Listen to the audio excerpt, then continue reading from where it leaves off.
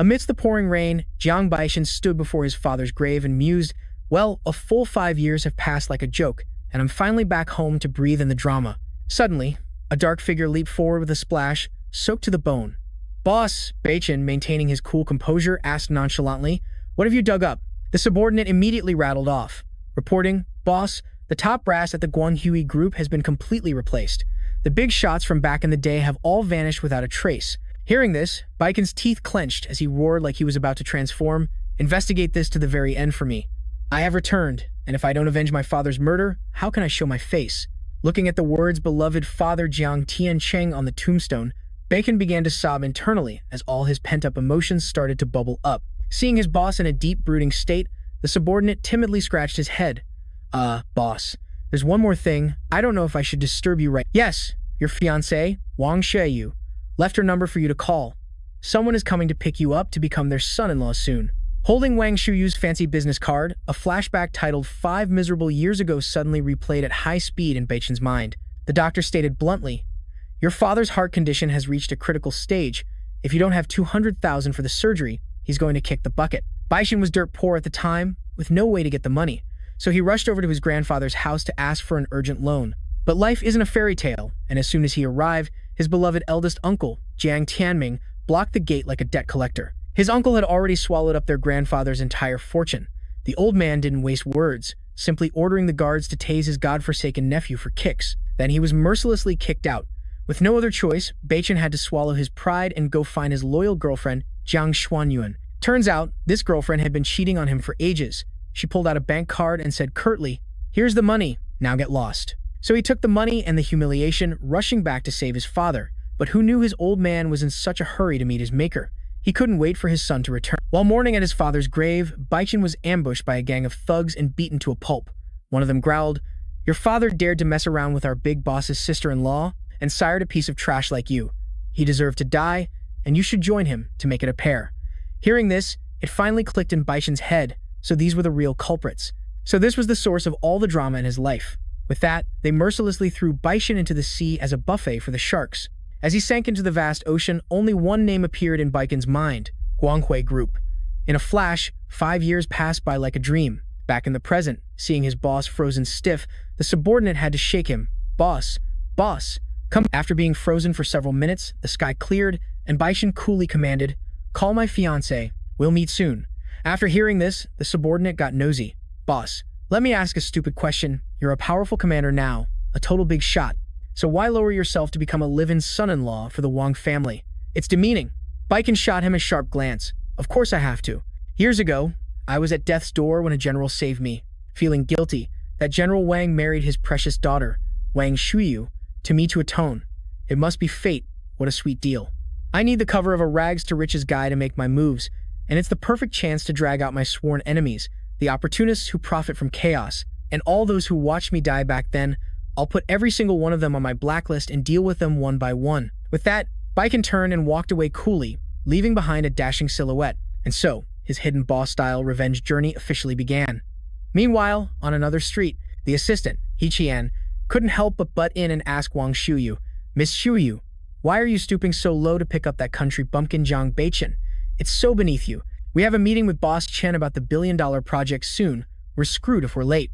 Xiaoyu sighed and explained, "It's an order from my father, not that I have any choice in the matter. Just step on the gas so we can get back to business." Hearing this, He Qian pouted, "I don't know what's gotten into Mr. Wang lately to make him so confused. It was clear as day my younger sister broke the engagement, yet they threw me over to marry that useless guy as compensation. And now look where we are. My younger sister is now comfortably the young mistress of the Jiang family, living a life of luxury, while our girl Shui Yu remains silent, as if tacitly accepting her miserable fate." Just then, Bac Than was carrying his suitcase while talking on the phone. "Young master, I heard a rumor that you've returned home." The voice on the other end sounded incredibly old, but was extremely deferential to Bac Than. He replied with a superior air, "Oh, your news travels remarkably fast." The person on the other end immediately started flattering him. "Ever since you saved my entire family's lives 3 years ago, this old man has been secretly keeping tabs on your every move. Now that you're back, just give me a shout if you need anything. This old man has a bit of influence here in Yunhai City." Bac Than flatly refused. He had his own plans and didn't want to stir the pot. Hearing this, the person on the other end found another way to suck up. How? How about this? You'll need a cover story while you're out and about, right? How about I just hand over the Vinding group for you to manage for fun? I'll have my secretary, Jiang Miao, send you the details in a bit. What do you say?" Before the man could finish, Bei Chen hung up abruptly. It turned out he had spotted his ride arriving. He quickly smoothed his hair and put on his obedient husband face. Bei Chen seemed to transform into a completely different person, a world away from his previous ice-cold expression, now grinning from ear to ear. He waved as he trotted towards the car. Xu Weiyu and her assistant, He Qian, didn't even bother to get out, shouting from inside the vehicle, "Is that you? Hurry up and get in, we're in a rush." Despite the blatant disdain, Bei Chen just smiled sheepishly. "Oh my, sorry to have troubled you both." Seeing him act like this, Xu Yu was utterly disappointed. He was in the army for 5 whole years and came back just as clueless as before. Would it have killed him to improve even a little bit? Just then, He Qian received a call from President Chen. Before she could even schedule a meeting, she frantically reported, "Miss Xu Yu, President Chen said there's no need to rush. He's already gone straight to your house and is waiting there." Hearing this, Xu Yu had a bad feeling. "It's just a business discussion. Why on earth would he come all the way to my house?" Meanwhile, at the Xu family villa, President Chen was boasting to Xu Yu's mother, "Auntie, my company is about to receive a 20 million investment. I can spare 10 million for Xiyun Company to help Xiyu get through this crisis." At the mention of money, Xiyu's mother's eyes lit up like high beams. "Oh my goodness, that's absolutely wonderful. President Chen, you're really soaring to new heights. In the future, my daughter Xue Yu will have to rely on your care and guidance." President Chen then gave a meaningful look. "So, about the matter between me and Xu Yu." She understood his meaning instantly. Xu Yu's mother replied, "Rest assured, as soon as that good-for-nothing Jiang Bei Chen gets back, I'll persuade Xu Yu to kick him to the curb and be with you." As luck would have it, Xu Yu arrived at the door just then. Without so much as a greeting, she got straight to the point, her annoyance clear on her face. "Business matters should be discussed at the office. President Chen, for you to come all the way to my home, doesn't that seem a bit inappropriate?" The shameless man named Chen replied. "Oh, come on. We're about to be family soon. Talking at home is much more personal." He and Xue Yu's mother were perfectly in sync. "Exactly. Xue Yu, what are you still being so picky about? President Chen has already made his offer to give you 10 million to save the company. If you ask me, you should just move in with President Chen and live a good life. Why keep that Jiang Bei Chen around? He's just a waste of space." Hearing the staggering sum of 10 million, Xue Yu's brain temporarily froze. Bei Chen knew full well these people were all singing the same Get Lost tune, but if they thought they could kick him out, they were sorely mistaken. He had a million ways to deal with trivial matters like this. Seeing Xue Yu's silence, the man named Chen gave the sleaziest smile imaginable. "Xu Yu, Xiyun's capital is completely frozen right now, without this 10 million from me. Do you really think your company can survive the winter? Stop being so stubborn, darling. At this point, who in their right mind would still invest in you sweethearts, right?" His eyes darted towards Bei Chen, his mind playing a truly filthy movie. "You think a measly engagement is enough to bag a beauty? Let me take care of her for you." Just as the tension in the air became thick enough to cut with a knife, Bei Chen suddenly interrupted. "Actually, for 10 million, I have a way." Hearing this, Director Chen burst out laughing, "Ha ha ha. Is this your family's good-for-nothing son-in-law? Helping with 10 million, you say? Have you ever saved up even 1 million in your entire life of scrimping and saving to be talking so big?" His future mother-in-law's disdain was obvious. "I'm just letting Director Chen enjoy the show. I couldn't care less about him.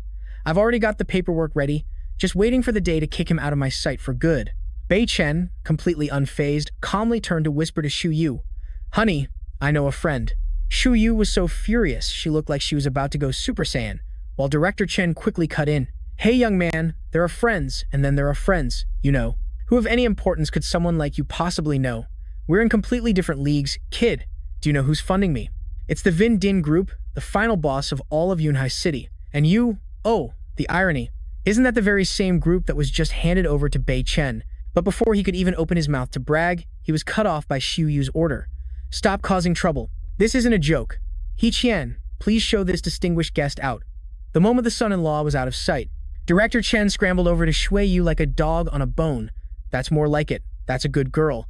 Kicking that little punk out was the right move. Stick with me, and your future will be bright."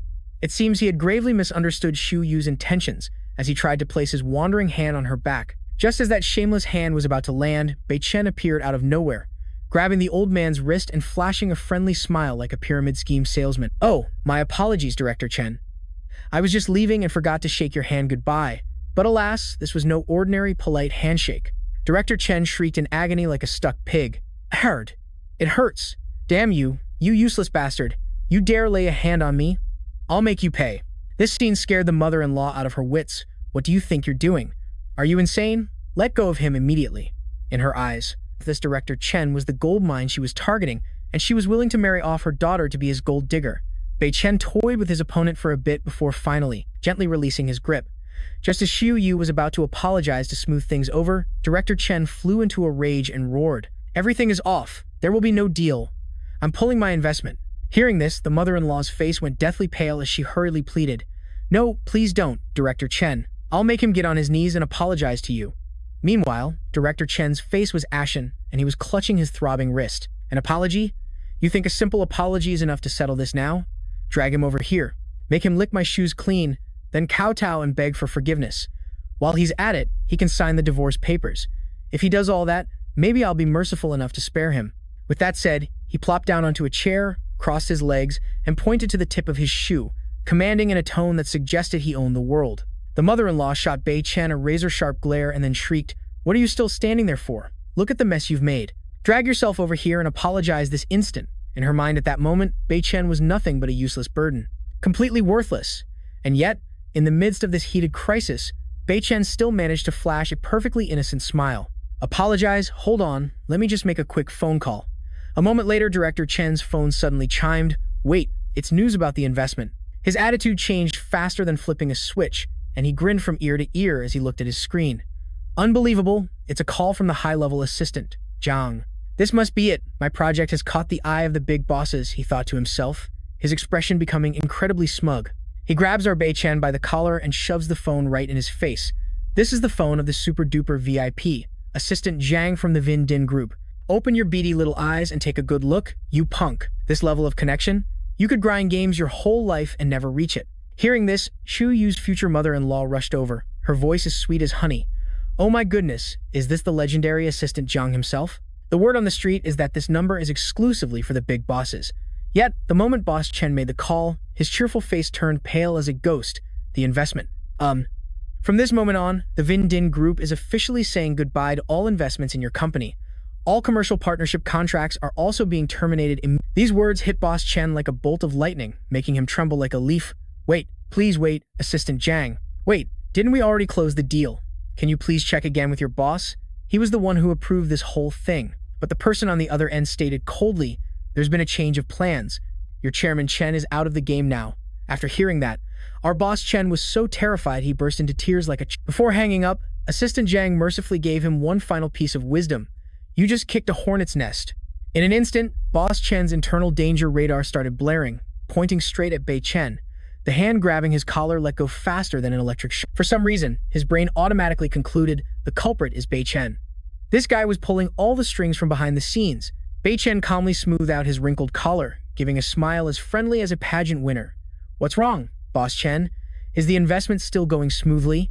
Hearing that pretty much sealed the deal. Boss Chen instantly came to a conclusion. This big shot was someone he could not afford to offend. So he quickly executed a smooth landing on his knees. I'm sorry, sir. I was wrong. Please, I beg you to be merciful. I worked like a dog to get the approval from Vin Din. If they back out now, I'll be homeless, sir. I'll shine your shoes with my tongue. I'm begging you. Hearing this, the future mother-in-law was so shocked she nearly fell over, her jaw hanging wide open. What? Vin Jin is backing out? Does that mean our entire investment has just gone up in smoke? Meanwhile, Xiu Yu just stood there looking like a deer in headlights, her brain still trying to process what was happening. Everyone had a giant question mark hanging over their heads. Did we do something wrong? Why is the ever-so-mighty Boss Chen suddenly cosplaying as a sinner, kneeling and begging Chen to spare him? Seeing Boss Chen wailing miserably and banging his head on the floor like he was chopping wood, Chen stopped him.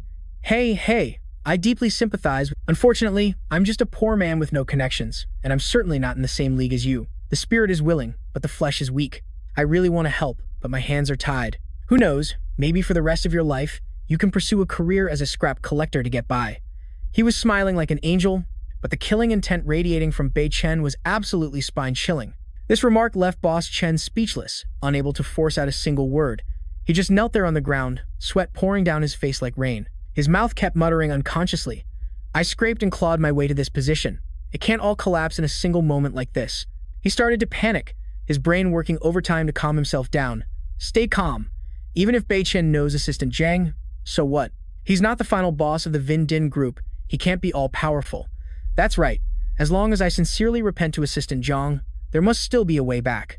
And with that, he scrambled out of there like the wind, trying to grasp that last fleeting glimmer of hope. Seeing this, the future mother-in-law turned sharply to Bei Chen and started yelling at the top of her lungs. You useless freeloader! What the hell did you do?" In response, Bei Chen put on a completely innocent face.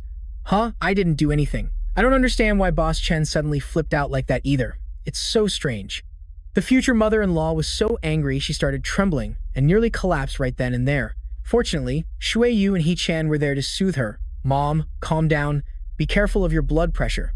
It must just be a coincidence that right when Bei Chen got here, that piece of trash has no way of making the Vin Din group pull out. He's not even worthy enough to carry Assistant Zhang's shoes." Seeing his identity was still safe and his cover hadn't been blown, Bei Chen breathed a silent sigh of relief. Phew, it's a good thing that Jiang Miao girl didn't let anything slip, and with these people's infinite IQ on top of it all. Oh well, I guess I'll just keep my useless trash mode activated to play the part perfectly. Over here, Shu Yu was worried sick, trying her best to come up with an optimistic explanation. Maybe the public restroom at Vin Din is just clogged or something. Hichian patted her shoulder to bring her back to reality. "Sis, are we really going to beg Director Chen after this whole fiasco? Are you dreaming? That Jiang guy just relentlessly chewed out Director Chen a moment ago. I'll eat my hat if he even deigns to look at us now. And the grand family banquet is in just a few days. By then, the Wang family matriarch might just ship our entire family off to live under a bridge, turning us into a limited edition beggars guild." Hearing this, Shui Yu's mother flew into a rage. She pointed right in Bei Chen's face, unleashing all her frustration. "This is all your fault, you useless bum. My brilliant plan is completely ruined because of you. Get the hell out of my sight. This house has no room for a walking disaster like you." Bei Chen hurriedly tried to explain. He said he could take care of the 10 million yuan, but unfortunately, his words seemed to be on invisible mode, as no one paid him any attention. After all, in their eyes, he was just a mooching live-in son-in-law. Where would he possibly get that kind of massive sum? Just then, Bei Chen's heart suddenly glitched. His whole body trembled violently as he clutched his chest. Oh crap, the old bug is acting up again. I can't delay it any longer. With no time for lengthy explanations, Bei Chen bolted upstairs. "Auntie, please calm down. I'm just going to log out for a moment. I'm just sore from the long drive, so I'm going upstairs to recharge my batteries." Seeing this, Shui Yu's mother's blood boiled. Recharge what? This is outrageous. Absolutely outrageous. Does he have any respect for this family? How dare he ignore me? Shu Yu quickly tried to soothe her mother. "Mom, calm down. I'll go negotiate the divorce papers with him for you later. I promise he won't be an eyesore anymore." To steal her daughter's resolve, Shui Yu's mother dramatically collapsed backward. Quickly divorce him, my dear. I can't stand the sight of his face for another second." Meanwhile, in the bedroom, Bei Chen had already taken off his shirt in a flash. He sat cross-legged on the bed and began to cultivate. This Xuanqing art is the real deal. The health regeneration is already noticeable.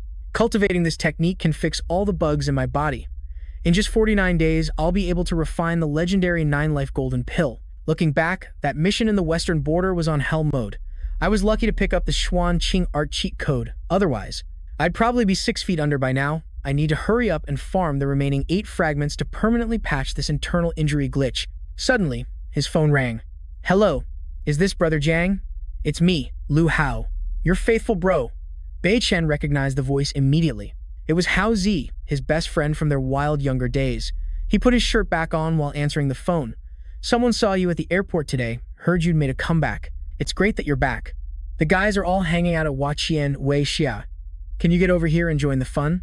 Hearing this, Bei Chen hesitated. He wasn't really a fan of these toxic class reunions, but the voice on the other end kept calling his name insistently. Liu Hao also leaned into the phone and whispered, "Brother Jiang, let me tell you, I'm calling you over for a mission. Do you remember that guy, Li Liwei? He's the same guy who used to pick fights with you just because his crush was crazy about you. He's leveled up recently and acts all high and mighty. He managed to become the CEO of a company from Hong Kong. I have a make-or-break contract that I need him to sign, but he's making it a condition that you have to be there before he'll do it. Brother Jiang, for old time's sake, please carry me on this one." Hearing that his best friend needed help, Bei Chen agreed instantly. After successfully getting his help, Lu Hu pulled out the contract and scurried over to flatter Li Liwei. "Come on, everyone. Let's raise a glass to Brother Li. We'll be counting on you to look after us in the future. Brother Li, you're the only pro player from our class. Oh, and Brother Jiang will be online soon. This contract is my family's livelihood. Brother Li." Please take a look. Li Wei, with his arm wrapped around a pretty girl's waist, didn't even bother to give it a single glance. All right, I've heard enough. Just wait until Brother Jiang arrives, then you'll see. We'll show that Mr. Li what it means to make empty promises. Don't worry. My brother Jiang is a man of his word, his reputation is rock solid. Or perhaps Mr. Li should just sign it now to keep things moving while we wait? At this, Li Wei grinned widely. The fish had taken the bait. His face twisted into a sneer. Sign my A*****. Are you deaf or something? Just at that critical moment, our Bei Chen entered, pushing the door open like a deity. Lu Hao practically flew out to greet him. Oh, Brother Jiang, you're here. Please, have a seat, have a seat. The guys have been craning their necks waiting for you. Meanwhile, Li Wei shot Bei Chen a burning glare, thinking to himself, "Aha, so you finally decided to show your face. Weren't you so high and mighty back in the day? Today, I'm going to utterly humiliate you, make you grovel at my feet." The expression on his face at that moment was indescribably vile. Well, look who we have here. If it isn't the second young Master Jiang, you arrived in a flash.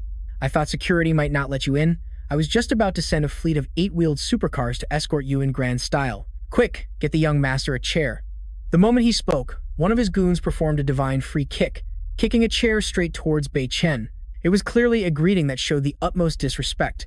Seeing this, Li Hao spoke up indignantly. "Mr. Li, we're all supposed to be friends here. What kind of stunt is this?" Bei Chen's eyes turned ice cold as he thought to himself, "Ah, so it's a pre-staged drama."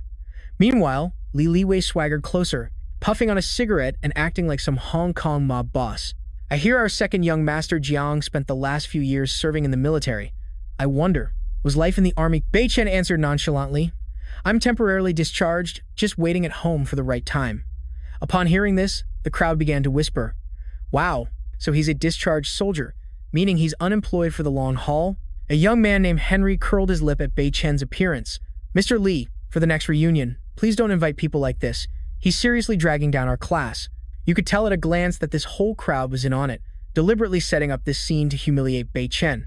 Li Wei took a long drag from his cigarette and blew the white smoke right into Bei Chen's face, like he was misting a houseplant.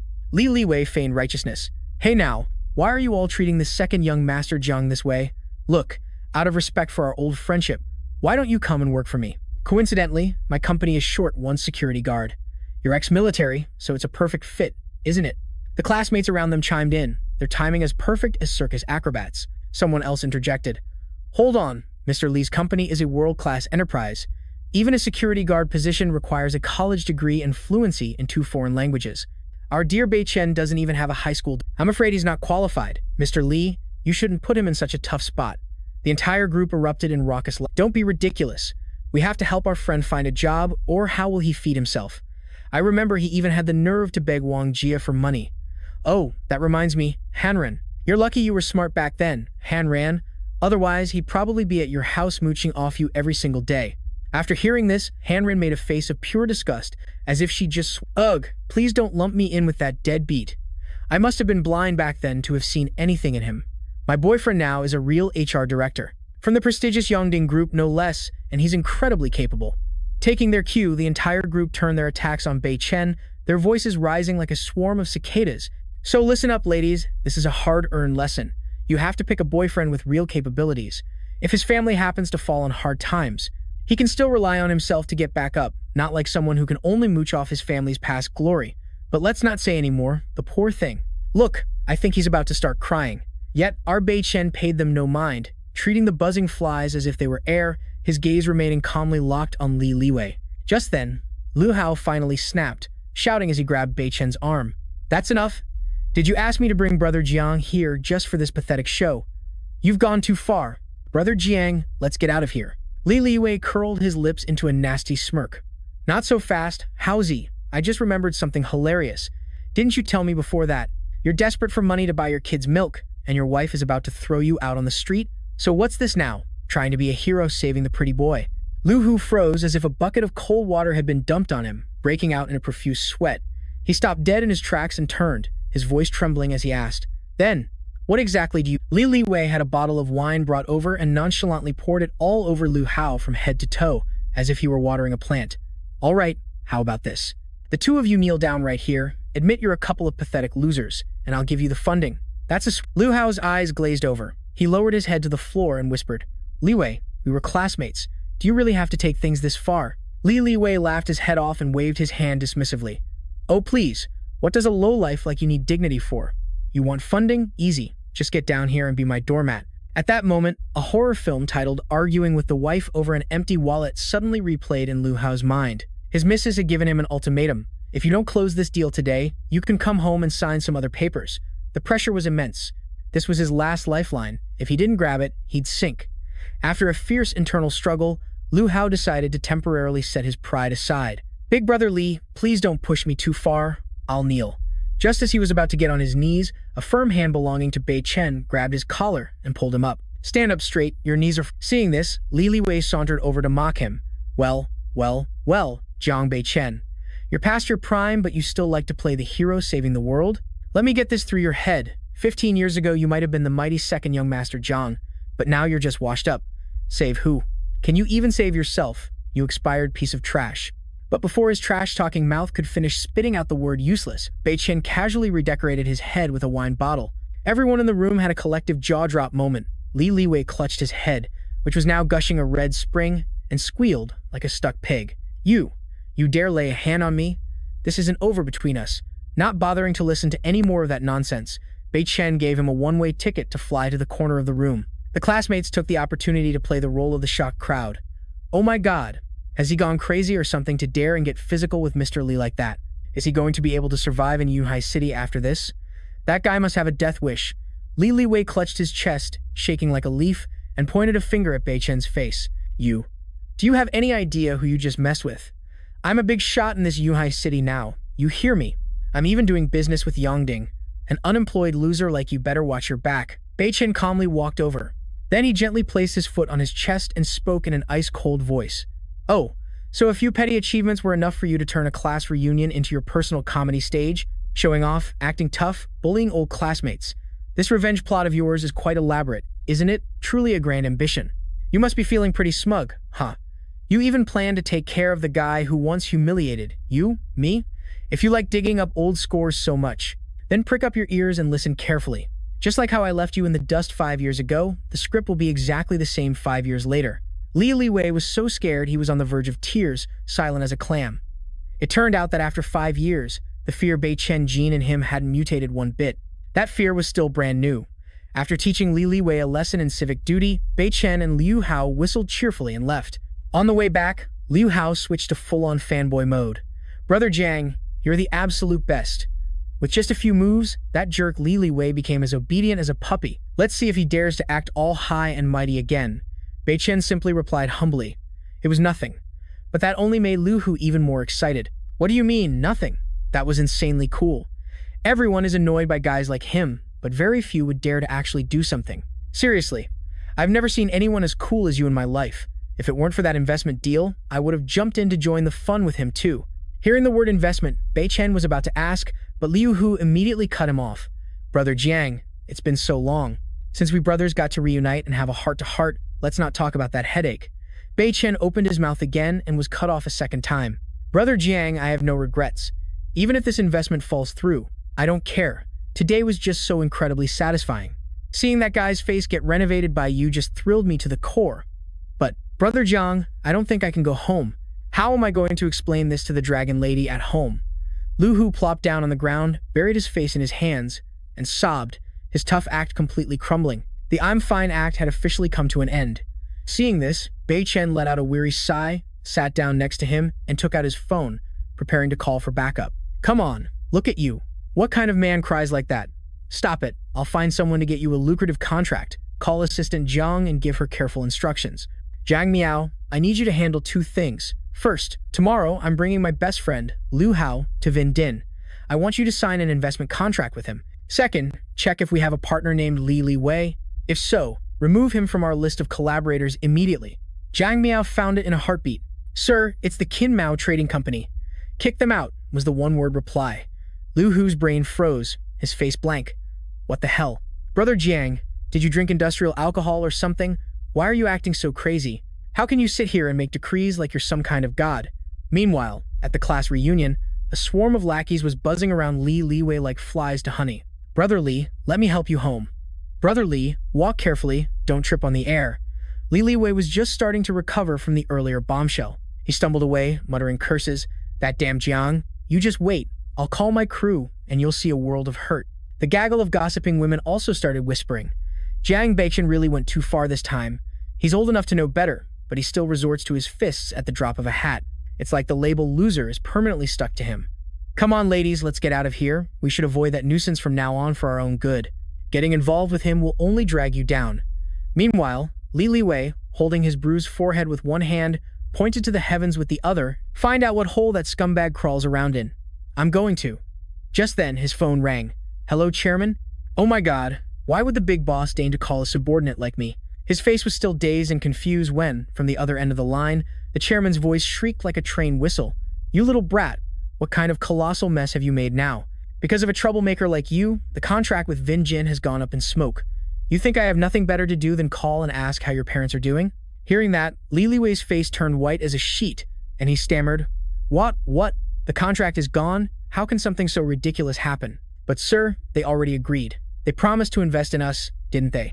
The chairman roared back, Then you should slap yourself and ask what kind of hornet's nest you just kicked. You could have provoked anyone, but you went straight for the top boss of Vin Jin. Just pack your things and go live under a bridge. You're dead to me. Hearing this, Li Liwei's soul left his body, and he froze for a full 5 seconds. He racked his brain, trying to figure out what terrible karma he had brought upon himself. He had finally landed the big fish, Vin Jin, and was on the verge of a raise, a promotion, and riding high. How could my luck be this rotten to provoke the big boss of Vin Jin of all people? I've been living a quiet life lately, not bothering anyone, well, except for that damn Giang Bac Than. Aha! The truth hit him like a spotlight. He broke out in a cold sweat, so scared he lost all will. Back with Bac Than, after comforting his best friend, he was hailing a taxi to head home. Just then, Li Liwei came dashing over like a rocket. The moment Liu Hu saw his face, he scowled. Hey, wasn't that bottle of wine at the party enough of a bath for you? Why are you still here? In a complete 180, Li Liwei was now as docile as a puppy, bowing deeply. Not at all, sir. I came to kowtow and beg for forgiveness. What happened earlier was my fault for being arrogant and blind. I was blind and failed to recognize your greatness. Brother Jiang. No, President Jiang, you are the true head of Vin Jin. I accept all blame. Liu Hao's brain couldn't process this, and he stared wide-eyed at Bac Than. What? Brother Jiang is the final boss of Vin Jin? Bac Than, however, treated his apology like it was nothing, coldly turning to walk away. Forget it. Hearing this, Li Liwei immediately dropped to his knees, begging, Please, President Jiang, I truly know I was wrong. I was so wrong. I was wrong from the very beginning. Please, have mercy and spare me. Please don't kill my company's contract. Otherwise, all my years of hard work will go down the drain, and everything I've achieved will evaporate into thin air. Sir, I'm begging you.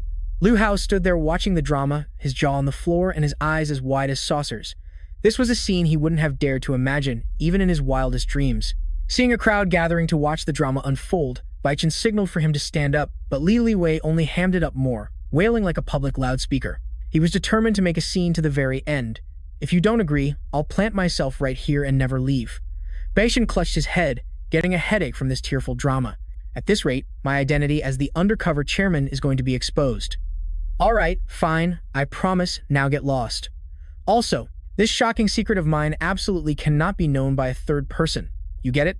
Hearing this, Li Liwei was as happy as a kid in a candy store. The kiddo shot up and took off, running and laughing like he won the lottery. It's clear as day, boss. I'm out of here. I won't disturb your little heart-to-heart anymore.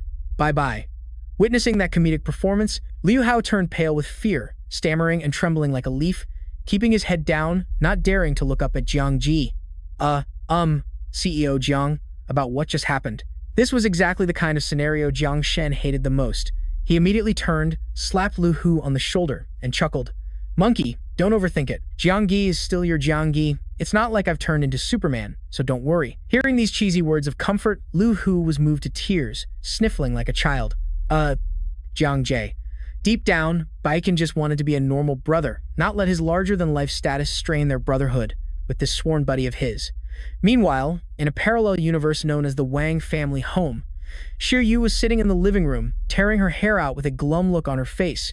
Oh my god, tomorrow is the Grand Martial Arts Tournament. The board of directors meeting, and the funding issue is still up in the air. How am I going to Just at this critical moment, a ding was heard. An email from Ronding arrived like a lifesaver. Our senior assistant Jiang has signed off on the approval. Tomorrow, the funds will be officially transferred to the Ziyun group. Although she was overjoyed, a nagging thought bothered Shui Yu. Why was Assistant Jiang suddenly so nice, funding Ziyun as if it were a piece of cake?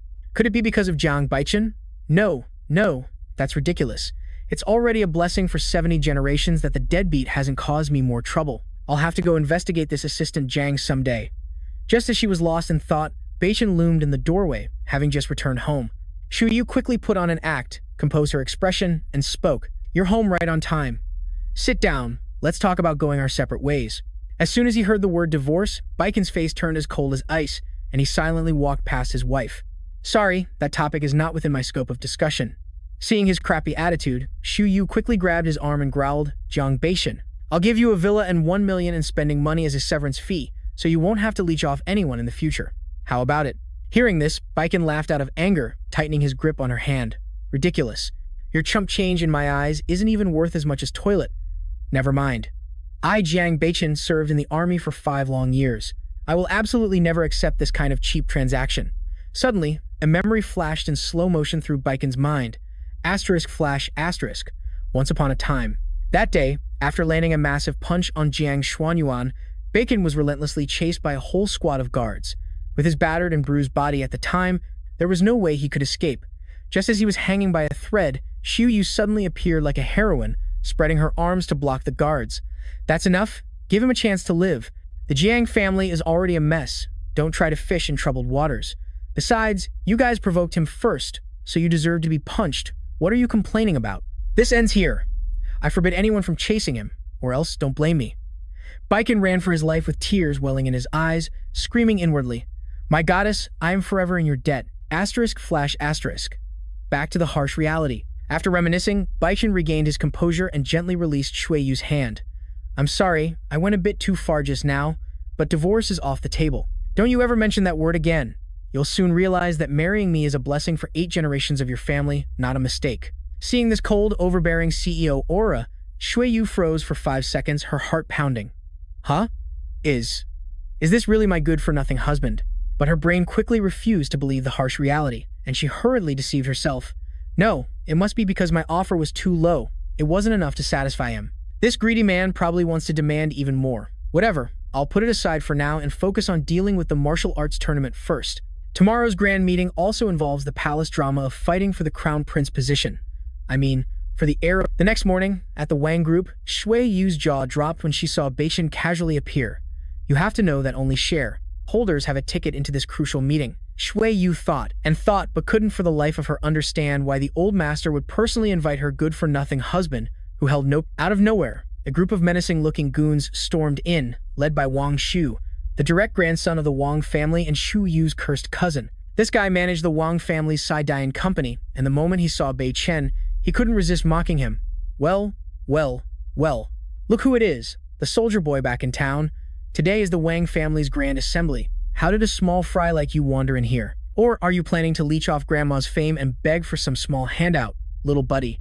Let me tell you something, the Wang family has no time to feed a free... Shui Yu was about to step in and fight for Bei Chen, but he stopped her, proving that trash will always be trash. He doesn't even dare to let out a single bark. My dear little sister, I heard a rumor that you just snagged a huge investment, so you haven't been kicked out of the company for now, huh? Oh, you're so lucky. Being pretty really has its advantages, doesn't it? Looking so fresh like this, I bet you just have to bat your eyes a little and the money comes flying right into your arms. It's unbelievable that these golden words came from a cousin. This is max-level trash-talking, utterly disgusting. While Wang Shu was still busy spewing garbage, Bei Chen suddenly spoke up. Oh, is that so? Only then did the guy realize in horror that his hand had just brushed against Bei Chen's chin, and he jumped back several steps in fright. Holy crap, why is it you? The other shareholders saw the amusing scene and joined in the mockery. I never knew our CEO Wang had such unique tastes. From now on, we brothers will have to be careful with our backsides. Even though we're shareholders, we can't be selling our bodies. Maybe I should go buy some underwear with a combination lock. Utterly embarrassed, Wang Shu hurriedly waved his hands, explaining it was just a simple misunderstanding. He glared daggers at Bei Chen, screaming internally, "You dare humiliate me here, Jiang Bac Than? You just wait. This debt, I will definitely pay you back in full with interest, plus a bonus combo of getting wrecked." After everyone had gathered, the matriarch finally graced them with her presence. Seeing her, Bei Chen respectfully bowed his head. "Hello, Grandma." Grandma Wang approached and asked him perfunctorily, "It's been a while, little Chen. How were your years in the military, son?" Bei Chen grinned widely and replied that he had been temporarily discharged. Hearing this, Grandma Wang's face stiffened slightly. "Oh, discharged? So, what is your rank now?" When she heard Bei Chen casually say he was a grunt with no rank, she tried to salvage the situation. "So, did the military arrange any position for you in the government?" Bei Chen, still as innocent as ever, replied that he was currently in a state of temporary unemployment, sitting at home waiting for a job. Upon hearing this, Grandma Wang's face turned as black as the bottom of a pot, a storm brewing in her heart. Good heavens, 5 years in the army, and he couldn't even get a measly officer's rank? Other people serve for just 3 years and might even become a battalion commander. What a good-for-nothing, a complete waste of food. She had originally harbored some hope that this grandson could climb up to some official position so the Wang family could bask in his glory. Who knew he was still a huge liability, hopelessly useless? But it wasn't appropriate to badmouth him in front of every— Grandma Wang could only turn away in disappointment.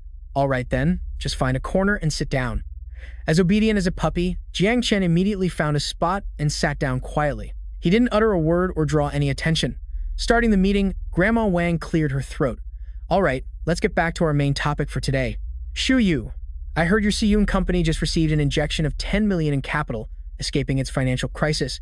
Is that right? Well done. But remember, that's just a temporary lifeline. If you want to survive and thrive, you need sustainable growth." Those words were true, and Shu Yu nodded seriously. Then, Grandma Wang tossed out 2 documents. The Rongding Corporation has just launched the Xuan Pavilion project. Our Wang family will send 2 of our champions, Si Yun and Si Dian, to compete for the bid. But before sway, you could even cry tears of joy. Grandma Wang immediately doused her with cold water. However, Si Yun's business situation is too pathetic. You need to produce some decent results first. Listen up, if this bidding goes south, your Siwen Consulting will have to merge with your dear big brother Xiao Shu Si Dian. The moment she said that, it clicked for Bei Chen, but Shui Yu couldn't hold back and went into battle mode, demanding, "What the heck is that supposed to mean? Siwen Consulting might have some minor issues right now, but even if we lose the bid, it's not so bad that we have to be sold off and merged. Besides, Siwen is my father's life's work. By what right should it be handed over to Wang Shu?" Seeing this, Grandma Wang frowned with a superior air. "Shu Yu. Whether it's Siwen or Si Dian, they are all just assets of the Wang family, and I am the master of this family. If I'm not happy, your director position at Siwen could disappear in a heartbeat. Understand? So, my dear granddaughter, do you still want to talk back to your grandma?"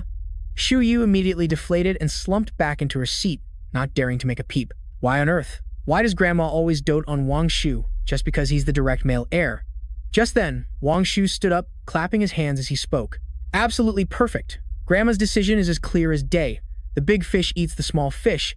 That's the business principle of our Wang family. Grandma's only doing this for the greater good of the Wang Corporation. Why would she waste time feeding shameless parasites who only leech off the family's assets?" He pointed a rude finger straight at Bei Chen, laughing heartily. But our man Bei Chen wasn't fazed at all, just smirking to himself. "It's about time I go accept my position as CEO at Rongding." That afternoon, Bei Chen and Lu Hao headed straight to the Rongding group to casually sign the contract. Even now, Lu Hu's brain was still buffering. He couldn't believe that Bei Chen was the final boss of this place. As soon as they stepped through the door, they ran right into Shin Ran, who was busy putting on makeup. "Huh, Jiang Bei Chen and Lu Hao too? What are you two doing here? Applying for a security guard position? I remember you talked a big game at the class reunion." Lu Hao's blood boiled, and he yelled, "Then what are you doing here? Cleaning toilets? Brother Jiang is." But he didn't get to spill the beans about Bei Chen's true identity. Before he was cut off by him, "We have things to do, just ignore her."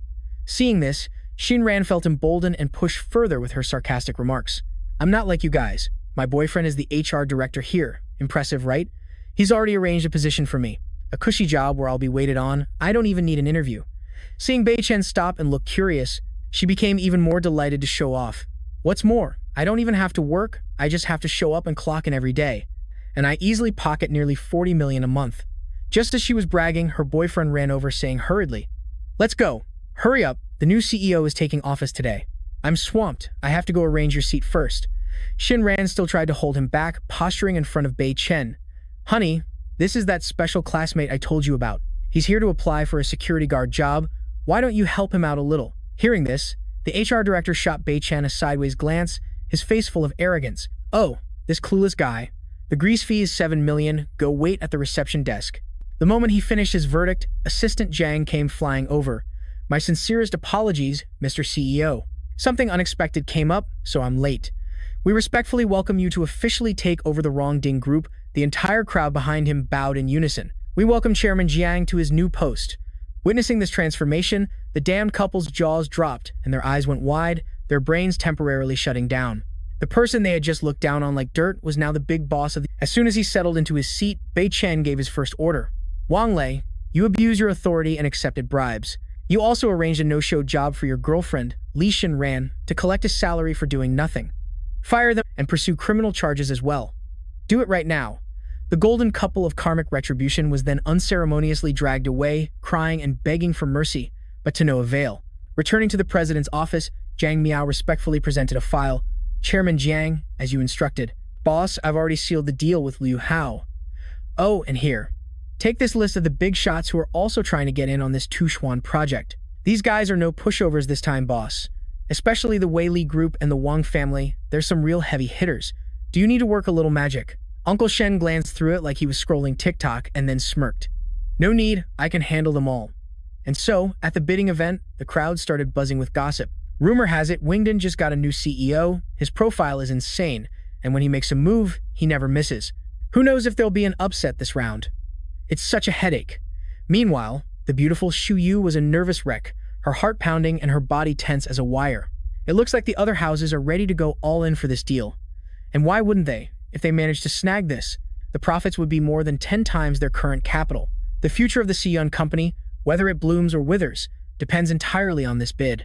Suddenly, bad boy Wang Su sauntered over, holding a coffee and acting all extra. Well, who's this little lady? You actually dare to show your face here? I've got to admire your guts, sweetie. Even if your little Siyun company poured in 35 billion, it would only be enough to pay for the parking here, darling. When it comes to clout and resources, you don't even have a foot in the door. Or maybe, you heard the new CEO just took over and decided to come here to pull a honey trap. Ha ha ha, how unbelievably shameless can you be? The beautiful Xu Yu was about to give that foul mouth a piece of her mind when boss lady Jiang Miao took the spotlight on stage. Hello everyone, my name is Jiang Miao, the personal secretary to the CEO of the Wingdon Group. The moment he saw the beautiful woman, Wang Shu's eyes lit up like high beams, his lecherous expression unmistakable. Whoa, a secretary, this tasty? The Wingdon CEO sure has good taste. He really knows how to enjoy life. While he was busy drooling, Jiang Miao professionally continued the announcement on We sincerely thank all of you for placing your trust in Wingdon and for coming all this way to attend the bidding for the Tushuan project, despite your incredibly busy schedules. And to keep you in suspense no longer, I have the results right here. May I ask, where is the representative of the Wang Corporation? Mr. Wang Shu of the Wang Corporation, would you please stay behind? As for everyone else, you are now dismissed. Hearing his name called, Wang Shu was overjoyed, as if he'd struck gold, and he scrambled onto the stage. The other bidders who lost dejectedly filed out in a sea of tears. Only the beautiful Xu Yu refused to accept it, staying behind to ask, hold on, why aren't the results being announced transparently in front of everyone? But Wang Shu couldn't have cared less, paying her no attention. He was just thrilled that he'd hit the jackpot, tears of joy streaming down his face. Xu Yu's blood was boiling at the sight, and she stormed up to confront Jiang Miao face to face. We poured our blood, sweat, and tears into this bid, and you people just pull a backdoor deal, choosing a winner without even a proper review. Are you really eliminating us in such a shady manner? This isn't fair play at all. With her extensive experience as a top-tier assistant, Jiang Miao was all too familiar with this kind of outburst. She replied coolly, fairness, oh honey, fairness is a concept for the powerful. The weak don't get a say in what's fair. You're from the Wang clan and you don't understand the simple rule of big fish eats little fish. Remember this carefully. This is Wingdon, and this is our playground. Here, what we say goes. If we say it's fair, it's automatically fair. Do you understand now, sweetie? After hearing this, Xu Yu was stunned speechless for 5 seconds. The beautiful woman was left speechless, unable to argue back. Seeing his chance, Wang Shu chimed in mockingly. That's right, little sister Xu Yu. You should just pack up and leave to save yourself the embarrassment. After that display of dominance, Jiang Miao presented the contract to the Wang Corporation in a private room. But Wang Shu's mind wasn't on the text at all. His eyes were like magnets, completely fixed on Jiang Miao.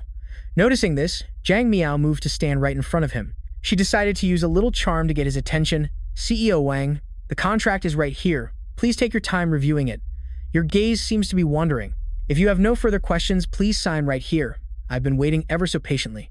Upon hearing her voice, Wang Shu was completely mesmerized, not even bothering to glance at the contract for a single. So, he signed it with a quick flourish without thinking twice. Once that was done, he started to make his move. Miss Jiang, are you by any chance free later? I know this great restaurant. The beds there are especially big and comfortable. Zhang Miao gave him the cold shoulder, turning away abruptly. That won't be necessary. The contract is in 2 copies, one for you and one for me. Our business here is done. Vin Din Group will keep 1 copy, and Director Wang, you should take this one home to frame it carefully. Vin Din Group's 2 Xuange project is all riding on Director Wang. Right now, Wang Shu is over the moon, practically drooling. He gleefully took the contract home to show off his victory to his grandma. Grandma, I snagged the deal from Vin Din Group. Soon, Xi'an will be mine too. Hey, look at this. Grandma Wang took the contract, as happy as if she'd struck gold. Yes, good. You're worthy of being my eldest grandson.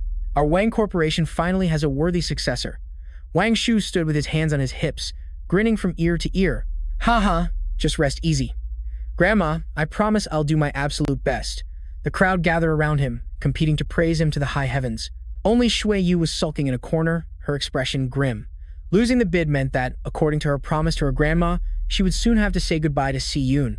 Dad, I'm sorry, I'm so useless. Meanwhile, Grandma Wang was still sweet-talking her grandson.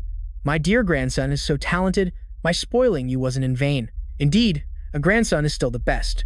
Now, let me see what this Vin Din Group project is all about. But suddenly, the smile froze on her lips. A tiny clause suddenly appeared in the contract, the Tusheng project of the Vin Din Group by the Limited Liability Company. Yunhai Si Dian Lingerie will act as the processing agent, factory, and distribution channel. Will be handed over to its partner, Si Yun Company, to borrow for free for the mutual development of both parties. Seeing her grandson's signature right there, Grandma Wang's gut twisted in anger and Wang Shu, what the hell is this? It turned out that everything, from A to Z, was already in the palm of Bei Chen's hand. After reading the contract, Grandma Wang's blood boiled as she crumpled it up and threw it on the floor. Only then did Wang Shu realize he'd been massively tricked. Shui Yu picked it up and read it, her eyes lighting up like headlights. Si Yun won the bid. It's Si Yun. We won. This is fantastic. She quickly wiped away her tears of joy, but her mind was filled with a giant question mark. But if they had already chosen Si Yun, why did they have to troll Wang Shu so badly?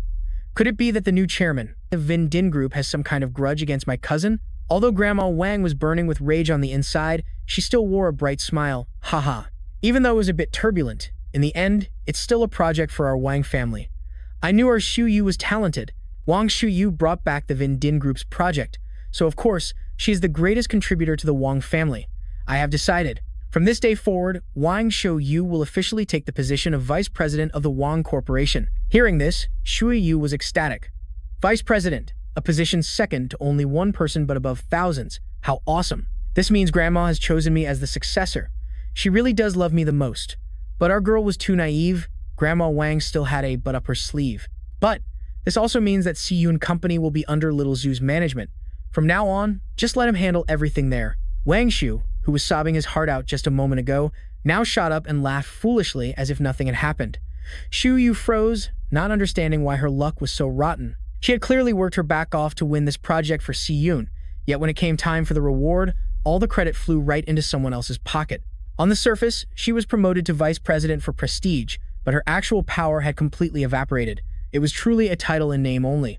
After her announcement, Grandma Wang gripped her hand tightly, warning her in a gentle voice.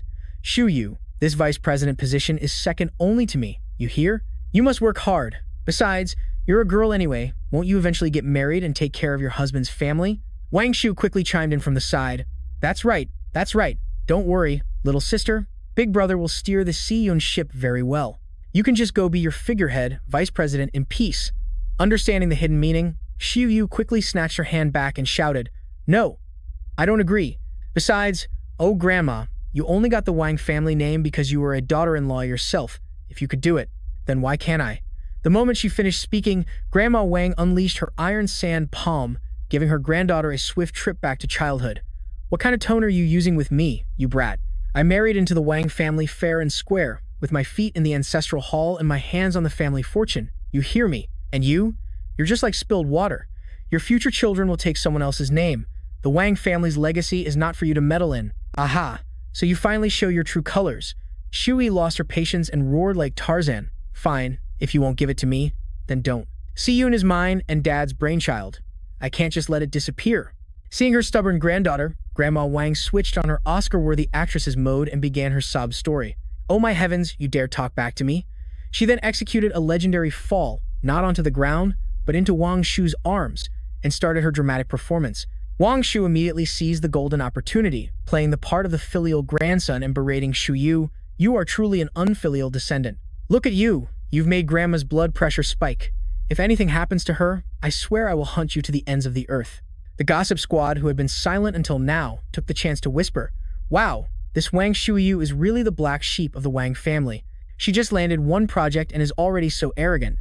See, she should be more like young Master Wang Shu, handsome and filial, the legendary perfect child from the stories." Shu Yu stood all alone, trembling like a leaf. Oh, the fate of a woman. How could she possibly handle this whole circus by herself? All right, Grandma. Please calm down and take care of your health. I give up. I'll hand the Siyun company over to my older cousin. After saying that, she turned and walked away into the storm. So it turns out, whether I won the bid or not, the Siyun company was going to be gone anyway. And now they're putting on this melodrama. How exhausting. If I don't give in now, I'll definitely be labeled the cursed grandchild for the whole world to see. Grandma, you truly are a master strategist. Mission complete. Grandma Wang flashed a winner's smile, treating her granddaughter like thin air. A few days later, at home, Shuyu sat brooding in a corner, turned to stone and not saying a word. Beishin could only zoom in on her from a distance, not daring to make a sound. It's been days since she lost the Siyun company, and she's still lagging. This shock seems to have been a bit too much for her. Wang Shuyu, are you really going to stay in this down mood forever? Suddenly, a ringing phone shattered the gloomy atmosphere. On the other end was CEO Chen. Hello, CEO Chen. Is there anything you need from me calling so late? On the other end, CEO Chen gave a smile that couldn't be any sleazier. My dear Shui Yu, I've heard all about your situation. This old Chen here deeply sympathizes with you. I missed out on the deal with Yingting last time, but now I'm working with Boss Lu from the Cation Company, and it's a really sweet deal. There's a super huge project, and it's very urgent. Boss Lu has heard of your great talent and is very interested in you. Really? How about we go out for a little chat right now? Hearing this, as if grabbing a life raft, Shu Yu shot up like a spring, her face frantic. It's urgent, very urgent. Right now I'm getting the cold shoulder from Grandma, so with a project in hand, what's there to fear from a few hardships? Let's get down to business. But, no matter how urgent it is, I still have to be cautious. But, it's very late now.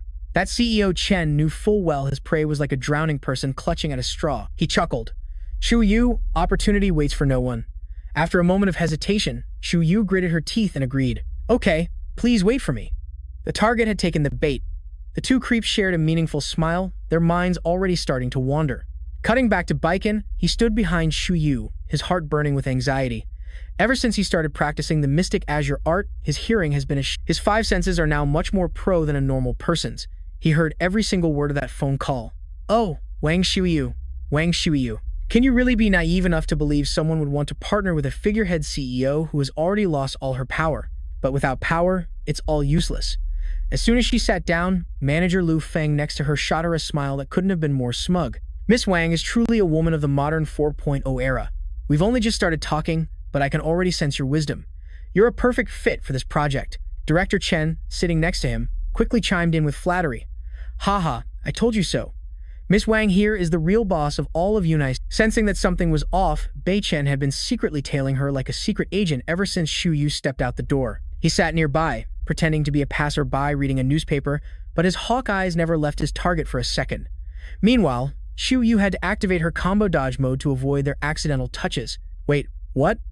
I'm just a vice president in name only now, so why are these two guys showering me with gifts like I'm a VIP at some pyramid scheme? Something about this felt very wrong. While she was lost in thought, Director Chen pulled out a contract and pushed it towards Shu Yu. He took advantage of the moment she was focused on proofreading the contract to perform an amateur magic trick, dropping a special candy into her wine glass. At the same time, Lu Feng suddenly raised his glass. Come on, let's toast to a bright and brilliant future. With Director Chen eagerly adding to the chorus, Shui Yu had no choice but to raise her glass and play along. Seeing the tense situation, Bei Chen was about to rush in and crash their party, but it seems he had underestimated his wife's capabilities. She splashed the wine straight into the two perverts' faces and growled, "You animals in suits, I knew you were up to no good." The splash of liquid seemed to sober Lu Feng up, and he furiously pointed a finger at her. "You cheap flirt!" Suddenly, He felt a burning heat spread through his body and realized he had just tested the merchandise for our female lead. He hurriedly tried to stick a finger down his throat in a pathetic attempt to vomit, while Shui Yu slammed her glass on the table and declared, "You low-life scumbags, don't you ever let me see your faces again. If you dare bother me again, I'll personally book you a one-way ticket to a jail cell." After dealing with the trash, she turned and walked away, leaving the two scoundrels to perform their tornado dance on the spot. Witnessing that swift takedown, Bei Chen smiled with satisfaction. As expected of my, Jiang Bei Chen's, woman. That's how the boss of the house should be.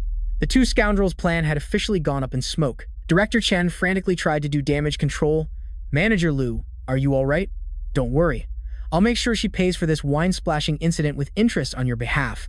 Liu Feng's whole body was trembling, his face as red as a beet, as he yelled, "Shut up, the drug is already kicking in. It's too late to throw it up now. Hurry up and find me a fire extinguisher." When it came to this sort of thing, it was Director Chen's specialty. He was confident he could complete the mission in a heartbeat, but how was he planning to do that? The final boss, Bei Chen, had appeared behind them like a ghost at some point. "Gentlemen, I know a great place. Why don't you let me take you there to cool off?" Seeing Bei Chen's friendly smile, they both knew they were about to be in a world of hurt. Bei Chen dragged the two outside and threw them straight into a sewer pipe, a special double-room addition. He let the two brothers sort it out themselves. He wouldn't even dirty his hands on trash like them. Meanwhile, Shui Yu had already left the restaurant, walking home drenched in the rain. Her mind was a tangled mess right now. She didn't know what to do anymore, having already lost Si-Yun. Her position was in name only, and it was so incredibly difficult for a woman to build a career these days. Her grandmother was a staunch believer in male superiority, and her father was abroad for medical treatment. Her mother only knew one tune, complaining about fate. What on earth was she supposed to do? Suddenly, an arm reached out, holding an umbrella over her. "I'm here to take you home." Seeing Bei Chen's smile, as warm as the sun, Shui Yu suddenly felt her heart skip a beat. On the way, she kept glancing at Bei Chen, thinking to herself, "Is it because I'm so lonely that anyone seems decent right now? But having him here is actually pretty nice." After a moment of internal debate, she tugged on Bei Chen's sleeve, her face flushing with embarrassment. "Bei Chen, right now I don't have anything left. I can't be your sugar mommy anymore, so maybe you should go find a proper job." Hearing this, Bei Chen grinned from ear to ear and gave Shui Yu a playful flick on the forehead. "Don't you worry, I'm working on a few big projects. I'll report back to you as soon as the time is right. Besides, you don't need to worry about the Wang family drama. That Wang Shu guy is just a clown for entertainment."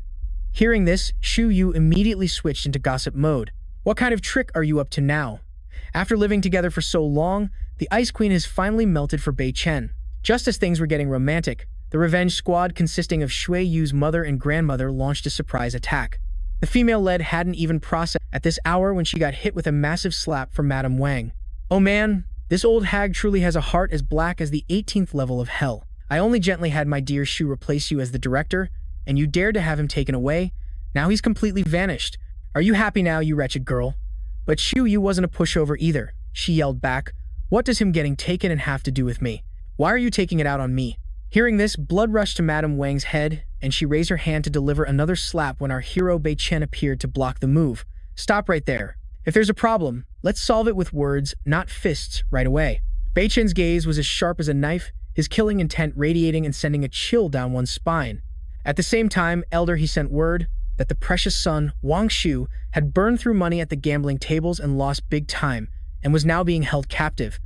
"Are you people from the Wang family in such a hurry to meet your maker?" Blocked from being an action star, Madame Wang screamed in Bei Chen's face, "This is my family's business. Who the hell are you to meddle in it? Get out!" Seeing the old hag acting like she owned the world, Bei Chen frowned and gritted his teeth.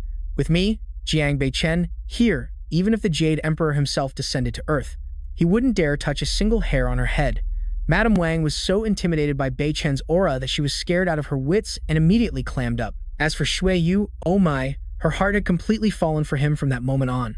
But our male lead had no intention of letting this matter go so easily. He leaned in close, whispering in a loving tone. "The kidnapping was clearly a frame-up, with no evidence, right? Let's go. We'll find those actors and confront them face to face. If Shui Yu didn't do it, the old woman has to bow her head and apologize to her. Deal." And so, the reluctant trio set off together to find justice. As soon as she saw her darling Wang Shu cosplaying as a floor mop, Madame Wang rushed over. "Oh my heavens, my dear grandson, Grandma is here to rescue you. Wang Shu, you tell these guys to release that brother of yours right now." Suddenly, the thugs formed a semicircle, tightly surrounding the trio. Following the natural instincts of a handsome hero, Bei Chen immediately stood in front of Shu Yu like a shield. Just then, the kidnappers finally spoke with their golden voices. "We've been waiting forever for you.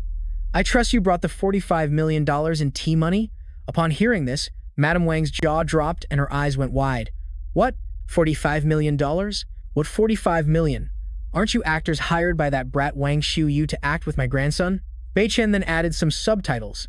"Madame Wang, they've made it as clear as day and you still don't get it through your head? This is a casino, not a film set.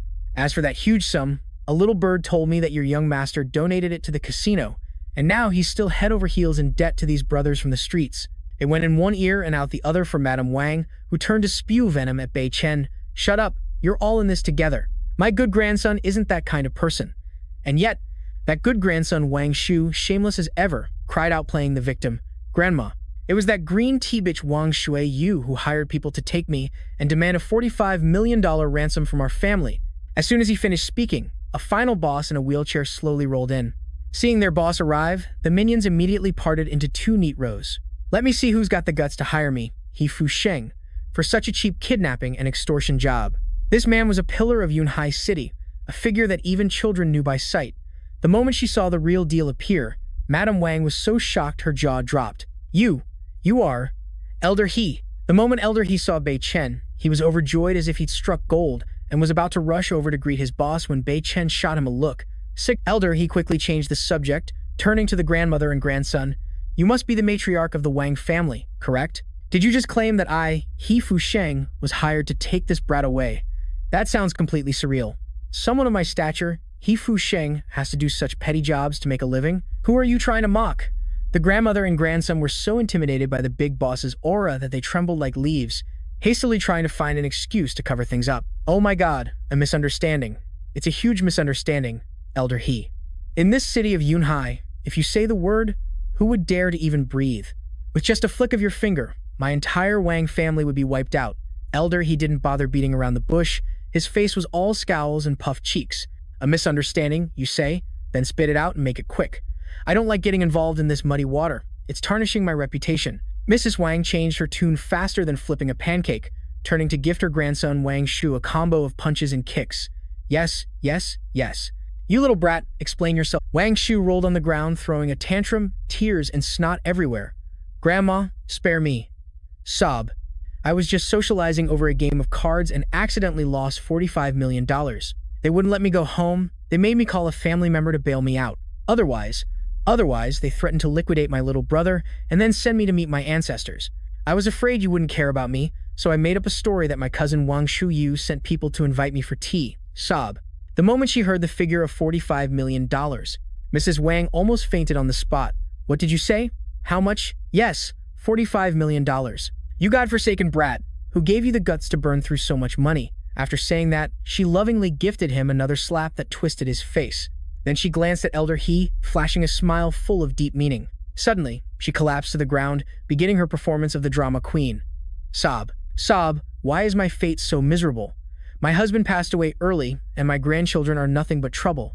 Oh, Elder He, if only I could find a strong shoulder like yours to lean on in my twilight years. Sob. Just as she was deep in her act, a squad of long-legged beauties appeared out of nowhere and surrounded Elder He. Huh? This lady is in her 70s and still so nimble? How dare she try to act all seductive in front of Elder He? Truly shameless. It makes you want to laugh until you're sore inside. So old yet so indecent. Elder He didn't even bother to glance at her. His voice was as cold as ice. Old woman, are you done with your act? If you're finished, fix your clothes properly, and let's talk about the money. Hearing the word money, Mrs. Wang switched on the waterworks for a second time. Elder He, even if we sold our entire family, we couldn't come up with $45 million. Please, be merciful with our family this time. Elder He smirked, as if he already knew the script, and held out a stack of documents. I knew you people didn't stand a chance. Well, I've been kind enough to think of a bright path for you. Mrs. Wang opened it with trembling hands. After reading it, her face turned pale as a sheet, and she trembled uncontrollably. You intend to have my family's company pawned off? Elder He shrugged. What's one measly company compared to $45 million? Here, there are also the transfer deeds for the plots of land under your name. But I'm not a completely ruthless person. With the remaining $5 million, I'll give your grandson a chance to change his life at my entertainment company. He'll go there as a trainee to work off the debt. First things first, let's send him to Thailand for a little touch-up on his appearance. Who knows? When he comes back, he might become a hot girl loved by thousands, maybe even a TikTok idol. Before he could finish his sentence, Wang Shu was grabbed by his armpits and dragged away by two burly men. He screamed like a stuck pig, with tears and snot exploding like fireworks. "Grandma, save me. Think of something. Save me, Grandma. I don't want to go to Thailand for a gender change. Tell my cousin Wang Shu Yu she was able to spend 70 billion and she even won that big contract with ease. She must have a powerful backer. She'll definitely find a way to save me." Hearing her precious grandson's tip, Mrs. Wang's eyes lit up, and she turned to look at Shu Yu with a meaningful smile. "Well, I almost forgot about little Shu Yu." She scurried over to Elder He and offered a suggestion. "Elder He, how about we swap the person? I have another granddaughter standing right over there. She's fresh and beautiful, miles better than those girls surrounding you, with a great figure and a lovely face. The important thing is, she's a very hard worker. Give her a little time, and $45 million will be nothing. So, I'll just gift her to you. You can nurture her however you like, and I won't have any objection to you training her day and night. I only ask that you spare the Wang family and give us a way to survive. Please spare my precious boy." Good heavens, this old hag must have escaped from an asylum. What kind of grandmother talks like this? What? Shu Yu heard every single word, and her heart shattered into 100 pieces. "Grandma, oh Grandma, how could you? In your eyes, is this granddaughter of yours worth less than a vegetable from the market?" Not only was Madame Wang shameless, but she also strained her neck to yell even louder. "You shut up. Girls are worthless. Just a freebie. Using you to save your cousin is a blessing for 3 generations. At least you finally have some use." These words officially lit the fuse on the powder keg named Chen. Although he did not say anything, his killing intent was already through the roof, ready to transform into a Super Saiyan. Just then, Elder, he spoke up, "Madame Wang, truly a genius mind. Your reasoning is also quite sharp." Hearing this, Madame Wang was ecstatic, her eyes shining like headlights. "Really? Then Elder. Please hurry and release my precious grandson." But Elder, he was not finished. "Unfortunately, I happen to be severely allergic to the whole favoring boys over girls thing. So, let that liability of yours go. If you hesitate to sign, your grandson will not need to spend money on a trip to Thailand for a change. I will have my men slice him up into premium sashimi right here for you to enjoy." As soon as he finished speaking, the henchman immediately moved forward, intending to inspect the goods on Wang Shu. Terrified of losing his family jewels, Wang Shu shrieked, "Boo-hoo, Grandma, save me. Sign it, Grandma, sign it quickly for my sake." Unwilling to let the only branch of the family tree be pruned, Madame Wang gritted her teeth and signed. Thinking of her family's fortune vanishing, she immediately staged a faint-on-the-spot scene. The next morning, the headlines were buzzing. Young master of Wang Corporation gambles away entire family fortune, setting a new record for burning money this century. All of the company's real estate was slapped with red seizure notices. The queen, Madame Wang, was so furious she coughed up blood, had a stroke, and was rushed to the emergency room. Rumor has it that for the rest of her life, her only companion will be a hospital bed. After reading the news, Chen nodded in satisfaction. "Elder He, thank you for your seamless cooperation on this case. You helped Shu Yu get back what was rightfully hers. And lately, the Rongding Group has also brought me quite a few perks too. I am truly grateful." Hearing this, Elder He quickly waved his hands, looking flustered. "Oh my commander, you are making me blush. You are being far too polite. Back in the day at the western border, if it were not for you, my whole family would be pushing up daisies by now. Let us let bygones be bygones." With that, he pulled out a mountain of items and spread them on the table. "Commander, these are all the spoils of war collected from the Wang family. There are also diamonds, gems, and designer jewelry we found while searching their house today. What do you think we should do with all these companies and assets? Do you want to take charge of it all yourself?" Chen had always seen such material things as garbage, waving a hand in refusal. "No need. It is not convenient for me to hold onto this scrap metal right now. Besides, this haul was Shu Yu's victory in the first place.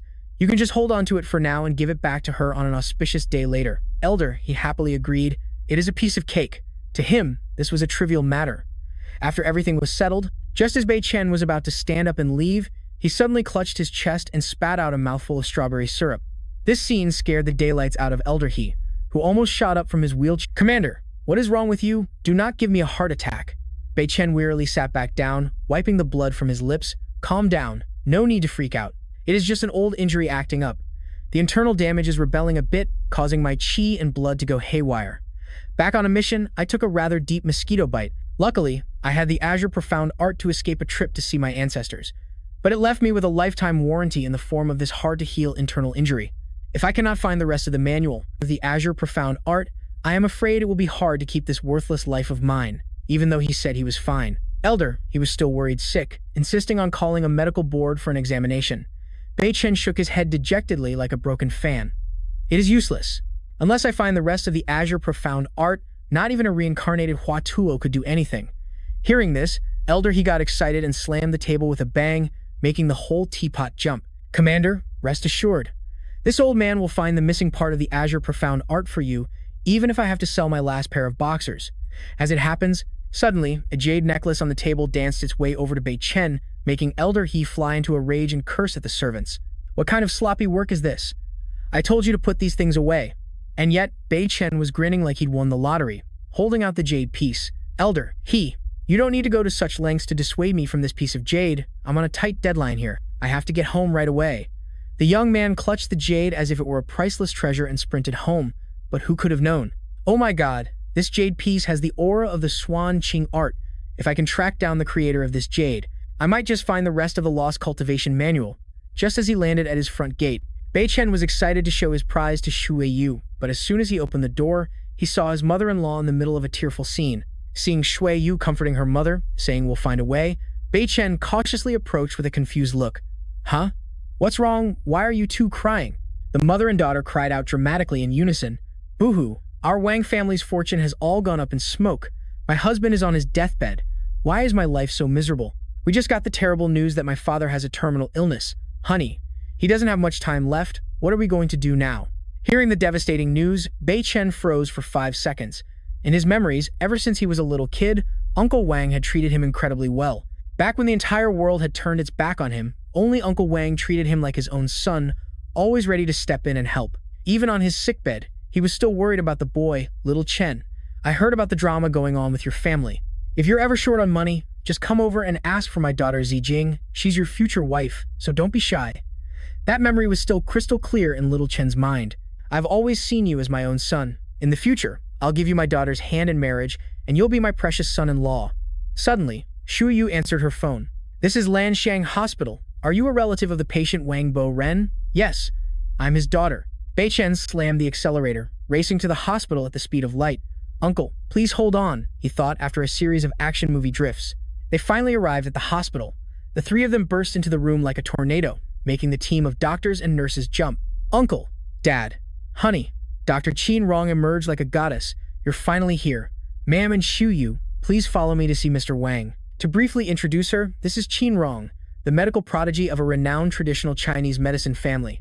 And you must be Jiang Bei Chen. Please wait outside. Hearing her dismissive tone, Bei Chen froze. Shu Yu quickly spoke up, Miss Qin Rong. My father was just asking for him on the phone. Why are you stopping him now? Qin Rong's face was cold as ice. It's precisely because of this jinx that Mr. Wang's condition has gone downhill so fast. If I had it my way, I wouldn't even let him breathe the same air in this hospital. Besides, with me on the case today, Mr. Wang won't be logging out. If you want to see him, you can wait. Now is not the time. The other doctors behind her immediately chimed in to flatter her. The patient was in critical condition just a moment ago, but thankfully, Dr. Qin intervened in time. That's why his internal organs have stabilized. That's right, Dr. Qin's medical skills are masterful. Her title Miracle Doctor is well earned. You can all rest easy now. That's 100% correct. Dr. Qin Rong hails from the legendary traditional Chinese medicine family in Yunhai. Her medical skills are truly top tier. The patient will be fine. Bei Chen shot her a withering glare, thinking to himself, they say a doctor should be like a benevolent mother. But a doctor who holds a grudge and brings personal feelings into her work like you can be considered a legendary physician? He spat the words right at Qin Rong's face. I think she's just got delusions of grandeur, hyped up by her followers until she's forgotten she's still on solid ground. Qin Rong was left speechless, but her squad of rabid fans behind her started foaming at the mouth. Hey, you little punk, what did you just bark? How could our idol Qin be like that? She's a divine doctor who saves people, you know? How dare you accuse her of chasing clout? Dr. Qin is the gold standard of the medical world. You're not allowed to insult her. Jiang Bo Chen suddenly became unusually serious. If that's not the case, then please put your personal feelings aside and get out of my way. Miss Qin, this case is beyond your abilities. She immediately stepped aside, giving him the stage. Let the almighty judge have his turn. Jiang Bo Chen grabbed the patient's hand, holding it as gently as a fragile egg. Sir, your Superman is here to save you. Oh man, the patient's complexion looked absolutely awful. He could only rasp out a single word, Bo. Jiang Bo Chen, I'm here. Just from that brief handshake, he instantly scanned the situation. The old man's face was rosy as if he'd just been sunbathing, but his pulse was as weak as a snail's. This was a classic bait and switch. What recovery? It was clearly a final burst of life before the end. Giang Bac Than quickly turned around. He's about to kick the bucket. Quick, where's your kit? Let me borrow it. Chen Rong's face was ice cold. What kind of act are you putting on? I just gave Uncle Wang a few needle pricks. The situation is very stable. The crowd of onlookers behind them were true connoisseurs of cheesy drama.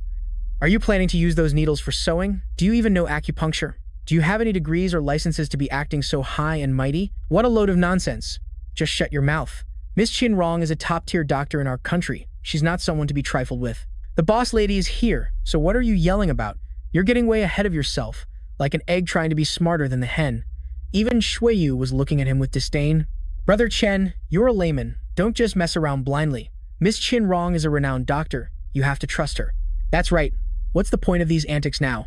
Son, stop causing trouble and come say your last words to your father.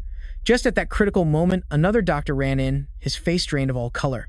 Dr. Chen, the situation is critical. The patient's heart rate is going haywire. Chen Rong's face finally turned pale, her jaw dropping in shock. Huh? How could it be going south? Quick, prepare for emergency resuscitation. The patient on the bed began to convulse wildly. Honey, Dad. Giang Bac Than's eyes scanned the room like radar, finally locking onto the medical kit on the table. He shoved the useless pretty-faced Chen Rong aside. Move. Giang Bac Than rummaged through the kit and pulled out something brownish. The patient's life was now hanging by a thread, but the big-shot doctor's attention was glued to Giang Bac Than. What trick are you trying to pull? He drew out a very long needle, preparing to work his magic. Although the mystic Azure art wasn't a miracle cure for cancer, by using the needle as a conduit to channel internal energy into the body, it might just be able to recharge the body and save his fragile life.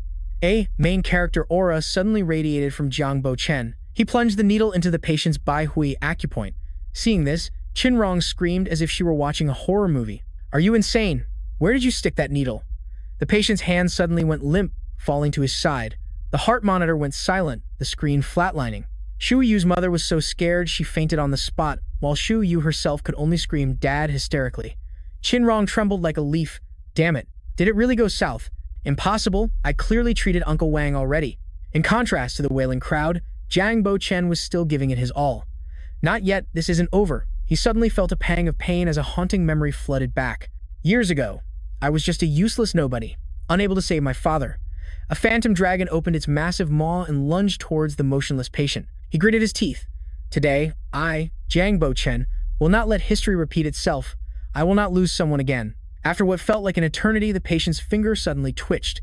The heart monitor let out a loud beep signaling, patient revival successful. Chen Rong checked Mr. Ren's pulse, her jaw on the floor. Oh my god, he's alive. He's really alive. Hey, young man, are you using some kind of cheat code? How are you so good? Bei Chen stood nearby, sweating bullets and trying to catch his breath. If the secret of the Xuanqing Ju art got out, he'd have to pack his bags and move to Mars. But he couldn't just leave it unexplained, so he thought on his feet and quickly came up with an excuse. Ah, this is something from back when I was in the army. I had the good fortune to learn a secret, traditional first aid method from some super mysterious tribes out on the frontier. Chen Rong looked at him blankly. A mysterious ethnic minority? That sounds like a total lie. Narrator, seriously, I just want to smack those nosy doctors behind him. Which tribe? In what remote corner of the world? Tell us.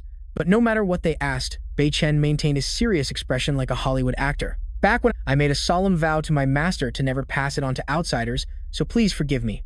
I cannot say, but of course, that nosy crowd wouldn't let it go. Why are you being so stubborn? If such a miraculous technique really exists, do you know how many lives it could save? That's right. That's right. Human lives are important. Don't be so selfish and keep it to yourself. Besides, you're not even a doctor. Keeping this secret technique to practice medicine without a license is illegal and against regulations. You hear? Bei Chen sighed wearily. Oh, for heaven's sake, is this really the time to be arguing about this? My father-in-law just came back from death's door. Shouldn't you all be focusing on taking good care of the patient right now? Narrator. Every word Bei Chen said was completely reasonable. No one could argue with him. And yet, the hospital's version of keyboard warriors kept clamoring. Why is this kid so unreasonable? He has no spirit of contribution to humanity whatsoever. What a selfish brat. Fortunately, the boss lady Chen Rong stepped in to quell the chaos. That's enough. He's right. Our job right now is to care for the patient, not to turn this room into a chaotic marketplace. Disperse.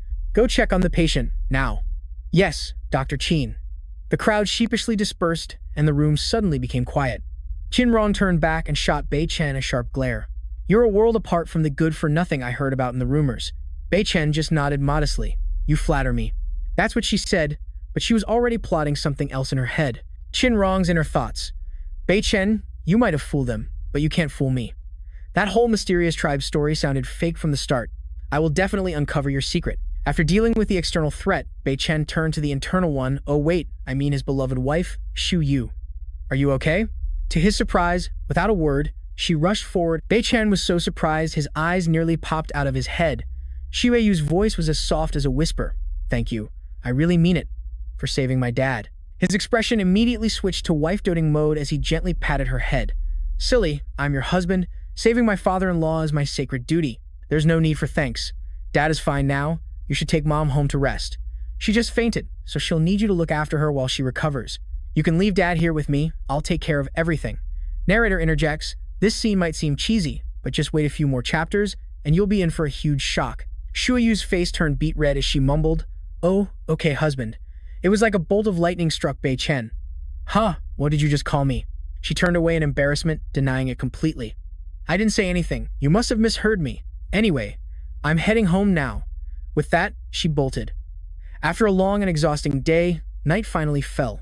And yet, Bei Chen was still floating on cloud 9. Damn, that one word, husband, sweet as honey, kept replaying in his head all evening. He was sitting thoughtfully by his father-in-law's bed when suddenly, the old man's tired eyes slowly opened. Lost in his thoughts, Bei Chen jumped in surprise. He quickly rushed over, asking, Dad, you're awake. How are you feeling? Mr. Ren looked much more refreshed. I'm fine. It's strange.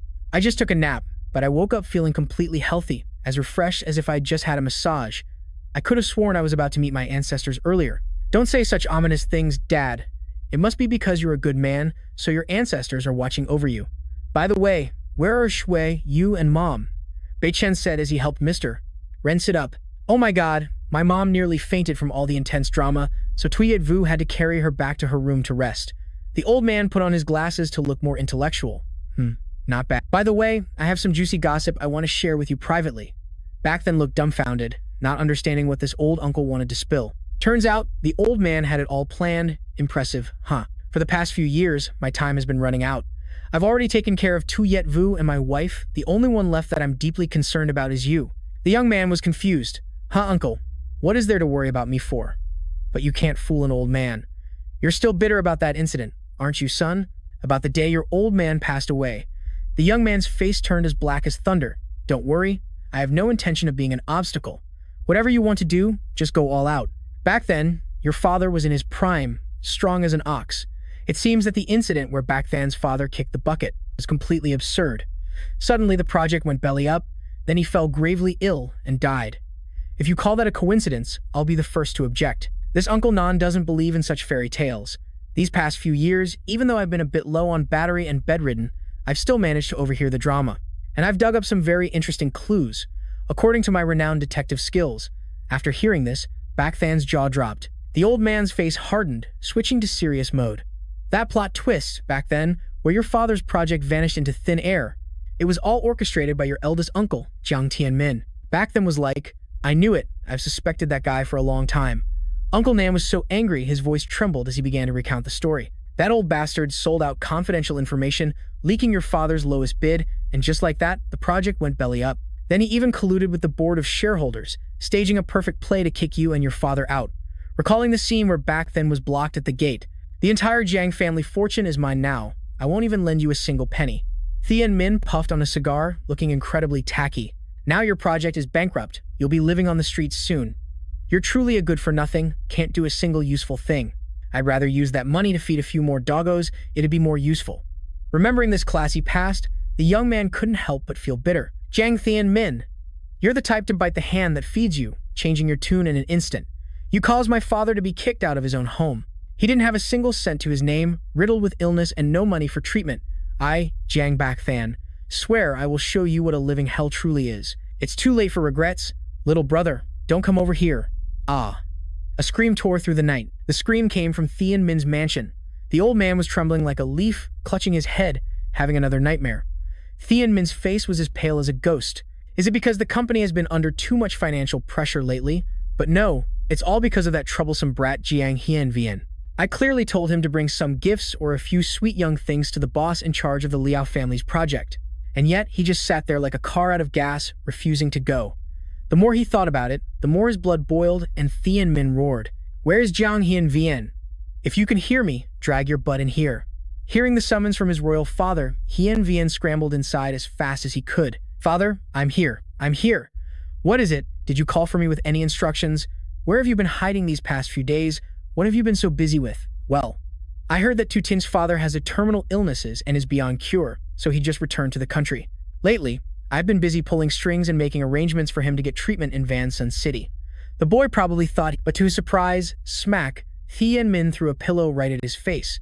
The company is on the brink of collapse. It's about to go under.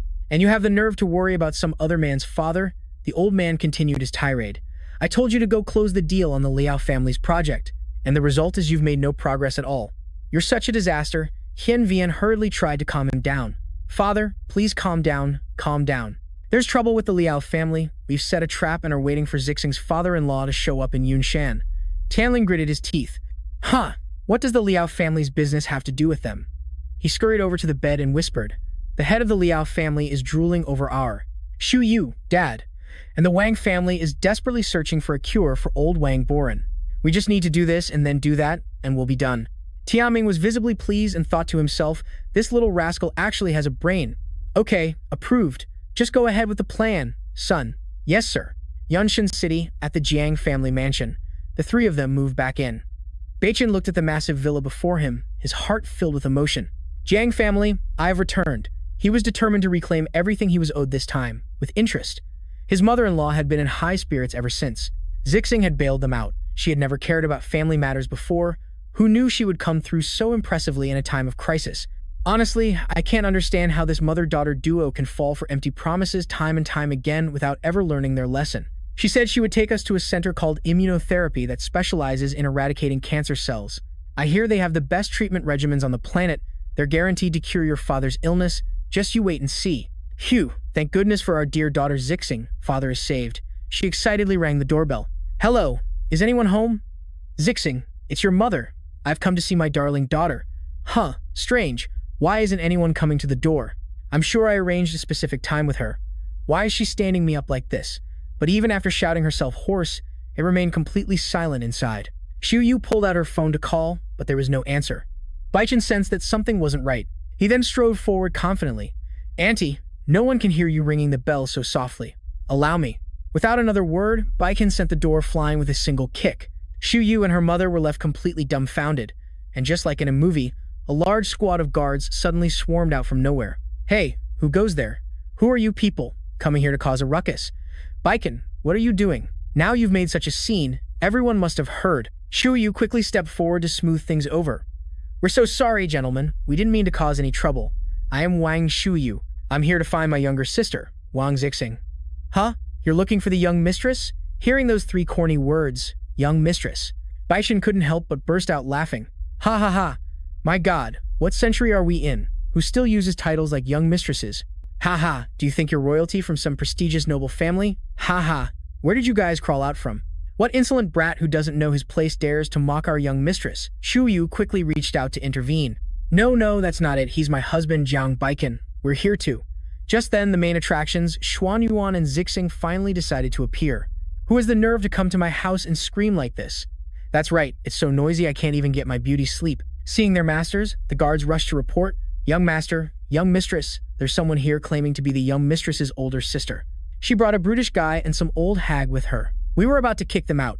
Hearing this, Xu Yu's mother was furious. Hey, who are you calling an old hag? I am Wang Zixing's mother. Zixing's face was as cold as ice. Oh, sister, what brings you here to grace us with your presence? Let them in. She looked at the two of them as if they were complete strangers. Zixing's gaze shot towards him. Jiang Bac Than, why has this useless piece of trash shown his face here? She commanded with a tilt of her chin. But as for the lowly peasant with her, forget it. Give him a good beating and throw him out for me. The guards obeyed like trained dogs and immediately moved to carry out her order. Yes, young madam? Shu Wu, why are you stopping Zeding? Is there something wrong with you? He's your brother-in-law, yet you called us here like this.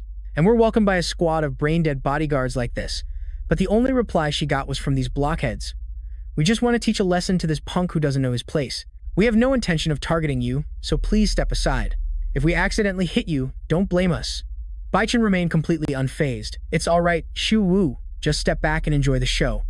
Baichan, it seemed he was about to serve them a hearty meal of pain. We went through all the trouble to come here, yet my little sister, my brother-in-law, and this whole gang of minions have absolutely no manners. It seems they lack a proper family upbringing. He then rolled up his sleeves to get professional. After all, it's an elder's responsibility to discipline the juniors, so let this brother-in-law teach them a crash course in guest reception etiquette. Seeing Baichan's tone, the man puffed out his chest and shouted, "You want to get to young Master Xuan Yuan over our dead bodies? And the young madam too? Buddy, you're seriously underestimating our professional security team." Baichan couldn't be bothered to argue. He immediately sent the man flying with a single blow. Captain Xuan Yuan yelled, "Are you all just standing there like statues? Charge and swarm him for me." Baichan then landed a devastating kick on another guy, making his opponent clutch his stomach and scream in pain. Baichan's hands were as fast as lightning. He grabbed another man and swiftly gave him a free ticket to kiss the ground, all in just a few short minutes. He had completely cleaned up Xuan Yuan's entire ragtag army. Now then, it's the turn of our two hospitable hosts, my brother-in-law and sister-in-law. The couple's faces went pale as they watched, but Ziding probably already had a script ready in her head. She began her act. "Giang Bac Than, I'm warning you, if you dare lay a single finger on us, I'll call the police immediately. Furthermore, with the power of the Xuan Yuan family, I'll make sure you rot in prison for a very long time." Baichan smirked. "Rot in prison for a long time? That sounds pretty interesting. Go ahead and call. I'm looking forward to it." "Giang Baichan, you're insane. Screw it. Just call the cops and have them haul him away. Hurry." Xu Ranyuan immediately pulled out his phone and dialed. Xu Wu quickly tried to intervene. "Baichan, maybe we should just stop. If the police really come, we won't be able to talk our way out of it, even with 100 mouths." A corner of Baichan's mouth curved up. "Don't worry, just trust my skills." While Baichan stood his ground, Xuan Yuan was as quick as the wind to call the police. "Hello, is this the police? There's a lunatic wrecking my house. You guys need to get over here and arrest him." "What? It'll take 5 minutes? All right, just please get here as fast as you can." This dim-witted couple was thrilled, thinking they had a brilliant plan. Ha ha. An emboldened Ziding lifted her chin smugly. "Jiang Baichan, your number is up, buddy. In just 5 more minutes, get ready to rot your butt in prison for the rest of your life." In contrast to the couple's glee, Baichan was perfectly calm. 5 minutes? That's more than enough time for me to dislocate both of your legs. Then I'll pop them back in, and we can repeat that a few times just for fun. Tell me, after I put them back in place, do you think the cops could find any proof that you've been disassembled and reassembled, even with a microscope? Ziding was trembling like a leaf, but she still tried to act tough. "Jiang Baichan, you are truly shameless." An intimidating aura radiated from Baichan, crackling with power. "Oh, you give me too much credit. When it comes to being shameless, I'm just a rookie compared to you too." Xuan Yuan thought he was being cool. He lunged forward with a kick, trying to land a cheap shot. "Jiang Baichan, it's been years. Don't think you're the only one who knows a few pathetic moves. Let me enlighten you. I'm a black belt taekwondo master, myself." Oh la la. Right on cue, the boys in blue showed up. Wee woo wee woo. Baichan thought to himself, my lucky break has arrived. He gracefully dodged the moves of these 7 pampered young masters, while Xuan Yuan hadn't even processed what was happening. Ignoring his surroundings, he was still fired up and charged at Jiang Baichan to settle the score. "You! Stop right there. Take one of Daddy's loving punches first." Just as the fist was about to leave its mark on his face, Baichan let out a sly smirk. Shuiyu screamed in terror. "Baichan, oh no." And just like that, he successfully faked taking a full blow right in front of the police officers. "Freeze!" Xiao Ran flashed her badge of authority, police. Only then did the couple realize they were in big trouble. Xuan Yuan and Zijing started to break out in a cold sweat. She pointed her finger right in his face. "Move again, and I'll send you on a long-term vacation to the slammer." Xuan Yuan's face twisted in disbelief. "I've been framed." He clearly hadn't even touched the guy. Meanwhile, Baichan was successfully playing the victim of the year. "Off, officer. You're a godsend. I don't understand where all this blood is suddenly coming from." Baichan clutched his wound, looking to be in utter agony. "He was trying to off me, officer." Xuan Yuan's face went pale. "What? You've got it all wrong, officer. I swear I haven't even laid a finger on him. This blood isn't Ev." A dark gun barrel was pointed straight at his face. "Quiet." Xiao Ran commanded Xuan Yuan. "Put your hands in the air." Clinging to the bars, Xuan Yuan cried tearlessly. "Officers, I've been framed, but the car just drove off." His wife, Zijing, still not understanding the gravity of the situation, started to shriek. "You filthy wench! My husband didn't injure that Giang Bac Than. How dare you arrest him? I'll tear that pretty mouth of yours apart." Xiao Ran calmly walked over, lifted her chin, and said something so chilling it made Jing nearly wet herself in fear. Or perhaps, "You'd like to go meditate in there for your beloved husband?" Just that one feather-light sentence from the beautiful officer Xiao Ran was enough to make the woman shut her filthy mouth. At the same time, Xu Yu hurriedly ran after him as the paramedics loaded him into an ambulance. "Bei Chen, are you all right?" "I'm fine, as long as I'm breathing. I'm still kicking, honey." Lin Xiaoran, deputy chief of the Yunshan City Police Department. He held the beautiful officer's business card, his jaw on the floor. Absolutely unbelievable. That officer looked so young and inexperienced, yet she was already a deputy chief. Bei Chen recalled how incredibly cool she had been just moments ago. "I absolutely despise those who use their strength to bully the weak. Here's my card, if they ever dare to come and bother you again. Just call me directly." He couldn't help but chuckle. He'd only planned on using an old wound to set a trap for that Jiang Xuan Yuan. Who would have thought the officer would look at him with such pity, thinking he was some poor, innocent lamb? Pitifully bullied. "It seems my face looks pretty pathetic after all, huh?" Suddenly, a voice called out from outside the door. "Who are you?" The quick-tongued Four Eyes replied, "Sir, my boss is the eldest uncle of the wounded soldier in there. We came especially to inquire about our nephew's health." Hearing that they were family, the police officers nodded and allowed him to enter. "All right, you may all go in." Tian Ming turned to his minions and instructed, "I'm going in to teach that brat a lesson he'll never forget. You guys stand guard out here, and remember, no matter what happens inside, even if all hell breaks loose, do not let a single cop in." "Yes, sir." You had to admit, this old man's face was just as punchable as his son's. "Jiang Bac Chen, it's been a while. How are you, nephew?" He said he was there for a visit, but his foot landed right on Bei Chen's hospital bed. "You've got some nerve, barely back, and you're already stirring up trouble. Making your cousin go to the station for tea. You must feel pretty proud of yourself, huh? Or have you forgotten how I taught you a lesson all those years ago? Weren't you scared enough?" But he wasn't the same person he used to be. "Uncle, are you planning to teach me again? I'm so very scared." Tian Ming immediately grabbed his cheek and growled. "It's good that you know fear. Now, hurry up and change your statement. Just say you and Xuan Yuan were only playing around, and that he had absolutely no intention of harming you." Once that was over, the young man dragged his body to the door, banging his head on the floor, to apologize to Xuan Yuan and the punching bags he had beaten up. "This old master will graciously forgive you." Bei Chen shot him a death glare. Old master, you look like a flea that's been starving for 3 days. Did you crawl in here to suck my blood or something?" Tian Ming was baffled. "Huh? What are you blabbering about?" Without a word, Bei Chen threw off the blanket and with a loud crack, bent the old man's index finger backward. Tian Ming let out a piercing scream. The cops outside, with ears like radar, were startled. "Hey, sounds like something's happening inside. What's that wailing sound? Let's go check it out." But Tian Ming's bodyguards were quick as lightning, moving to block their path. "Whoa, hold on there, officers. There's nothing going on, sirs. Us bodyguards just saw how you officers are working so hard day and night, all wound up, so we wanted to provide a little entertainment. So we decided to put on a little homegrown musical performance to help you relax. The theme is, everyone has body hair, so we'd like to sing a song about hair." The goons nodded knowingly to each other. The boss must be disciplining that punk. Man, listen to that pathetic scream. The old man still got it. Our boss is so vicious, we can't let them hear. We have to sing louder, drown out the boss's private conversation in there. We absolutely cannot blow his cover.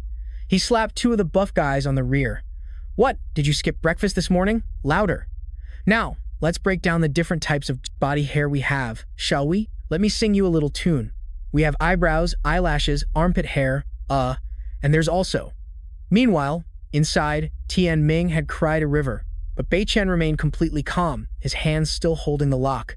"I know you're here for your precious baby, Jiang Xuan Yuan. You want me to change my testimony, right? Well, you'll have to show a little sincerity then. What do you want?"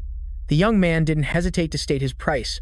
"I want the entire Jiang family fortune, every single asset registered under your name and your darling son Jiang Yuanzum's." Tian Ming felt a world of pain, but as it turned out, he loved his money more than his son. "Bei Chen, do you have any idea what nonsense you're spouting? You've got some nerve." Bei Chen then added another affectionate comment. "If you can't bear to part with your fortune, then we can just let your precious son go study abroad in the slammer for a few years. I'll hire the best lawyer and make sure he gets the full prosecution package. I guarantee he'll serve a full 15 years, and as a special bonus, I'll break 2 more of your fingers. How's that for a deal? Crack." Tian Ming once again let out his now familiar shriek. "Spare me. I agree. I agree to everything." Hearing those golden words, Bei Chen let go as quickly as an ex-girlfriend changes her mind. Tianming clutched his hand, hissing in pain. Jiang Bei Chen, you've got guts. Your future is completely ruined now. This old man is happy for you. As long as you go out there and change your story with the police, then the real estate company. It's all yours. He was so furious his eyes were bulging, but he still managed to hiss through his teeth. When this is over, you better watch your back, you little brat. Meanwhile, the homegrown choir was still lost in their song. And there's another kind of hair that's quite funny, one that we can never see. The underlings were still beaming, thinking they were in for a promotion. Boss, the cops were about to rush in just now, but we stopped them with our brilliant thinking. What did you think, boss? Was my original song a masterpiece or what? The old man grabbed the four-eyed goon. Tianming let out a roar that made the guy bawl his eyes out. That was Emmy screaming. Are you all deaf or just plain stupid that you couldn't recognize my voice? He furiously pushed the whole group away. You useless idiots, get out of my sight and go draft an asset transfer agreement for Jiang Bei Chen to sign.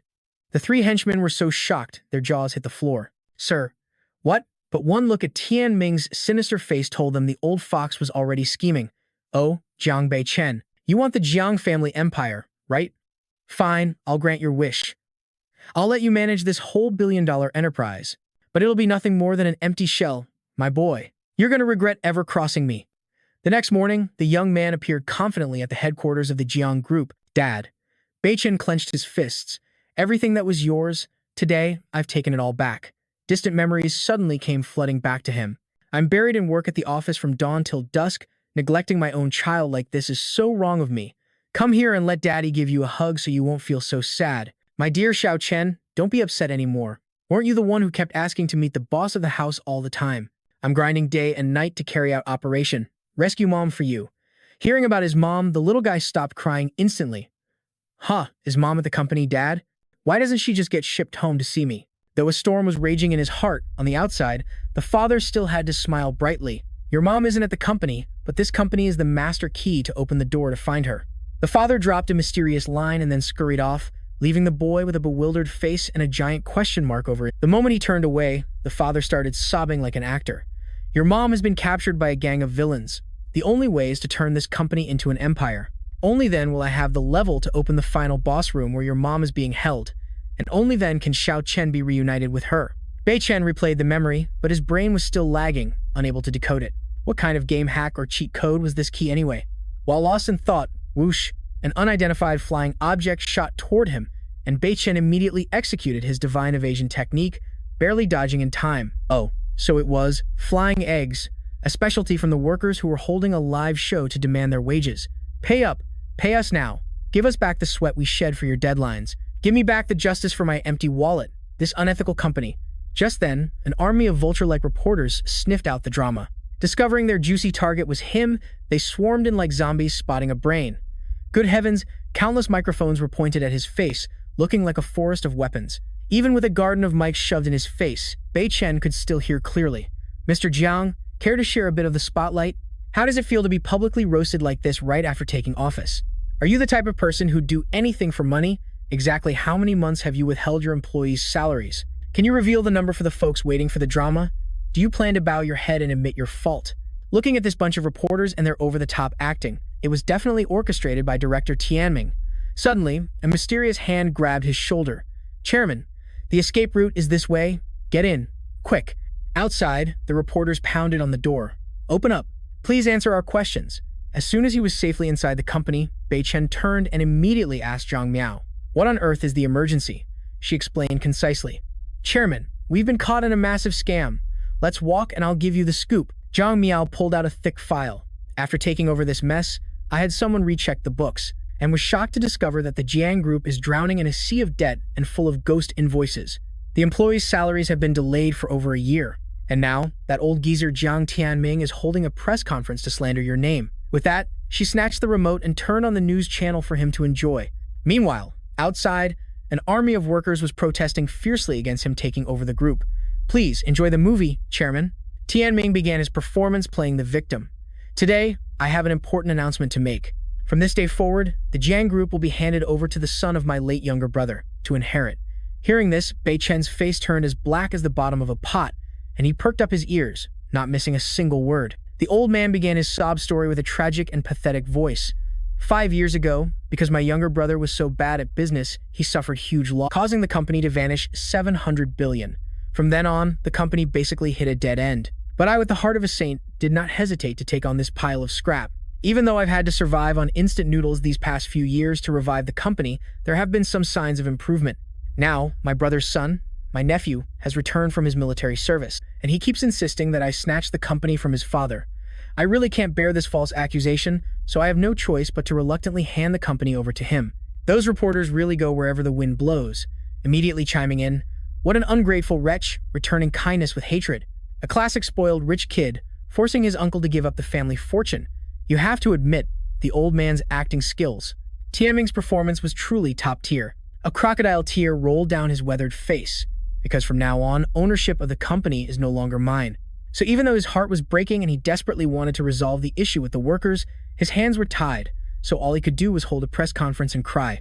Aiming the camera directly at the victims, he began his showbiz-level sobbing performance with tears and snot everywhere, spouting an apology so sincere it was painfully fake. After watching this circus act, our boy Bei Chen could only slap his thigh and say, "Now that's a golden actor. The Oscar should go to that old man." Zhang Miao anxiously asked her boss, "Chairman, should we go gather the 10 pieces of evidence now and send Jiang Tianming to jail? Or should we just sit back and do nothing?" That old fox Jiang Tianming already showed his hand, leaving behind a pile of useless documents and then going on TV to cry crocodile tears. He's definitely set a trap for us. I'm afraid finding any solid evidence would be like finding a needle in a haystack. She flinched. Could it be? Could it be that we have to just swallow this bitter pill and watch him get away with it? What else? Jiang Tianming is the businessman of the century, after all, so kind that he willingly handed over the— What a pitiful nation's uncle. He thought silently, imagining his old man's toothless face, and couldn't help but chuckle. Bei Chen smirked mysteriously. "Don't worry, the real show is yet to come. I've already prepared everything. This debt, I'll make him pay it back tenfold, down to the last penny." A man of his word, he turned to give Zhang Miao a task. The most urgent matter right now is to clean up that madhouse outside. "Zhang Miao, follow me." "Yes, Chairman." The moment the door creaked open, a whole choir of workers waiting outside immediately hit their notes. Zhang Miao bravely stepped forward to clear a path. "Please make way. We will be holding a press conference soon to set the record straight, so please don't be hasty. Please wait until then to shove your microphones in our faces. Mr. Jiang Bei Chen, please give us a comment. The public is calling you a traitor who bit the hand that fed him. What are your thoughts? Rumor has it you're just a mere soldier with zero management experience, so how can you possibly take over such a huge company? That's right, why should you get the company? Pay us our wages, cough up the money now. Justice for the workers." The young man looked wearily at the battlefield before him and whispered to Jiang Miao, "Sorry for making you my human shield. Don't worry, you'll get a big bonus after this." Suddenly, Bei Chen's face went pale, drained of all color. It turned out that amidst the chaotic crowd, there was a real-life keyboard warrior who wanted to take out the boss on the spot. The man pulled a gleaming paring knife from somewhere and lunged straight at Bei Chen like a man possessed. He was probably thinking, "Success. I'm sending this scumbag boss to meet his maker. Trying to get away with not paying us? If you won't cough up the money, then go to hell." Zhang Miao screamed in terror. "Chairman!" The surrounding crowd probably froze for a good 5 seconds. Just as the knife was about to kiss its target, Bei Chen casually grabbed the man's wrist, accompanied by his signature smirk. It was a smirk that seemed to say, "I've seen this move before, Tianming." All those years in the military weren't for peeling potatoes. He effortlessly foiled the amateur assassin's plot. The assassin probably never expected the new boss to be a martial arts master. As easy as pie, Bei Chen locked his arm and slammed his face to the ground to get acquainted with the cement. His face radiated killing intent. "Are there any other artists who want to perform a knife circus? Come on up all at once. I'll package you all up with a promotional one-way ticket straight to the police station for convenience." The choir that was shouting so loudly just moments ago was now dead silent, as if watching a silent film. Bei Chen then unleashed a move that no one could counter. "Very good. It seems we have nothing but model, law-abiding citizens here. Since you're all being so well-behaved, then I, on behalf of the Jiang Corporation, solemnly declare everyone's salary I will pay double." Zhang Miao, following the chairman's order, pulled out her treasure, a stack of contracts. "Now, I invite all of you to form a neat and orderly line and register one by one with my secretary, Jiang. As soon as verification is complete, the money will go cha-ching right into your account. Oh, but that's not all. There will also be additional compensation for the emotional distress of making everyone wait so long for their pay." The workers were stunned, unable to believe their ears. This plot— Is this for real? This young boss speaks in a way that's a world apart from that old Jiang Tianming. And his face doesn't exactly look like a scammer's either. Bei Chen picked up the knife from the death delivery guy earlier and declared coolly, I, Giang Bac Than, mean what I say. And what I say goes. If I break my promise, you all are free to use this item to scratch an itch for me next time, and I swear I won't dodge even an inch. Seeing the young man was playing for high stakes, the crowd nodded in agreement. All right, now that's what a real man sounds like. We'll trust you on this one, just this once. The crowd dispersed, and Zhang Miao asked in confusion, Chairman, they caused such a huge scene and we're just letting them go that easily? Bei Chen just smirked. These people are just pawns being manipulated by Jiang Tianming. This debt, plus all the compounded interest from before. The entire bill will be sent straight to Jiang Tianming. Meanwhile, at the Jiang family mansion, the three masterminds were gleefully clinking their glasses. They thought their plan was a complete success. Cheers! Our Xuan Yuan is finally free. Dad, you're a genius. This move of yours was top-notch. This time, that Jiang Bac Than will be saddled with our ridiculous mountain of debt, and we'll be flush with cash to start a brand new company. A squeaky clean, debt-free company. Zixing beamed, raising her glass. You said it. Dad's plan was a real lifesaver. It really saved our Xuan Yuan's skin. She breathed a huge sigh of relief.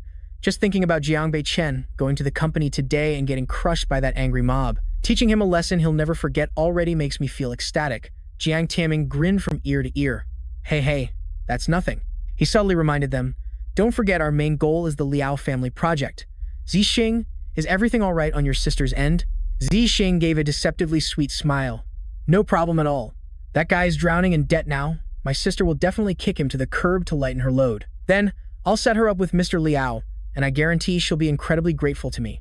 The three genius brains happily clinked their glasses again. Little did they know their future was as bleak as can be. Heh, perfect. Just like that. We'll use this project to get into the top 10 most prestigious families in Yunshan City. Let's see who dares to bring up Jiang Bac Than's father to mock us then. Come on, let's have another round. Absolutely, father-in-law, let's drain this glass. To our bright future. Suddenly, Jiang Tianming's ears perked up. Huh, who's blasting club music at this hour? Wait, no, I think those are sirens. This remixed sound is kind of familiar. I think it's stopping right in front of our gate. With that, the old man scrambled outside to see what was going on. He wasn't wrong. Xiao Ran had brought a whole squad to the main gate. The security guards immediately moved to block them. Hey, what do you think you're doing here? The officer coldly flashed her badge. Police, we have a summons, please cooperate. Inside, Zixing muttered in annoyance. Why is it this shrew again? Didn't Jiang Bac Than say he withdrew the complaint? Jiang Tianming hurriedly pushed forward. Move. Let Chairman Jiang handle this. Everyone just calm down. Put your toys away for now. Let me go negotiate with this fine officer. He then walked up to Xiao Ran. Hello, officer. About that incident the other day? Wasn't it already resolved smoothly? My son and grandson were just having a friendly spar. They had no intention of hurting anyone. Jiang Tianming thought everything had been handled under the table, but Xiao Ran just stared at him silently, her gaze as sharp as a razor, making him break out. She spoke in an icy tone. I know about that case, but today, I'm here to invite the three of you for some tea. The three of them shouted in unison. What? Officer, we've been framed. We are honest business people. We wouldn't even harm an ant. Xiao Ran pulled out a pair of shiny silver bracelets. Someone has reported that the three of you hired a person to take someone out. Now, please put on these accessories and follow me to the station. Don't make me say it a second time. Hearing this, the three of them turned pale as ghosts, their faces drained of all color. How? How is that possible? Take someone out? Whoa there. Isn't there some kind of mistake? We're just simple, honest folks here, trying to live out our days in peace. Xiao Ran lost her patience and yelled, If you're all such innocent saints, then how about you cooperate with our investigation? Prove your innocence. Xuan Yuan, looking utterly clueless, scoffed, Who are you trying to scare, officer? Stop with these childish scare tactics. The old man leaned in close, whispering like a market gossip. I know exactly what's going on. You and that Jiang Bac Than are fooling around, aren't you? Did he put you up to this? You're just putting on a show to arrest us. It was the same last time. I swear, I didn't even lay a finger on him. And yet, you were still dead set on hauling me in. Having heard enough, Xiao Ran pulled out her gun and fired a bang into the air just to clear it. Ah! The police are killing an innocent citizen. Then she ordered her squad, the subject is uncooperative and on a power trip. Arrest him by force and take him to the station. Roger that. Looks like this bunch only behaves after some tough love from a pair of handcuffs. Sob, please be gentle, officers, it hurts. Before being shoved into the car, Jiang Tianming still managed to run his mouth. What's your name? Tell me. I, Jiang Tianming, for everything you've done today. Xiao Ran gave a wicked smirk. You should be more concerned with what plausible story you'll tell in the interrogation room rather than threatening me.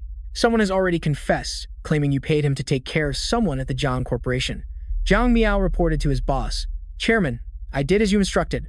I've sent the action video of those local thugs from today to the boys in blue. It's at the police station now. However, with just this flimsy piece of evidence, I'm afraid it won't be enough to put him away for a long... The moment Jiang Tianming sat down in the interrogation room, the hitman pointed directly at him. It's him. That's the guy. He's the one who hired me to send Giang Bac Than to meet his ancestors. The old man shot up as if he'd been burned. Lies. You can eat whatever you want, but you can't just say whatever you want. Watch your mouth. I don't even know you. We're complete strangers. Xiao Ran turned to the other man and asked, do you have any proof that Jiang Tianming hired you for the job? For example, a bank transfer statement, a recording of your little chat, or anything of the sort? He scratched his head. Well, I'm the construction contractor for a project at his company. He stiffed me and my crew on our payment, then told us to go collect it from that Jiang Bac Than fella. Xiao Ran continued to press him, and then what? I suddenly can't remember. Hearing this, Tianming clutched his stomach and roared with laughter. Ha ha, you forgot? Or is it because there's nothing to remember since it never happened? He puffed out his chest threateningly. If you have no proof, then shut your mouth. And you, officer, why would you believe the words of an uneducated loser like him? It seems this was all just a little prank, officer. Next time you arrest someone, try using your brain. Now, take these cuffs off and let me go. Xiao Ran nodded. Very well. In another 24 hours, if your friend here still hasn't managed to remember any evidence, we will personally escort you home. Right after that, both were invited into the VIP holding cell. Tianming started yelling, for the sake of a lowly laborer, a worthless grunt, you're locking up a brilliant and successful businessman like myself? Have your brains been eaten by termites? Just then, the other man spoke up, his voice surprisingly philosophical. Mr. Jiang Tianming, in the eyes of a big boss like yourself, do workers and farmers not even deserve to be treated as human beings? Hearing this, the old man's blood boiled as he lunged forward and grabbed the man's collar. Tianming roared, spittle flying, you're setting me up, aren't you? You uneducated country bumpkin. Why didn't you go after that Jiang Bac Than guy? Why drag me into this mess? But the other man seemed unfazed, merely repeating his question. I just want to ask you one thing. Old man, you deliberately stiffed us on our wages, then kicked us over to Jiang Bac Than like a ball, right? Tianming said smugly. That's right, so what? For you bunch of small fry, your fate is to slave away for nobles like us, so we can rake in the cash. Trying to get money out of my pocket? Dream on, sweetie. We'll see if you can still run that mouth of yours later. The worker ground his teeth. Someone like you is rotten to the core. Boss Jiang was right. You deserve to rot in jail for life. Tianming continued to argue shamelessly. It's that Jiang Bac Than again. He must have put you up to this, right? Ha, what a pity. Tomorrow, I'll be free to do as I please again.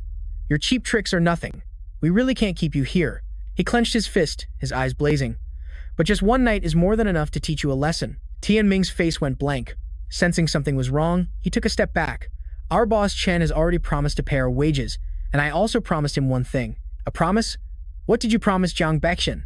The old man, pale with fear, quickly raised his hands to defend himself. Wait, what are you trying to pull? This is a police station.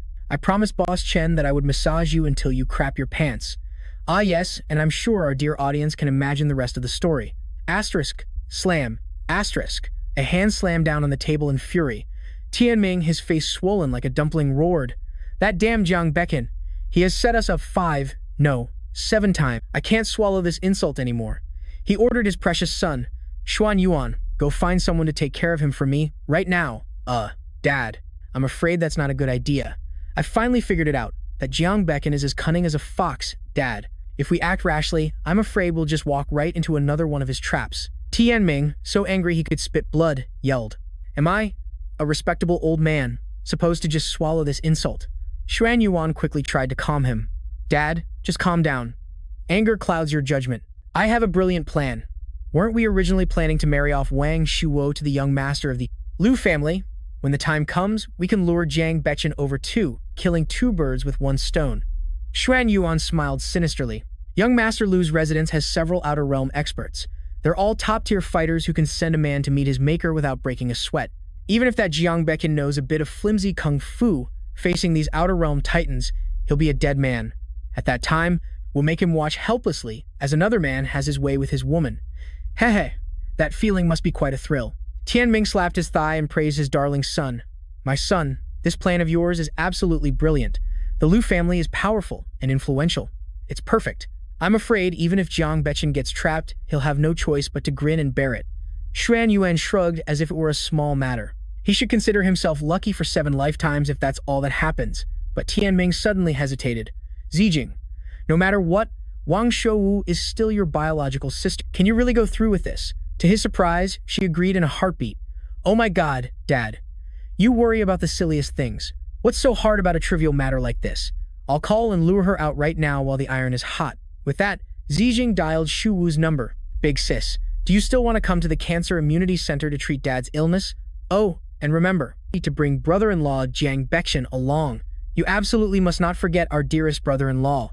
These 3 villains thought their plan was perfect. Isn't this a piece of cake, Dad? Now all we have to do is sit back and wait to watch Jiang Bac Than get beaten to a pulp. And then our family will just rise to the top. Well done. Ha ha ha. The scene changes to another location. Oh, Brother Liu. With us here, pouring you wine and keeping you company, who are you daydreaming about in that photo? Wen Yuan pouted, her cheeks flushed pink. There's the goddess of my dreams. I tried to woo her until I was blue in the face back in high school, but she never fell for me. She's the one that got away, the indelible mark on my heart. Suddenly, some clueless girl snatched the photo and pouted, the one that got away. My foot. What's so great about her? Can she even compare to my squad? Rip! The photo of everyone's crush was torn in 2.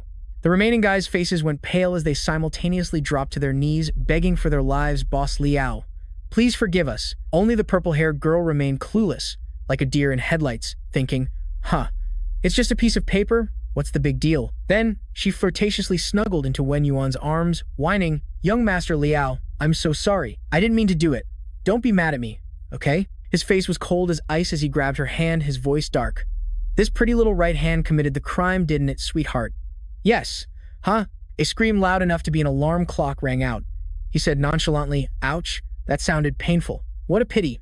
I was actually starting to like her. Take her to the Jade Mine Resort for some first aid.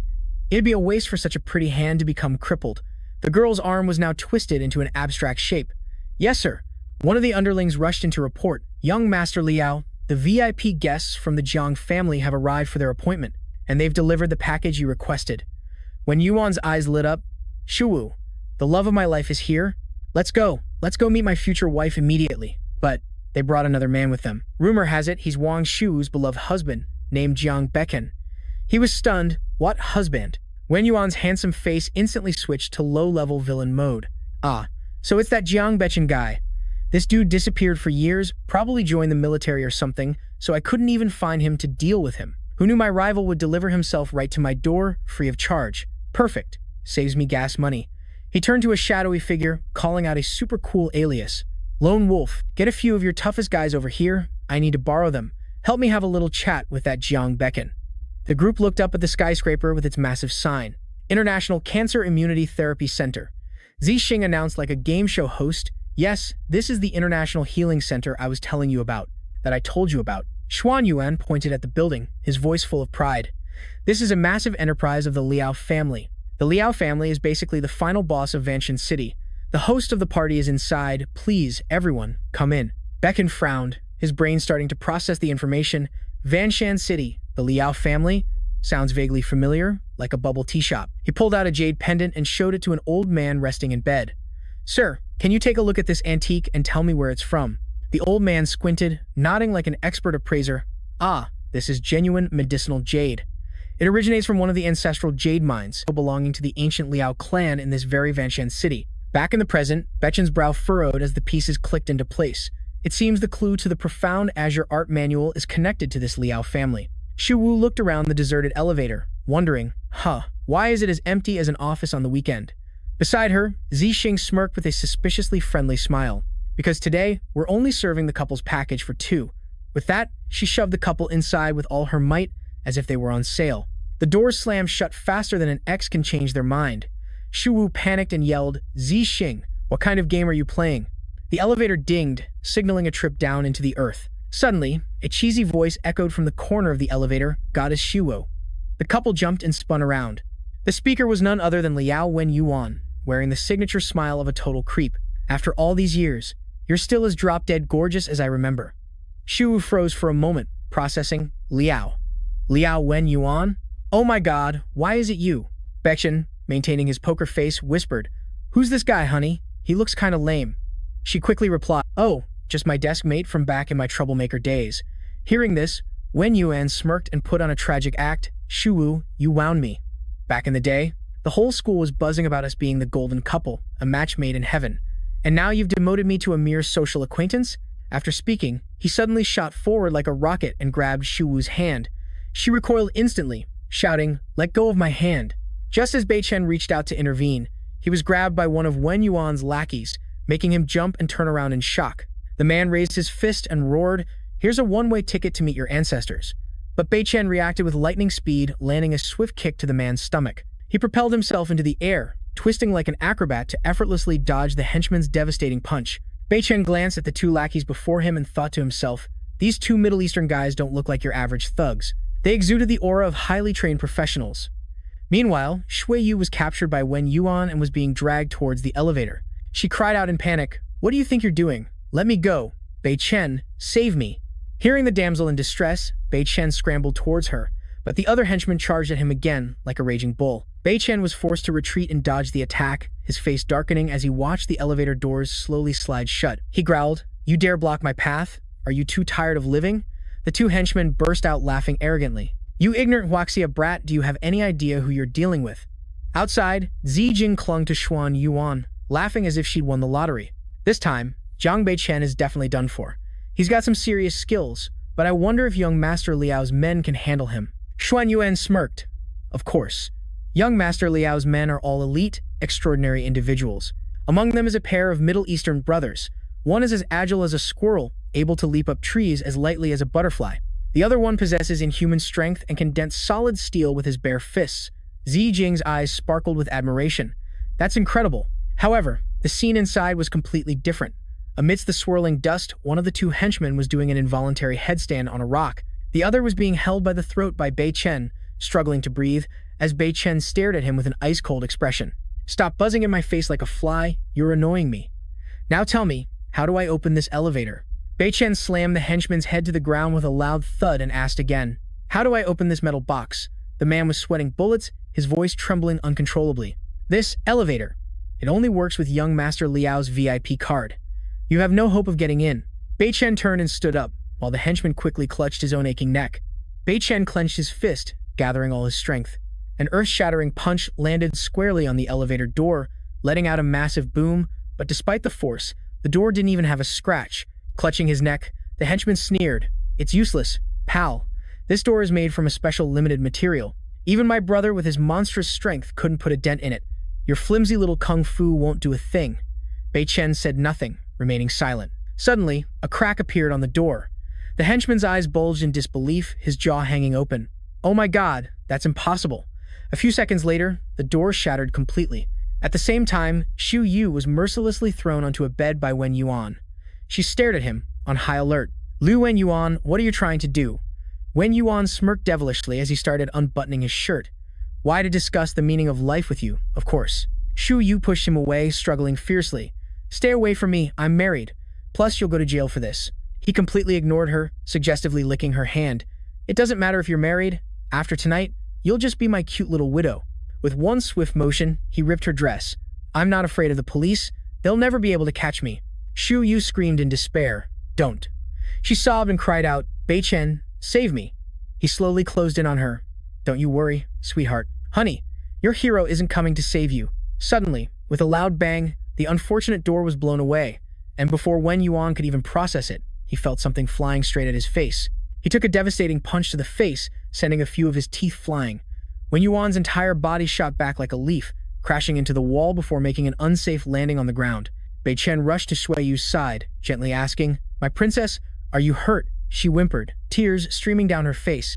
"Bei Chen, I want to go home right now." Like a gentleman, Bei Chen immediately took off his jacket and draped it over her, his voice as sweet as honey. "Okay, my love, let's grab a cab." Suddenly, he noticed a group of thugs lurking by the door. Wen Yuan, grinning maniacally, reached out with surprising strength and grabbed Xu Yu's leg. She jumped and screamed, "Ah, Bei Chen, he's still moving." He crawled closer to her, flashing a chillingly friendly smile. "Xu Yu, my dear, with me here. Where do you think you're going?" Wen Yuan's face at that moment looked like something straight out of a horror movie. "Xu Yu, There's nowhere for you to run? His horror show successfully made the heroine faint right there in Bei Chen's arms. Yet, he stubbornly kept his grip on her leg, refusing to let go. Hey, my dear Shui Yu is so delicate. She must have fainted because she was overwhelmed by my handsome looks.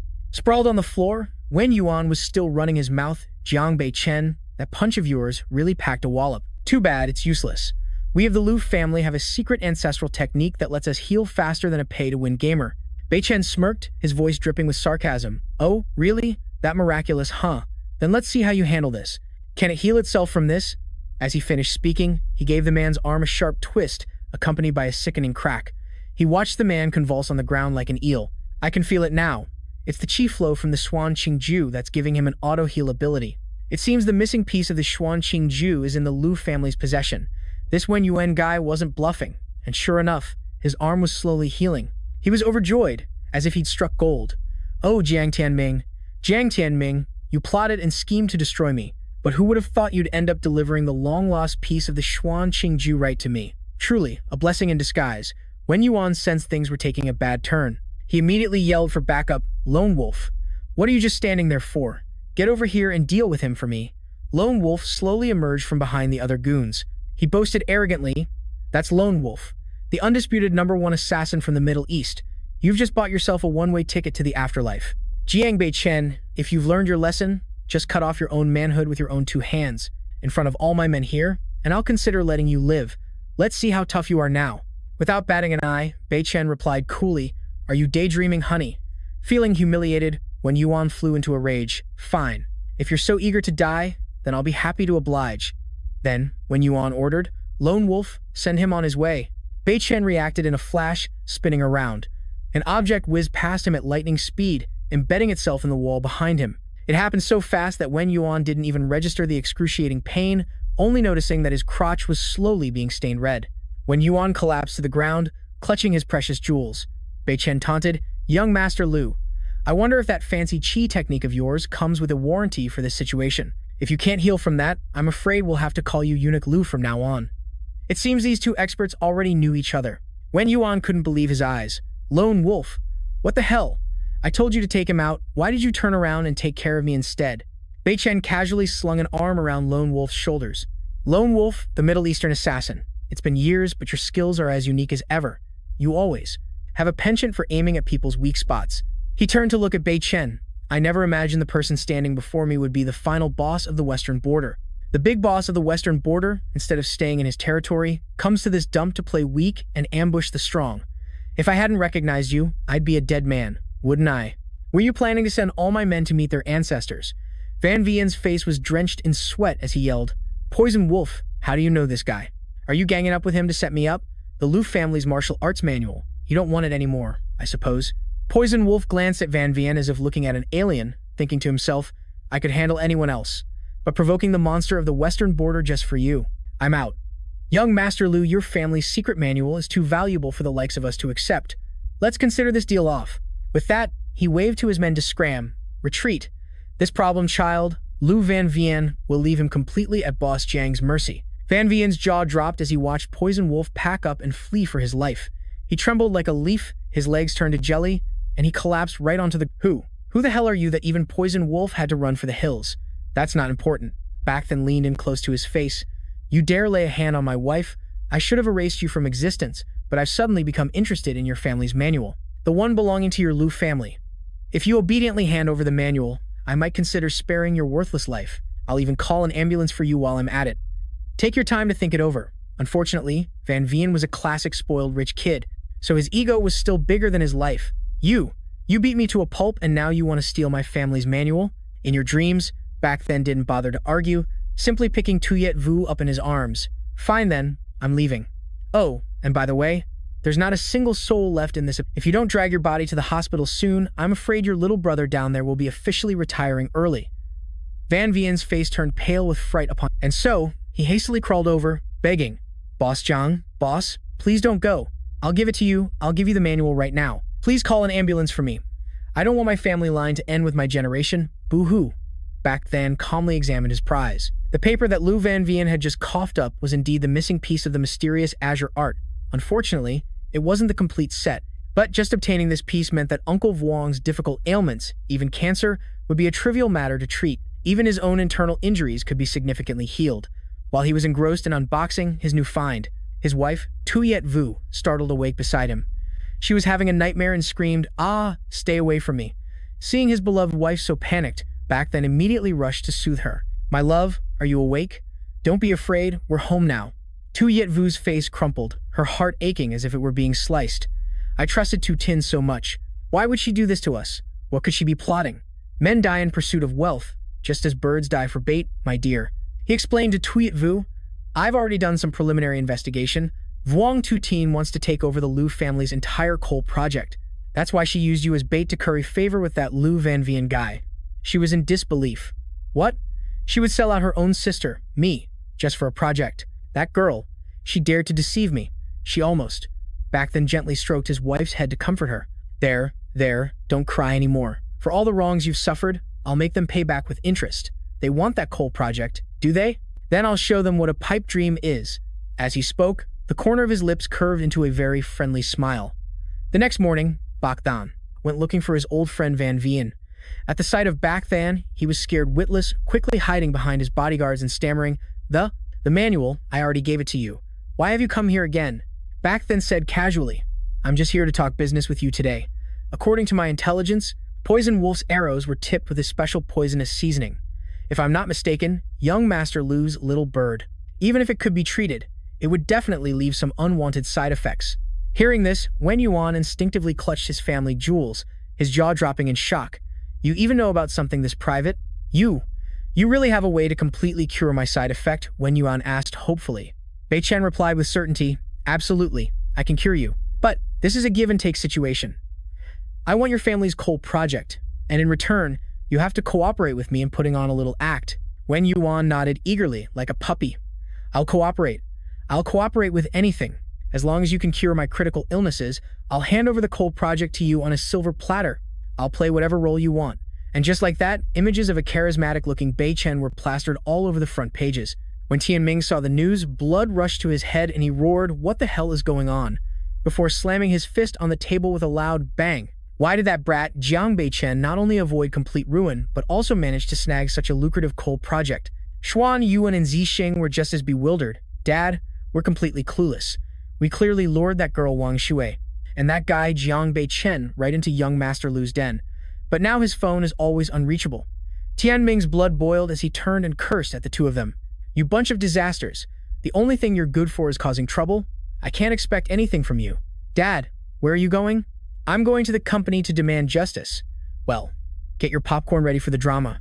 As the scene shifts to the Jiang group, "Get ready for a good show, everyone." Tianming storms in arrogantly, yelling, "Jiang Bac Than, you damn nephew, get out here right now. I need to have a little chat with you." As it happened, Bac Than was there and greeted him with a bright smile. "Oh, uncle, you came to visit? What brings you here today?" The old man scowled. "Jiang Bac Than, stop playing innocent. You're the one who set me up to get taken in for questioning, weren't you? You even caused me to get a thorough beating from that guy."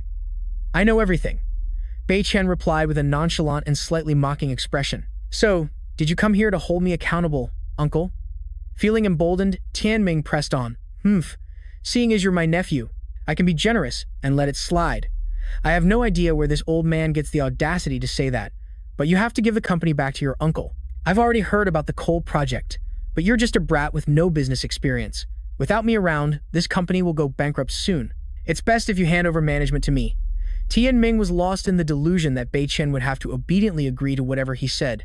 "Hurry up and let me get back to the chairman's seat and take over all the company's shares. As for you, I guess you deserve some credit for bringing in the project. I'll give you a little treat later on. Just look at Bei Chen's face right now. It's the perfect picture of where is that annoying noise coming from?" Splat. A raw egg flew in a perfect arc and hit Tianming right on the forehead. He screamed in a rage, "WHO was it?" "Ah, it was none other than the entire company staff. You want to be our boss? In your dreams?" Tianming still tried to argue defiantly. "How dare you worthless employees throw eggs at me? Just you wait. When I become the chairman, I'll fire all of you." What followed was a very affectionate response from the employees. "Get out, get out, get out. We don't need a terrible boss like you. Kick him out of our sight. Such delusions of grandeur. You're useless at business, but number one when it comes to stealing our wages. Our CEO Giang Bac Than is the real talent here. Our CEO gives us jobs and pays us fairly. Don't even think about stealing his position. Now get lost and leave us in peace. Tianming had to scurry into a corner like a rat. That mob is finally gone. Suddenly, a hand tapped lightly on his shoulder. He jumped in surprise and spun around. Who's there? Two bald-headed heroes appeared. Excuse us. Are you Jiang Tianming? Our young master Lu would like to invite you for a talk. Please come with us. The scene changes when Yuan is lounging on a sofa with a beautiful woman on each arm. Uncle Jiang, I've been waiting for you forever. Have a seat, have a seat. Tianming, as obedient as a puppy, complied. Young Master Liao, I've been looking for you too. There's something I need to clear up. The sweet deal on the coal project was already sealed for us, so why did you suddenly do a complete 180 and give it to that punk Jiang Bac Than? When Yuan said, pointing to his own dolled-up, recently renovated face, I'm not the one who backed out of the deal. That package you guys brought that day, I didn't even get a chance to sample the goods, you know? On top of that, I got a beatdown from that jerk Giang Bac Than. He physically assaulted me and then just snatched my project away. You tell me, who am I supposed to cry to for justice? Tianming was dumbfounded. Jiang Bac Than dared to get physical with you? Xuan Yuan flipped through the file. Dad, this project of young Master Liao's actually looks pretty solid, but the price tag is way too steep, costing a whopping 1.5 trillion. Plus, this project is related to nuclear energy. It sounds way too risky. Tianming sneered. You're such a frog in a well. If you're out of money, just go to a bank. What's the big deal? Besides, we're in the 4.0 era. Technology is advancing at lightning speed, and you're still sweating the small stuff. It's utterly humiliating. If we can just get our hands on this project, we'll be able to just kick back and rake it in. No more grinding. That pathetic coal project of Jiang Bac Than's will be reduced to ashes. Even if coal gets an update to the Pro Max Plus Ultra version, how could it ever compete with nuclear energy? The brilliant couple stared at each other, confused. He nodded eagerly. Dad, you're absolutely right. That guy, Giang Bac Than, has screwed us over time and time again. We can't let him get away with it. If we can secure this project, I guarantee Jiang Bac Than will be crying his heart out. Then I'll go raise the capital right this instant. This time, we're going all out against him. Xuan Yuan declared decisively, as if there were no tomorrow. I guarantee we can leave him bankrupt and homeless. So what are we waiting for? Zixing, go and gather up all your diamond jewelry for me, now. And all those designer bags I bought for you too. Saying this, he grabbed Zixing's hand.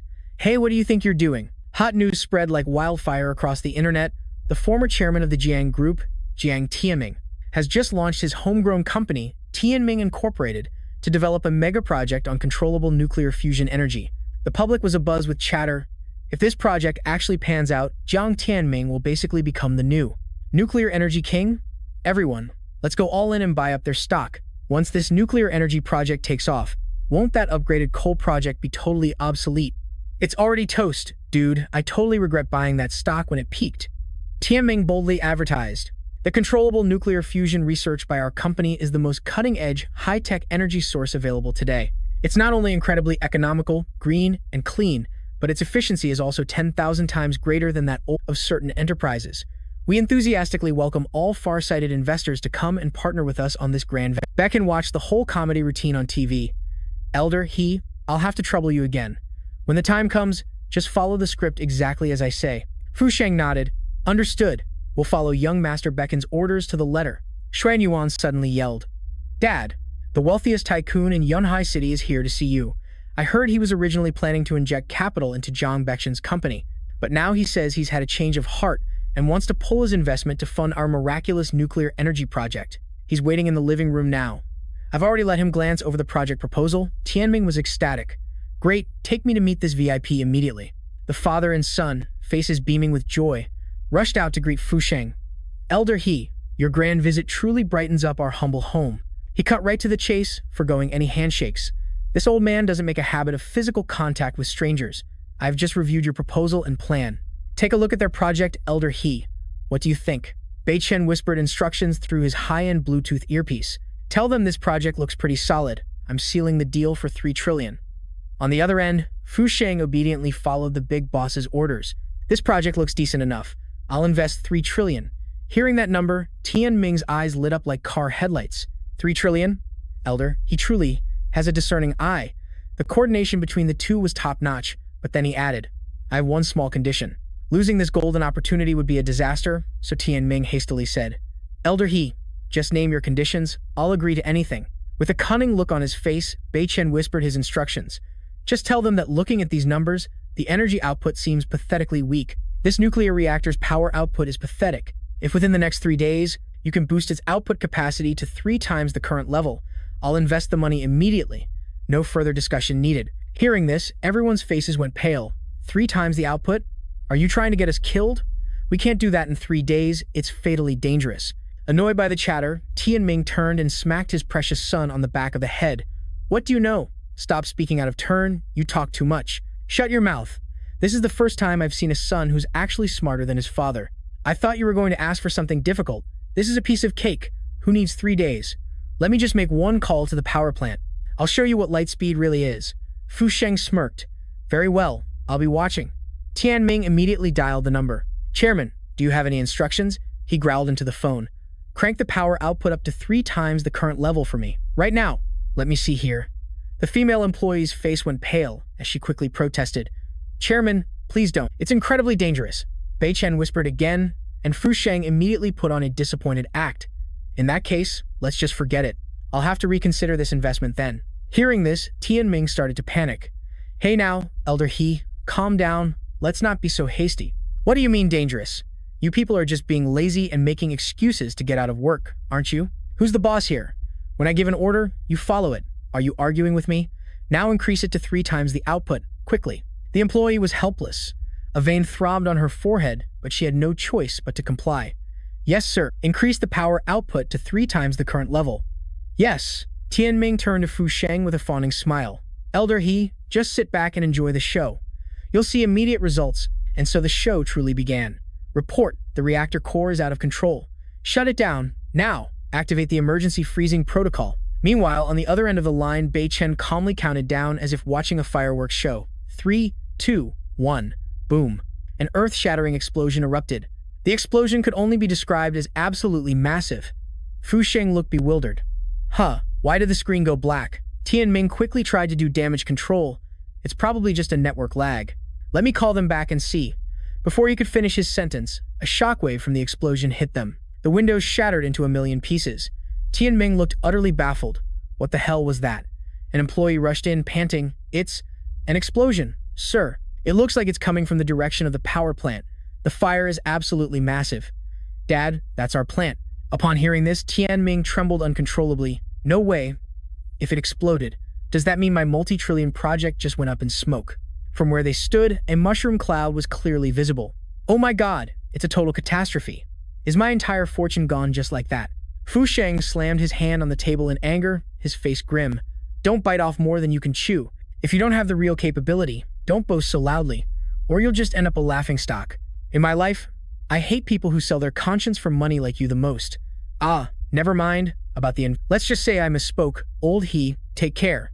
Tianming tried to chase after him to hold him back, but some beefy guys were blocking the door. Old He, don't leave me. Completely shocked by the outcome, he collapsed to the ground. It's over. This time he's really done for. He looks pitiful, but who cares about him anyway? It's unclear if it was because Baiken was seeding the news, but the information spread faster than the speed of light. Hot off the press, the energy at your fingertips factory just went boom, and the Tianming Group's stock plummeted without breaks. It has now officially gone bankrupt. That spiritual coal project that was all the rage, which people had only been gossiping about for a few days, just blew up. What controllable energy? It was all just empty talk. That's right, I heard it was supposed to be very tame and wouldn't explode. But because the boss got too clever, wanting to snatch up investment capital, his management was like a comedy sketch. Greed leads to ruin, serves him right. Now he's holed up in a hovel that barely looks like a house. Tianming reluctantly made a call for help. Hello, my dear boss Liu, can you help me with some money to get by? Hello? Hello? Please don't hang up on me. Zixing, with tears streaming down her face, hugged her husband. Xuanyuan, I don't want to live in this dump. You think I want to? The bank has sealed our house, and our money has been artistically frozen. I'm powerless to do anything. Stop your sniffling. You're giving me a headache. Dad, still haven't managed to borrow any money? Tianming looked grim. I've called everyone in my contact list. Not a single soul will lend us anything. At this moment, Zixing timidly spoke up. Father-in-law, there's actually still one person you two haven't asked for a loan. Who? Giang Bac Chen. After hearing those 3 words, Tianming's face froze like a statue. Meanwhile, The news continued to spread. He voluntarily went to the station, providing all the evidence about the controllable nuclear fusion project and the reason it went belly up. The explosion left many workers dizzy or temporarily offline, but luckily, no one had to kick the bucket. Although the project was advertised as controllable, for some reason the reactor got sensitive and exploded without a word of goodbye. However, Jiang Tianming will have to pay hefty compensation if anything happens to the state-owned equipment. The news was hot for several days straight. The #1 tycoon of Yunhai City just had a meeting with Comrade Jiang Miao. "Sir, Chairman Jiang Tianming has brought someone with him, saying he wants an audience with you. I hear he's drowning in debt now, probably a few $100 million. He's definitely here to borrow money. Sir, should I call security to escort the guests out?" Baiken smirked. It seemed all the fish were now caught in his net. "No need. I went to all this trouble setting the stage just to wait for the moment he comes begging and pleading. Let me bring the curtain down on this cheap play myself." He personally went out to greet the family trio. "Uncle, what kind of act are you all putting on in public like this? It's so unbecoming. Is my dear nephew tied up like that? I never thought you father and son would play this dirty. I was also just shocked to find out that my daughter-in-law dared to backstab her own sister. This whole thing is unbelievable. Look, aren't I dragging her here to confess her crimes? But do you really think I'll let them off as easily as a piece of cake? So how do you plan to atone? If it's just a hollow, perfunctory apology, I won't accept it. She has to pay the price." The three of them froze upon hearing this. Tianming's original plan was just to put on a pity ploy to get past Jiang Baishan. Who knew it would become so hard to swallow? Baiken has no intention of letting this go. What's wrong? You didn't come here to sincerely apologize? Was it all just an act? No, of course not. That's not it at all. He hurriedly turned to his precious son. "Xuan Yuan, hurry up and discipline your wife." Yes, he dropped the gentle husband act and ruthlessly ripped off the tape, slapped a piece of tape over Zijing's loudmouth, then gave her a loving slap so hard it could dislocate her jaw, adding, "Some sister you are, full of nothing but malice. How dare you sell out your own sister and not immediately apologize to your brother-in-law?" Zijing screamed, Jiang Xuan Yuan, this wasn't in the script, we're just acting." "So what? Your acting was so convincing, I got lost in the role." Xuan Yuan showed no mercy. "That mouth of yours only produces foul garbage, so you deserve a beating for your mistakes. Of course I had to get physical. Who's pretending? I'm educating you." And just like that, one of Zijing's cheeks puffed up like a steamed bun. "Very good, Jiang Xuan Yuan. You're a useless piece of trash. You dare raise a hand against your wife for a few measly coins? I must have been blind to marry you. If I had known, I would have never said goodbye to Jiang Bac Than back then, only to be stuck with this pathetic happy ending." Hearing this, Xuan Yuan's blood boiled to 100 degrees Celsius. "What? You're only now regretting that you ended up with me?" He landed a swift kick right in her stomach. "You really are the type whose eyes light up like car headlights at the sight of money. You think you're some kind of muse in Jiang Bac Than's heart? He's the domineering CEO of a billion-dollar corporation. And you're a nobody, so stop being so delusional." With Zijing lying unconscious on the floor, Tianming quickly put on a gentle face and asked Bei Chen, "My dear nephew, now that the circus act is over, have you cooled down?" He grinned broadly and waved his hand. "All right, after watching that entertaining performance, I'm not angry anymore. Everyone can disperse now." Tianming hurriedly held him back as if afraid. "Wait, you're just leaving? Or was my uncle planning to offer a sincere apology for accidentally doing something wrong to me?" He waved his hands frantically as if warding off evil spirits. No, of course not. The groveling demeanor of this father and son was a perfect match. "Well, you see, our family's finances have been a bit volatile lately, so I was hoping to borrow a little something from you." Yes, just a Bei Chen feigned a thoughtful look, scratching his chin. "Borrow money, huh? I vaguely recall that about 5 years ago, when my father was gravely ill, I also came knocking on your door, didn't I, back then? I believe you uttered some rather fatal words, didn't you?" Hearing that, Tianming started sweating buckets. Bei Chen just smirked. "Lending money to good-for-nothings like you? I'd rather throw my money at a dog." "Uncle, weren't those your exact, immortal words?" Backed into a corner, Tianming dropped to his knees, whimpering, "Bei Chen, I was wrong, so terribly wrong. I'm on my knees begging you. Please forgive me this time. If you don't bail us out this time, my son and I are truly done for. But life isn't a fairy tale, and some mistakes can't be fixed with a simple apology. Uncle, to be honest, I'm still holding a grudge. But seeing as you're getting older, I can't bring myself to be too harsh. How about this? Why don't you try practicing a foreign language? You just need to bark woof woof a few times, and I'll consider you my pet. And as my pet, I, your master, will naturally provide for you completely. How does that sweet deal sound?" Tianming trembled like a leaf. "Jiang Bac Than, you're shameless." Suddenly, A series of woof woofs rang out, startling them both. Turning around, the singer was none other than Xuan Yuan. You had to admit, this guy's brain had a few more wrinkles than his father's. Woof woof, dear cousin. What do you think of my cosplay? Are you less angry now? Woof woof woof. Bei Shen gave a faint smile. Cousin, you're quite talented. Your barking is very skillful. All right, fine, I'm not angry anymore. Go find Zhang Mu and collect your pay. But remember, this money is for your pocket only. He emphasized, and if you share even a single penny with your father, I'll reclaim it immediately. Yes, yes, yes, rest assured. I absolutely won't tip the old man a single cent. What? Tianming's blood boiled. You unfilial son. I wasted so many years feeding you. Before slipping away, Xuan Yuan didn't forget to add a few more parting shots. For so long, we've been cursed at left and right and beaten like stray dogs. I'm sick to death of being broke. If only I had a better quality father, my life wouldn't be in ruins. Forget it, I don't acknowledge you as my father anymore. From now on, whoever has money is my daddy. He flew into a rage but was held back by the security team. You God-forsaken brat. Bei Chen said it to his face. Uncle, let's finalize the deal. Are you going to learn the foreign language or not? If not, then please get lost. You're not welcome here. The words made Tianming's face turn purple with rage. I am your biological uncle. Nephew, I'm begging you, don't push it. Just throw me some cash and I'll disappear. Bac Than rubbed his forehead, annoyed. Sigh, if you don't want to learn how to woof woof, let's make a deal instead. Back when you and the Quang Huy group joined forces to stab my father in the back, you tell me who the ringleader was, and I'll give you some money. Hearing this, the old uncle broke out in a cold sweat. Hey, Bac Than, are you joking? Me? Betray your father? Besides, that Quang Huy group, I don't know a single one of them. Tianmin's face went pale as he recalled that man's warning from years ago. If you dare to speak a single word, well, if you're so forgetful, we can just forget about the money. Hearing this, the uncle immediately blurted it all out. Wait, I remember now. It was a guy named Du Van Hoy.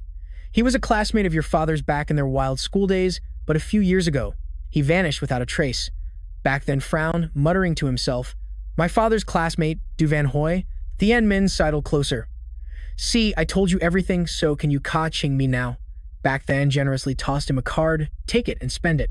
There's only 200,000 in here, are you messing with me? Only 200,000? Bac Than gently reminded him.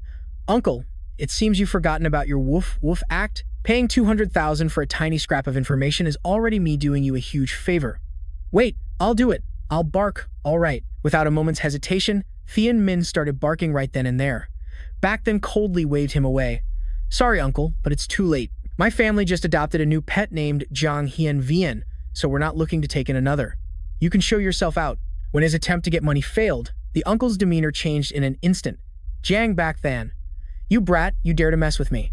I swallowed my pride to bark like a dog, and you only give me 200,000. What is 200,000? It's not even a drop in the bucket. I owe the bank 3 billion. You're drowning in money, yet you can't spare this tiny handout? I'm your blood uncle, we're family. Acting so cruelly like this, aren't you afraid I'll strike it rich one day and come back to repay you? Brutally. Before Tianmin could finish running his mouth, he was swiftly detained by security. Immediately after, a familiar pair of silver bracelets were snapped onto his wrists. The officer, Tian Yem, stepped forward. Jiang Tianmin, you will face legal prosecution for instigating an employee to violate safety protocols, causing a severe explosion at the nuclear power plant, which led to catastrophic casualties. Please come with us. Tianmin yelled out. This can't be, I already told you that. It was that employee who messed things up on his own. It had nothing to do with me. How the heck did they know? When the employee who was directly responsible is still unaccounted for. Ah, it seems our boy Bac Than had planned it all. I saw it on the news this morning. Elder Ha has already handed over all the video and audio files of you to the police. You're taking the fall for this nuclear plant explosion. Haven't you been following the news? Every move you made was right in the palm of my hand. There's no way for you to turn the tables now. Your final destination is a prison cell. The uncle's screams echoed throughout the entire company. Oh my God, look. A military officer is visiting our company. He's got legs for days and is absolutely gorgeous. Well, our CEO Zhang has amazing legs too. I bet CEO Zhang would look incredible in a uniform. Ah, there he is, and he's kneeling before Bac Than. Reporting, sir. The investigation into Du Van Hoy is complete. Triu Quan reported, 5 years ago, his account received a large sum of money from an unidentified source. Afterward, he colluded with Jiang Tianmin to stab your father in the back. He has now changed his name to Ma Van Win and is hiding out in the Jiangnan region. He is also still running a majority of the businesses belonging to the Quang Huy Group. Bac Than took the file out of its folder and skimmed through the contents. Aha! That's the face. Even after 50 years, I could never forget that steamed bun face. Your father dared to touch a woman he shouldn't have, giving birth to an unwanted extra like you. Both you and your father deserve to be punished by the heavens. And on top of that, he dared to backstab my father. That old man whispered sweet nothings into a child's ear and even wanted to throw me to the sharks. I, Bac Than, still have the face of that friendly man seared into my memory. And he even plotted to send me to meet my ancestors. Hey Zhao Jun, listen up. Wait until I'm done with this birthday banquet, then I will personally go to Jiangnan. I will personally deal with Tu Wenhui and clean out the nest of vipers behind him. Zhao Jun, go and prepare at once. Understood? Meanwhile, in another universe, Xu Yu was on the receiving end of the timeless lecture from her queen mother. The party is coming up. My dear daughter Xu Yu. Bac Than that he must announce to the whole world that my daughter is the one who wears the pants, the biggest shareholder of the Jiang Corporation. And while you're at it, take over his entire fortune. After hearing this, Xu Yu felt faint. Mom, isn't that going a bit too far? That's his company, and he's the one who saved Dad's life. How can we be so shameless as to demand his assets?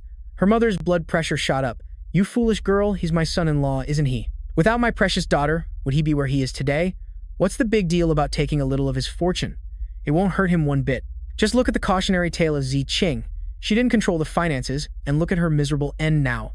When men have money in their pockets, they are bound to start acting up. If you don't tighten his purse strings, he'll run off with some other woman, and then you'll be crying a river. And look at that girl Jiang Miao. That secretary of his, she looks as seductive as a nine-tailed fox spirit. If you're not careful, you'll lose your husband just like that. Xu Yu's head throbbed as she just rubbed her temples. Mom, Bac Than and Jiang Miao aren't like that. Just as the drama was reaching its peak, the door suddenly swung open, interrupting the mother-daughter speech. Bac Than, looking dashing in his suit, strode in. Xu Yu, Auntie, are you two ready to go? The party is about to start. Seeing her prey had arrived, Shui Yu's mother immediately seized the opportunity. Ah, Jiang Bac Than, you've come at just the right time. I have something I'd like to have a little chat with you about. Of course, Auntie, please go ahead. The moment he finished speaking, she laid into him without mincing her words. Are you planning to use this party to formally announce the transfer of your entire fortune to my daughter, Shui Yu, to be in her name? Xu Yu quickly covered her mother's mouth. Mom, keep your voice down. It's a fortune of hundreds of millions. How can you transfer ownership as easily as that? Bac Tan's ears were ringing as he stammered, my entire fortune. Seeing he was in shock, the mother pushed her advantage even further. Hey, think back. When you first came to our house empty-handed, did my family look down on you at all? We still gave you our precious daughter, you know. So what? Now you're making a long face just because I told you to hand over your assets to your wife? You don't want to, right? Fine, get a divorce. My daughter has no shortage of men lining up, ready to offer their entire fortunes to marry her, to offer all their assets to Shui Yu. At this point, Shui Yu couldn't take it anymore. She slammed the table and stood up. Mom, that's enough. I will definitely not divorce Bac Than. Whether he has money or not, he is still the husband I chose. Give up on that idea. Hearing their daughter's firm declaration, both the mother and Bac Than were frozen for 5 seconds. With that said, Shui Yu transformed into a strong female lead, stepping forward to grab Bac Tan's hand and pull him away. Let's get out of here, honey. Leaving her mother behind, who was throwing a tantrum and slamming the table. Has that girl been bewitched by him or something? Everything I do is for your own good. How dare you talk back to me? You'll live to regret this. Seeing his wife bristle up, Bac Than tried to soothe her. Actually, what Auntie said makes sense. We're married now, so of course my wife should hold the purse strings. Shui Yu pouted, feigning disinterest. I don't care about your money. I can make my own. He gave her cheek a loving pinch. Then just think of it as you helping out this husband of yours. I accidentally made a bit too much money, and now I don't know how to manage it all. I humbly request my dear wife to lend a hand and help manage a little of it. Shui Yu said nothing, only gently pushing Bac Tan's hand away before elegantly smoothing her platinum blonde hair, and then behaved like an obedient little wife. Only then will I deign to accept you. Bac Than raised his glass, shouting, I sincerely thank all of you for traveling great distances to join us in this celebration. The resounding success of this project is thanks in large part to all of you for your enthusiastic financial backing. Oh, and by the way, I have some The entire fortune, assets, and supreme authority of the Jiang Group from this day forward shall be fully entrusted to the queen of my castle, my wife, Wang Xu Yu. Thank you, my love, for standing shoulder to shoulder with me through this long grind. The entire hall below was stunned with their eyes wide open. Oh my god, he gave his entire fortune to his wife. I'm so jealous of Mrs. Jiang. He's truly the legendary perfect husband. She must be over the moon. In the middle of their tender moment, Jiang Miao scurried over to ruin the mood. Chairman Jiang, Elder, he is calling for you urgently. He says there's an extremely tense situation. Got it, I'm on my way. Baiken rushed to the meeting place. Elder I heard a rumor that you were looking for me about an important matter. Xiu Yu looked around, bewildered. Where had her beloved husband disappeared to? Huh, where did Baichen go? He vanished so quickly. I was even going to ask him for a dance. After searching for a moment, she finally spotted her husband's figure. Ah, so you were hiding over there, Xiu Yu beamed, trotting happily towards her husband. She was completely unaware that a nuisance was secretly tailing her. Meanwhile, Elder he got straight to the point. Chairman Jiang, this old man truly needs your help this time. Allow me to introduce you. This is my close friend, Fang Zhenzhen, the beloved daughter of Mr. Fang, the main financial backer of the Jiangnan Jingshen Group. The young woman stepped forward confidently. Hello, I am Fang Zhenzhen. That would be me. Elder, he then explained the situation. Chairman Jiang, it's a terrible disaster. Miss Fang and her father have been repeatedly visited, meaning they've been ambushed multiple times recently. Fortunately, they have strong luck and have always escaped by a hair's breadth. I was wondering if Chairman Jiang here could assign some top-notch bodyguards to protect them. The group was so engrossed in their chat that they failed to notice a group of thugs had been quietly closing in. I heard from Elder Ha that Chairman Jiang is a big shot in the military. If you can guarantee the safety of my father and me, the Jiangnan Jingsheng Group promises to wire the money without hesitation. As the strange men edged closer, Baiken instantly sensed the danger. He gave a subtle glance to Zhao Jun, signaling, it's showtime. Zhao Jun moved like a gust of wind, kicking the weapon out of the man's hand. Thwack! A clean blow to the back of his neck. Suddenly, a familiar panicked scream echoed. Ah, Baichen. He spun around in panic. This is bad. There's still one left. The man had Shui Yu in a chokehold. Jiang Baichen, if you want your wife to live, then get rid of that Fang girl next to you. Zhenjin muttered to herself. I knew it. I'm the target. The man growled. I'm counting to 3. If you don't do as I say, I'll blow your precious wife's head open right now. Baishen's mind spun, devising a plan in a split second. He moved behind Zhenjin and whispered, Miss Fang, things are getting extremely tense. Would you mind playing a part for me? And what about my bodyguards? It's a deal. Having said that, he immediately turned and locked lips with the other woman. It was such a drastic plot twist that the assassin froze, his brain failing to compute. Not just Xiu Yu, but the entire crowd of guests was left gaping. The assassin screamed, What the hell? I told you to kill her. Who the hell told you to kiss her? Seizing the golden opportunity, Zhao Jun got behind the man and knocked him out cold with an elbow. Baiken immediately ran to his wife's side. Xiu Yu. He gently embraced her. Xiu Yu, are you all right? But her reply was a face as cold as stone, without a trace of emotion. Smack! A searing slap echoed through the air. Narrator, if that were me, I would have just cut my losses and bailed. Baichen quickly explained, the situation was critical. I had to make him lose focus. I had no other choice. There is absolutely nothing going on between Miss Fang and me. Please don't misunderstand. Xiu Yu, where are you going? Without a single word, she turned and walked away, leaving her husband stunned.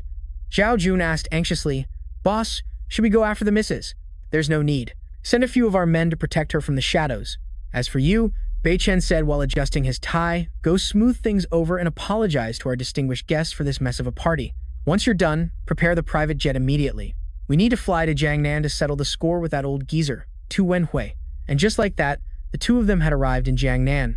Bei Chen turned and asked Zhao Jun, regarding the case that wench Fang Zhenjin entrusted to us, how far have you gotten with the investigation? Sir, all of those amateur assassins are connected to the Quang Huy Group, he reported. They're trying to expand their influence in the Jiangnan Chamber of Commerce, with the goal of eliminating the Jingshen Group for daring to oppose them. Too bad for them, they don't stand a chance in the business world. That's why they've resorted to these cheap sabotage and assassination tactics. Bei Chen's expression darkened. This old fox's ambition is nothing to scoff at. He wants to swallow the whole world by himself. I'll turn that old man into a Jiangnan specialty turtle for the whole world to trample on. Suddenly, a commotion erupted. Make way, make way. The entourage for the great Kun Kun is arriving. Where's the red carpet? Roll it out now. Bei Chen and Zhao Jun instinctively turned to watch the drama unfold. You can tell they're rabid fans at a glance. If you're not a fan of Kun Kun, use another exit immediately. Don't block the way here. It's this godforsaken crowd again, Zhao Jun whispered. Sir, please keep your voice down. It'll be a real pain if you provoke them. They might swarm you and start something. An elderly man, not paying attention, accidentally strayed onto their holy ground. A young woman immediately lunged out and pushed him to the ground. This is the royal carpet for my Kun Kun. Don't you dare get it dirty, old man. The poor old man tumbled down the stairs like a ball. Yet, that witch didn't even bat an eye, just sneering. Why aren't you guys dragging this nuisance out of the way? Don't let him delay the great Kun Kun's arrival, and why are you all just standing there like idiots? Looks like he's having some kind of episode. Should we call airport security? He really picked a bad time to have an episode.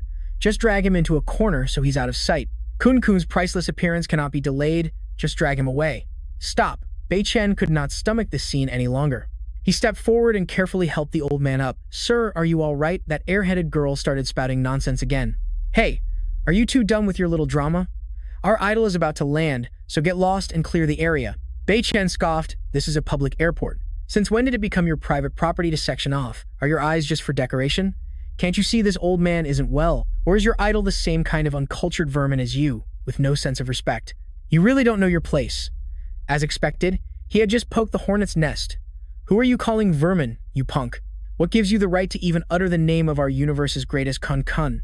It's because of people like you that genuine idol fans get a bad reputation. Exactly. I hate it when people who know nothing about Kun Kun open their mouths just to criticize him. You scum better apologize to Kun Kun immediately and then buy 3,000 copies of his latest album. If not, don't blame us for being ruthless. Chen casually slipped his hands into his pockets and raised an eyebrow. Oh? And if I refuse, how exactly do you plan on being ruthless with me? The girl's blood boiled with rage as she yelled to a man in the crowd. It seems you won't learn until you're staring at your own coffin. Yang Shi, go teach him a lesson. The man immediately charged forward, yelling, How dare you anger my goddess? Die! But before he could even lay a finger on Chen, he was sent flying back to the Stone Age by a single kick from Zhao Jun. It finally dawned on the onlookers, heavens, Yang Shi is from the Ziwu Hall Taekwondo Association. And he was taken down in a single move? Good heavens, who on earth are these two? Everyone was stunned, except for that one dim-witted girl, who was still shouting defiantly, Not only did you drag our Kun Kun's name through the mud, but you dared to hit a member of his harem. I'll mobilize the entire fan club. Kun Kun's fan club will beat you to a pulp. Chen simply curled his lip into a contemptuous smirk. Oh my god, you girls are always threatening to dox people and put them on blast. Aren't you afraid your idol will find out and be left with nothing to eat?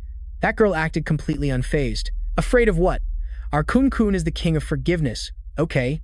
He said it himself. Even if the sky falls, he'll still be our shield. What's scared now, buddy? It's too late to get on your knees and beg for mercy, sweetie. Just get ready to be cancelled online.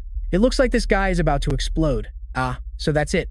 This swarm of angry bees has their idol backing them up, which is why they're acting so fierce. Well, if you like being spoiled this much, then I don't need to be polite either. Zhao Jun, call the Cultural Affairs Bureau right now and tell them to permanently cage that insect star Kun Kun for me. Some kun something. The young man nodded vigorously. Yes, sir. I've already faxed the takedown order to the Cultural Affairs Bureau, but that rowdy bunch still wouldn't back down. Pfft, who do you think you are? The king of the world or something?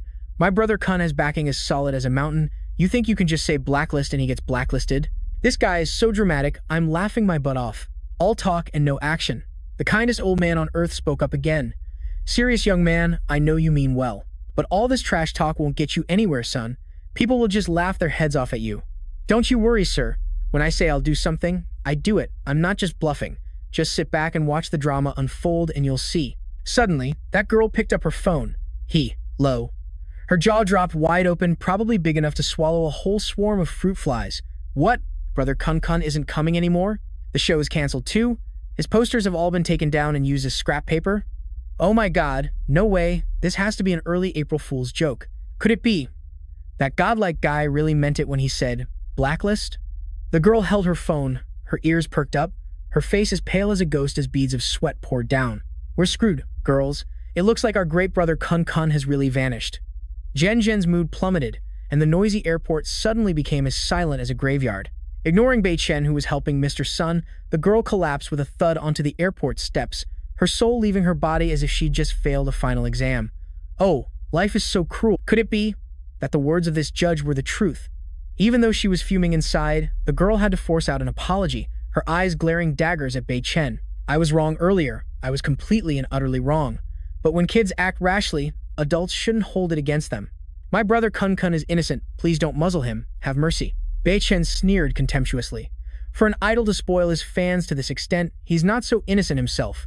If he doesn't know how to discipline his own crazy fans, then it's best for him to retire to the countryside to raise fish and plant vegetables.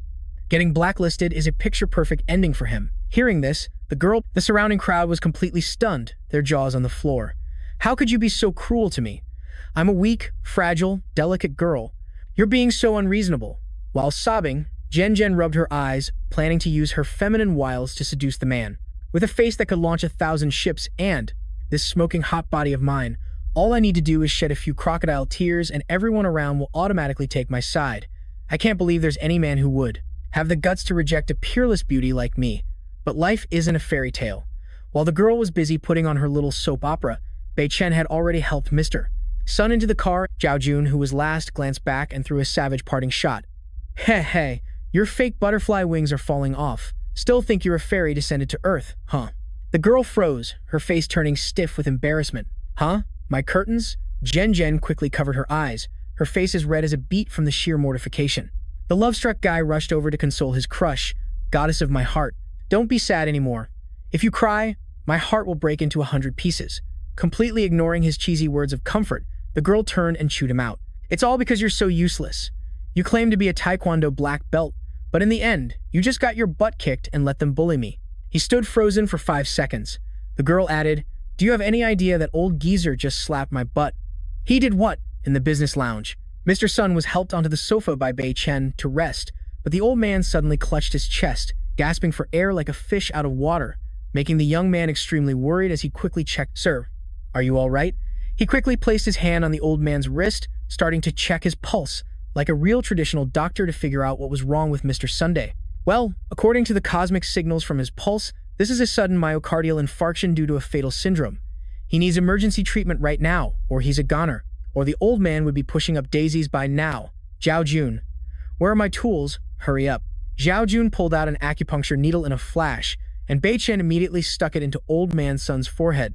The unconscious old man's eyes shot wide open, the pain disappearing as if it were all a joke. Old man's son jumped, clutching his chest as he stared at Chen, stammering, I was just having an attack. Why do I feel perfectly fine now? What kind of magic is this? It's you again, young man, saving this old man's life. What kind of miracle doctor are you? Chen replied humbly, Sir, I just know a few basic tricks. Sir, the root of the illness is still quite stubborn and hasn't left yet. Let me help send it on its way, he said, once again aiming the needle at the old man's wrist. I need to apply a few more needles to get your heart beating calmly again, because it was doing the lambda a little too wildly just now. Suddenly, Tian burst in like a whirlwind, her face drained of all color. Stop right now, she yelled, swatting the needle from Chen's hand, leaving old man's son completely stunned and bewildered. Immediately, Tian stood protectively in front of old man's son like a mother hen, spreading her arms and spitting venom at Chen. You scammer, you damn trickster. What were you trying to do to my grandfather? You dare try to scam him? Watch out, or I'll have the cops haul you down to the station. Standing behind them, Zhao Jun watched this unfold as blood rushed to his head, his face contorted with a murderous aura as if he wanted to eat the girl alive. Seeing how tense the situation was, old man's son quickly tried to stop his troublemaker granddaughter, Tian, you silly girl. Tian, this is a huge misunderstanding. But ignoring his explanation, she insisted he had Stockholm Syndrome and was defending his captors. Grandpa, stop covering for them. The doctor said you just have an autonomic disorder. It's nothing that's serious. It's because you worry over nothing that you create opportunities for these scammers to exploit you. Hearing his granddaughter lecture him, old man's son's blood pressure began to boil. The old man snapped, he has saved my life 2 times. Young lady, how can you be so disrespectful? Apologize to him this instant. She crossed her arms, pouting, I'm not apologizing to some snake oil salesman. She was a lost cause. Old man's son was so furious he could have coughed up blood, raising his hands to the heavens. I told you they're not scammers. You could cut the tension in the air with a knife. Seeing things were getting out of hand, Chen stepped in to smooth things over and make a quick exit. It's okay, sir. There's no need. Your precious granddaughter is back now. Just let her take you to the hospital to be safe. We have other business to attend to, so we'll be on our way. Hearing this, old man's son could only laugh awkwardly. My granddaughter is foolish. Please don't hold it against her. Thank you so much for everything today. Meanwhile, the little Miss Tian, with her nose still in the air, casually remarked, at least the scammer knows when to leave. Get lost so you don't stir. Before she could even finish her sentence, old man's son's eyes suddenly bulged. His forehead creased, and sweat began pouring down as he clutched at his shirt. Old man's son clutched his abdomen and groaned, causing Tian to turn pale and nearly jump out of her skin with fear. She frantically tried to console him. Grandpa, please don't scare me. I'll take you to the hospital right away. Right away. Meanwhile, inside a luxury car, Zhao Jun reported, "Brother Chen, the troops are already in position in the suburbs. We're just waiting for your order to proceed to the Fang Corporation and carry out our reluctant babysitting mission." Suddenly, screech. The car slammed to a halt. A group of youths in taekwondo uniforms blocked the road, led by a tattooed boss and followed by the same guy Bei Chen had beaten up the other day. The lackey pointed them out. "Boss, that's them." The boss, looking smug, cracked his knuckles loudly, his voice booming like a megaphone. "I know," the man growled. "You dare to mess with someone from our taekwondo dojo? Today, I'm going to teach you a lesson." The guy who got thrashed before gloated, pointing at Bei Chen's car with a wicked smile. Well, look who we have here, if it isn't our model citizen." "Well now, trying to be an airport hero and demand justice? I thought you were pretty gutsy, but all my boys are here now. If you're so tough, why don't you get out of the car and fight me one-on-one? Haha." Bei Chen smirked, his eyes full of challenge. "If you run now, you might still have a chance, sweetie. You might still have a way out." Hearing this, the other guy burst out laughing hysterically. "What? Run? Are you so scared you're just talking nonsense? Get your butt out here now, or I'll turn this tin can into scrap metal." Suddenly, a whole fleet of military vehicles appeared out of nowhere. The vehicles screeched to a halt right in front of them. A soldier calmly placed a hand on the guy's shoulder. "You guys are pretty brave." As he finished speaking, his hand gently moved to the man's neck and gave it a squeeze. The guy was so scared his face turned into a mess. "You dare mess with our big bro Bei Chen's ride? How about we test your skills for you?" Just like that, an entire troop surrounded them, making the thugs turn pale as a sheet, looking like they would faint on the spot. "The big boys here want to have a chat with you." A moment later, the whole gang had been taken care of until they were black and blue, their faces swollen like balloons, and they were silent as the grave. "Is this all you've got?" Bei Chen let out a long yawn. "These small fries aren't even enough for a warm-up." From a car in the distance, a voice suddenly called out, "Useless trash." The car doors slowly opened, and a fancy-looking foot stepped onto the pavement. "Haha, you can't even handle a bunch of lowly grunts?" The remark made all the soldiers turn around at once. All eyes turned in that direction. The two guys whose faces were swollen like pumpkins just moments ago were now beaming with joy. "It's Junior Grandmaster Yi." Junior Grandmaster Yi is the martial arts genius of the martial arts sect. "You guys are doomed." Junior Grandmaster Yi puffed out his chest, clasping his hands behind his back with a look of arrogance. With a smug expression, he sneered.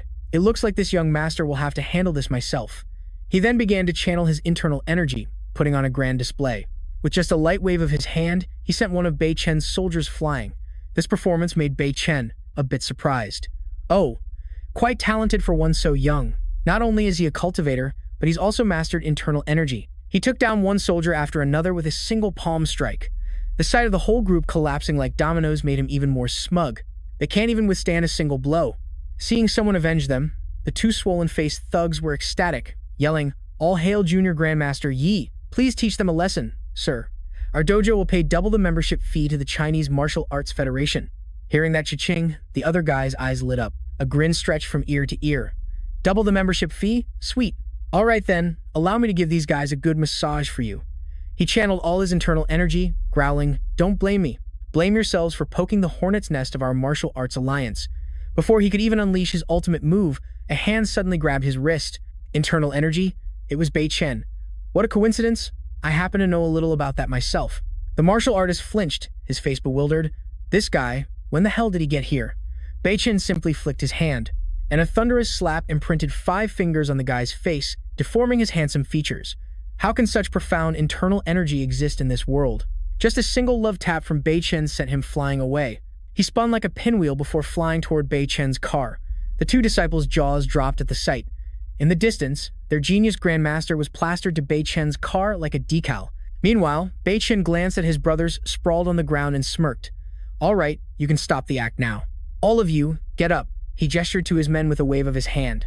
"I told you not to use internal energy on normal people. But this kid here is no ordinary opponent, so you guys can go all out." Bei Chen leisurely walked back to his car, leaving the battlefield for his soldiers to handle. Each one of them began to channel their energy, their auras blazing like a furnace. They had all been waiting for this one command from their boss. Finally, we can let loose. Holding all that in was killing me.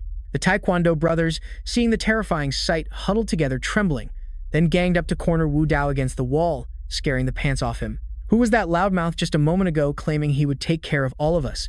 Such an arrogant rookie. His face was drained of all color, and his mouth was a bloody, "Please spare me." The next morning at the Fang family estate, bosses Jiang finally graced them with his presence. Baishan quickly spoke up. My apologies, everyone. Traffic was a bit heavy, so I'm a little late. Zhen promptly introduced him to Mr. Jingsheng. It's no problem at all. Please come in, Mr. Jiang and your men. Zhen turned to her father. Dad, this is Mr. Jiang Baichan, whom Uncle He, introduced to us. He's going to be our super elite bodyguard. Feng Jingsheng, the chairman of the Shengjing group, shook his hand while praising him profusely. Young friend Jiang, you are truly talented for your age. It's an honor to meet you. Baikin returned the greeting. Hello, Mr. Feng, the pleasure is mine. He glanced at the beefy bodyguards behind Mr. Jingsheng and thought to himself, these guys are supposed to be protection, but no matter how he looked at them, all he could see was an ordinary squad of muscle heads. Mr. Jingsheng nodded. You're absolutely right. This batch of assassins is not to be underestimated. Then these guys are just for show, Baikin added. It seems these soldiers have nothing going for them but their muscles. Miss Zhen quickly interjected. Not at all. We also have masters from the Martial Arts Association and the Chinese Martial Arts Federation here. Wang Shuai rested his chin on his hand with a smug look. Miss Zhen, only exceptional talents from the association and the Martial Alliance, such as myself, are qualified to handle this sweet gig. These muscle-bound soldiers are only good for scaring children. They can't protect a beauty like you. The safest bet is to let this Wang Shuai personally shield you. Standing beside Baikin, Zhen quickly interrupted. Mr. Wang Shuai, excuse me, but my father is offering a reward of 10% of the company's shares for this. It's compensation. These so-called masters probably don't want to share such a fat prize, which is why they're being so nasty. Baishan let out an ah, instantly understanding the issue. Zhen turned to him with a determined gaze. Don't worry, I assure you, that you, Mr. Jiang, will absolutely not leave here empty-handed, Zhen declared, not wanting Baikin to be shortchanged. Gentlemen, I know you are all martial arts masters, Zhen said, but at the last party, it was Mr. Jiang and his subordinate, Mr. Zhao Jun, who saved my life. I trust that they will be able to protect me this time too. Hearing this, Wang Shuai's blood boiled and he roared. Oh, so you're the punk who got fresh with Miss Feng and then had the gall to claim it was for her protection. You were clearly just taking advantage of the situation to pull a fast one. Zhen's face flushed crimson as she frantically waved her hands to explain, no, it's not like that. The situation was life or death. Mr. Jiang had no other choice. Mr. Jingsheng looked thoughtful, his expression serious. Young friend Jiang, I am truly grateful to you for saving my beloved daughter and for agreeing to protect our family. Then he continued with a serious tone. However, our enemies this time aren't the small fry assassins from before. We fear it will be difficult for you to handle this alone, young friend Jiang. Therefore, Zhen quickly pleaded with her father. Dad, I'm sure Mr. Jiang can protect us. Seizing the opportunity, Wang Shuai chimed in, Old Master Feng, how about we do this? Let him have a match with me. If he loses, he can take his ragtag group of soldiers and get the hell out of here. So, how about it? The man said smugly, making mocking gestures at Baikin. If you don't have the guts to face me, then get on your knees right here and slap your own face 50 times in front of everybody. We'll call it punishment for daring to touch Miss Feng, and I'll be generous enough to let you off the hook. Once you're done punishing yourself, take your raggedy-ass soldiers and get as far away from here as you can. His surrounding underlings also took the chance to jeer. Master Wang is so skilled, there's no way that punk would dare to fight you. Either choice is equally humiliating for him. Well, it looks like a good show is about to start. Zhen, looking furious, snapped right in his face. Wang Shuai, this is my business, so you can just keep your nose out of it. Getting scolded by the young lady, the guy's face darkened as he growled. Miss Feng, this is a man's business. Don't be a busybody. On the other side, Jingsheng and Wang Shuai's minions were facing off, when one of them suddenly said something that made Bei Chen's face darken, and a murderous aura flared up around him. Unless Mr. Jiang here admits he's not a real man, hey. Sensing the palpable tension, Jingsheng's face went pale. He rushed forward to intervene. Big brother Wang Shuai, you're a professional after all. You've even cultivated internal energy. It would be a shame if you were to accidentally injure Mr. Jiang. He shot a smug glance toward his rival. Turning to Elder Feng, he arrogantly declared, I don't like to force anyone. As long as he admits he's weak, I will generously let him go. To me, this is a trivial matter. Bei Chen calmly adjusted his tie with one hand, a smirk on his lips.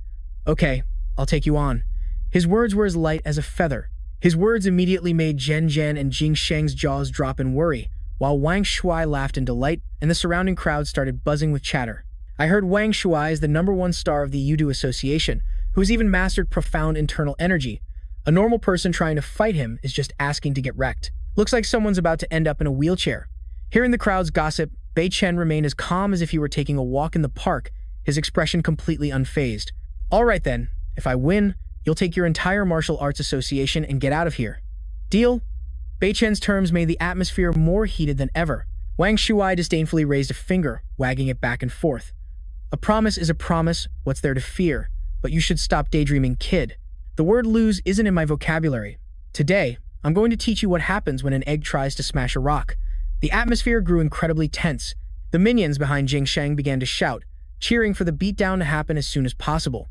Elder Feng, those two are fired up for a fight, just let them go at it. Yeah, that's right. Mr. Jiang looks so cool. Why would he be scared of some Yudu Association guys? Everyone's worrying over nothing. The attempt at persuasion failed.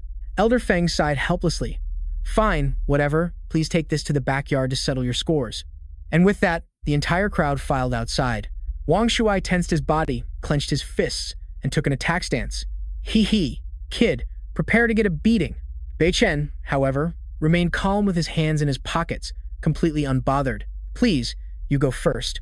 Upon hearing this, Wang Shuai began to channel his power, his eyes glowing red as his body levitated like a superhero, drawing in the spiritual energy of the world. Seeing Wang Shuai's flashy move, everyone's jaws were on the floor, but Bei Chen's expression remained completely unfazed.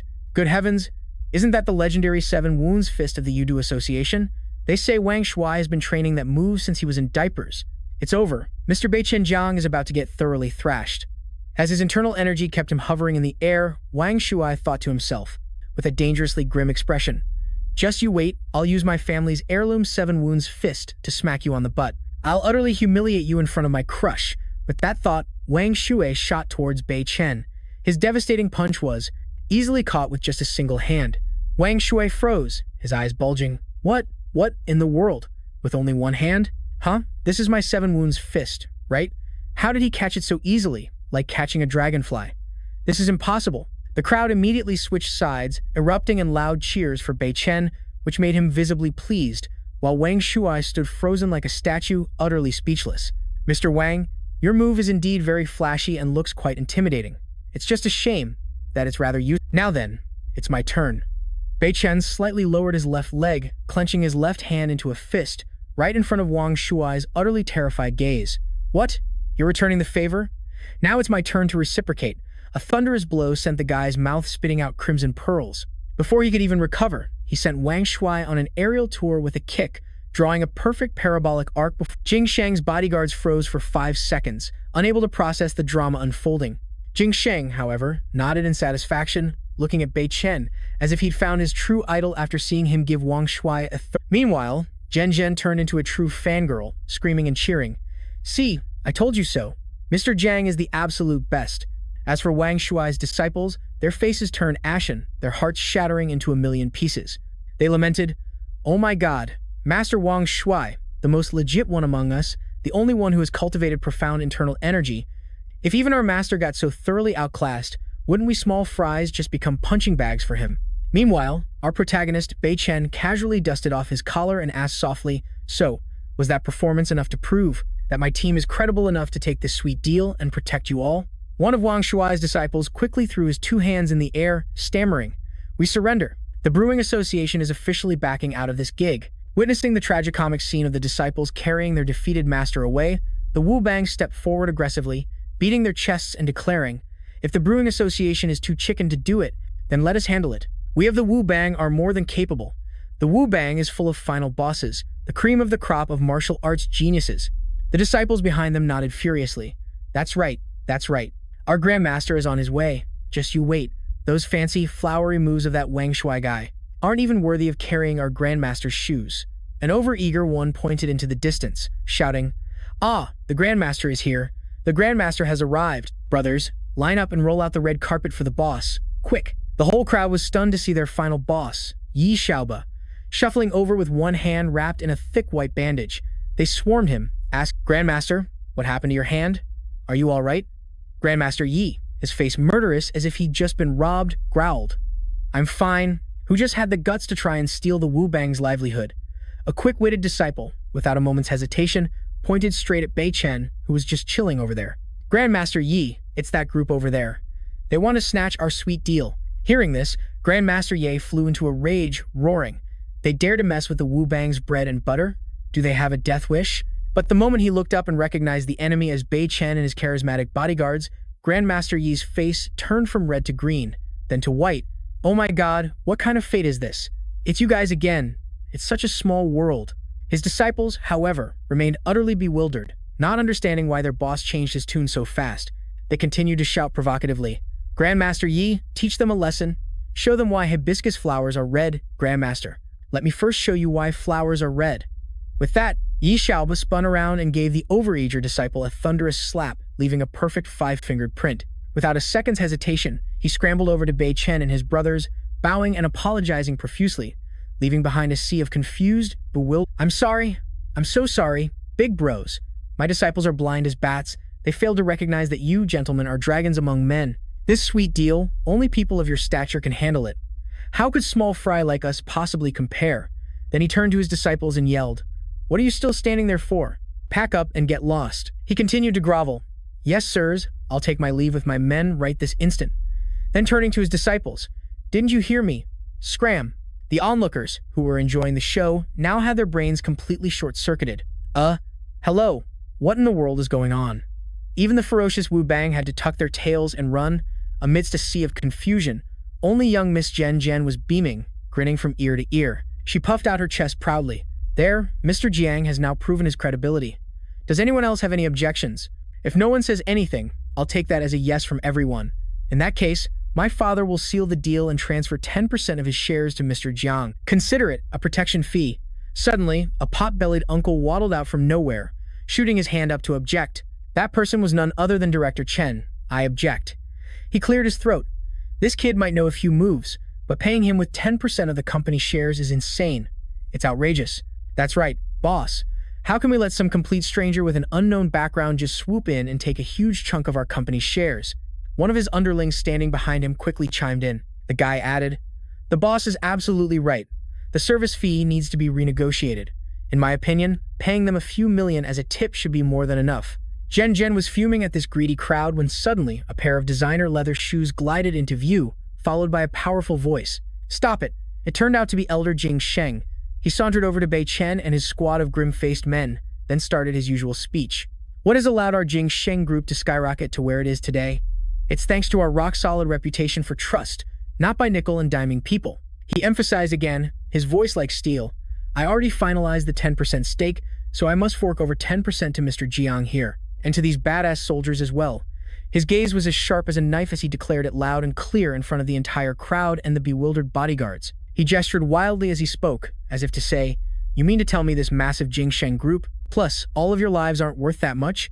It's a deal, no more fussing or bickering. After speaking, he strode imposingly towards Bei Chen and his squad, extending a hand as if to seal the protection contract for himself and the young Miss Jen Jen. The safety of everyone here, I entrust it all to you, Mr. Jiang. Bei Chen smirked, Since Elder Feng trusts me this much, then I, Jiang, promise to provide complete protection from A to Z prime. And just like that, with a firm handshake, the contract was sealed. The soldiers behind them looked completely dumbfounded, both confused and resentful. A young man quickly grabbed Zhao Jun and whispered, Commander, I can't wrap my head around this. What good is a measly 10% stake? Why do we have to suffer this humiliation?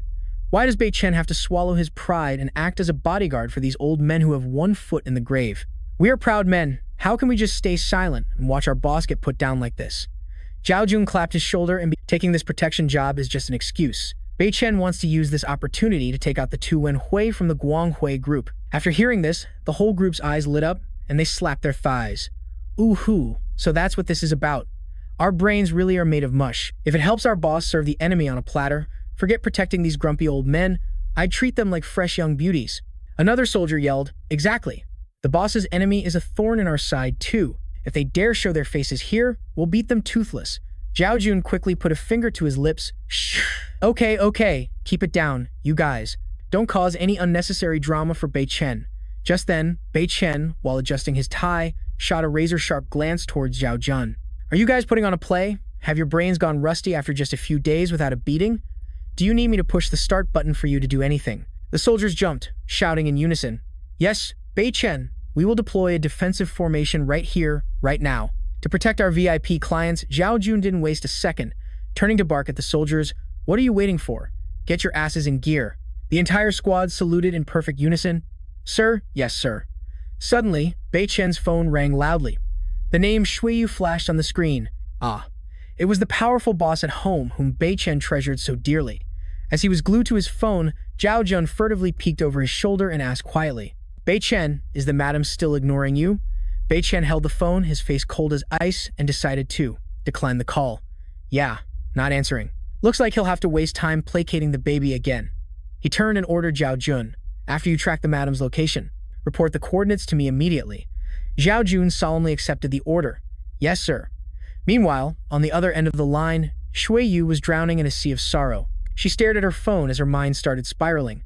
It's been days and Jiang Bac Than has only called me 100 times.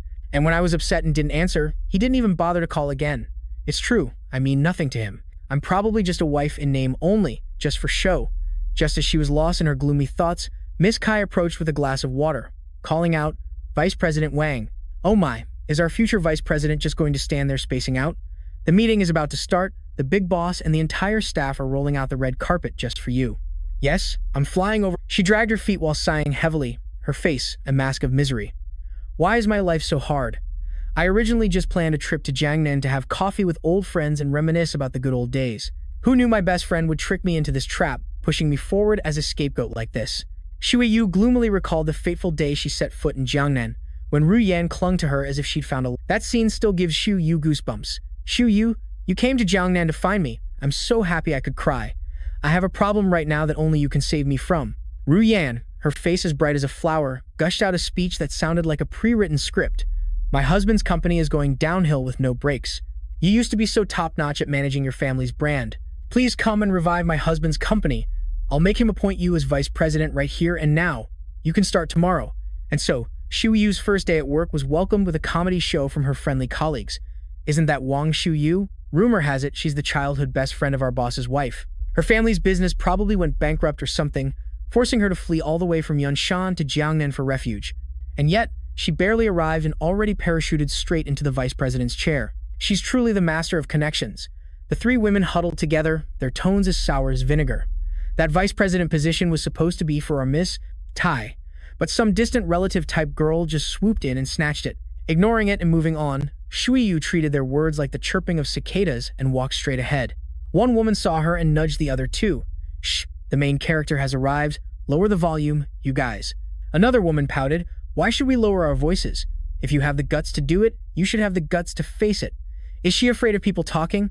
A male colleague even burst out laughing behind her. Hey, come on now. You ladies better watch it, or you'll make Vice President Wang cry her eyes out. Shu Yu remained silent, but she bit down hard on her lip.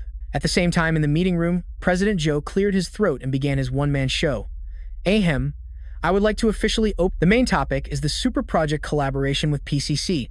I'm sure everyone here already knows we just need to get featured on the PCC homepage, and the money will automatically flow into our pockets, millions, even tens of millions. He delivered this line with a serious expression, as if he were addressing the United. Our ultimate mission now is, within 10 days, to get our company's masterpiece pneumatic jacket, priced at only $3,000, featured prominently on there. With that, President Zhou solemnly held up the pneumatic jacket for all to see. The result was, oh boy, our profit margin will increase exponentially. Total revenue will definitely surpass all of last year's combined. As soon as they saw the jacket, everyone's expression changed. From Miss Tai to the janitor, everyone stared at the floor. President Zhou noticed this and Huh? What's with this attitude? Why isn't anyone clapping or applauding? Is there something wrong with my plan? Down below, everyone started whispering, nudging each other to speak up. Sir, President Zhou, we've tried our absolute best to contact PCC, but we couldn't even get a glimpse of the person in charge. That's right, boss. The PCC homepage is filled with products from the big players, sir.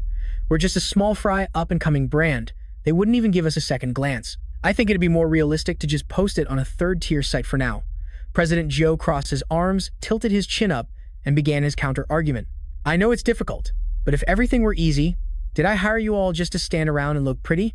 I pay your salaries to turn our brand into the channel of China. Understand, he yelled. If you can't even handle a tiny little difficulty like this, what good are you? Just work hard and you can do anything. Seeing that the situation was getting out of hand, Shui Yu had to speak up to enlighten the president. President Zhou, let's not even talk about getting on the PCC homepage.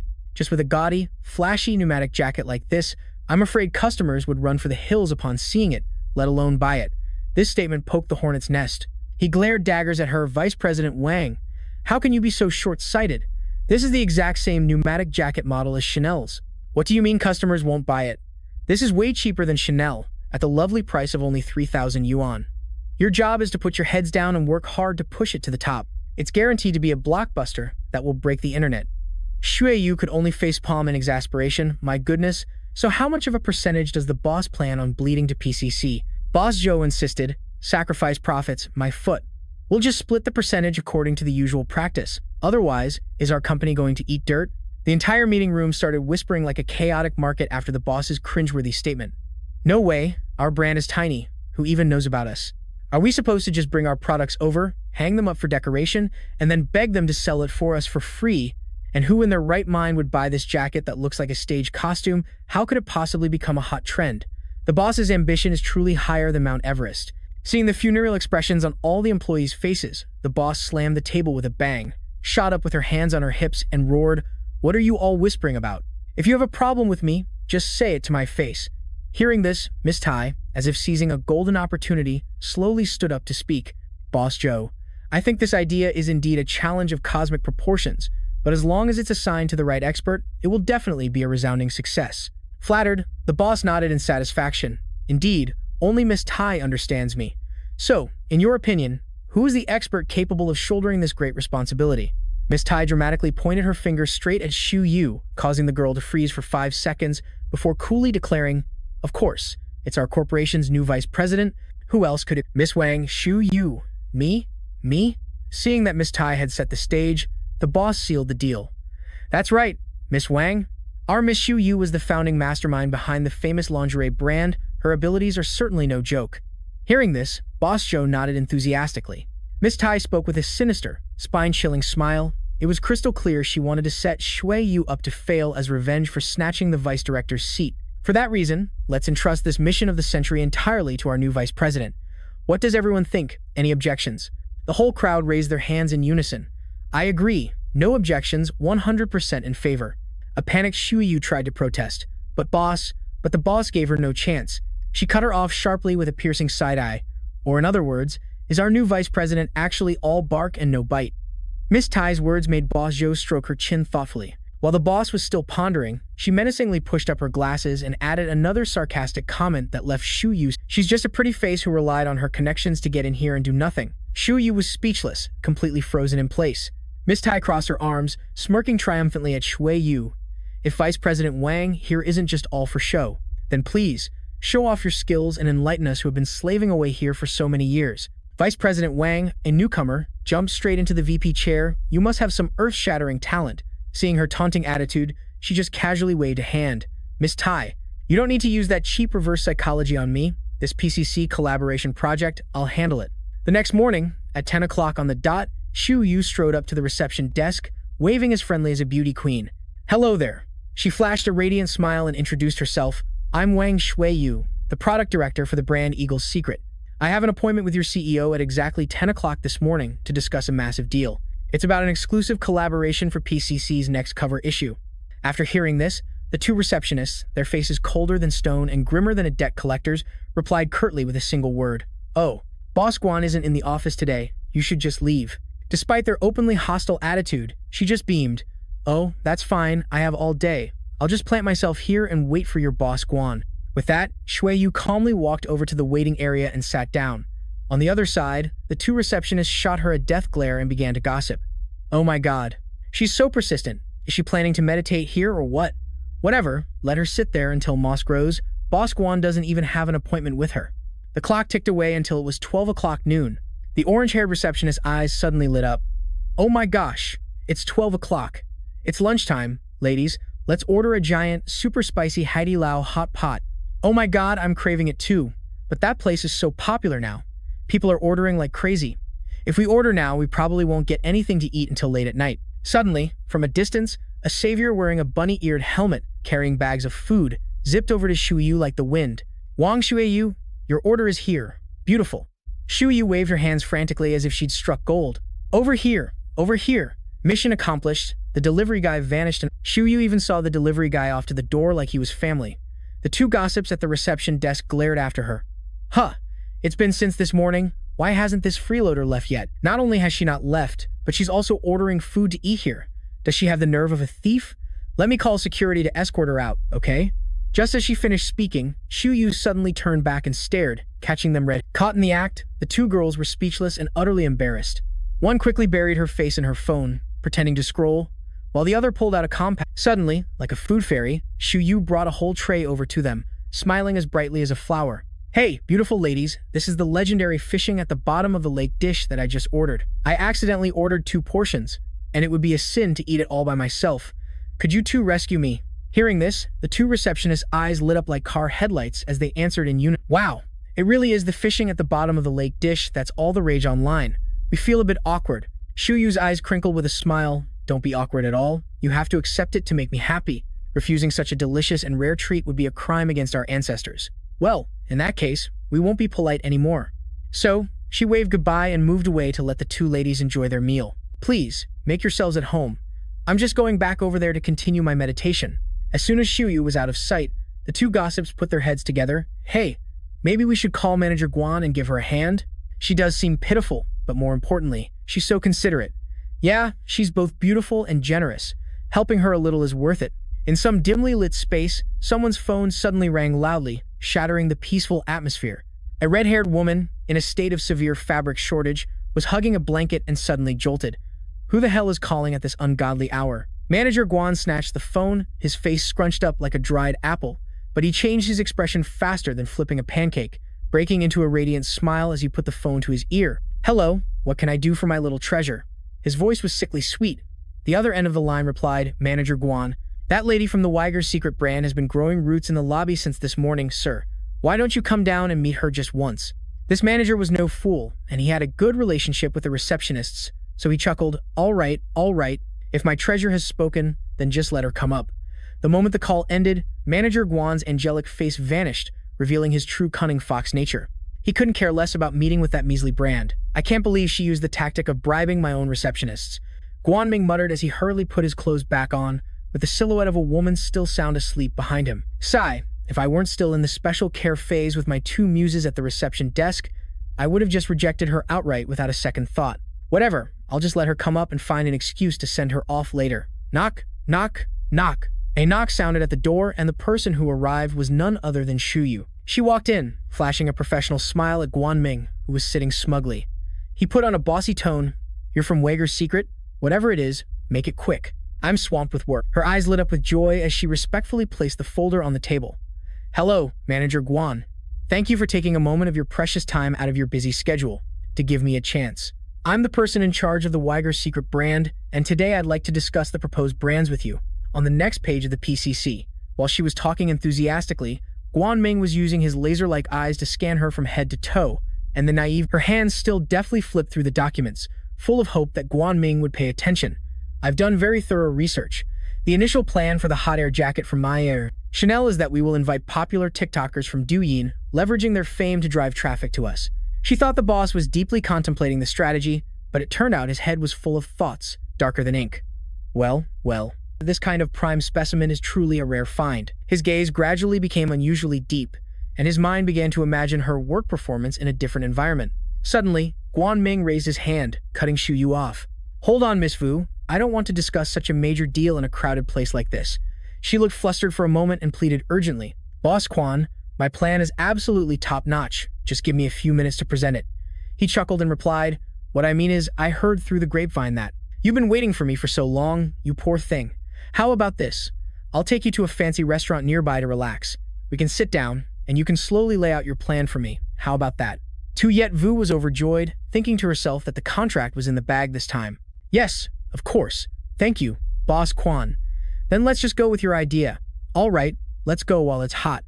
At an incredibly classy restaurant, under the dim yellow lights, next to 2 glasses of shimmering red wine, Boss Quan and Tayet Vu were discussing business in the most romantic, This is my passion project, sir, please take a look. But his hand moved faster than his brain, suddenly grabbing her delicate hand. Easy there, my dear. Quan Min showed no restraint at all, casually draping his arm over Tu Yet Vu's slender shoulder as if no one else was there. Holding a wine glass with a face as cunning as Kowtow's, he cooed, Beautiful Tu Yet Vu, everything needs a warm-up. Come on, let's bottoms up to get the mood right. despite her using all her strength to push the glass away. "I'm sorry, boss. I'm a lightweight." Seeing this, Boss Quan narrowed his eyes at Tu Yet Vu. His eyes flashed with a predatory glint. "If you don't know how, we can practice. I'll be your tutor. What's there to be afraid of?" She started to feel that something was very wrong. Her heart started pounding in her chest. "I'm sorry, boss. I came here to discuss business, not to compete in a drinking contest." Seeing his sweet-talking fail, he showed his true colors in an instant. He grabbed the wine glass and forced it to Tayet Vu's lips. "You really don't know what's good for you. No drinks, no deal. You want to discuss the contract, right? Finish this glass first, then we'll talk." The wine spilled everywhere, making her choke, but he only got more aggressive, pressing the glass against her mouth without a care for his surroundings. He didn't even notice a dark figure looming behind him. "That's right, that's the way. Drink it all up like a real business person." The dark figure approached, carrying a plate of hot spaghetti. His other hand grabbed Quan Min by the neck, leaving him speechless. It was the man of the house, Bac Than. Without a word, he slammed the entire plate of pasta onto the guy's face like a special face wash. It sent the guy sprawling, forcing him to let go of Tayet Vu. Ag. Seeing her husband, she was as relieved as if she'd found a life raft. Her eyes lit up like headlights. "My dear husband, Giang Bac Than. He's here to save me. I thought he was still mad and ignoring me. But wait, how did he know I was here? Is he tracking me?" Bac Than shot his wife a scorching glare, his eyes a mix of affection and anger. Meanwhile, Quan Min was still rebooting his system after landing hard on his butt. The wine glass flew in a beautiful arc before shattering into pieces. Bac Than slammed the table with a bang and roared, "Don't you know your own alcohol tolerance? And you even dared to go drinking alone with a strange man?" Tu Yet Vu wasn't one to back down, glaring back at her husband. "Hold on, you explain first. How did you even find me here? Are you stalking me?" Hearing this, Bac Than froze for 5 seconds. Seeing the tense situation, his best friend quickly ran out to act as a mediator. "It's a misunderstanding, madam. I'm Boss Jiang's close friend, let me explain." A moment later, standing before Bac Than were two individuals, Quan Min and his beloved nanny, both tied up like sausages. Triu Quan immediately ordered his subordinates, Boss Bac, then has already cleaned up all the spies. Boss Quan, resentful and unwilling to accept defeat, yelled, "Impossible! How could you bribe so many people? Even my own trusted butler." "Same here. This nanny has served my family for over 15 years. I can't believe I've been nursing a snake in my bosom all this time." Suddenly, from the door, one of Bac Than's underlings ran in, pale as a ghost, and stammered, "Boss, we're screwed. A squad of heavily armed, fierce-looking soldiers is storming in. They said they're looking for Giang Bac Than." Bac Than's gaze was as sharp as a dagger as he looked at the group. "Ah, so it's old Captain Lam. He was leading an entire platoon inside." Seeing this, Bac Than's men were scared out of their wits. "Oh crap, isn't that Captain Lam? What terrible luck brought him here today?" The two big shots stared each other down, the atmosphere as tense as a drawn bowstring. But their next move was shockingly unexpected. Turns out they were blood brothers. Captain Lam threw his arm around Bac Than's shoulder. Bac Than grinned from ear to ear, teasing. "The big boss graced Jiangnan with his presence and didn't even give me a heads up. I saw the troops being mobilized and thought something was up, so I rushed over to check it out. I was even worried you were short-handed, so I specially mobilized a mighty squad to back you up." Bac Than scratched his head sheepishly. "It's just a personal matter, my friend. I didn't want to make a big scene. I never expected to alert the big brother himself." And so, the two left the restaurant with their arms around each other's shoulders, with Captain Lam shouting, "Tonight, we have to grab a few drinks and reminisce about the old days." Their destination was the Kim Sun Hotel, a subsidiary of the provincial court, the perfect place for brothers to catch up and talk. As soon as they arrived, the first thing they saw was Bac Than's wife sitting right there. Captain Lam quickly scratched his head with an awkward laugh, trying to cover for his comrade. "Ah, we just came here to grab a bite to eat." The thing is, while passing by, President Jiang's radar-like ears had picked up an unmistakably familiar voice. He slipped in to investigate and couldn't believe his eyes when he found his wife being condescendingly questioned by some director named Quan. "Who the hell are you two to cause a scene at the Kim Sun Hotel?" Upon hearing this, Bac Than's face instantly darkened. "She is my woman. If I don't allow it, not even the heavens can force her to drink." The guy named Quan Min, though intimidated, still tried to argue back. "Even if you're her husband, don't you dare act like a thug here. Who's forcing her? Huh? We're having a very civilized business networking session." Hearing the word networking, Bac Than's face turned as black as soot. Beside him, Captain Lam's blood also boiled, and he began to tremble with rage. "Which bastard just said this was networking?" Captain Lam roared. Yet, that Quan Min guy shamelessly continued to argue his innocence. "That's right. This is a perfectly normal business networking event. Someone like you has no right to interfere," the man yelled furiously. Without saying a word, Bac Than grabbed the man's collar and lifted him up with one hand. The guy's face turned pale with fear. Oh my god, civilized people don't use violence. Bac Than ignored him and simply dragged him away. Business networking, is it? Fine. Today, I'll let you network until you drop, he said, despite Tuyet Vu running after them and asking worriedly, Giang Bac Than, where are you taking him? There was no reply, only the sound of a door slamming shut, leaving her outside. Bac Than threw Director Quan right onto the floor in front of everyone. Quan Min stammered in fear. What are you going to do? Bac Than calmly adjusted his cuffs and then casually called for a waiter. Bring me all the liquor, wine, and beer you have. Today, I'm going to let this gentleman network to his heart's content. Captain Lam chimed in, yelling at the staff member, hurry up and do as the boss says. Do you want to get fired or something? The young waitress was scared out of her wits. Yes, sir. Bac Than casually opened a bottle of beer and turned to his friend, Old Lam. Let me borrow a few of your men. Captain Lam laughed heartily. No need to be so formal. My men are your men. As soon as he finished speaking, he just waved his hand, and his subordinates immediately rushed forward. Seeing this, Quan Min's limbs went weak, and he could only tremble like a leaf. The man backed away while shouting, trying to save some face. I'm the CEO of the BCC group. If you dare to offend me, I'll make sure you rot in jail. One man immediately put him in a headlock, while another shoved a funnel straight into his mouth. The networking session had officially begun. What followed was the sight of Bac Than artfully pouring a continuous stream of alcohol into the man's mouth. Seeing his friend going a bit easy, Captain Lam jumped in to help. He brought over an entire case and poured it all into the man's mouth in one go. Before long, empty bottles and cans littered the floor. Bac Than turned away, signaling for Captain Lam, who was still enthusiastically hydrating Quan Min, to stop. Put all this alcohol on my tab, let's go. Captain Lam's fun was cut short, and he asked in confusion, Huh? Is the show over already? He stared wide-eyed and open-mouthed at the back of Bac Than, who was now calmly walking towards Tuyet Vu. He hoisted her straight onto his shoulder under the death glare of Captain Lin, and she, red-faced with embarrassment, thrashed about, Hey, what do you think? Put me down now. Captain Lin shot to his feet, hastily trying to intervene. Bei Chen, I'm begging you, please calm down for Sui Yu's sake. Ignoring Guan Ming, who was sprawled out and reeking of alcohol, he mumbled, My, just a little lover's quarrel is all. They'll make up in no time. What's the big deal that they can't sit down and talk it out? Being carried on Bei Chen's shoulder, Shui Yu kicked and screamed, shouting a threat, Jiang Bei Chen, put me down. If you don't put me down, we're getting a divorce right here, right now. His steps faltered for a moment upon hearing those words, and Bei Chen gently set her down, but he was frighteningly silent. He gripped her shoulders tightly, leaning in and growling, staging your own disappearance drama, refusing to answer my calls, and getting wasted with some strange guy. We finally meet after all this trouble, and the first thing you say is you want to go our separate ways. Wang Shu Yu, you've really got some nerve. Xiao Yu furrowed her brows and argued stubbornly, Who told you to go locking lips with someone else first? You're my husband, for crying out loud. Bei Chen was stunned for a moment as she reached out and cupped his face. She looked up at him with shimmering eyes, her face flushed from the alcohol. I haven't even gotten a chance to kiss you yet, and you let some other girl beat me to it. With that, Shu Yu stood on her tiptoes and planted a quick peck on his lips. All around them, everyone's jaws dropped, getting a face full of their public display of affection. Captain Lin quickly covered his face, reminding them, Fellas, close your eyes, no peeking.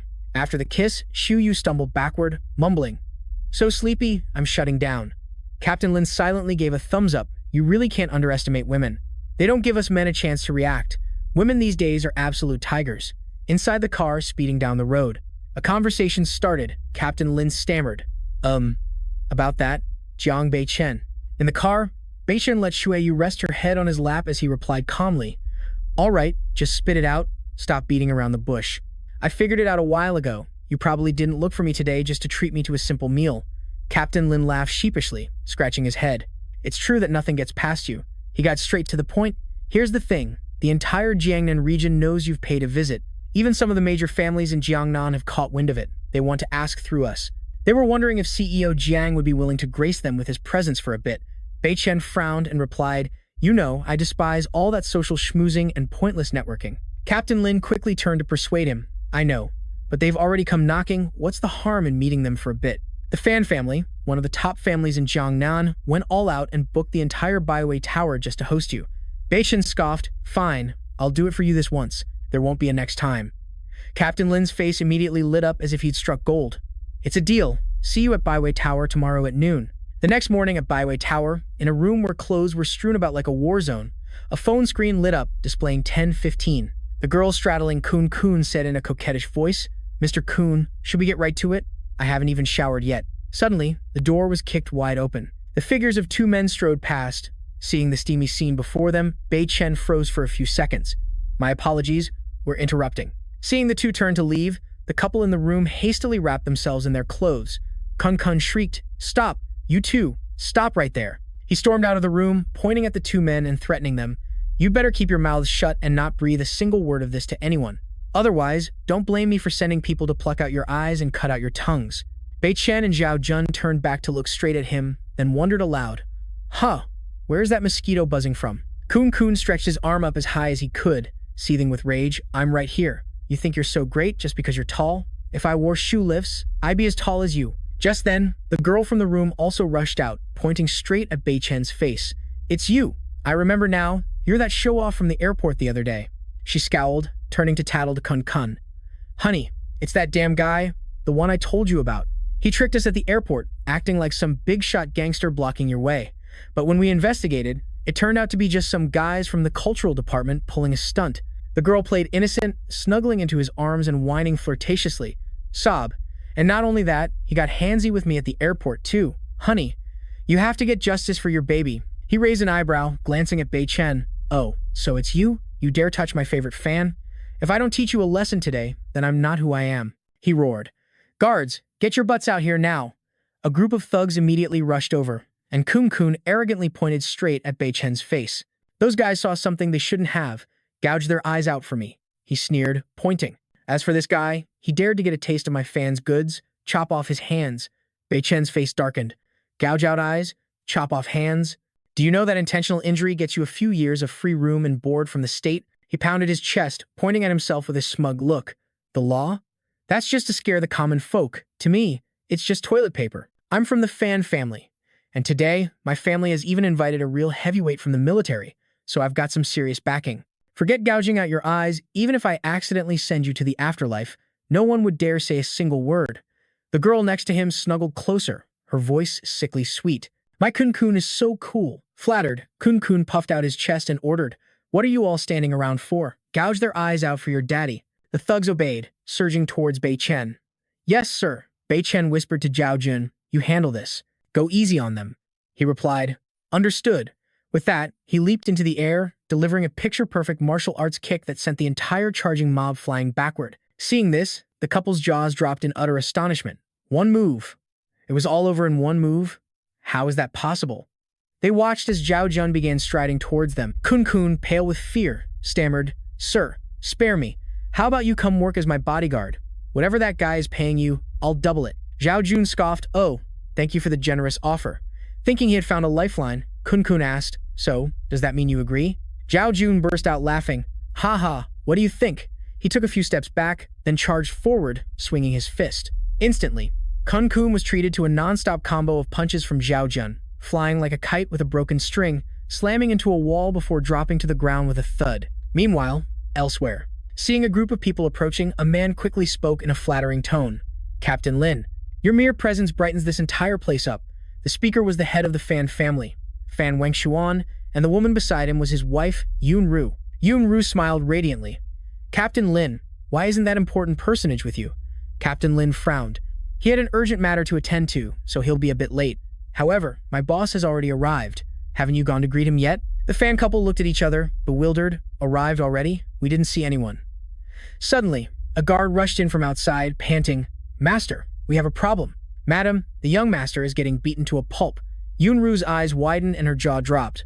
"What?" The whole group hurriedly rushed to the scene. Kun Kun was lying on a stretcher, being carried by two guards. He grabbed his mother's hand, crying and wailing. "Mom, I was just going to gouge out the eyes of those two country bumpkins, but they dared to lay their hands on me like this. They even punched my silicone nose right off," he whimpered, his face swollen like a steamed bun. "You have to get revenge for me, Mom." Yun Ru hugged her son's arm, sobbing, "My precious baby, don't worry. Mom will send people to find that damn brat and tear him to shreds for you." Nearby, the girl from before was also clutching her head and wailing, "Ah, my hair. Those bastards even shaved my head bald." She was livid, turning to order the guards, "Go find those two troublemakers and bring them to me. How dare they touch my precious son? I'll definitely gouge his eyes out." Just then, Wen Xuan finally spoke up, raising a hand to stop the guards. That's enough.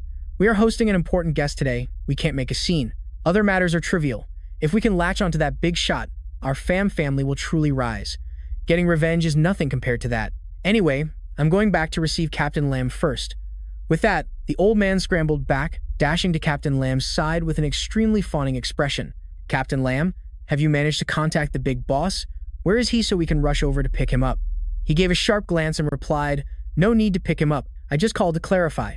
That VIP has already left. Van Hen's jaw dropped as he stammered, gone? So soon? Captain Lam shot to his feet. He stared at the old man, his voice as cold as ice. Your precious son has some serious nerve, doesn't he? To dare threaten to gouge out Giang Bac's eyes. And he even wanted to take care of his precious hands. The old man's mouth hung open, sweating buckets. What? Don't tell me. The man my son provoked. Was the big boss? Captain Lam turned to leave, tossing back a chilling remark. Who else could it be? It was hard enough for me to invite him here, and yet your family has eyes but can't see. If you provoke Giang Bac with this kind of reception, you're on your own. He waved his hand, and the whole group left in a hurry. Only Van Hien remained, trembling like a leaf, his body going limp before he collapsed to his knees. This time we're really screwed. Mrs. Pham had just returned to see the group leaving and quickly shouted out, Captain Lam, why are you leaving? Seeing her husband kneeling on the ground with a devastated look, she rushed over in a panic. Honey, why did Captain Lam leave? Did you get to meet the big shot? Our son is still waiting for him to help get revenge. The old man was furious and gave his wife a massive slap. Revenge? Revenge my foot. She held her face, whimpering. Ouch, honey, why did you suddenly hit me? The old man roared like a wild beast. The precious son of yours who wanted to gouge someone's eyes out is the big boss.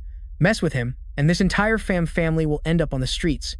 Hearing this, his wife's limbs went weak. Van Hien turned his head, his face drained of all color. This is bad. This is really bad. I have to think of something. Just then, a voice blaring from the TV caught his attention. Breaking news, recently, Chairman Xu Wenhao of the Quang Huy Group has once again dug into his personal funds, donating 500,000 to the Yangguang Welfare Institute. The old man felt like he'd found a lifeline. Ah, that's right. I have to find Director Xu and ask him for advice. Meanwhile, the TV droned on. Xu Wenhui has been awarded the title of Goodwill Ambassador of Jiangnan. At this moment, the ambassador was happily playing hide and seek with the children. Hide well now. Just then, his secretary secretly approached. Sir Xu, we have a problem. Instantly, Wenhui switched to child-soothing mode. My dears, Uncle has some work to do. You all play by yourselves for a bit. I'll be back to play with you later. Okay, we'll wait for you, Uncle. The old man walked to a stone bench and plopped down. Wenhui's demeanor did a complete 180, from gentle to ice-cold in an instant. What is it? Speak quickly. The secretary cautiously reported, Sir, the assassins we sent to the Feng family have all been wiped out. They somehow hired a top-tier special forces team that surrounded and protected the shareholders as if they were chickens in a coop. Knives and guns were completely useless. She held out a photo. This is a picture of the special forces team's commander that we managed to snap. Xu Wenhui's eyes widened the moment he glanced at it. This face, it's familiar. It's the guy from the memorial portrait in my house. It was none other than Beacon. It's him. Staring at the photo, his eyes turned bloodshot as if they were about to burst into flames. Xu Wenhui couldn't believe it. That little brat was still alive. Those tough old geezers from the Martial Union.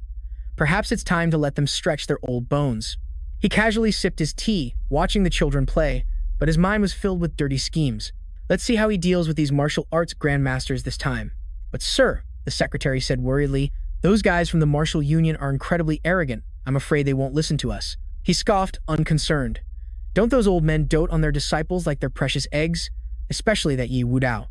Ah, I understand now. The secretary understood his meaning and scurried off to carry out the scheme Xu Wenhui had just assigned. She sidled up to Wudao, saying coquettishly, Brother Wudao, well, what a sweet deal. Some lady is dropping a whopping 50,000 just to find us. Word is, her boss just bought an entire deserted island, so she wants to hire you heroes to check it for any monsters or dangerous creatures. The pay is supposedly limitless, so are any of you interested? The moment they heard money, the guy's eyes lit up like headlights. A deserted island? That sounds like a paradise vacation. We're talking sizzling BBQs, swimming, and even beach volleyball. We're in. We're totally in. We'll go right now. Seeing that the fish had taken the bait, the secretary immediately played along. Of course. If we're going to do it, let's go all out. We'll even arrange for some pretty ladies to play volleyball with you to make it more Hearing about pretty girls, Wu Dao's lecherous side took over, and he grinned from ear to ear. He excitedly jumped onto a table and roared. Then what are you— Let's get ready for an island party. The secretary looked at the horn dogs in front of her, thinking to herself, a bunch of simpletons, easy to fool. The scene then cuts to a remote mountain hideout. The secretary arrived alone, her expression cold as stone, and stated her purpose. I have a very important contract today, and I hope the Wu Bang can take this job. She then presented a photo of Bei Chen, her voice deceptively sweet. I hope you elders can help send this man on his way. The old masters immediately waved their hands, refusing outright. We take on any job, but we don't do assassinations. Don't you know the rules of the Wu Bang? That's right, we won't accept it, so please leave. The elder, Gang Hai, also nodded in agreement. Miss, the Wu Bang may walk the path of martial artists, but we absolutely do not send innocent people to their graves. That is our code of conduct. So for this job, please find someone else. The secretary, as if expecting this, pulled out another photo with a smirk that screamed, rules are made to be broken. So, what's more important, your antiquated rules or your precious young disciples?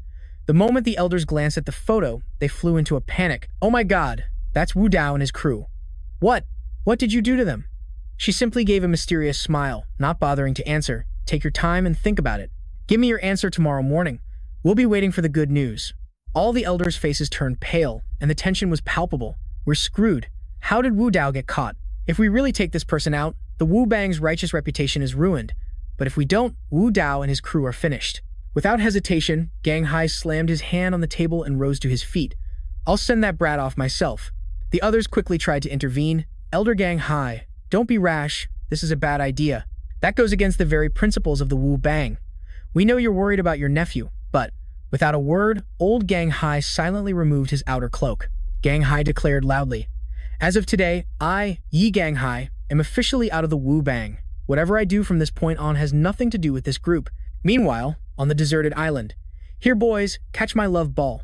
The girl spiked a fiery volleyball to the other side. Seeing this, Wu Dao and his gang started drooling, all yelling over each other. I got it. Let me get it. I'll get it for you. Smack. Despite getting hit square in the face, which was now swelling up, he just grinned happily. The lady's love ball is mine. Hey. And yet, for some reason, Wu Dao suddenly froze, sensing that something was wrong. He looked up to see dark clouds swirling in the sky. A strange sense of unease began to stir within him. At that exact moment in the city, it was pouring rain with thunder and lightning. Zhao Jun was in the driver's seat. Reporting in, Boss Bei Chen, I think we have a flat tire. I'm going to get out and take a look, so please don't mind me. Our boss couldn't care less, still busy grinding his game and muttering, pentakill incoming. But then some commotion outside caught his attention. He thought it was trouble, but it was just the sound of a claw machine. Zhao Jun, driver of the year, braved the storm to check the tire. Suddenly, a panic scream cut through the downpour. Are you looking for death? I'll break your legs. In a dark alley, two young thugs were shaking down an old man.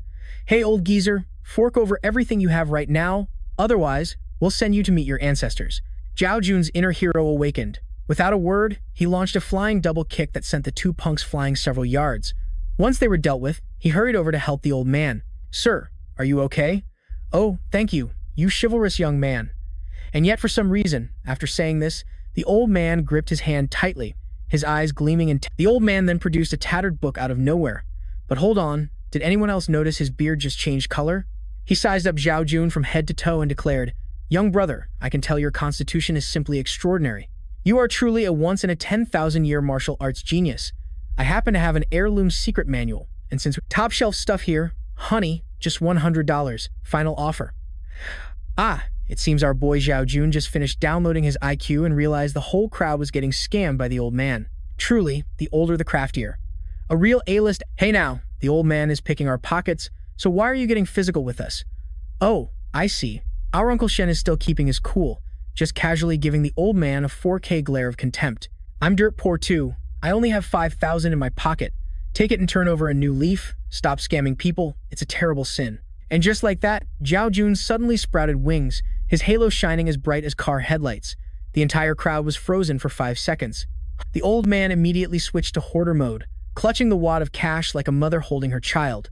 No, my treasure. Nobody touches it. Suddenly, the guy's radar went beep beep. Whoa, this aura. It reeks of the real deal, profound internal energy. Look, some strange guy is holding a sword. coming down from the sky to split a melon on the car's. The target was none other than Uncle Shen. This Quang Huy guy aimed with GPS-like precision right at the seat where Uncle Shen was sitting. Zhao Zhan immediately activated rocket mode, launching himself towards Uncle Shen. His anger hit the roof. It was a wonder he didn't just sprout wings and fly off. Damned old man. Zhao Jun flexed his arm, and his biceps bulged like tidal waves. Unexpectedly, old Quang Huy wielded his sword as lightly as a feather, easily deflecting his punch. The old man's eyes widened. Ooh la. Turns out he's also an internal energy user. So young and talented, to have trained his hands to be like bronze and iron. No wonder the boss kept pushing the deadline, forcing me to make a move. Seeing this was getting intense, Quang Huy switched to parkour mode, flipping into the air. He landed lightly on a tree branch, with the grace of a circus performer. Quang Huy started preaching, "Hey, my good friend, this is adult business. Kids shouldn't butt in.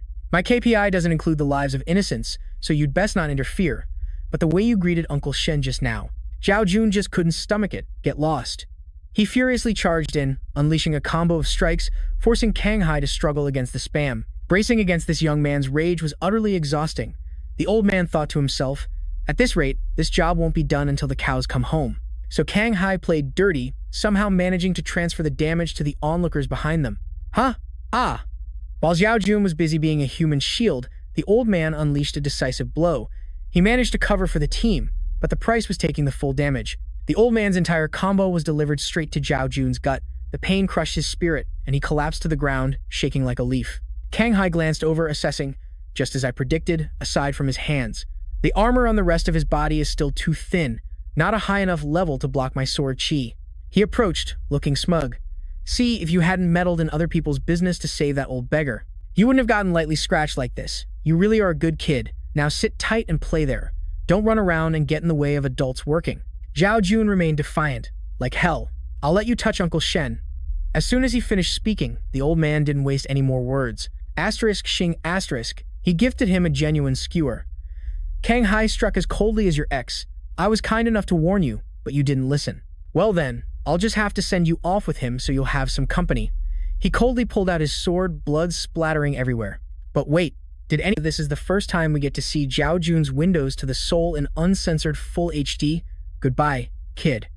Quang Huy swung his sword, preparing to endgame his life. But with a clang, the sword was stopped dead by an arm. Old Quang Huy was in a state of utter panic, looking up to see none other than Uncle Shen. "Looks like you escaped death just to come over here and play this real-life version of a claw machine game, huh? You dare bully my guy? You must have a death wish, don't you?" Quang Huy looked at Uncle Shen with a loading at 99% expression. "Huh? You? When did you get out of the car? I clearly saw." Uncle Shen frowned and snapped. "Clearly your crooked eyes didn't see me get out of the car, right? Tailing us for the entire journey. I've known about it for ages." Finishing his sentence, he gifted the old man a devastating punch. Boom! Old Quang Huy went flying like a kite with a broken string. The old man had to plant his sword into the ground to support himself. Sweat poured down him like a waterfall as he groaned internally. Godlike speed. I couldn't even dodge for a millisecond. Chen clenched his fists and dashed towards Quang Huy. "Hey old man, are you cosplaying a statue standing there frozen?" That was followed by a crisp smack. His punch landed squarely on the old swordsman's face. Being relentlessly pummeled by Chen, Quang Huy could only brace himself and clutch his sword tightly. The old man frowned, looking at his opponent with an "I can't believe this" expression. This Wi-Fi signal of internal energy was incredibly strong, a world apart from the rookie from moments ago. He's not even weaker than me. How can someone so young be so talented? Suddenly, his brand-name sword began to crack. Quang Hui's eyes widened as if he couldn't believe he was holding a fake. Wait, what? My Quang Huy sword is actually cracking? Could this kid's internal energy be even more insane than mine? Realizing this was a losing battle, he started sweating bullets. Quang Huy cursed inwardly. "This really sucks. I'm out of tricks. Guess I have to use this final move again." As he said that, he shot a meaningful glance to one side. He immediately acted on his thought, launching a devastating blow towards the audience below. A young man nearby screamed in panic. "Oh my god, old man, spare me." Chen smirked. This cheap feint tactic again. "But too bad for you, this trick of launching palm strikes from a distance. I know all about it." With that, he immediately spun around and unleashed his own move. Another wave of palm energy shot out, intercepting Quang Hui's attack. The unlucky spectator fell sprawling to the ground. The two forces collided, creating a firework-like boom. Quang Huy glared, seizing the perfectly timed opportunity. He suddenly shot his entire sword towards Chen. Unexpectedly, the sword stopped halfway through the air, as if it had hit an invisible wall. He gritted his teeth. Why can't it pierce through? Could it be? Gang Hai's voice began to stammer nervously. You've mastered the indestructible diamond body. Bei Chen chuckled. Congratulations, you guessed right, but sorry, there's no prize. He casually grabbed the blade pointed at him. Now then, it's my turn, isn't it? Bei Chen effortlessly snatched the sword from Gang Hai's hand. He delivered a powerful punch to the old man's stomach, causing him to spew a torrent of red. After that blow, Bei Chen pulled his hand back and shouted loudly. This is payback for my subordinate, he asked coldly. Speak, who hired you? Gang Hai collapsed to his knees, his voice as faint as a dead battery. This old man is just a hired hand. I have no idea who the big boss that wants you dead is. Rain began to pour down, adding to the drama. Lightning flashed across the sky, illuminating a corner of the scene. Bei Chen, holding a teddy bear, turned to leave and called out to Zhao Jun. Zhao Jun, if you haven't kicked the bucket yet, drag yourself and follow me. Zhao Jun clutched his rumbling stomach and replied, yes, sir. The two of them just left, leaving Gang Hai to play in a red puddle there. The old man's voice trembled. Wu Dao. I'm sorry, my boy. Grandpa. Couldn't protect you. He began to drift into a flashback of the good old days. Gang Hai pointed a finger as he taught Wu Dao. Listen here. To learn martial arts, you must follow the martial code. That's the code of conduct for our martial alliance. Rule number 1, never bully the innocent. The martial code is something you must protect with your life, understand? You are forbidden from changing, no matter what happens. Suddenly, the sound of sobbing broke out. The old man asked worriedly, Good Guagua, why are you crying? Who bullied you? The little boy sobbed. No matter what happens, does that mean I'm not as important as that martial code in your heart? Boo-hoo, Guagua. He quickly placed a hand on the boy's cheek, wiping away the crocodile tears. Hey, no, that's not it at all. He lifted the boy high up and shouted, My little Wu Dao is number 1, the best in the whole world. The present-day Gang Hai was full of regret, and yet I still couldn't protect you. He slowly closed his eyes, his face showing clear regret as he checked out with a troubled heart. Somewhere, a person looked up at the sky and wondered, why did it suddenly start raining? By now, dusk had fallen at Bei Chen's villa. Bei Chen, still holding the teddy bear, secretly hid behind a door, eavesdropping when he heard a shrill scream coming from inside the room. Xu Yu covered her blushing face and shrieked, Oh my god, what did I do when I was so drunk? Why did I suddenly attack Bei Chen? She held her head in turmoil. What do I do now? How can I ever face him? Hearing footsteps outside, Xu Yu jumped as if she'd been scalded. Oh my god, he's back. She frantically jumped into bed, hastily pulling the blanket over herself. I'm screwed. I'm so screwed. What do I do now? Where can I hide now? Bei Chen calmly pushed the door open, lugging 2 stuffed pigs in his arms. Xu Yu gritted her teeth, squeezed her eyes shut, and muttered a mantra. I'm sleeping. I don't see anything. I'm still sound asleep. Bei Chen, completely unfazed, said nothing as he casually walked over to the vanity and took a seat. He cleared his throat. Mama Pig, don't be upset anymore, okay? Xu Yu's brows furrowed tightly. She couldn't believe her ears. What, Mama? Pig? Bei Chen held the 2 stuffed pigs and started his one-man show. It was Papa's fault. I was too reckless. Papa admits he was wrong. Xu Yu cracked open an eye to sneak a peek. Her face was beaded with sweat from holding her breath. Bei Chen shook the Mama Pig doll again, speaking in a whiny voice. I'm not listening. Unless you give me a kiss. The Papa Pig immediately replied dotingly, Of course, anything. I'll give you 100 kisses, even 1,000. With that, he made the 2 stuffed pigs smooch each other. Xu Yu couldn't stand it any longer, shooting up like a spring and yelling right in his face. You're the Mama Pig, you big dummy. She coughed awkwardly to hide her embarrassment and turned away. Besides, who would even want to kiss you? That was only because I was drunk. Suddenly, Bei Chen clutched his chest, his body trembling violently. Ugh. Xu Yu frantically rushed to support him. What's wrong with you? Seeing the bloodstain on Bei Chen's shirt, she panicked. Good heavens, why is there so much blood on you? Are you injured? He immediately feigned a weak, whispering voice. That's right, I carelessly slipped on a banana peel today and got injured. Xu Yu was so worried she was on the verge of tears. Then why didn't you go to the hospital immediately? Quick, let me see, is it bad? Suddenly, something clicked in her head. It didn't add up. Xu Yu glared at him. Hold on. Your skills are so incredible. How could you possibly fall? You're playing tricks on me again. Just as she looked up to press the issue, Bei Chen moved faster, grabbing her wrist. He wrapped an arm around her waist, pulled her flush against him, and then leaned in, causing them both to lose their balance and tumble backward. They landed on the bed in a very compromising position. Bei Chen reached out and affectionately pinched her nose. My wife is so sharp. isn't she? Then he gently explained, this is just Zhao Jun's strawberry syrup. He was injured. I just got some on me while taking him to the emergency room. Xiuyu covered her mouth, her eyes wide with shock.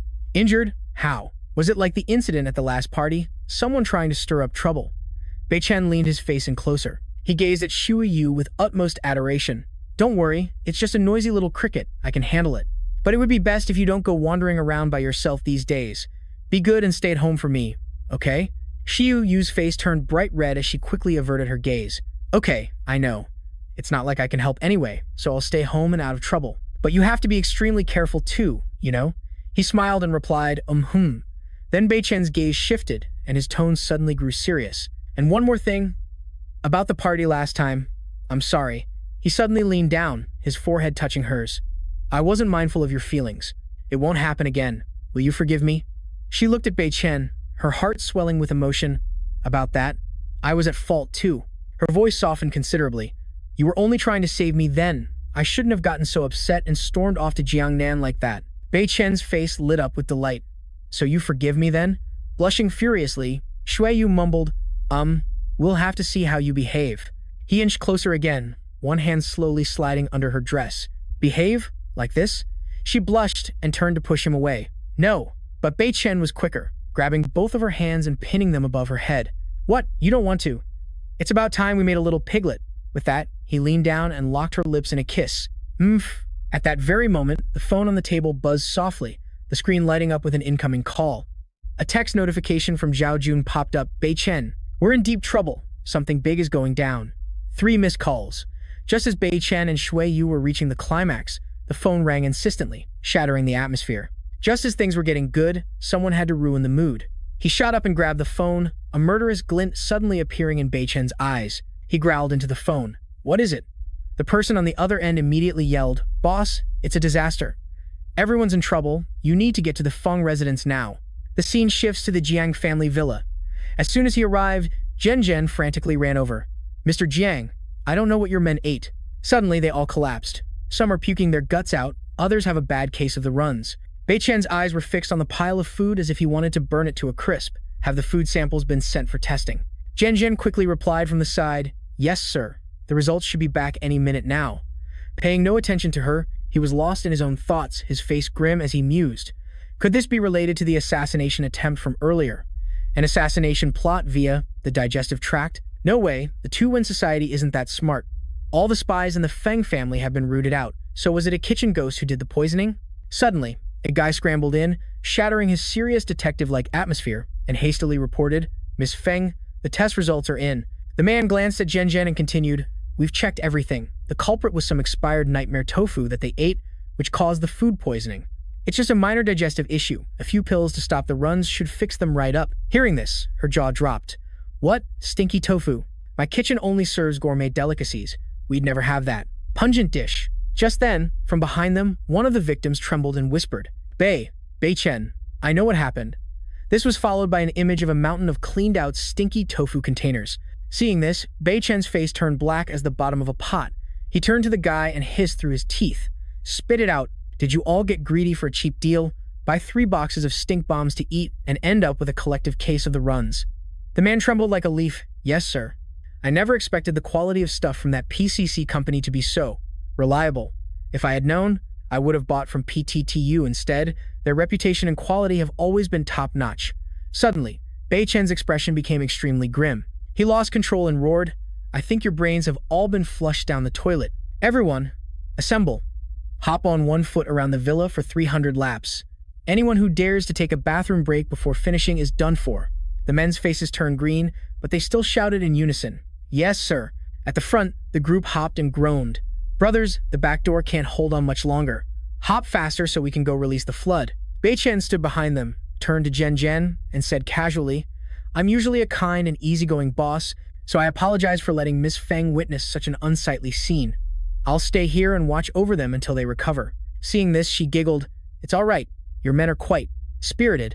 But just after her cheerful moment, Zhen's expression changed in a flash and she warned him seriously. But after this incident, you should have them use products from Pintutu from our Jingsheng group and use less from PCC of the Guanghui group. At the very least, our quality control is extremely good. Hearing this, he was surprised. Pin CC is an enterprise of the Quang Huy Group? Zhen quickly replied, yes, right now on the market. There's only Pin CC from the Quang Huy Group and Pin 2. Two from our Jinling Group. We are the only two giants in group shopping, but to compete with us, they've engaged in an extreme price war, so the quality is a total gamble. Buying expired food is a common occurrence. This wallet-busting war has been going on for several years, and recently, Pin CC has been playing really dirty, and I'm afraid they're about to go all in for a life-or-death battle with our Pin 2-2. Zhen's expression became more tense than ever. Our side and the Quang Huy Group have been at each other's throats for years, and this time, victory or defeat hinges on that AI teamwork. And whichever AI secures this will become the overlord of Jiangnan. Hearing this, our boy Chen bluntly declared his intention to overthrow the Quang Huy Group. To bring down the two Van Huy, we must target their two core business sectors. Her eyes flashed with worry as she quickly added, whenever you need me, just give me a call and I'll be there in a flash. Her words were music to his ears, and Chen laughed heartily. Of course I'm getting my hands dirty, don't forget. Your big brother Jiang is now a major shareholder in your Jinling Group, you know. As he finished speaking, she suddenly reached into her pocket, fumbling around for something. Oh my, I almost completely forgot, Zhen said as she hurriedly pulled out a small, elegant invitation. Holding it out in front of him, she chirped, Mr. Jiang, this is an invitation to my company's annual product showcase. It's being held in Jiangnan, so you must come and join the fun. Before Chen could even answer, her face flushed red and she stammered. And there's one more thing. She thought to herself, I'm going to take a leap of faith and ask him to be my dance partner. I wonder if he'll agree. My heart is pounding so hard. Just as she was working up her nerve, Chen suddenly reached out his hand. Could I have 2 invitations? I'm planning to bring a date. Hearing this, Zhen froze for 5 seconds, then stammered, Ah, yes, as long as you have an invitation, you can bring your date, sir. Having gotten what he wanted, he didn't hesitate for a second, simply turning and walking away. My date and I will definitely be there tomorrow. You should get some rest, Miss Feng.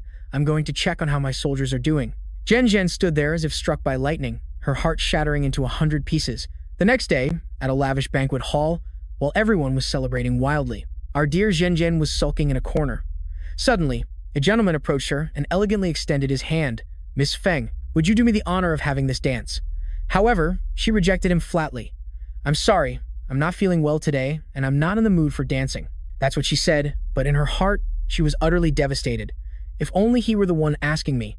Just as that thought crossed her mind, Zhen gave a wry smile and mentally slapped herself. Get a grip, he already rejected you so cruelly, and besides, he's already taken. His date must be his wife, so there's no chance for me anyway. Right at that moment, from the entrance, Chen strode in with a female companion whose appearance was, let's just say, interesting. The security guards stopped them. Invitation, please. Ignoring the security guard's curious gaze, Chen held out the invitation. The guard quickly waved them through without further questions. All right, no problem. Please come in, Mr. Jiang and... Your wife. I can't believe the boss is taking it this far. Boss, if sister-in-law finds out about this, isn't she going to make you sleep on the couch? Chen grimaced and replied, I have no other choice. I can't let her walk into danger like last time. Someone has been trying to ambush me for the past 2 days, so I have to ask you to bear with this. Just as the two of them passed by, a strange object suddenly fell to the floor with a soft thud. You dropped something. The girl gently bent down to pick up. Zhao Jun's fake breast. Tian was stunned, her jaw dropping as she stared at the couple before her. She looked bewildered for a moment, then screamed, Why is it him? Faced with Tian's explosive reaction, Chen simply asked nonchalantly, Who are you? Witnessing his boss's terrible memory, Zhao Jun quickly tried to prompt him. Boss, it's the schoolgirl from the airport the other day. Hearing this, Tian was absolutely fuming. Just great. You might not remember me, but I remember you crystal clear. You're the one who gave my grandfather that shot at the airport, and because of you, his condition now is getting worse and worse. I'm going to settle this score with you. Hearing this, Zhao Jun's face darkened. Not again, this girl. We're not trying to pull anything, and we certainly didn't trick you last time. But the young lady remained skeptical, leaving the two guys flustered and only able to stammer, Wait, you? Aren't you the man from the airport? Tian pointed directly at Zhao Jun's face, her voice filled with outrage. How dare you disguise yourself as a woman like this? And you still have the nerve to deny you were tricking me? Zhao Jun was tongue-tied, unable to say a word. Seeing this, Tian pressed her advantage, starting to shout while the two guys were still frozen stiff. Security! Waiter! There are 2 scammers in here. Throw them out immediately. Suddenly, the young lady's eyes widened in utter horror. Zhao Jun lunged forward in a flash to cover her mouth. He also swiftly snatched back his bust. Only after the commotion did the security team leisurely appear. What's going on here, folks? As soon as she was released, Tian immediately pointed and accused them. It's those two. They're professional scammers. Catch them and throw them out. For some reason, the artist decided to bless the guy with sparkling, tear-filled eyes. The two immediately got into character whining, "Oh, security officers. Don't listen to her lies." Bo Shen, standing beside him, didn't dare look directly at the master actor Zhao Jun as he continued to whisper. "Here's what happened. This girl, she's madly in love with my boyfriend. But unfortunately for her, she loses to me when it comes to assets, so she became bitter. Since she couldn't accept it, she started stalking us everywhere, spreading rumors that my husband is a heartless player." The security guards glanced at Tian and nodded in understanding. Zhao Jun deserved an Oscar for his performance right then and there. It really looked like she had followed them here just to cause trouble. Hitting a sore spot, Tian jumped up. "Nonsense, how could my chest be smaller than yours? Yours is the fake one." With that, she lunged forward and hugged Zhao Jun tightly. "You see, officers, even after getting an upgrade, she still refuses to admit it. Everywhere she goes, she calls us liars." Tian was so shocked she nearly went crazy. You know that's not what I meant." The surrounding crowd began to whisper and gossip. "What's all this hot drama about? That handsome guy has some peculiar tastes. To be into a woman who's so built like that, I really don't get it. Hey man, with the lights off, all cats are gray. But you have to admit, that lady looks a bit strange, but her assets are definitely oversized. The experience at night must be incredible." No one bothered to listen to Tian's explanations anymore. It's obvious she's just green with envy, right? A woman's jealousy is truly a scary sight. Backed into a corner, Tian could only scream in helplessness. "Don't listen to them. They're the real scammers." Security stepped forward. "Ma'am, we don't allow disturbances here. Please leave." Suddenly being told to leave, an infuriated Tian raised her voice. "Why should I have to leave? I am Sun Tian, the eldest young miss of the Sun family. Who dares to kick me out?" Bo Shen calmly pulled out an invitation. "We came here with a proper invitation." Beside him, Zhao Jun awkwardly whispered, "Hey, that's enough acting. Stop groping me." Bo Shen turned to Tian and asked, "You say you're the eldest young miss of the Sun family, so where is the invitation to prove your identity?" The young lady hurriedly rummaged around, looking for her invitation. "Of course I have it." "Huh, that's strange. Where did my invitation go?" "I'm sure I put it in here." Immediately, the poor young miss was escorted out. "Let me go. I really am the eldest young miss of the Sun family." Suddenly, the two guys' eyes met, and a powerful sense of camaraderie surged between them. Neither of them could continue the act any longer and rushed off to have a good puke. Once they were done, the two straightened their clothes. Time to get down to business. They had important work to do today. Inside the hall, a person was flattering Mr. Shu. "Thanks to your contributions, the renewal of our city's infrastructure has proceeded incredibly smoothly. I also heard that you've established a scholarship fund for all the orphanages in Jiangnan. You truly are the great philanthropist of this Jiangnan region." The man beamed, replying humbly, "Not at all, not at all. It's simply what I ought to do." Wenhui also smiled in return, appearing as friendly as possible. The moment he turned away, his expression changed in a flash. "I'm going upstairs to rest. Call the guards outside to come in." If someone showed up, he'd find a way to escape, but then a deafening boom suddenly echoed. It startled the bodyguards. They had just managed to yell, "Who the hell is that?" when they saw True Quan and Bac Than, who had appeared out of nowhere. Seeing his imposing figure, the whole group stared at each other dumbfounded.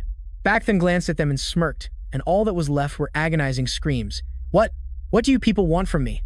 Van Hoi, who had been bedridden for years, whispered weakly. What kind of monster was that kid Giang Bac Than anyway? For years, even a powerhouse like Diet Thuong Hai, who was incredibly influential, had been defeated by him 7 times and was eventually— The old man sensed trouble outside, and his secretary, pale as a ghost, ran in to report. Chairman, we're screwed. Someone is demanding to see you." Van Hoi groggily opened the door a crack, grumbling. "Didn't I say I'm not seeing any visitors? I told you to get rid of them politely, didn't I?" But the scene behind the door left him speechless. Back then, and True Quan had already put all of his henchmen to sleep. Well, Chairman 2 is quite the big shot. It's been years, and you're planning to give me the cold shoulder at the door like this?" Dien was fuming, shouting, "Damn it, you actually believe those 2 scammers instead of me? This young lady swears she'll come back and have this cheap-ass hotel razed to the ground." Her expression suddenly turned to panic. "Huh, what's that commotion upstairs?" "Up there," Bac Than was strangling Van Hoi like a chicken. Up there." Van Hoi, choked to the point of suffocation, stammered, "You're insane. This place is covered in cameras like a spiderweb. If I die, you're going down with me." Bac Than sneered. "I don't care. As long as you disappear spectacularly, that's all that matters to me." He glanced over. "Goodbye, Uncle 2. Van Hoy's soul nearly left his body as he screamed, "Wait, hold on. I was forced back then. I was a victim too." Back then loosened his grip, and Van Hoy's face had turned deathly pale. But before the old man could even recover his senses, he snatched the old man's hand as quick as a flash. Van Hoy let out a string of curses. Back then smirked, his voice deceptively sweet. "Speak up, darling. Who ordered you to do it?" The old man's whole body trembled like a leaf as he was dangled in the air. "Hey buddy, pull me up first. Let's sit down and have a heart-to-heart over some tea." Back then just scoffed. "If I let go this time, there are no do-overs." He glared at the old man and began to count down. 3. The old man screamed in terror. "You," Back then said nonchalantly. 2. The old man hurriedly spilled everything. "Wait, don't let go. I'll talk. It was the old man who's about to marry your mother. He came to me, put a gun to my head, and forced me to find a way to send you and your father to meet your ancestors." The old man looked up, drenched in sweat. "I don't know his name. I only know he's the son of some big shot. Someone who could have me finished with a snap of his fingers. I had no other choice." Back then raised an eyebrow. "My mother's fiancé?" Van Hoy screamed as if about to cry. "I'm not lying. I've told you everything. If you don't believe me, just let go and put me out of my misery." Back then looked at the old man in silence for a moment. He frowned and yanked the old man back inside. Van Hoy fell sprawling onto the floor. He shot him a glare as sharp as a knife. "Who is my mother? Who the hell is her fiancé? Why would he go out of his way to come after my father and me?" Back then growled out every word. "Spit out everything you know. Don't you dare hold back a single word." A look of astonishment flashed across Van Hoy's face. The old man searched his distant memories and began to recount. "This story is a whole melodramatic, tragic romance novel, and it all started many years ago. Back then, your folks were the golden couple at Jiang University, so deeply in love it was all they knew. It wasn't until much later that we were shocked to find out that your mother was actually the princess of a prominent family from the north, and she had been betrothed to a crown prince from another powerful family since they were in diapers." Van Hoy lowered his head. "To be with your father, your mother decided to run away from home, giving up a life of luxury to be with your old man. They were scared to death for their own lives, yet they still managed to produce you while on the run. Your parents truly were the golden couple of naivety. Two frail people trying to stand against an entire tyrannical dinosaur of a family." Asterisk chuckles times. "It wasn't long before your mother was captured and escorted back to the mansion. Your father took you back to the Jiang family, crying a river of tears. It was lucky for you too that your maternal family still respected blood ties, or you would have been erased long ago. However, their fancy in-laws weren't so forgiving." He gave a meaningful smile. After all, she was his wife.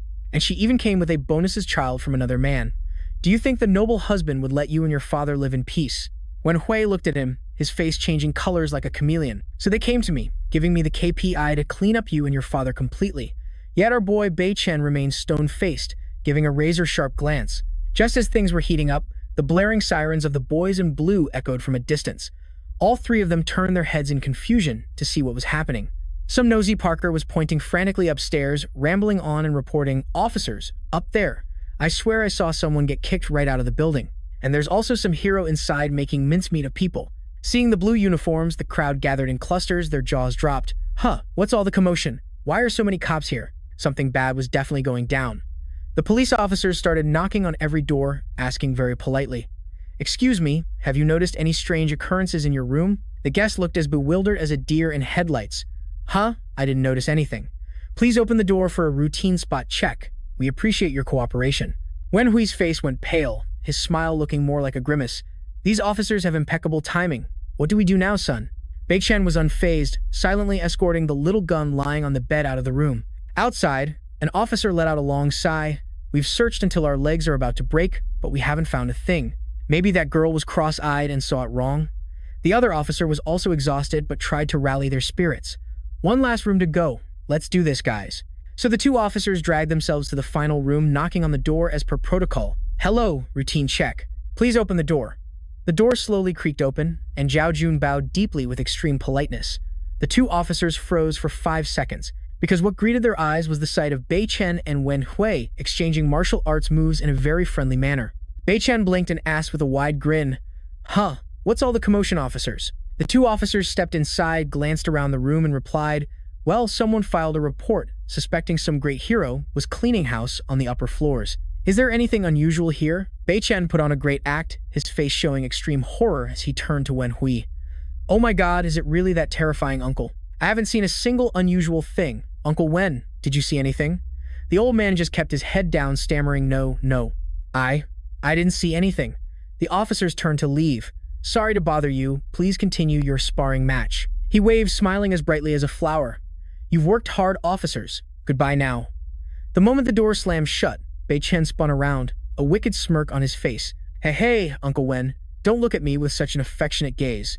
Outsiders who don't know any better might think I was the one who sent you for a swim all those years ago. He patted the man's shoulder, leaned in close, and whispered, Don't worry, I was just kidding earlier.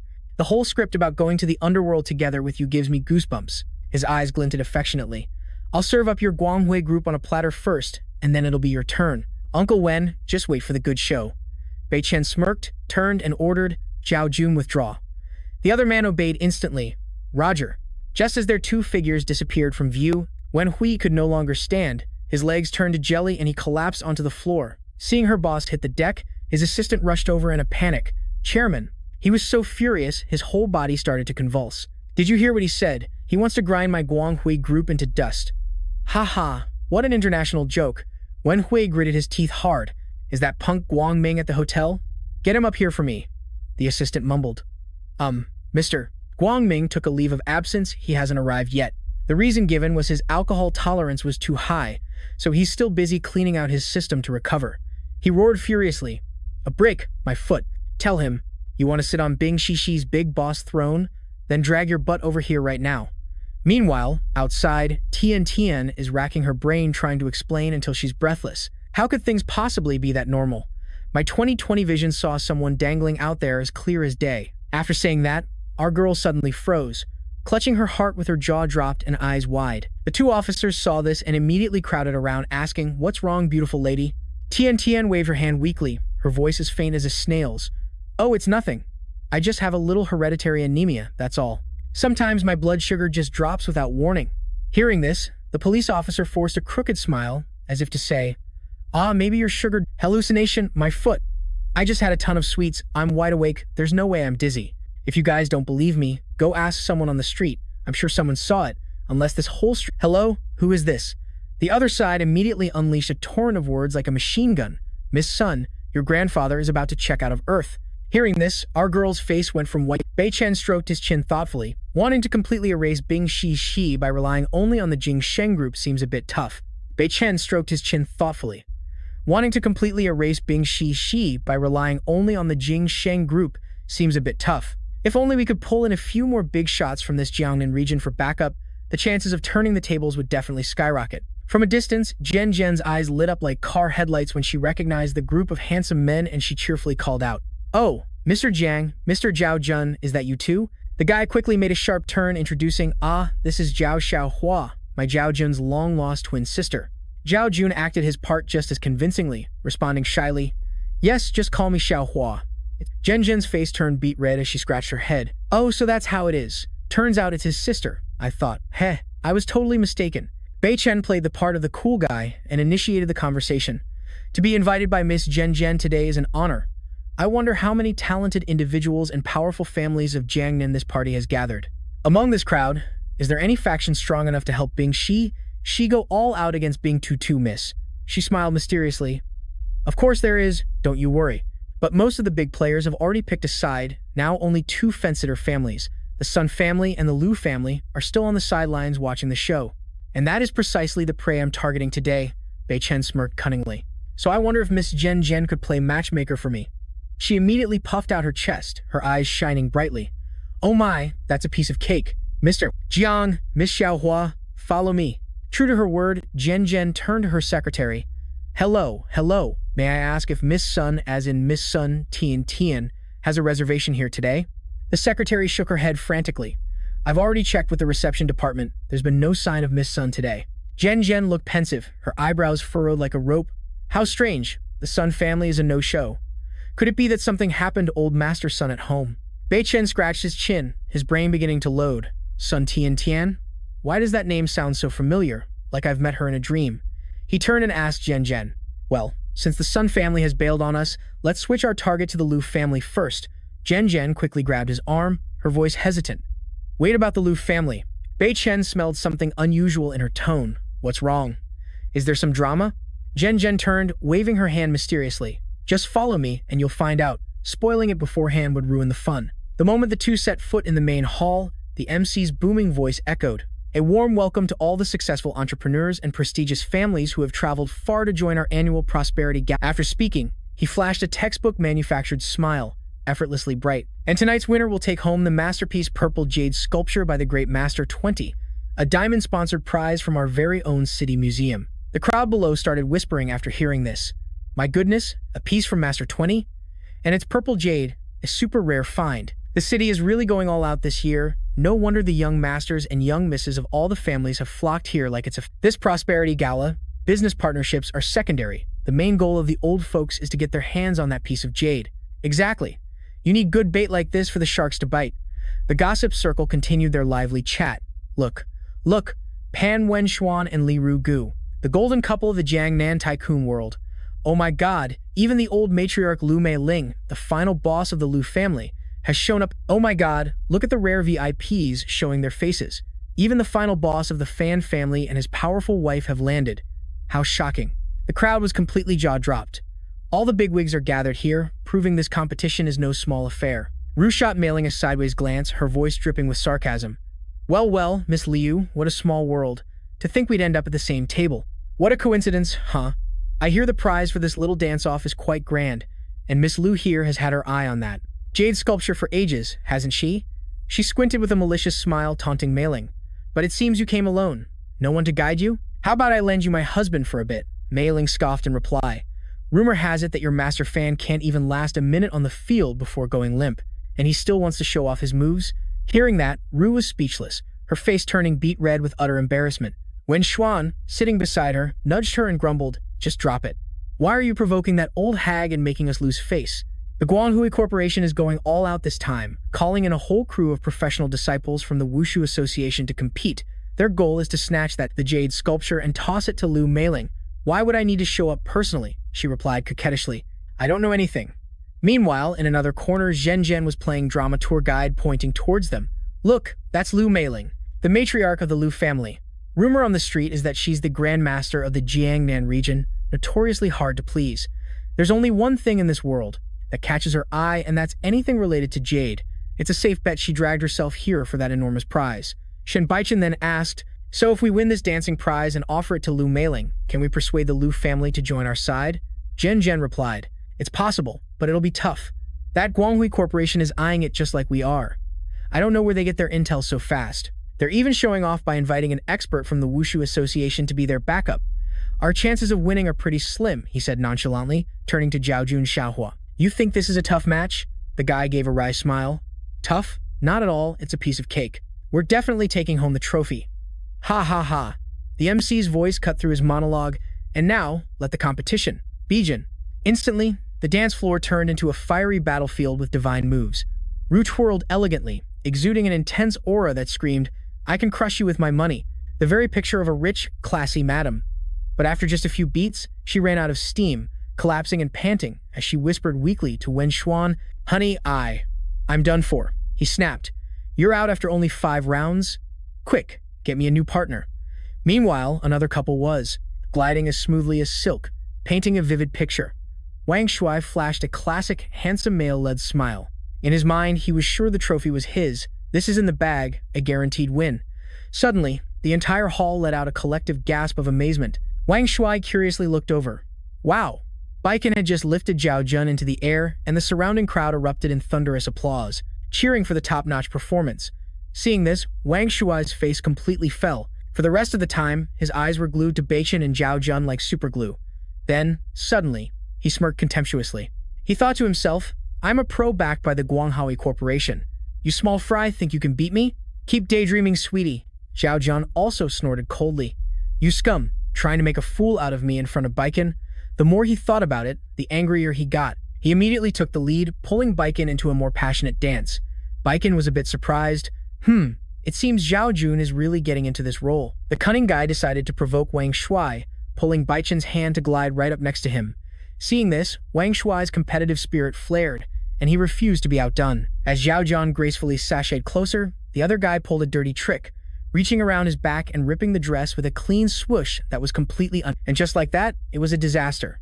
Zhao Jun's slit dress suddenly betrayed him, revealing all of his rippling masculine muscles. The guests' jaws dropped, their eyes wide and mouths agape as they stared at Zhao Jun, their brains temporarily shutting down at this massive plot twist. Good heavens, this beauty was more built than a bodybuilder. Bei Chen could only rub his forehead in frustration, not expecting the plan to go up in smoke so fast. Zhao Jun just laughed awkwardly to brush it off. Wang Shuai pointed a finger right in his face, screaming, "You cross-dressing sicko! What are you trying to show off your six-pack abs in broad daylight? Have you no shame? Get the hell out of here!" The two of them could only look at each other and let out a long sigh. It was an awkward situation with no easy explanation. Thinking he had it in the bag, the guy puffed out his chest and grinned like he'd won the lottery, boldly declaring, "I, Wang Shuai, am the ultimate victor." But little did he know, the center of attention wasn't his smile, but the gaping window right at his crotch. "Wait a minute, is the Gucci gang here too?"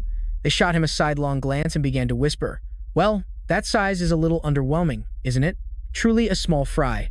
I thought people from the Guang Association were supposed to be impressive, but turns out he's just mini-sized."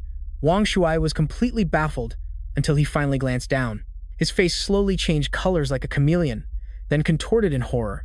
Snickers echoed in his ears. "I guess you really can't judge a man by his stature." Wang Shuai's dance partner's illusions were completely shattered. She covered her face, cried a river, then turned and left without a single word. "Oh, I don't know this needle." Wang Shuai's face was as black as the bottom of a pot, glaring daggers at the couple laughing at his expense. While the other guy was fuming, Bei Chen coolly announced to all the guests, "If there are no further objections, we'll be accepting the trophy now." Wang Shuai completely lost it, wailing like a child whose candy was stolen. "Wait, I object. My team clearly spun one full turn more than them." Mei Ling gracefully spoke up. "The number of spins is a minor detail. However, letting your earthworm go astray is an unforgivable offense, especially for someone from the Guang group." With that, she glanced over at Zhao Jun. "As for this young lady, I believe the result is still valid, because there isn't a single line in the rulebook that says, contestants are required to dance with a biological woman." Hearing this, everyone was stunned and quickly checked the rules only to have a sudden realization. "Hey, it's true. There really is no such rule." Wang Shuai trembled with rage, resorting to throwing a fit. You're all ganging up to bully me." With that, he went berserk, charging straight at Bei Chen like a moth to a flame, determined to settle the score and salvage the pride of his mini size. "If my reputation is ruined, then you're not getting off easy either."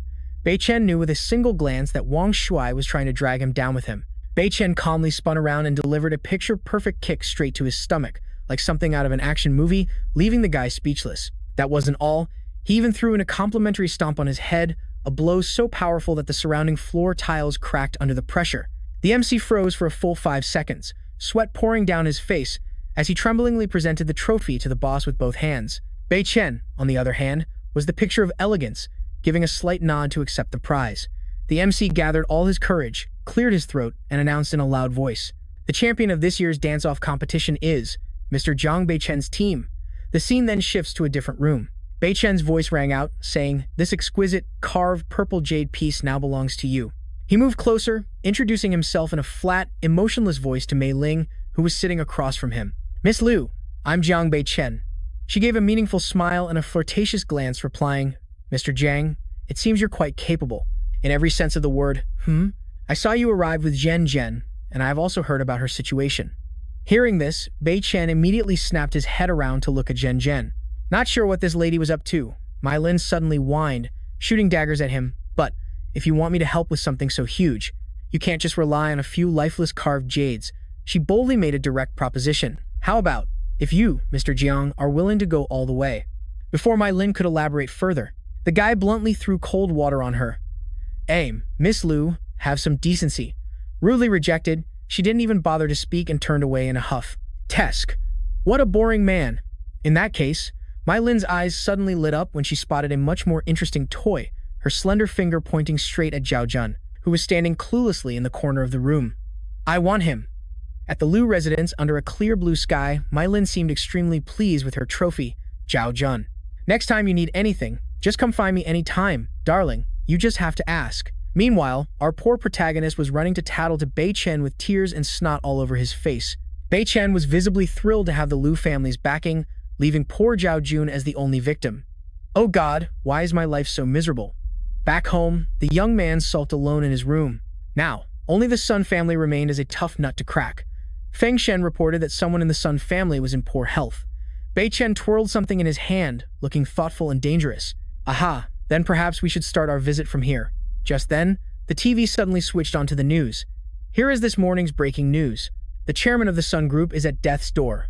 The eldest young Miss, Sun Tiantian, is currently keeping vigil at the city's most prestigious hospital. He squinted. The girl looked familiar. Ah, so it was Sun Tiantian. On the screen, she was arguing at the top of her lungs with a doctor.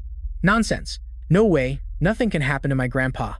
Someone beside her hurriedly tried to console her. Tiantian, you have to accept the truth. The old master's time is up. Don't be selfish and make him suffer any longer. Listen to me. But she still screamed, I don't believe it. Just then, Bei Chen slapped his thigh, realizing what was going on.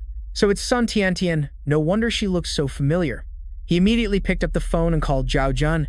Hello, I need you to do something for me. Right now. Bei Chen smirked dangerously. I must pay a visit to the Sun family. 3 hours later, at the hospital, Tiantian slammed her hand on the table, her face filled with killing intent. I don't give a damn who you are.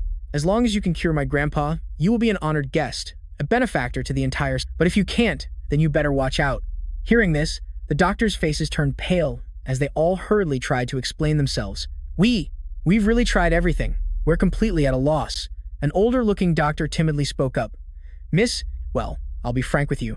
Previously, it was your Sun family that kept delaying and refused to let us doctors see his medical records. Old Master Sun's examination was delayed, and at this point, even a god couldn't do anything. Hearing the doctor's harsh words, Tiantian was stunned as if struck by lightning. What nonsense are you talking about? Just then, Sun Gang kicked the door open, laughing sinisterly. Haha, well said, my dear sister. You don't need to worry about the rest of this mess. It was you beast. How could you? This bastard even brought a gang of goons to intimidate Tiantian, all because the old man insisted on leaving the family fortune to her. So I had to send him on his way to the afterlife a little early. He's probably meeting his ancestors by now, right? The more Sun Gang thought about it, the more pleased he became. But then again, this is all thanks to you, little sister. If you hadn't rashly declared that the Sun family would grant any wish to whoever could cure the old man, I wouldn't have needed to act so hastily. Besides, whatever you offer is my money anyway. He arrogantly kicked a chair, acting all high and mighty. Sun Gang was ecstatic, gloating because he thought his plan had succeeded perfectly. My money? Ha ha ha. It's all mine. Tiantian's voice suddenly turned cold. Are you sure? If that's the case, I have nothing more to say.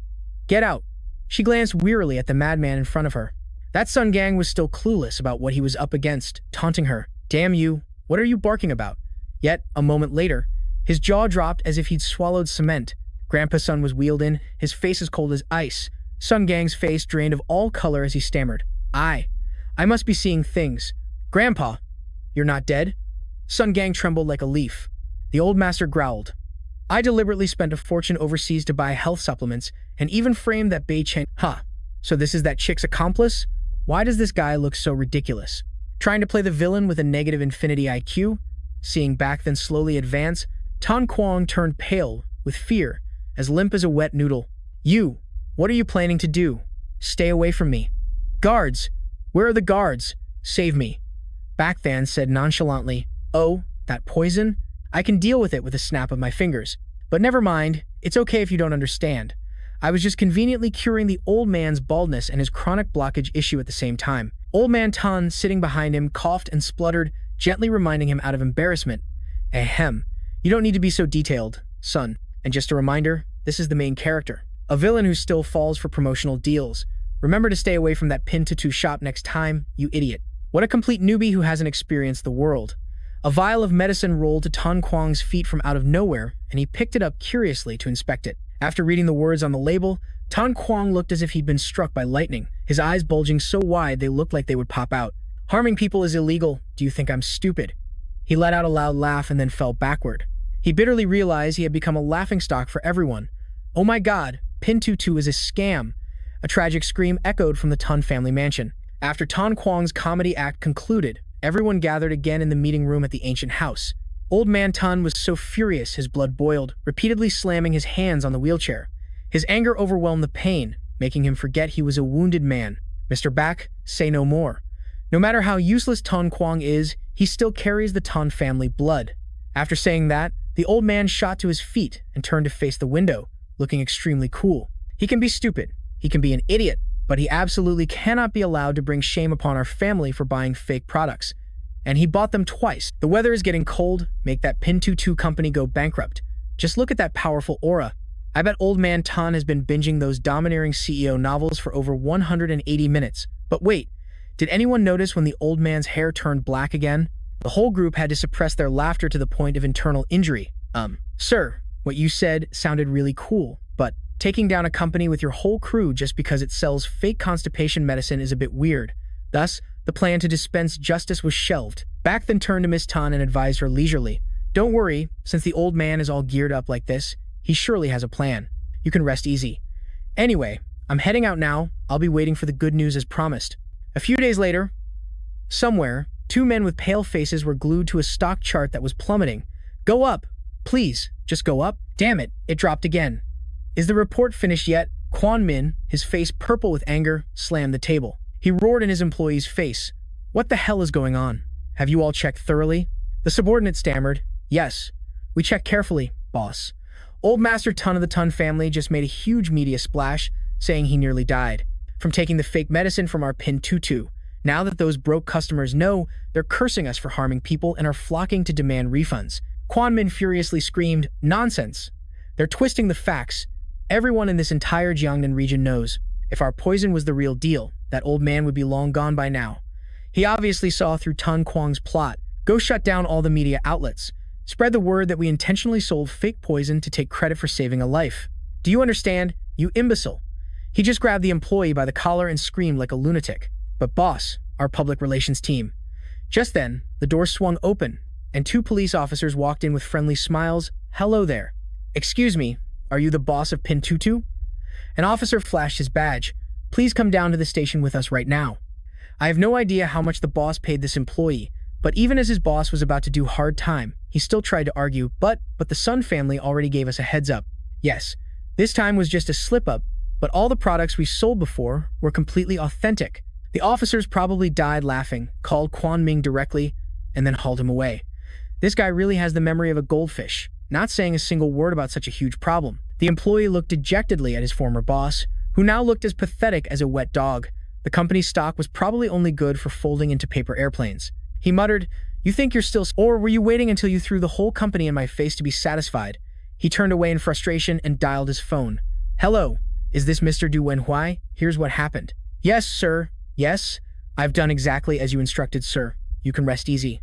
Meanwhile, somewhere else, Bei Chen was at home, kicking back and enjoying the show. He nodded in approval. This trick was the perfect way to deal with insolent fools. The older the ginger, the spicier it gets.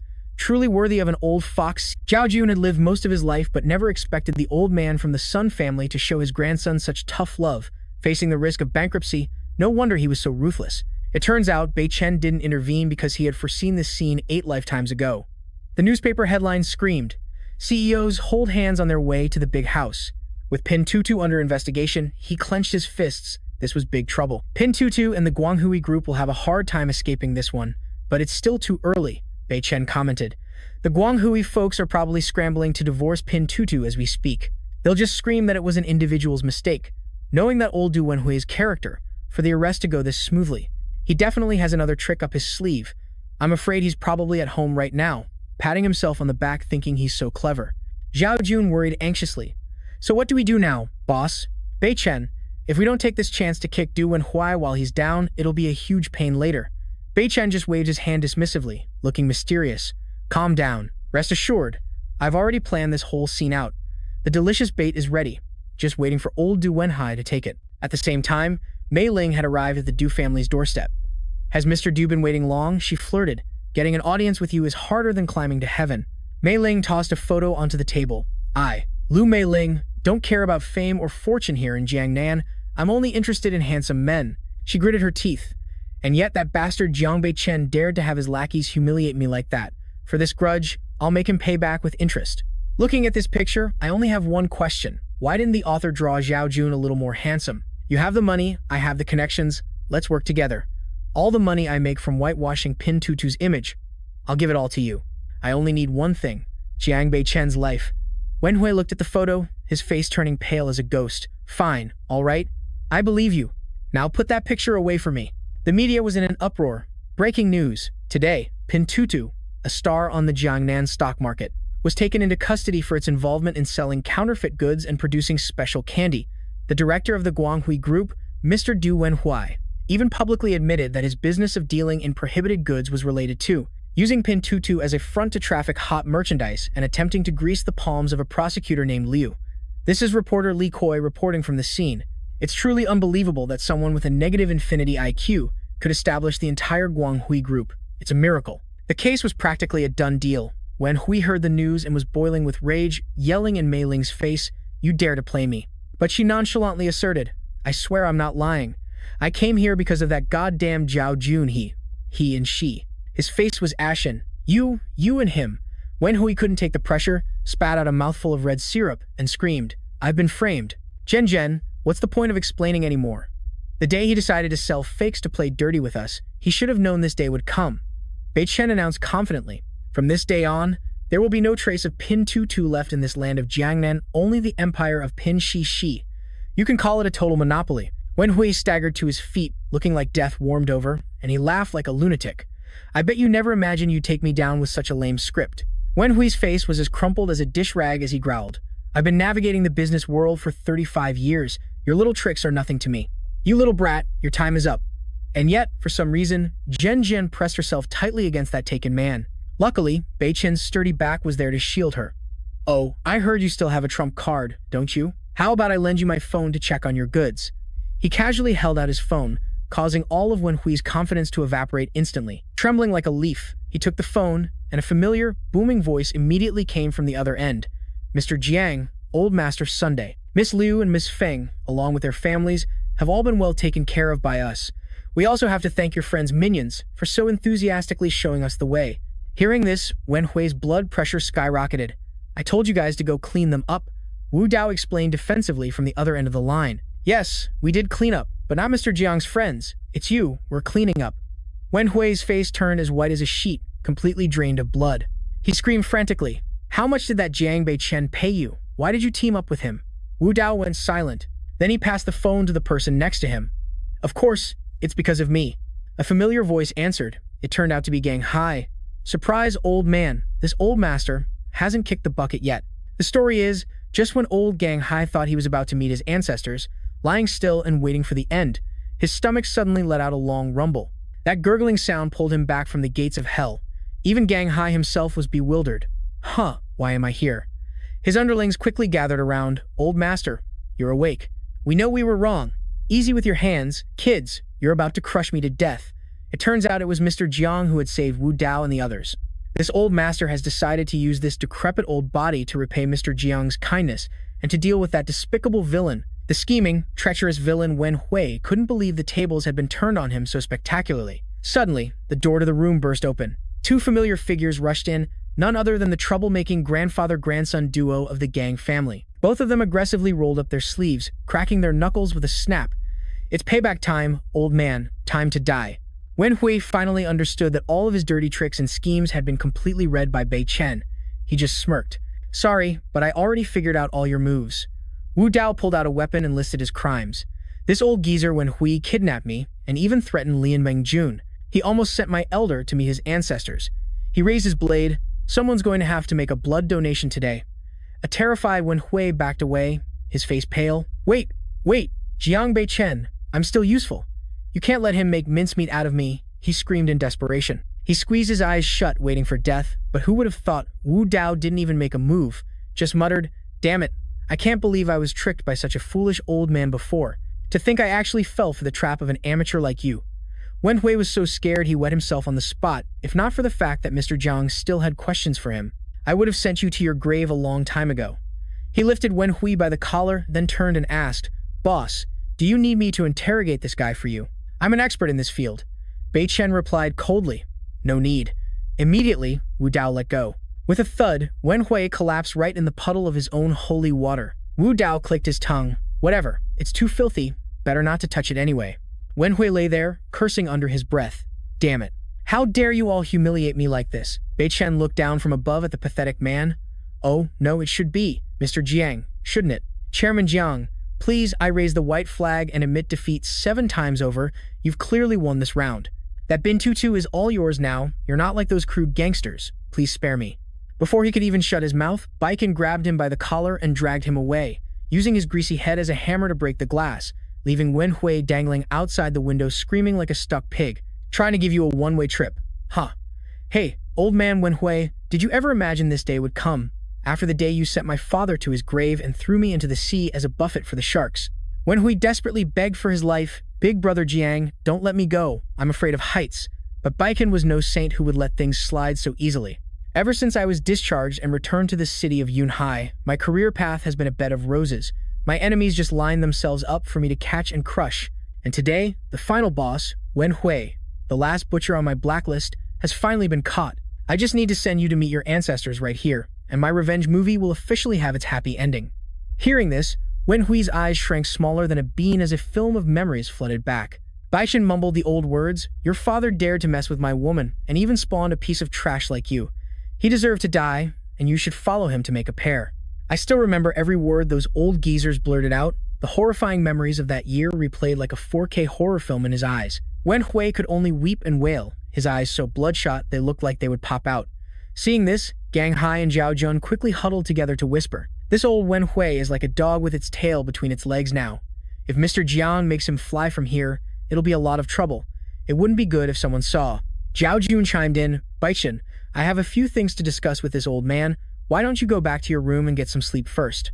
You should go finalize the takeover of bin tutu. Tomorrow, we'll come to assist you again, so don't do anything rash. Shut your mouth and let's go, old man." Mealing snapped as she dragged Gang Hai away, not forgetting to wink at Zhao Jun. "Bye-bye, handsome. Remember to come find me tomorrow." It was only then that he realized Miss Feng was still standing there alone. "Huh, Miss Feng, you haven't left yet?" She immediately spoke up. This operation was a resounding success, all thanks to Mr. Jiang, directing everything from A to Z. I've always wanted to thank Mr. Jiang. But actually, I was planning to quietly retreat into the background because I heard a rumor that Mr. Jiang is already taken, so I didn't dare to say a word about my admiration. Zhao Jun quickly cut in, "Wait a minute, Miss Feng, but what I saw today made me realize a truth. Only a man like Mr. Jiang is a real man. He's the idol of my heart." Hearing this, Zhao Jun broke out in a cold sweat, stammering, Wait, Miss Feng, I don't know if tonight, after Mr. Jiang finishes his work, could I invite him over to my place to hang out alone?" Zhao Jun just wanted to find a hole to crawl into. "I'm afraid it's too late.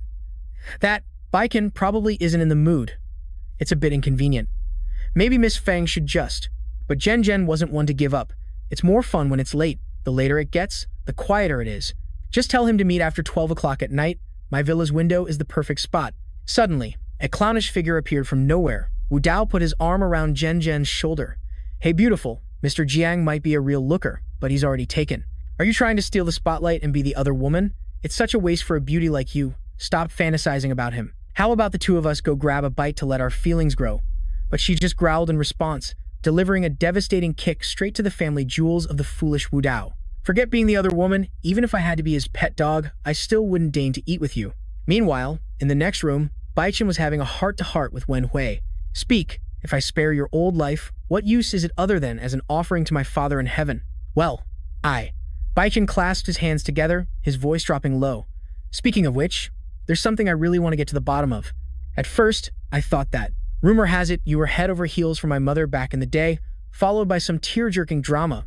But when I dug into this scandal to investigate, I couldn't find any connection between you and my mother whatsoever." Hearing this, old Wen Hui was overjoyed. "That's it. It wasn't me. I'm as clean as a whistle. You've got the wrong guy. Go find him." But just as things were going smoothly, he suddenly froze for some reason. Bac Than found it strange. Find who?" Old Wen Hui jumped, waving his hands frantically. "Oh no, I didn't say anything. You must have misheard. I did it all. It was all my fault." Bac Than lost his patience, jumping up and snapping. "What? You two-faced Wen Hui. My parents fell in love 15 years ago. 15 years ago, you had already reached the top of the Quang Huy group. What does my Jiang family have to do with your family? Why not sooner or later?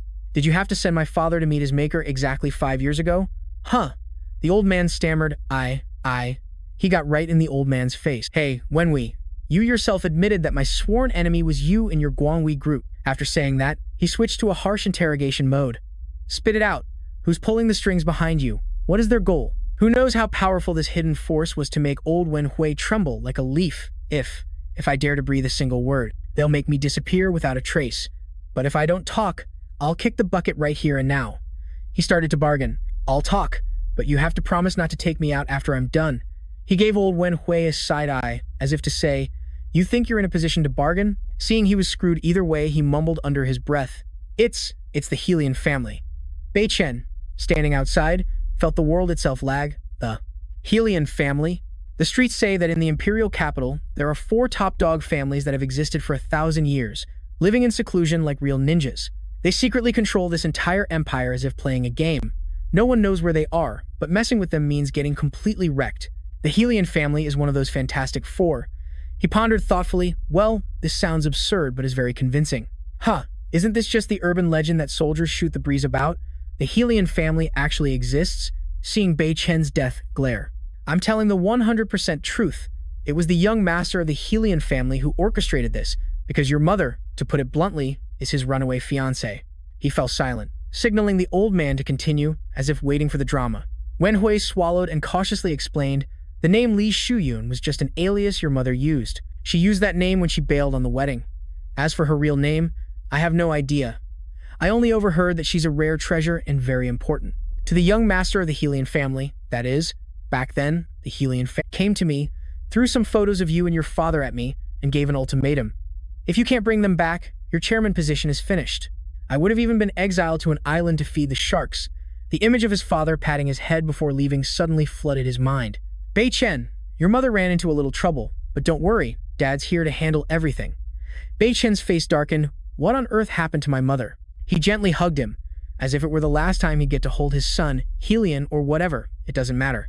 Bei Chen, just go and have fun for 2 days. It was only then that it dawned on him, so what happened that year wasn't an accident. He hurriedly pushed Bei Chen into the car. Just get in the car. Son, leave everything to me. But what he really meant was, oh crap, the Helian family is right at our doorstep. A young Bei Chen sat in the moving car, his eyes glued to his father's back. That action movie-style farewell scene was forever etched in his mind. Dad, Mom, if all this is really such a cliché drama, then just how incredible is Mom's true identity? Sometime later, the doctor came out to announce, the patient has suffered severe heart trauma and needs immediate surgery. To make matters worse, the bank card he was given had suddenly been frozen. Out of money for the hospital bills? Well then, we're washing our hands of this. Hearing that, Wen Hui clutched his head, about to faint, and that's when I snapped out of my daze. It turns out the Quang Huy Group is just a backyard operation for the Helian family, and the previous director has already vanished. The reason he got taken out was for not meeting the boss's deadlines, and I'm quite fond of living, so I don't want to follow in his footsteps. He glared at Bei Chen, his face as tense as a drum. Spare me, and I'll give you a tip. Your mother has an arranged engagement with the Helian family's eldest son. It seems your background isn't so simple after all. Try checking yourself for some unique family heirloom, like a birthmark in the shape of a treasure map or something. If you can find it, then you wouldn't need to bother with small fry like us anymore. Hearing this, it clicked for Bei Chen. So that's how it is. So that whole business with old Wen Hui embezzling funds from the Tutu battery project and all those counterfeit goods was the handiwork of the big boss from the Helian family pulling the strings. Where is that one-of-a-kind treasure? He growled. Is that why you recommended my mother to the Helian family? Hearing this, Wen Hui's legs turned to jelly, and he collapsed to the floor. I've been framed. It wasn't me. The Helian family orchestrated the whole thing themselves. He clung to Bei Chen's leg like a lifeline. Those top bosses just point and order, giving tasks with a you get what I mean, right? kind of vibe.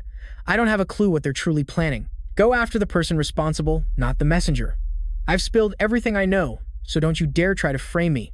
His face was as cold as ice. Looking at the pathetic figure at his feet, Bei Chen clicked his tongue. All right, deal. As long as you do one more job for me, I'll let you live. And just like that, a press conference, hot off the presses, was organized. I, Wen Hui, solemnly announce. My resignation, as of tomorrow, I am officially retiring, Wen Hui declared boldly, and the CEO's hot seat will be filled by the charismatic Giang Bac Than. The reporters, smelling drama, immediately shoved a forest of microphones in the old man's face. Excuse me, what is the relationship between you and Mr. Jiang? Why the sudden handover? Or is it because of the scandal? That the contraband version of the Tutu batteries is real, and you're about to become a guest of the state? Wen Hui swallowed his anger, which felt as large as a goose egg. The smuggling incident was my folly, my fault, my grievous fault. It was Mr. Jiang who enlightened my misguided soul, and I bow my head to. I am prepared to take a long-term vacation at a state-sponsored resort, but to be fair, I was also just a victim of sweet temptation. You could tell by his face that he was still incredibly bitter. Moving forward, Mr. Jiang will take the lead, coordinating with the boys in blue to expose this entire network. Bei Chen sat in a corner, yawning, finding this whole play as bland as dishwater.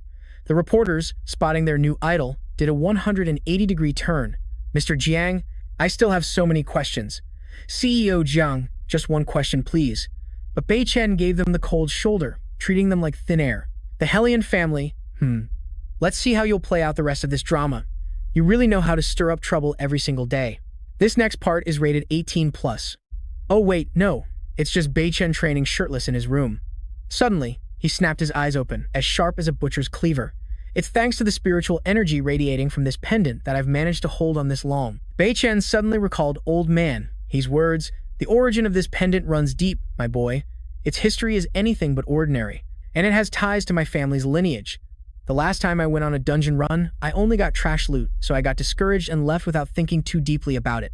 So I have to go snoop around to get to the bottom of this. The dapper young man in a white shirt toyed with the pendant, but his mind was now solely focused on the Hellion family.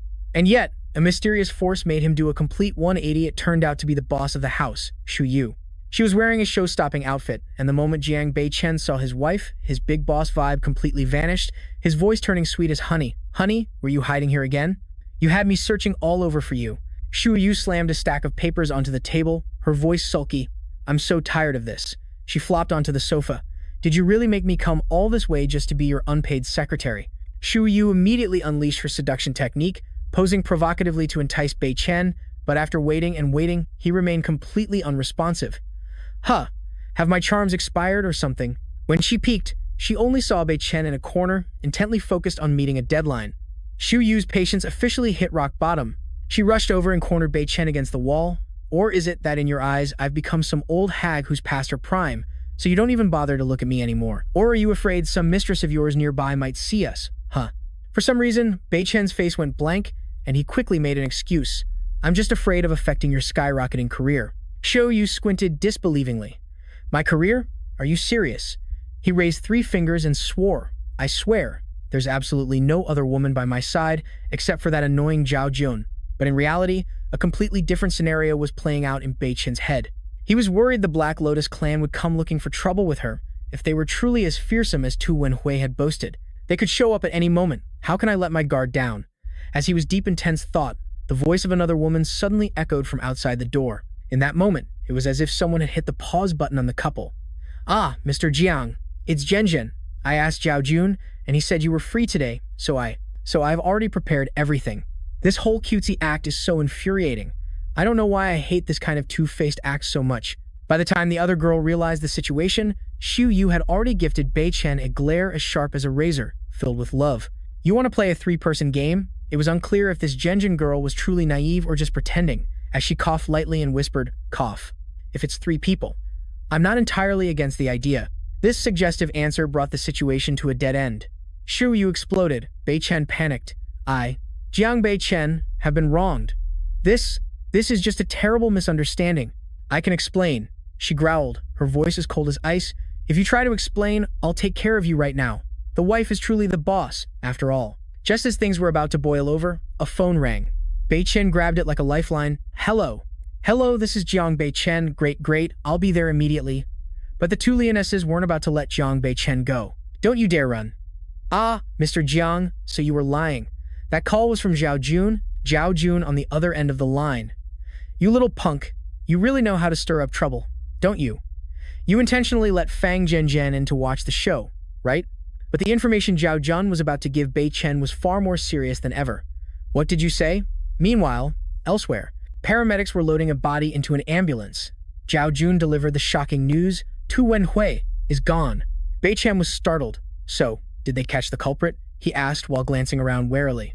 Not yet, but there's something more important. Zhao Jun whispered into the phone. I was quick enough to check Tu Wenhui's goods before the boys in blue arrived. The wounds on his body are identical to your handiwork. It's unbelievable. It's as if someone is intentionally trying to frame you. Bei Chen frowned as he looked at a picture of Wenhui. This is impossible. How the hell could someone imitate the traces of the Xuanqing art? He imagined the scene when Wenhui was ambushed, someone who could infiltrate a secret chamber and eliminate the target with a single, effortless strike. Bei Chen mused, breaking into a cold sweat. I'm afraid this person is even stronger than me. His eyes darted as he calculated, to stage such an elaborate crime scene, they must want to mess with my head. Zhao Jun. Zhao Jun couldn't linger there any longer, lest he arouse suspicion. Besides, he knew damn well he wasn't skilled enough to go one-on-one with that mysterious assassin, so the best thing to do was to flee for safety. Realizing this, Bei Chen hurriedly called Zhao Jun. Zhao Jun, get out of the crime scene now. On the other end, Zhao Jun managed to stammer a few words before the signal cut out. Static. Bei Chen, you told me. To be. Care. To. Full.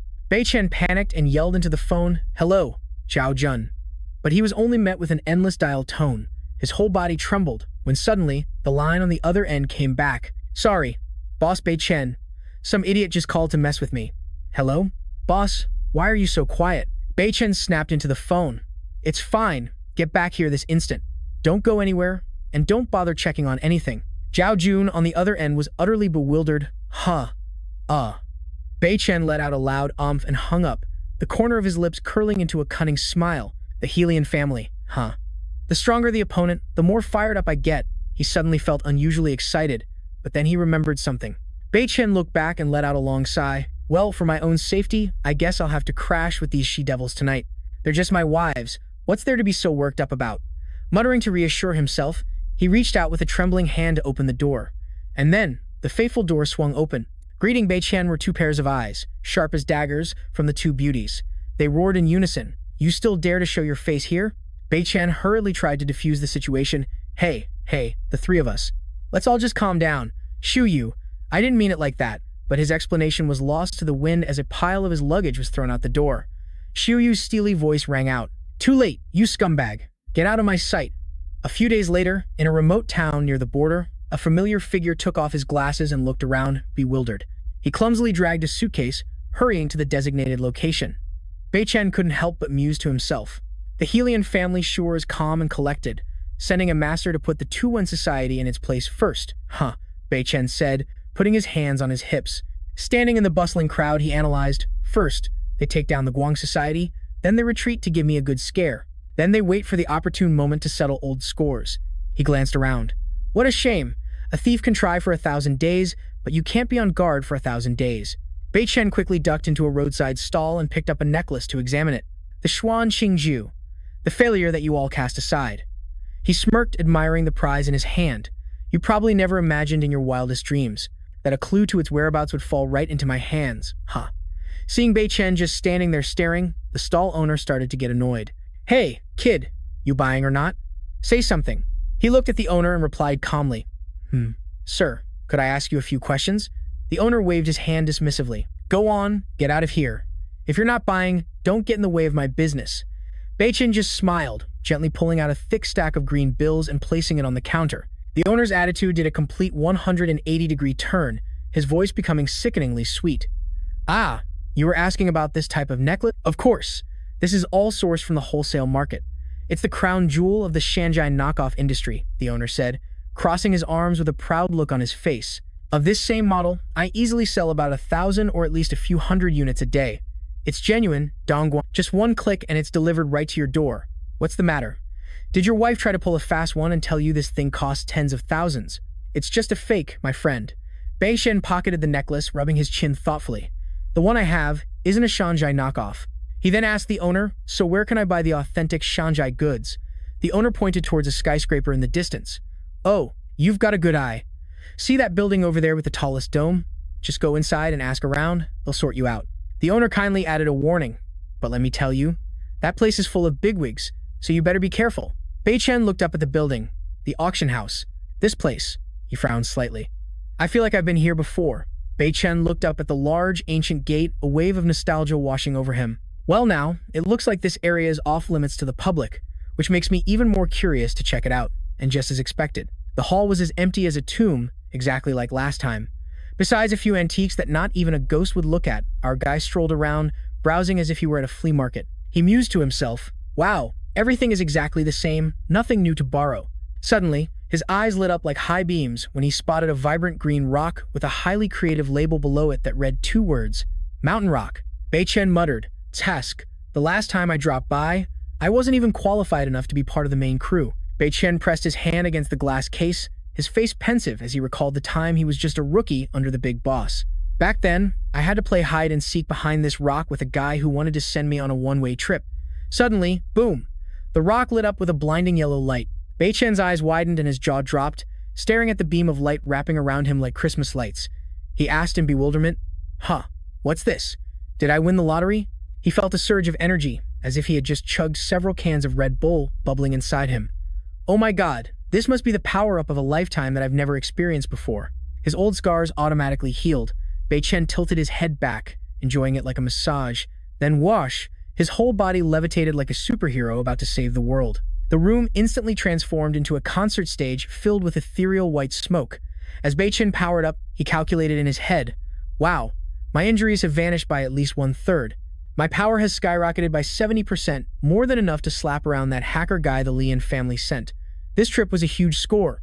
The glass case began to crack like a drop phone screen. He thought to himself, "The speaker on the stone went silent after I was fully charged. And looking closely, this material seems familiar, just like that pendant that I was gifted back then." Bei Chen's eyes were glued to the case, an image of the designer necklace appearing in his mind. It must be a limited edition piece crafted from this mountain rock. While he was busy appraising it, two menacing-looking men appeared out of nowhere and yelled at Bei Chen. "Hey kid, what do you think you're doing here?" Bei Chen nonchalantly pointed at the case, as polite as a consultant. "Excuse me, gentlemen, is your big boss in? I'd like to discuss some business about this rock with him." The two guys frowned, their voices wary. "Our boss doesn't see walk-in visitors, especially suspicious-looking ones. Now get lost and let us be." Bei Chen chuckled. "Why so tense, fellas? You're in the service industry, right? I'm a potential customer, and I genuinely want to close a deal." Before he could finish, one of the two men lost his patience and threw a powerful punch towards him, yelling, "Get out of my sight!" Bei Chen casually raised a hand to block the attack, frowning as if to say, "This is a bit annoying." "Well, your auction house's customer service is certainly impressive." The two guys quickly grabbed their walkie-talkies. "Hello, hello. We have a VIP guest causing trouble here. Send backup requesting assistance. Right now." He sighed wearily. "Hey, how long are you going to play this game of cat and mouse?" But the two guys acted as if they were deaf and charged in again, fired up. Bei Chen just waved his hand lightly as if swatting a fly, and one of them went flying like a kite with a broken string. He didn't hold back, giving the other one a kick to send him off. The two guys hit the ground with a thud, letting out a mournful ah. The rescue team arrived as fast as the wind and saw their two colleagues on the floor, trembling like leaves. So the whole group roared in unison, "Who has the guts to cause trouble here?" Then they all pulled out their toys and aimed at Bei Chen. "Take him down." He just glanced at them and let out a cool snort. Bei Chen immediately switched to high-powered fan mode, blowing away the entire newly arrived group. They only had time to cry out, "Oh my god," in confusion when a clear, melodious female voice rang out, "Sir, please stop." Hearing a beauty's voice, Bei Chen immediately paid attention. His actions paused instantly. Pretty girls get priority. He looked up and saw a female figure standing on the upper floor. She leaped down like an action movie star, all while shouting, "I said stop." "Ah, so it's the big boss of this auction house, Wan Ruxu." Bei Chen glanced over and smirked, right on time. Ruxu was no pushover either, her hand already gripping the decorative sword at her hip. "Hey you dare trespass on my territory and bully my men?" Bei Chen raised an eyebrow, pulling out a handful of what looked like melon seeds, and let out a humph. Ruxu brandished her sword and dashed towards him. "How dare you bully people like this?" Bei Chen calmly flicked his wrist, throwing the handful of melon seeds at her. Two of the seeds hit her wrist, making Ruxu cry out, "Ouch!" and drop her sword. The rest of the seeds conveniently embedded themselves in her body. "Ah!" Ruxu stumbled and fell into Bei Chen's arms. He smirked, smoothly grabbing her wrist. Caught off guard and restrained, Ruxu was fuming. "You!" Bei Chen nonchalantly reminded her. "Stay still." She whipped her head around, glaring daggers at him. "I don't care how skilled you are, I won't let you get away with any tricks." A look of annoyance flashed across Bei Chen's face, and he immediately pushed Ruxu away as if she were something unclean, with a clear look of disdain. After that, Bei Chen seriously dusted off his sharp clothes. "Oh, so you're the boss of this joint, huh? No wonder the minions act like thugs when their leader is so arrogant. Why are you getting all worked up?" Ruxu was fuming. "What the hell are you talking about?" He remained unfazed. He replied coolly, "Your people were trying to send me to meet my maker. If I had returned the favor in kind, your auction house would be full of people taking a long nap by now." The woman's eyes widened and her jaw dropped. "What? It was clearly you. Huh." Ruxu glanced down at the strange object lodged in her body. She gulped hard, screaming internally, "Oh my god, this isn't some martial arts hidden weapon. This is one of our company's proprietary bullets." Ahem. A light cough to hide her embarrassment. Rushu quickly crossed her arms, switching to her boss lady persona. "You're quite something. Your skills are definitely no joke. You're clearly not just some small fry. What business do you have with me?" Bei Chen then held out a sparkling necklace. "I don't believe I've caught your name. Do you recognize this one-of-a-kind necklace?" The moment she saw it, her expression changed. "My name is Wan Rushu." Her eyes darted sideways to the huge rock in the glass case, then back to the man's necklace. Bei Chen's gaze followed hers. The corners of his lips curved into a knowing smile. "Aha, the fish has taken the bait. This lady definitely knows something." Ru Shui pointed a finger at the necklace. "Where did you steal this thing from?" Bei Chen tilted his head and gave a mischievous grin. "Miss Wan, you haven't answered my question, yet you're turning it back on me?" Ru Shui crossed her arms and lifted her chin, as if she was above it all. "Forget it. Didn't you come all this way just to swipe that thing?"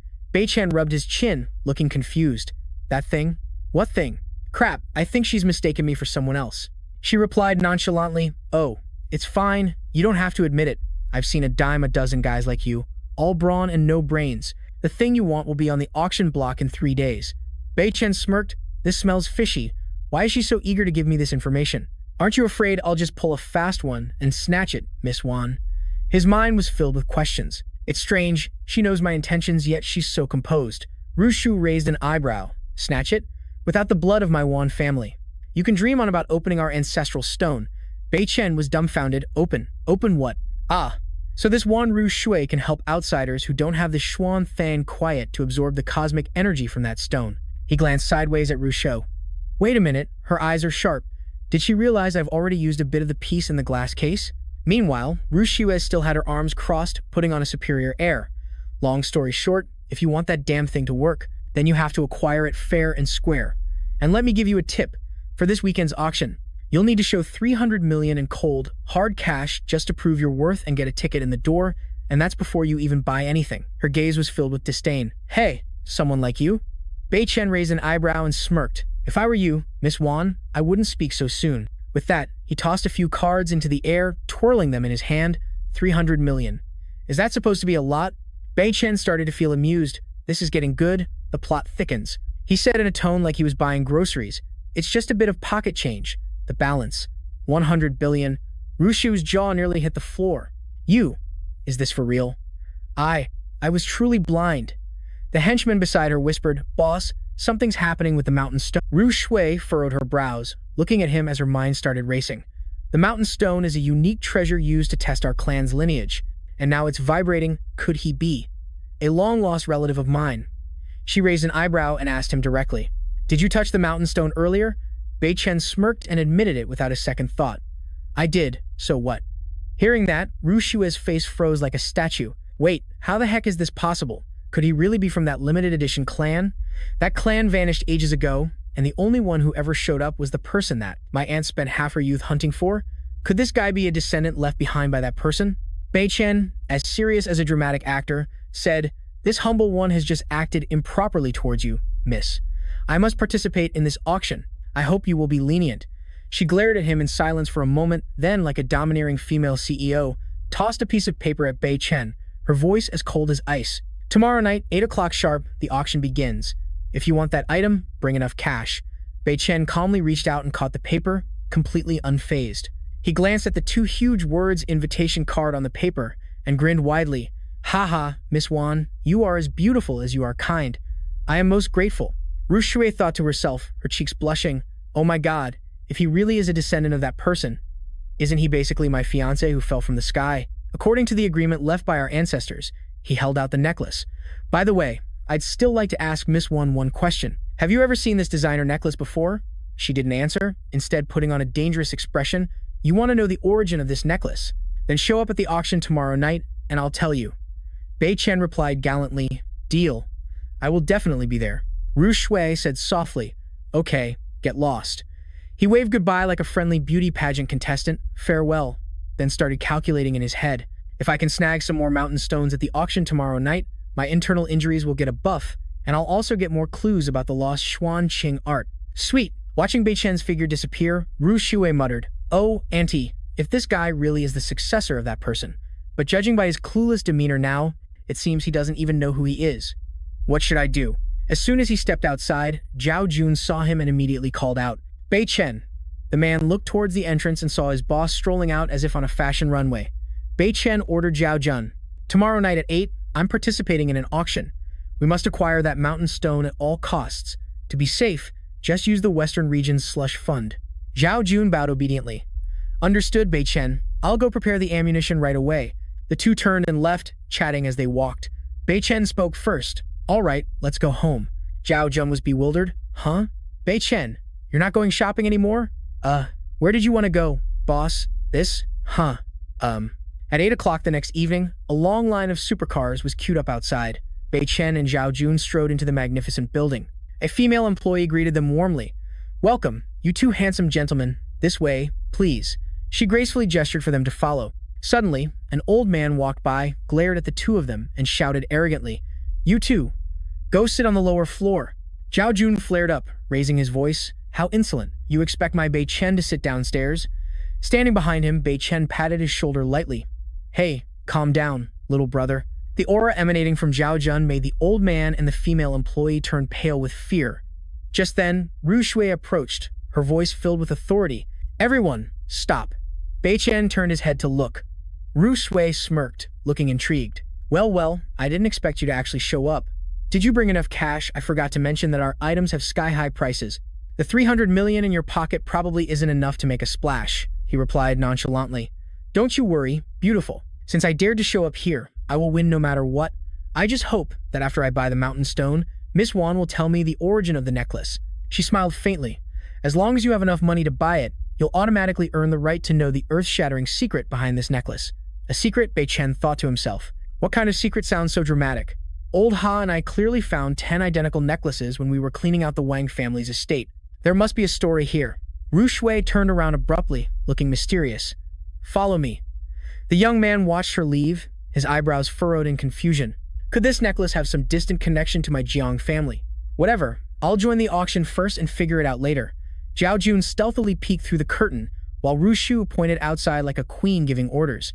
"Your place is just here. With your status, there's no spot for you upstairs." Hearing this, Zhao Jun's face wrinkled up in a scowl. "Hey lady, that's way too insulting. I'm a Bei Chen, for crying out loud." Yet, Ru Shui couldn't be bothered, completely ignoring Zhao Jun.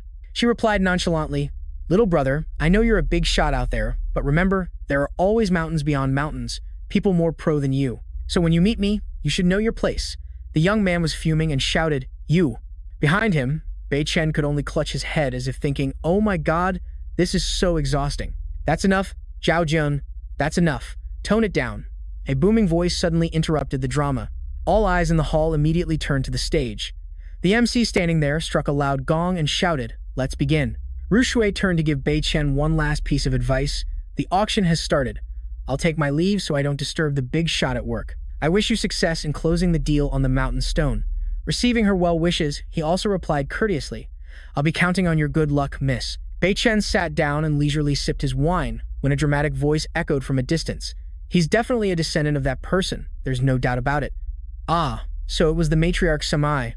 On stage, the MC gently reminded everyone, "We're about to begin, ladies and gentlemen. Since you're all regular customers, I'll skip the tedious rules. Let's get right to it with the first lot." Samai and Ru Shui were glued to the young man. The niece cautiously asked, "Auntie, are you sure?" This question from Ru Shui really hit a nerve. "Absolutely certain. Just look at his eyebrows, they're exactly like that unfaithful bastard's. It's unmistakable." Samai observed and judged.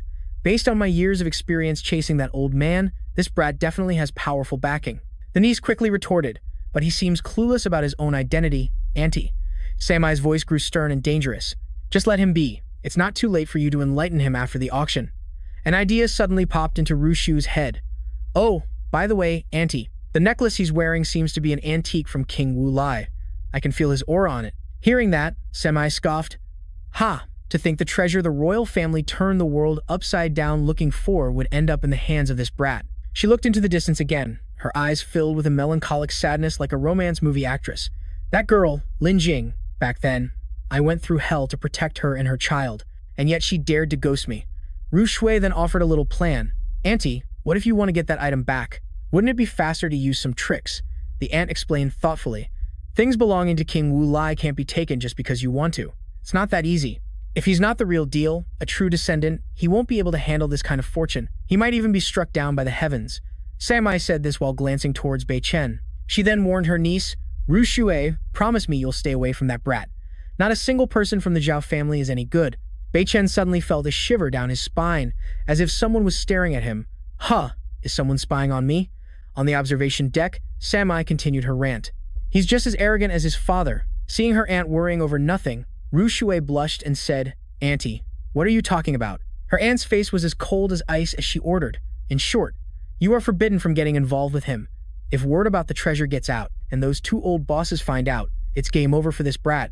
Seeing that it was the final lot and Bei Chen was still sitting as still as a statue, Zhao Ju nudged him. Hey, it's the last item. Aren't you going to bid? And on the stage was a rock.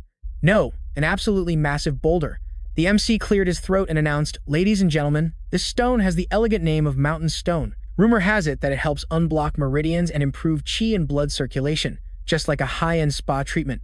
And now, for the main event, we will put this boulder up for auction with a modest starting. The crowd below was gobsmacked, nearly falling out of their chairs. The Mountain Stone? They're really selling such a unique item? This has to be a heaven-sent treasure. My ancestors appeared in a dream and told me I must have it. And so, a tycoon waved his hand. 20 billion. Seeing this, Ru Shui nudged Samai and asked, Ma'am, if this troublesome rock falls into that kid's hands, won't he be doomed? If he manages to get it, he'll just be eaten alive by those two big shots sitting down there. Just as she finished speaking, someone shouted a higher price, 30 billion.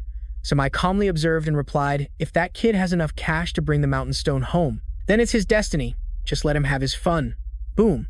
Another voice rang out.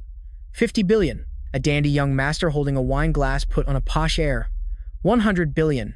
The Ma family was more aggressive, yelling, 300 billion, then hurriedly clasped his hands together. His posture was very respectful.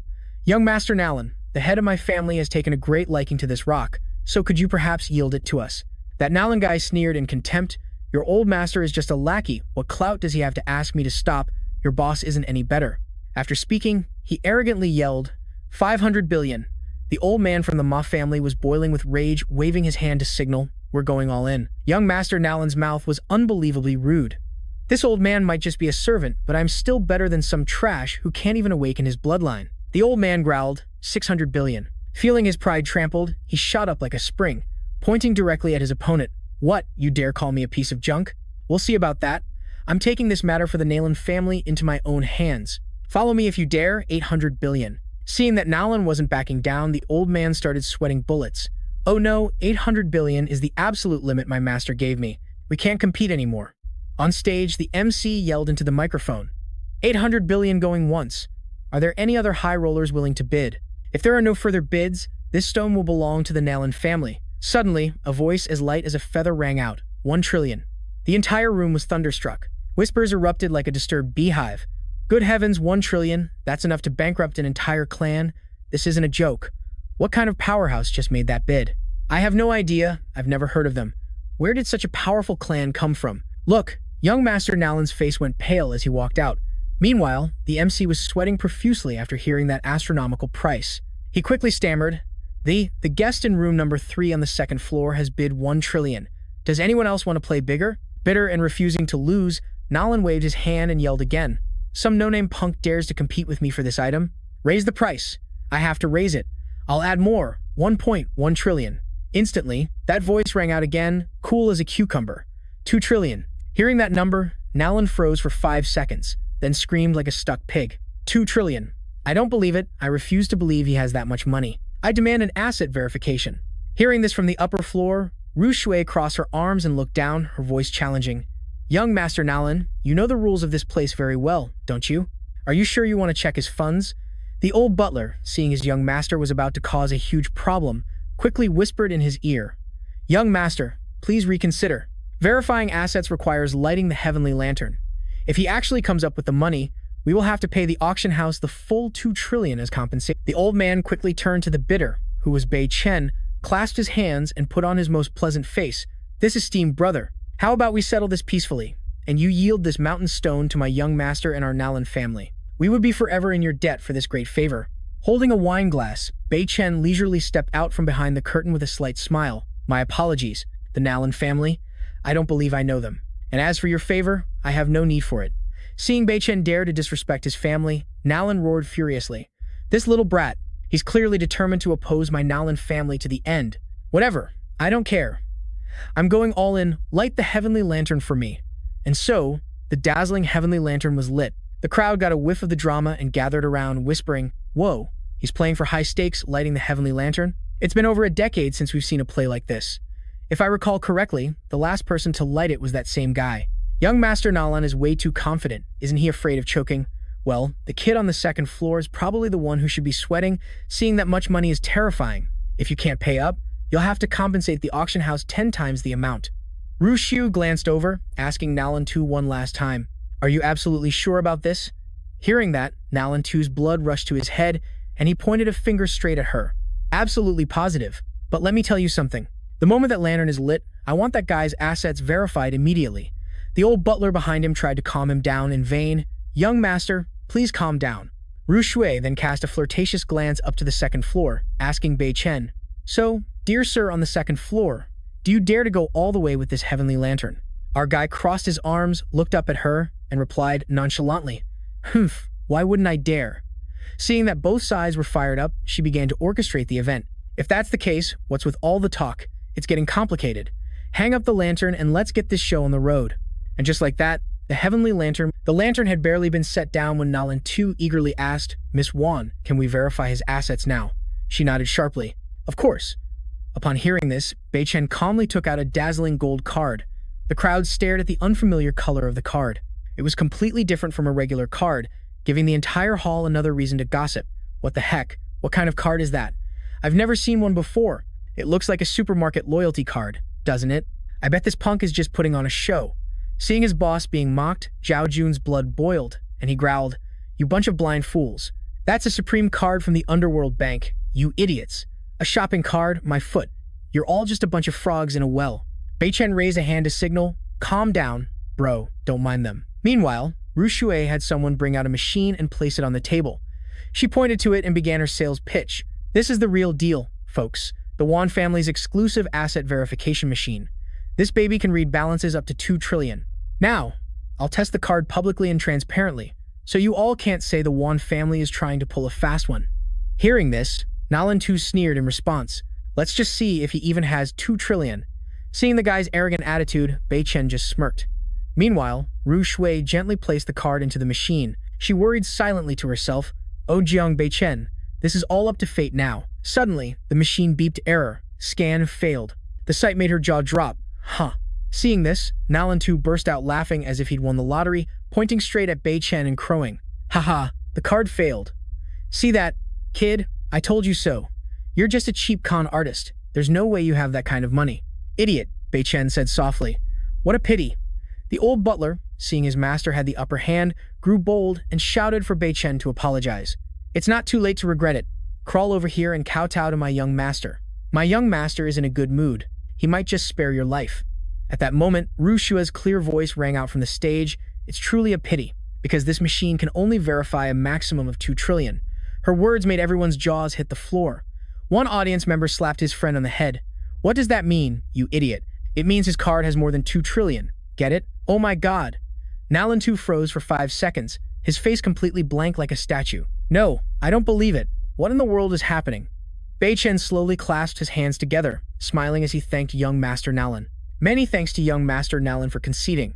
With that, he channeled his energy and leaped into the air, glancing down at Nalan 2 with a wide grin and "My humble self is untalented and weak, with nothing but money, so I had to use this pocket change to show off my poor skills before an expert." Hearing this, the young man's blood boiled. "You little brat, you dare get cocky with me."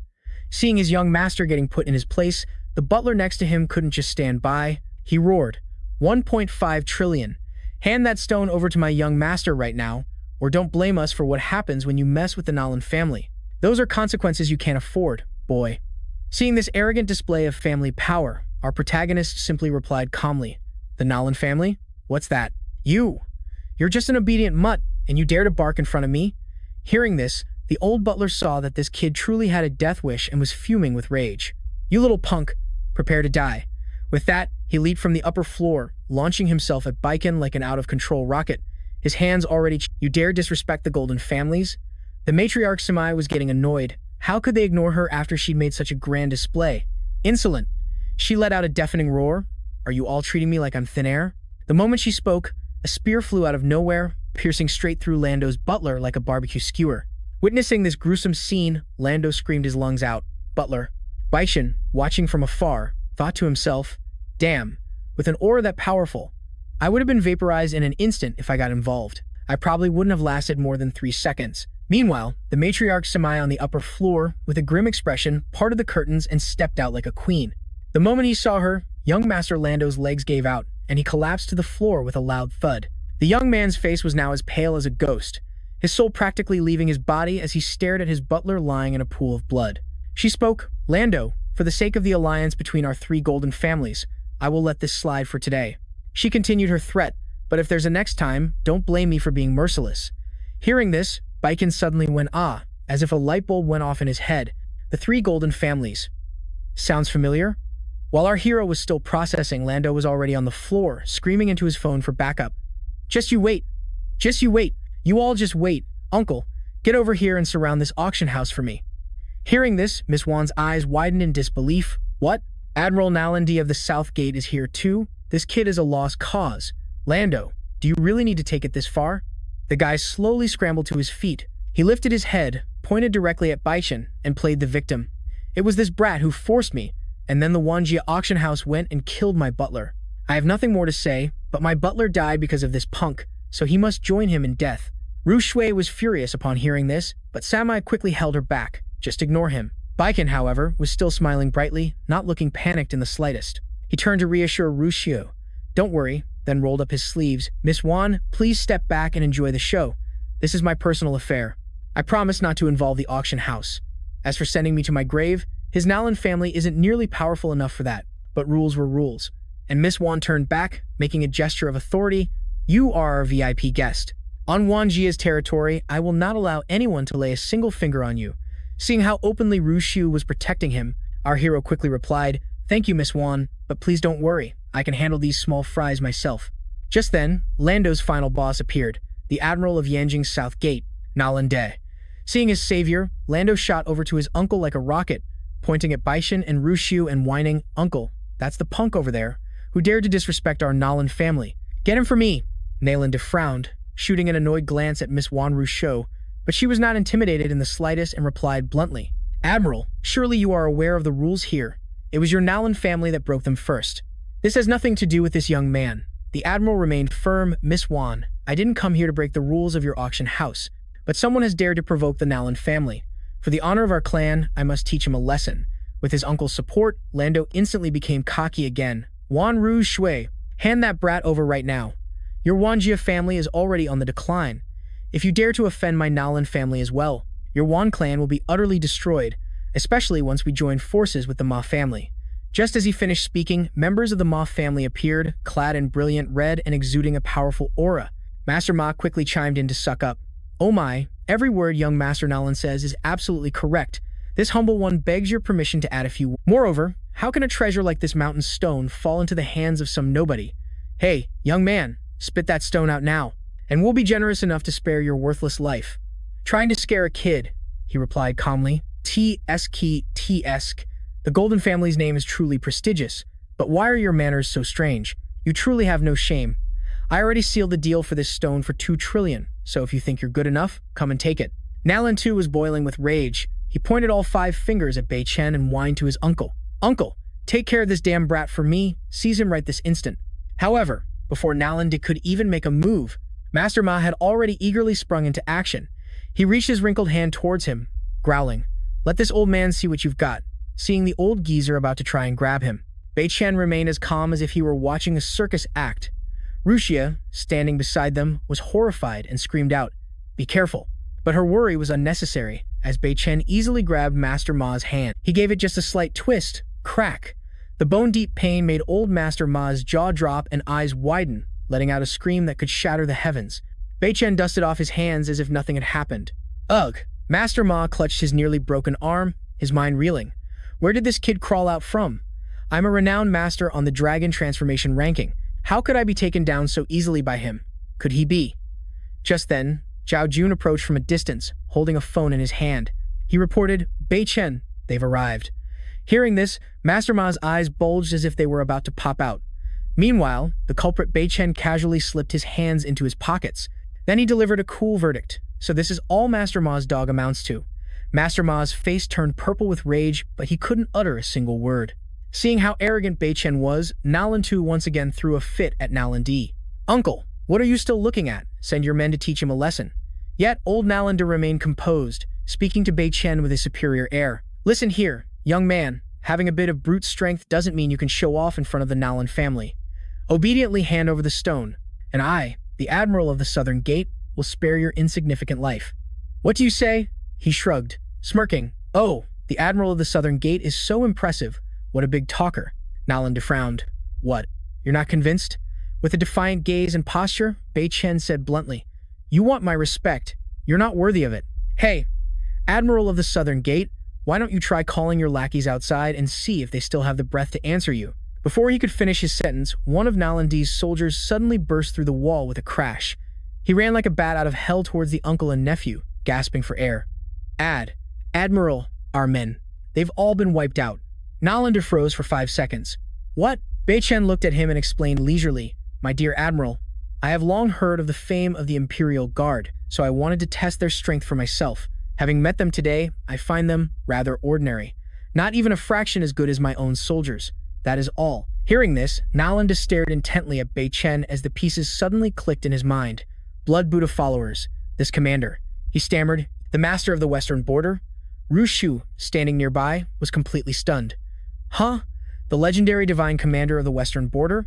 Oh my god, I can't believe he's the big boss of the western border. And he's so young too?" Seeing that his identity was exposed, he turned to Nalande and asked in a nonchalant tone, "So, do you still want my stone?" Nalandi's face went pale as a sheet as he frantically waved his hands. "Ah, Commander Jiang, you must be joking. We are civilized people who always abide." "This stone was won by Commander Jiang in the auction, so of course it belongs to you." Nalan too, standing beside him, called out resentfully, "Uncle." Nalanda shot him a glare, then turned back and continued, his voice trying to maintain a serious tone. "I only hope that Commander Jiang can rein in the and not let them go mowing down people everywhere." Hearing this, Bei Chen chuckled. "Ha ha, a small matter." Seeing that peace had been restored between the two sides, Rusho quickly stepped in. "Yes, everyone, the drama can now come to a close. According to the rules, this mountain stone officially belongs to Mr. Jiang. Mr. Jiang, please follow me to complete the collection procedure. As for the rest of you, please make yourselves comfortable."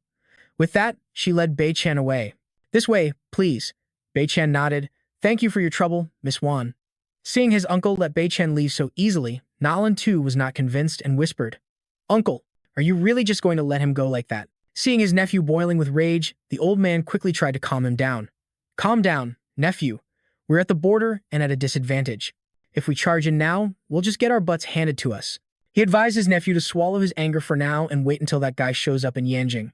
Then, making him disappear would be easier than melting snow in the Sunday. As she walked, she whispered in his ear, "Hey mister, you just poked the Nalan family's hornet's nest. You better watch your back when you get to Yanjing, or you'll get a beatdown you won't see coming." Bei Chen nonchalantly replied, "So where is that stone so I can go get it?" She jutted her chin. "There, that whole massive slab is yours now. Go haul it away." Bei Chen quickly waved his hands and thanked her profusely, his eyes shining like headlights. Wow, although this one is slimmer than the last, the internal energy inside seems much more profound. He suddenly turned to Ru Shui, his face beaming. "Oh, Miss Wan, those sweet promises you made to me earlier. Do they still have an expiration date?" Her face lit up, and she smiled until her eyes crinkled. "Of course they do, but are you sure you really want to hear it?" Bei Chen nodded vigorously, his gaze as firm as steel. Seeing the handsome man's determination, Ru Shui cleared her throat and put on a mysterious air. "Listen carefully now. Heavenly secrets cannot be revealed, so I'll only give you a little hint. And that bracelet on your wrist. It's connected to your real birth certificate." Bei Chen, who was caressing the stone, jumped in shock and turned to look at her, completely dumbfounded. "A real birth certificate?" Bei Chen barraged her with questions. "Do you mean? I'm not some abandoned nobody but a lost crown prince? But my parents are just ordinary people. How could there be a twist like that?" She held up a hand to shush him, as if it were a national secret. "When you've leveled up to an insane degree, everything will become clear. For now, I'll leak you the information for your first mission." Hearing this, Bei Chen closed his eyes, preparing to accept the quest. Miss Wan was right. There's definitely a hidden story here. I guess I'll just focus on healing up and maxing out my skills for now. The drama can wait. Bei Chen let out a long sigh. Okay, Miss Wan, please spoil it for me. Ru Shui began the revelation of his mysterious identity. That bracelet is an authentic item from Shangzi. To unlock all its features, you just have to go straight to Shangzi. Hearing the words Shangxi, he pondered. Huh, is that the same Shangxi from the movies? Ru Shui, seeing right through him, nodded firmly. You got it. On your way to Xiangxi, if you happen to pass through Jinling, you should stop by for a visit. Hearing a side quest, Bei Chen nodded eagerly. Okay, Jinling, huh? All right, I'll go. What's there to be afraid of? Seeing his enthusiasm, she could only offer a wry smile and her well wishes. I wish you a safe journey. In response to the beauty's kindness, Bei Chen gave a suave bow and then turned to leave.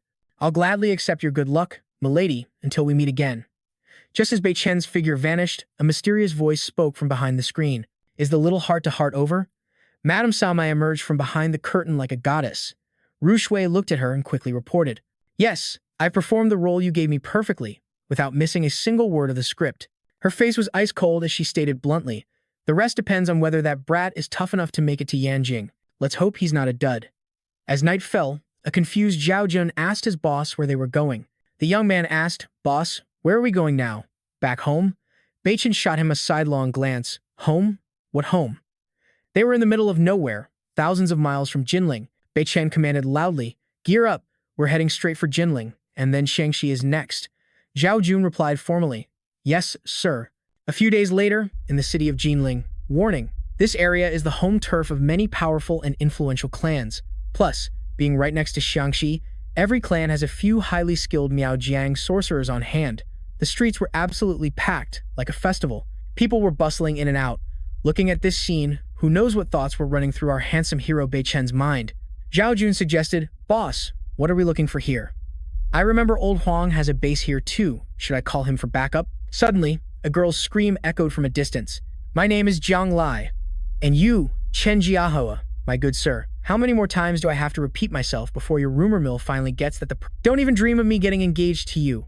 This melodrama successfully caught the attention of the male lead Bei Chen, and as for Jiang Lai's self-proclaimed boyfriend, he started sniveling, his face a crumpled, tear-streaked mess. You can be into anyone else, so why not me? Despite Jiang Lai shooing him away like an evil spirit, that Chen Jiahua was as persistent as a leech, clinging tightly to her hand, making the young lady shout like a megaphone.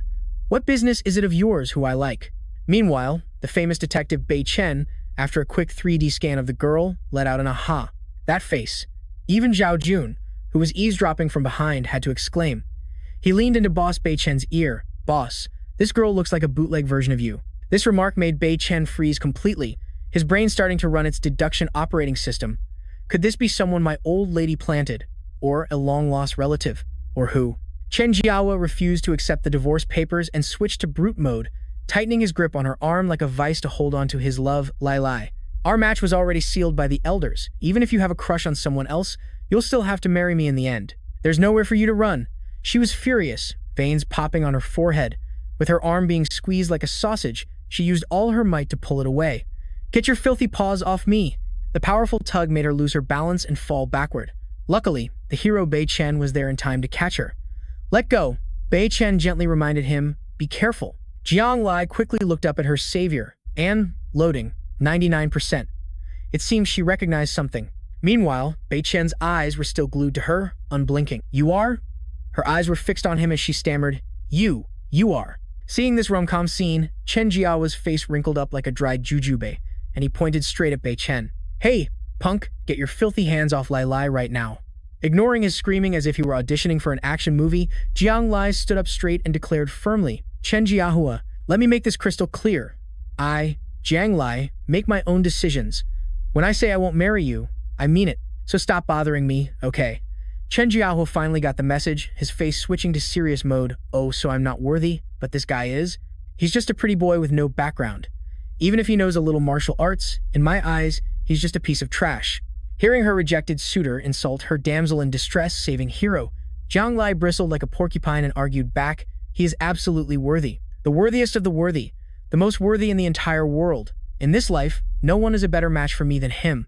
Suddenly, Bei Chen placed a hand on Jiang Lai's shoulder, cutting off her impassioned speech. He looked at her like a scientist, studying a strange new specimen. Who in the world are you? She stammered, I'm Jiang Lai, thinking to herself, oh my god, you're the long-lost brother I've been searching for. Seeing that the mirror was broken beyond repair, Chen Jiahua reluctantly accepted the situation. Lei Lai, I hope. You won't have to go back on your decision today. With that, he shot Bei Chen a death glare and growled, you little punk, just you wait. I won't let you leave Jinling in one piece. Despite the threat, Bei Chen's face remained completely unfazed as he replied succinctly, I'll be waiting. Not wanting to waste another second on this cheap drama, Jiang Lai quickly grabbed his hand. Just ignore that loud mouth. Come with me. This isn't a good place to talk. She held Bei Chen's hand tightly as if afraid he would run away. Then she dragged him away, leaving Chen Jiahua behind, fuming with anger. I'll take you somewhere safer, and we can talk in detail later. But before they could leave, Zhao Jun rushed over like a whirlwind. Boss Bei Chen. He breathlessly reported about the fateful call he had just received. Old Huang just called me, asking for you to come and appraise something for him. I hear he dug up some kind of bizarre-looking bronze gift box. At the base, the car screeched to a halt in front of the gate. Is this Shangxi Poju village? Bei Chen stepped out of the car with the air of a king. Old Huang and his two disciples were already on standby, rushing to open the car door as if welcoming a head of state.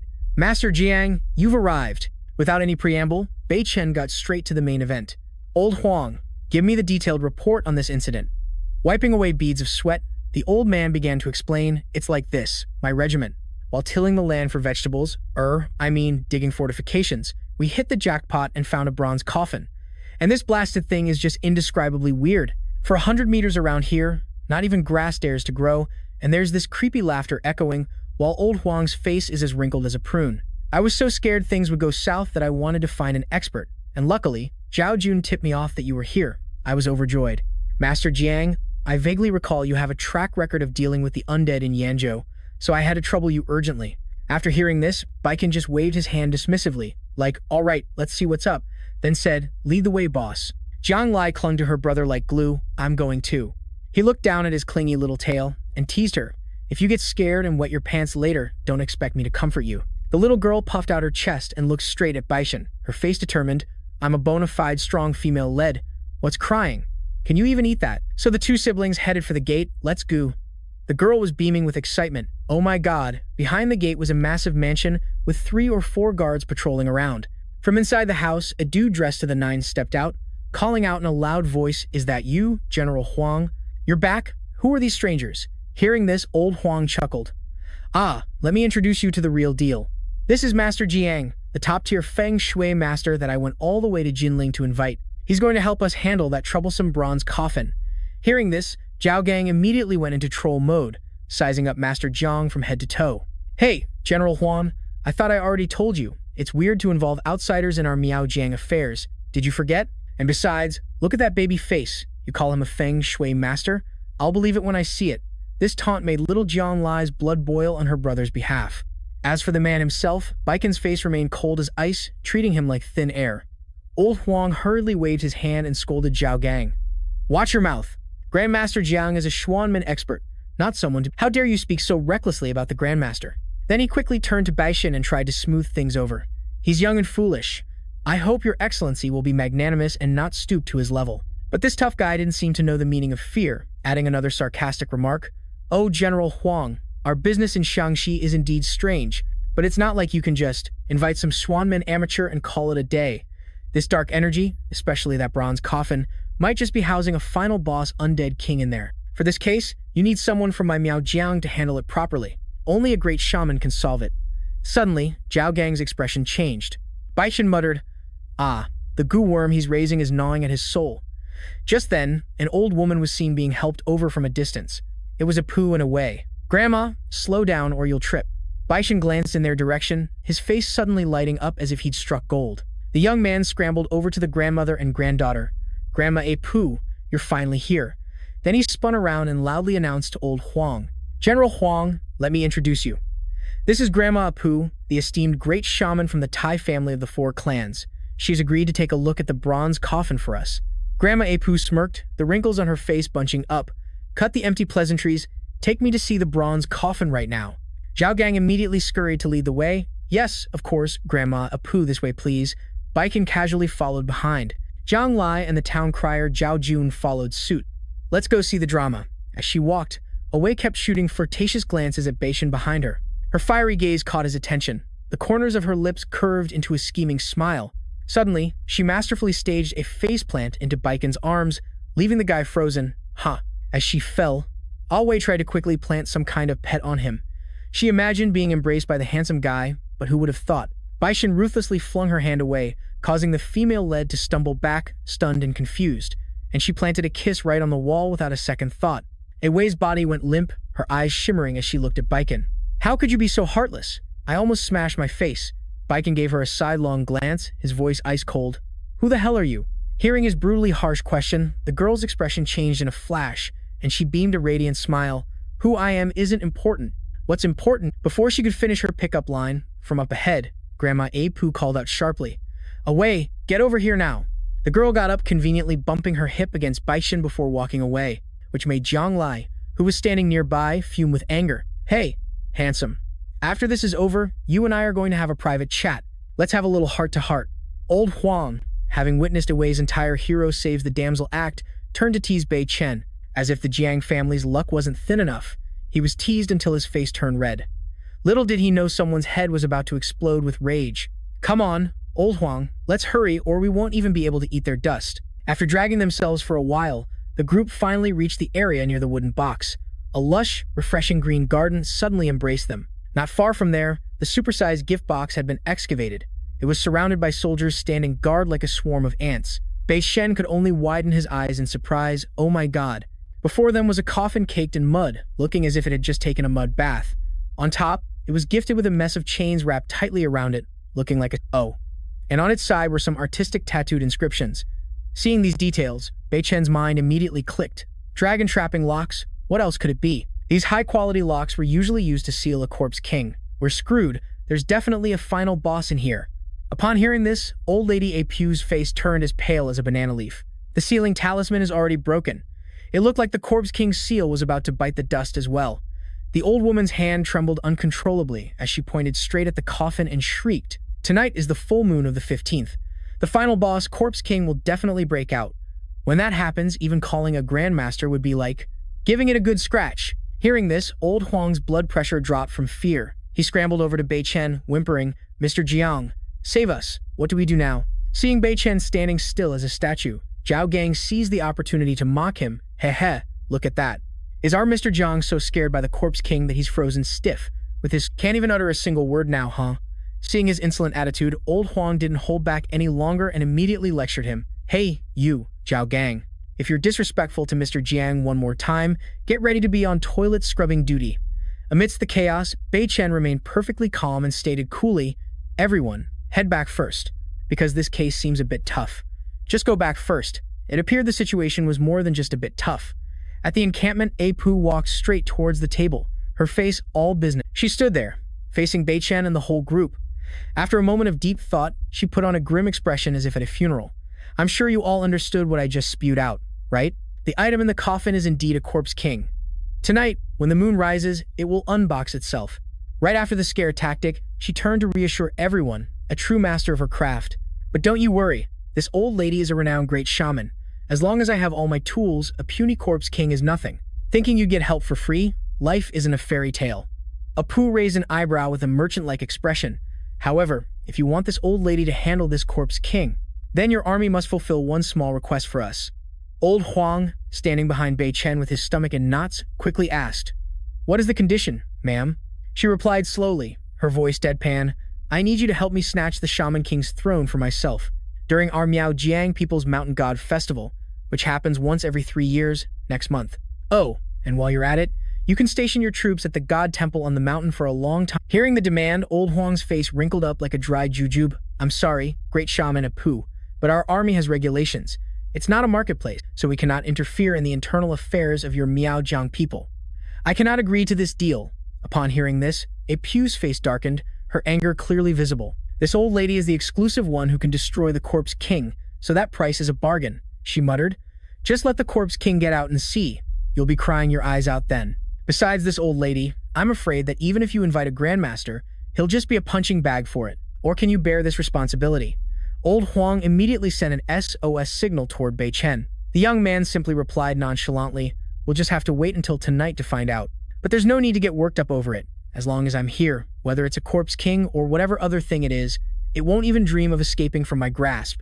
Seeing Bei Chen's over-the-top confidence, Apu quickly interjected, "Hey, young man, you can't just brag like that. Kid, you have to understand that what's in that box is a genuine article corpse king, not a toy. Don't joke around with the lives of the entire village. It's just because of his arrogant nature." Bei Chen glanced at the old woman and stated coolly, "If I can't even handle the little toys in that chest, then you jumping in would just be a death sentence."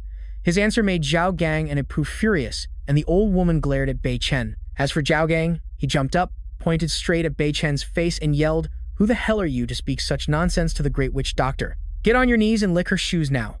Before Apu could even nod, a loving punch flew right into his sensitive spot, making him double over like a boiled shrimp. Zhao Jun was fuming. "And what the hell are you to talk to my boss like that?" Seeing her bodyguard collapse, Madame Apu could only get up and leave in a huff. Before leaving, she didn't forget to utter a threat. "Fine, it seems your lowly soldiers are pretty tough. In that case, I won't bother with you any longer. Just you wait. If the Corpse King doesn't wipe you all out tonight, I'll walk on my hands. Away, let's go, dear." Away's eyes, however, were still glued to the hottie in her heart. "Appa, see you later." Madame Apu and her boy-crazy granddaughter left, leaving only Bei Chen and his crew in the tent. Suddenly, a strange object flashed with light, immediately catching Bei Chen's attention.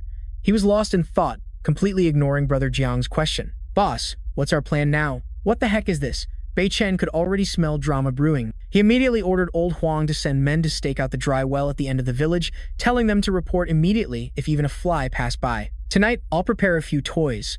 Old Huang nodded repeatedly. "Yes, sir." A while later, Apu and her granddaughter Wei were strolling down the road. Madame Apu turned and asked quietly, "Where did you use a goo worm to put a charm on that boy?" Wei replied nonchalantly, "Yes, Grandma, I've completely fallen for him. I want him to be my husband." Hearing this, Madame Apu almost fainted. "This girl is crazy. Why did you cast a spell on him? What if he kicks the bucket tonight? It'll all be for nothing." The granddaughter quickly reassured her, "I'm helping you too, you know. That guy is under my love spell now, and I'm the one who holds the heart of the Goo Emperor. The general respects him a lot. Who knows? If we can win him over, it'll be a huge advantage. So, what kind of charm did you use?" The young woman replied without hiding anything. "A love charm? Of course, Grandma. I've already activated it inside of him. If he doesn't want to kick the bucket, he'll have to marry me." Away's face suddenly flushed red as it beat. "Don't worry, Grandma. I'll go pay him a visit tonight, to make him the man of my life." Night gradually fell, and under the trees, the lights from Bei Chen's group's tents glowed dimly. Inside one of the tents, Bei Chen was meditating, hot steam rising furiously around him. Suddenly, a delicate foot poked inside, and by natural reflex, Bei Chen opened his eyes to see who would be so bold. It was Away. She leaped inside, landing right on Bei Chen's lap, her hand lifting her appa's chin to gaze at him. "Hey, handsome, the night is young. Don't waste your time cultivating. Come play with me." Bei Chen narrowed his eyes and asked, "Did you really cast a spell on me? So that squirming, insect-like feeling I got when I touched her wasn't my imagination. This wench?" Away was extremely surprised to see him still so lucid. "Huh?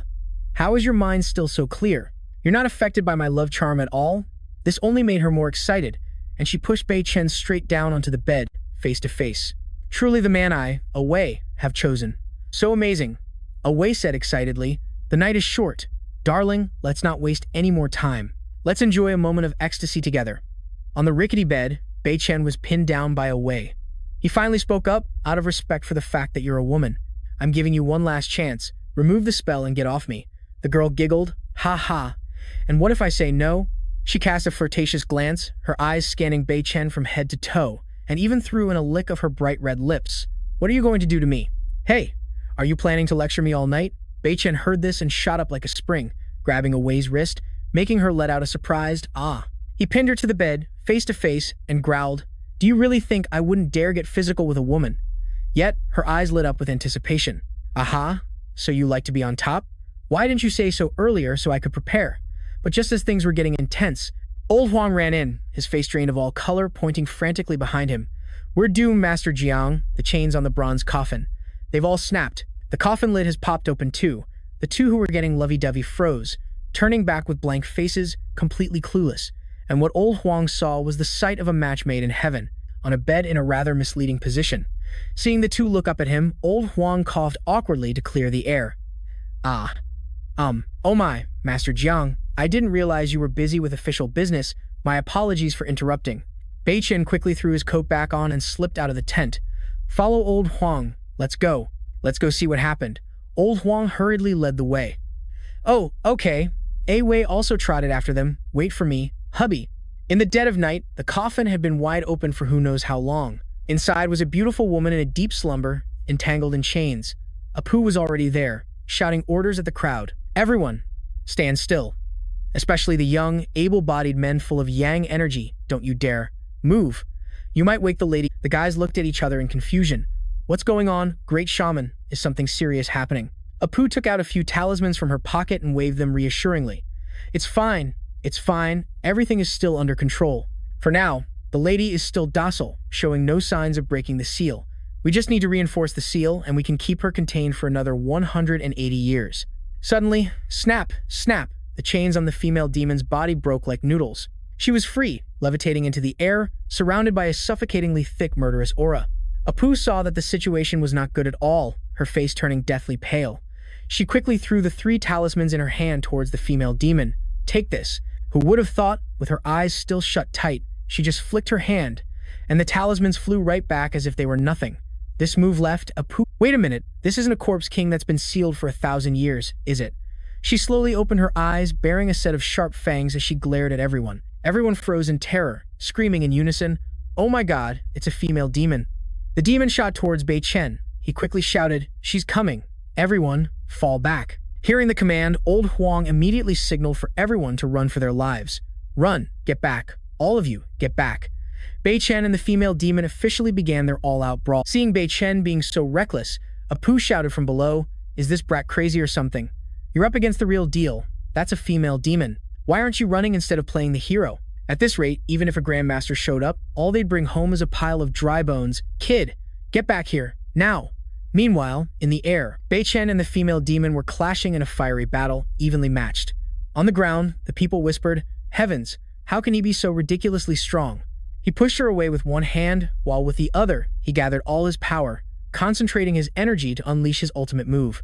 Bei Chen threw a heaven-shattering punch straight at the female demon's face.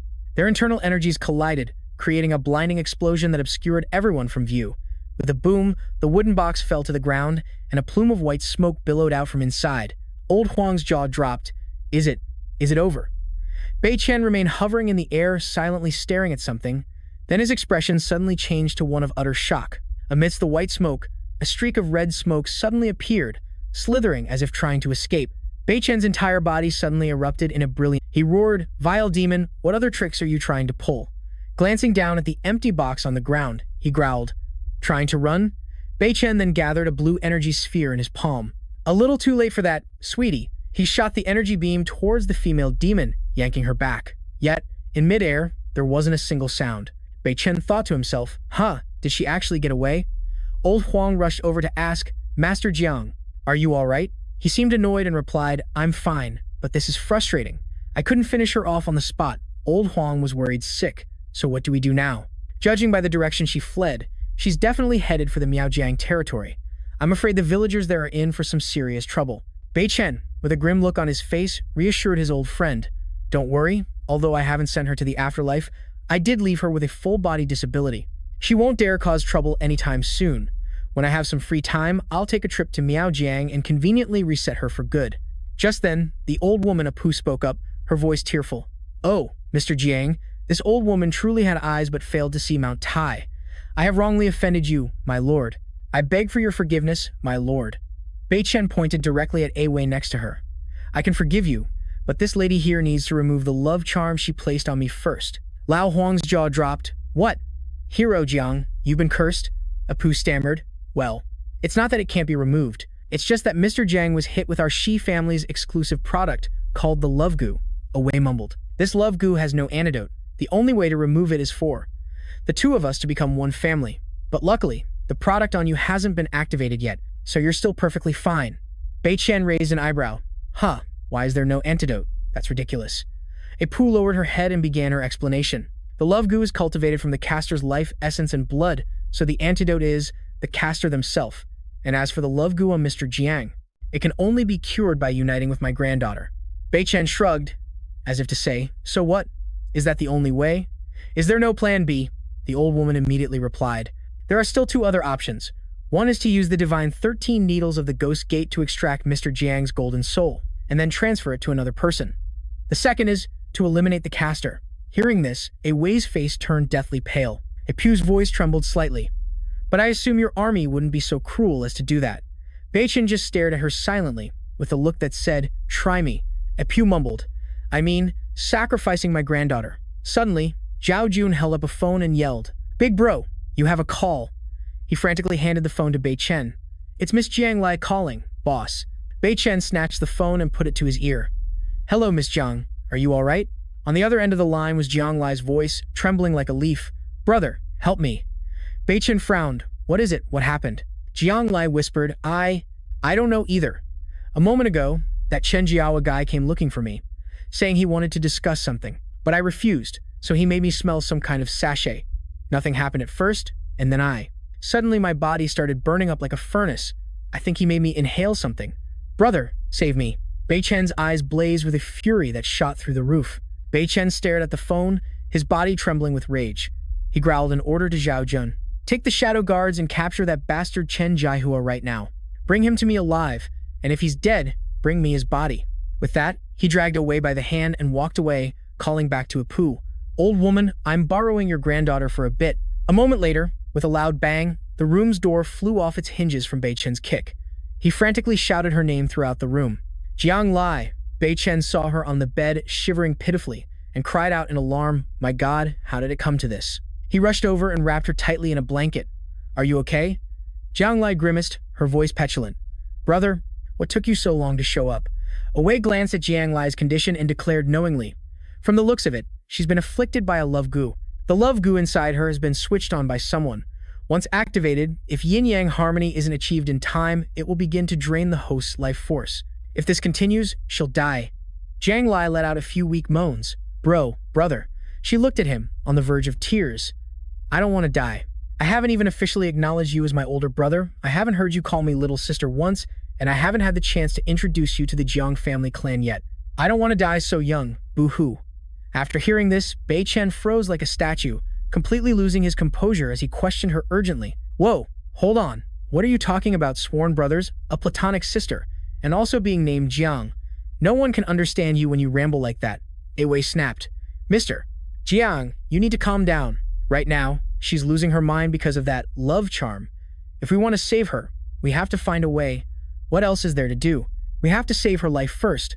Bei Chen seemed to snap out of it, nodding repeatedly. Right. A person's life is the top priority. Saving someone is as urgent as putting out a fire. We must act now." Zhao Jun rushed in, out of breath, to report. "Reporting, Sir Bei Chen. That damn guy with the surname Chen has vanished into thin air." Bei Chen gently leaned Jiang Lai against Awei. His face turned as black as the bottom of a pot, his voice hissing through his teeth. "He just vanished? My elite team went after him and let him slip away? Give me an explanation that actually sounds convincing. Otherwise, you can just submit your resignation right now."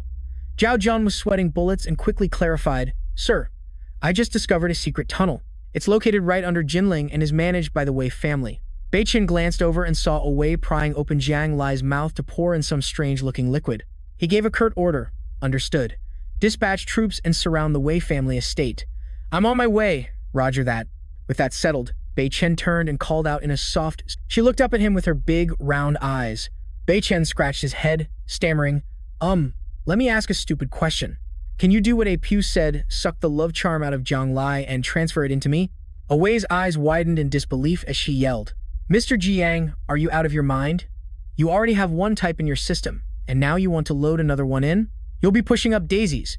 Bei Chen waved his hand dismissively, his face unfazed. "I can handle it, don't worry." And just like that, he took out the 13th Fang Mon needle and pricked Jiang Lai's head.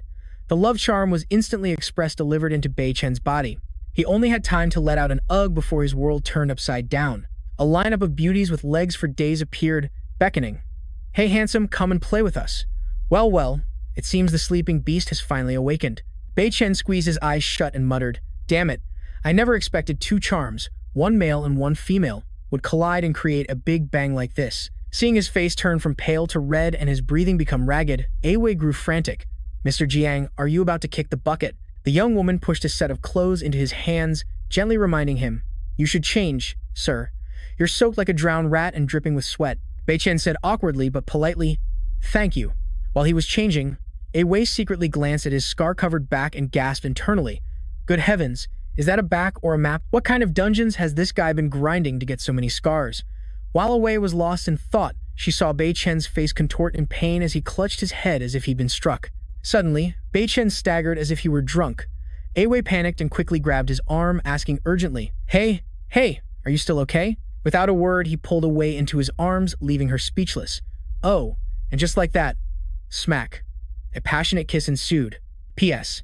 If Sister Shui Yu finds out about this, you're definitely going to be— The next part is a bit steamy, so we'll leave it to your imagination. Wei quickly pushed him away. Hey, you! Luckily, at that very moment, suddenly, a wave of guilt flashed through his mind. Oh, Jiang Lai, how could I do something so despicable right in front of your sister? I'm such a scumbag. Overwhelmed with guilt, he quickly turned his face away and stammered to Wei. I'm sorry. I apologize to you. Seeing Bei Chen as shy as a teenage girl, she put on a cool, big sister act to reassure him. It's okay, Mr. Jiang. But despite her words, Wei was secretly disappointed, her cheeks blushing as she thought, Bei Chen slowly walked over to the bed where Jiang Lai was fast asleep and solemnly entrusted her to Wei. Please look after Jiang Lai for me for the next few days. With that, he placed a hand on her forehead in a nation's big brother gesture. Good girl. Big brother is going to take care of this mess now.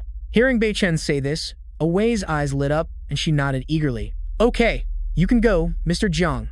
Night fell at the Wei family mansion. Wei Lei was kneeling on the ground, while Wei Shan was crying and begging.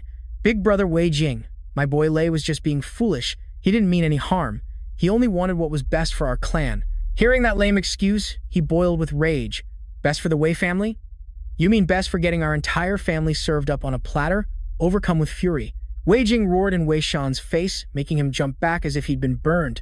Do you have any idea what kind of hornet's nest your goddamn nephew just kicked? That's Jiang Bei.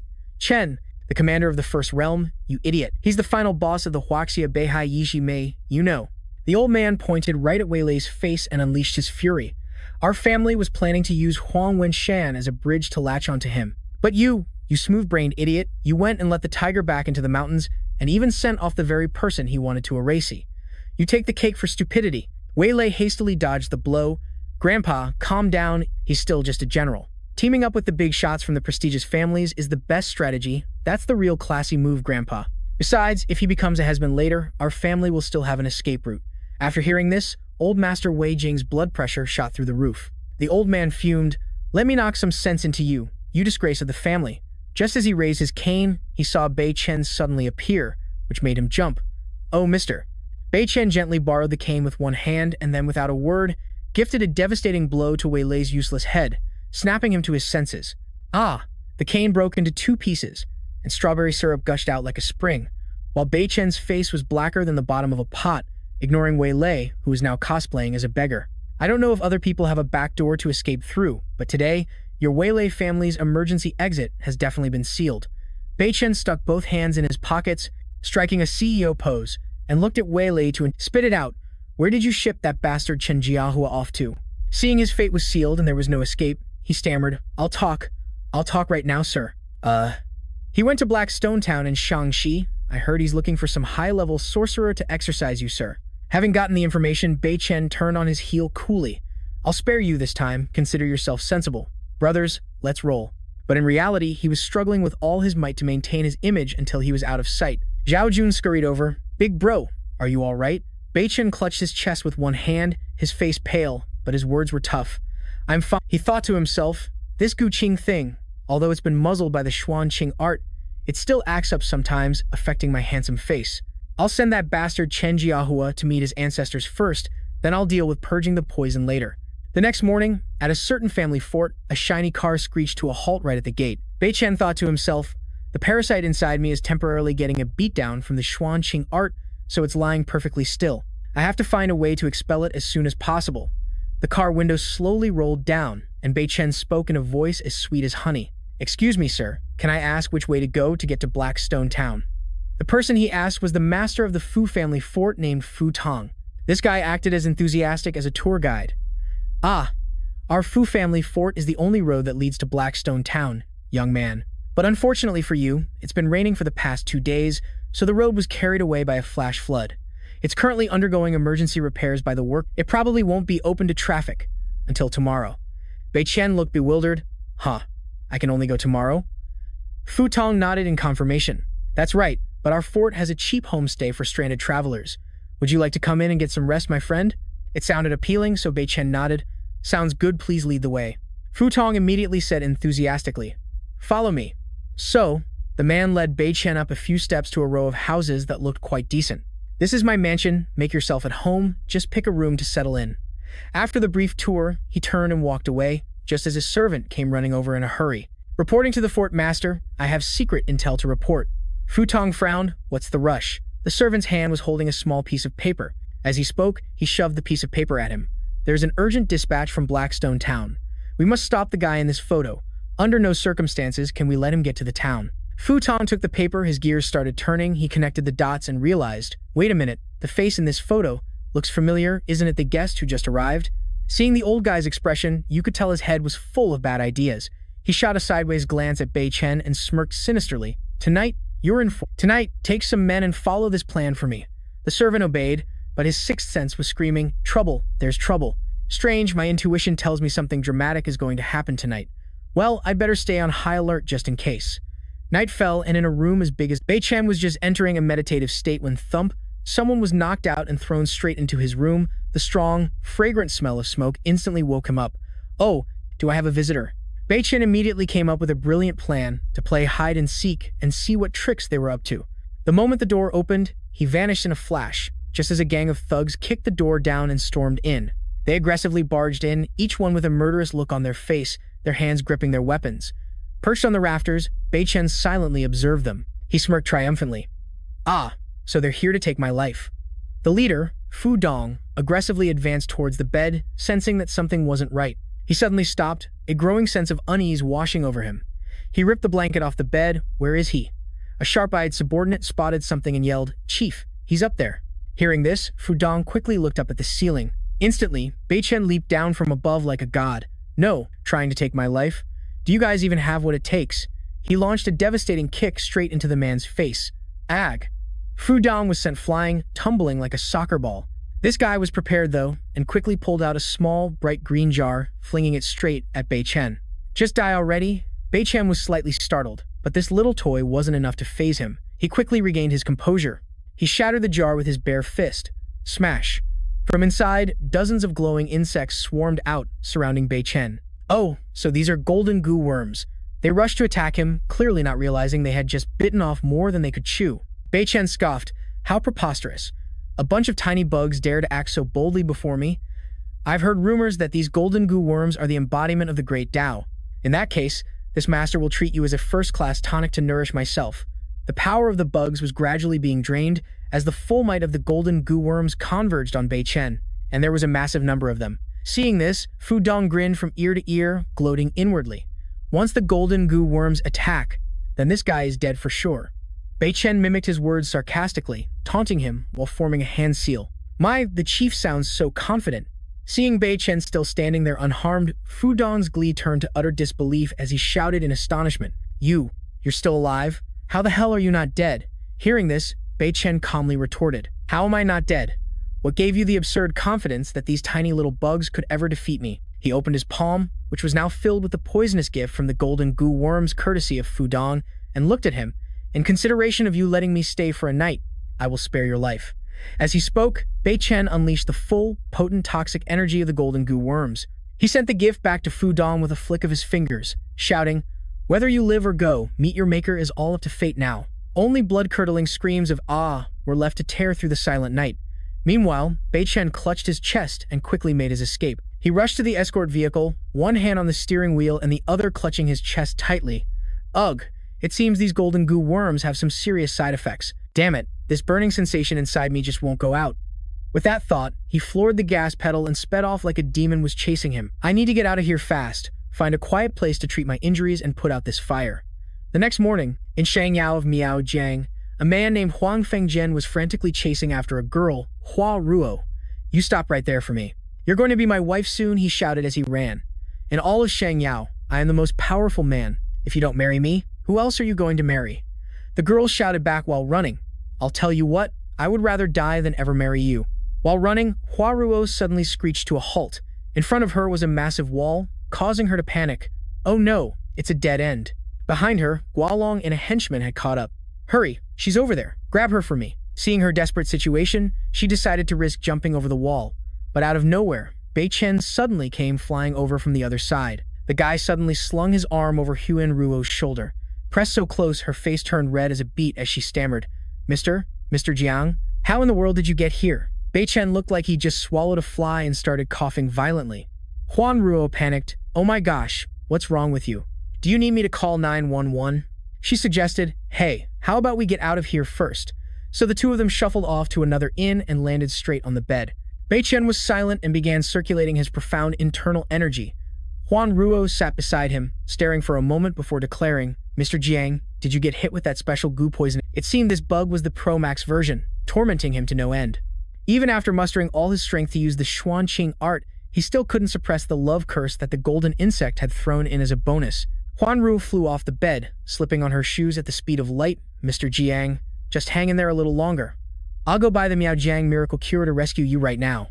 But Bei Chen had reached his limit. His battery was about to run out. He grabbed her hand, let out a cry, and pinned her down on the bed with a thud, leaving Huan Ruo dazed like a deer in the headlights. "Mr. Jiang, calm down. Breathe in, breathe out." Bei Chen, looking as anxious as if he were on pins and needles, replied, "I'm sorry, I'm shutting down.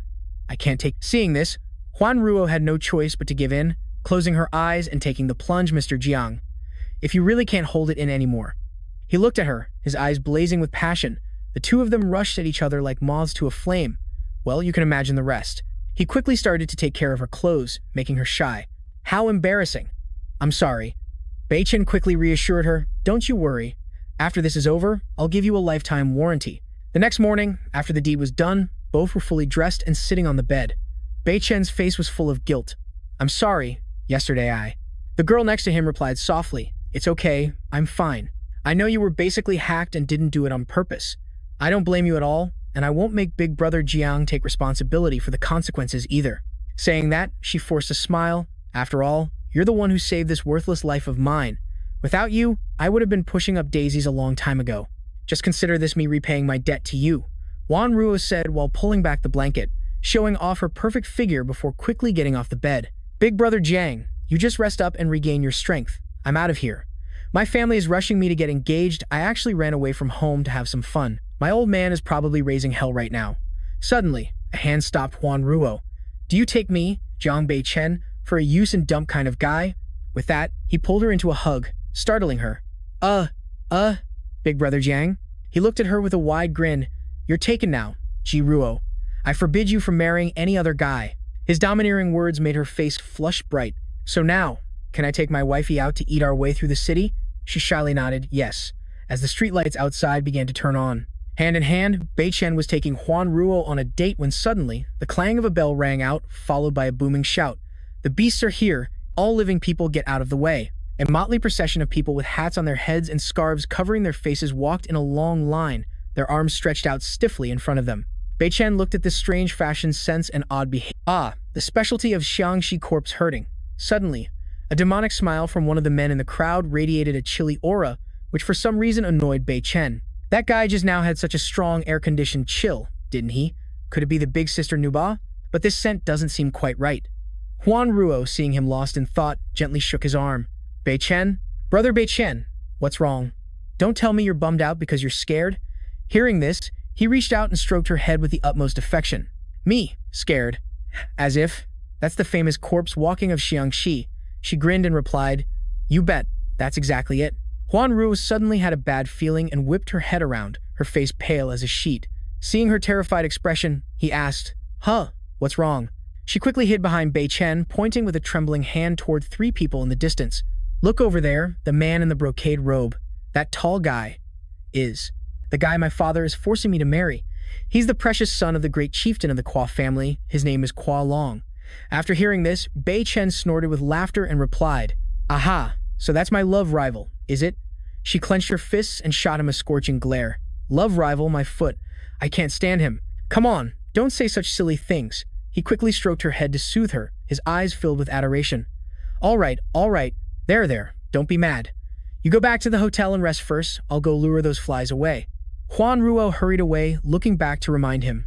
Then you better come back soon. After watching the beauty's figure disappear, Bei Chen spun around 180 degrees and dashed straight towards Qua Long, blocking his path. Qua Long was just vibing when his path was suddenly blocked and his blood boiled as he roared, "You little punk! Where are your eyes? You dare to block your daddy's path." True to his word, he threw a punch toward Bei Chen. The guy dodged it effortlessly and even threw in a taunt. "Well now, haven't you heard what a big shot our great master Qua Long is?" Seeing his opponent dodge the blow so easily, Qua Long was actually delighted and laughed boisterously. "Whoa, not bad, brother. Your skills are pretty good. Are you Han Chinese? Want to stay in the Miao territory and come work as a soldier for me, and I'll pay you 20,000 a month." Hearing this, Bei Chen scoffed in reply. "You want me to be your soldier? Are you even qualified?" The henchman behind him said condescendingly. "Hey, little brother, we're giving you a golden opportunity here. Don't be someone who refuses a toast only to be forced to drink a forfeit." Seeing that Bei Chen had no respect for them, Qua Long's face turned purple with rage as he pointed straight at him. The brother-in-law also chimed in, "You brat, for your brother-in-law here to notice you is a blessing for 3 generations of your family, so don't be ungrateful." He just smirked and casually provoked them. Seeing Bei Chen's utter arrogance, Qua Long's blood boiled as he tightened his fist and charged straight at him. "You arrogant little punk. I'll teach you a lesson you'll never forget."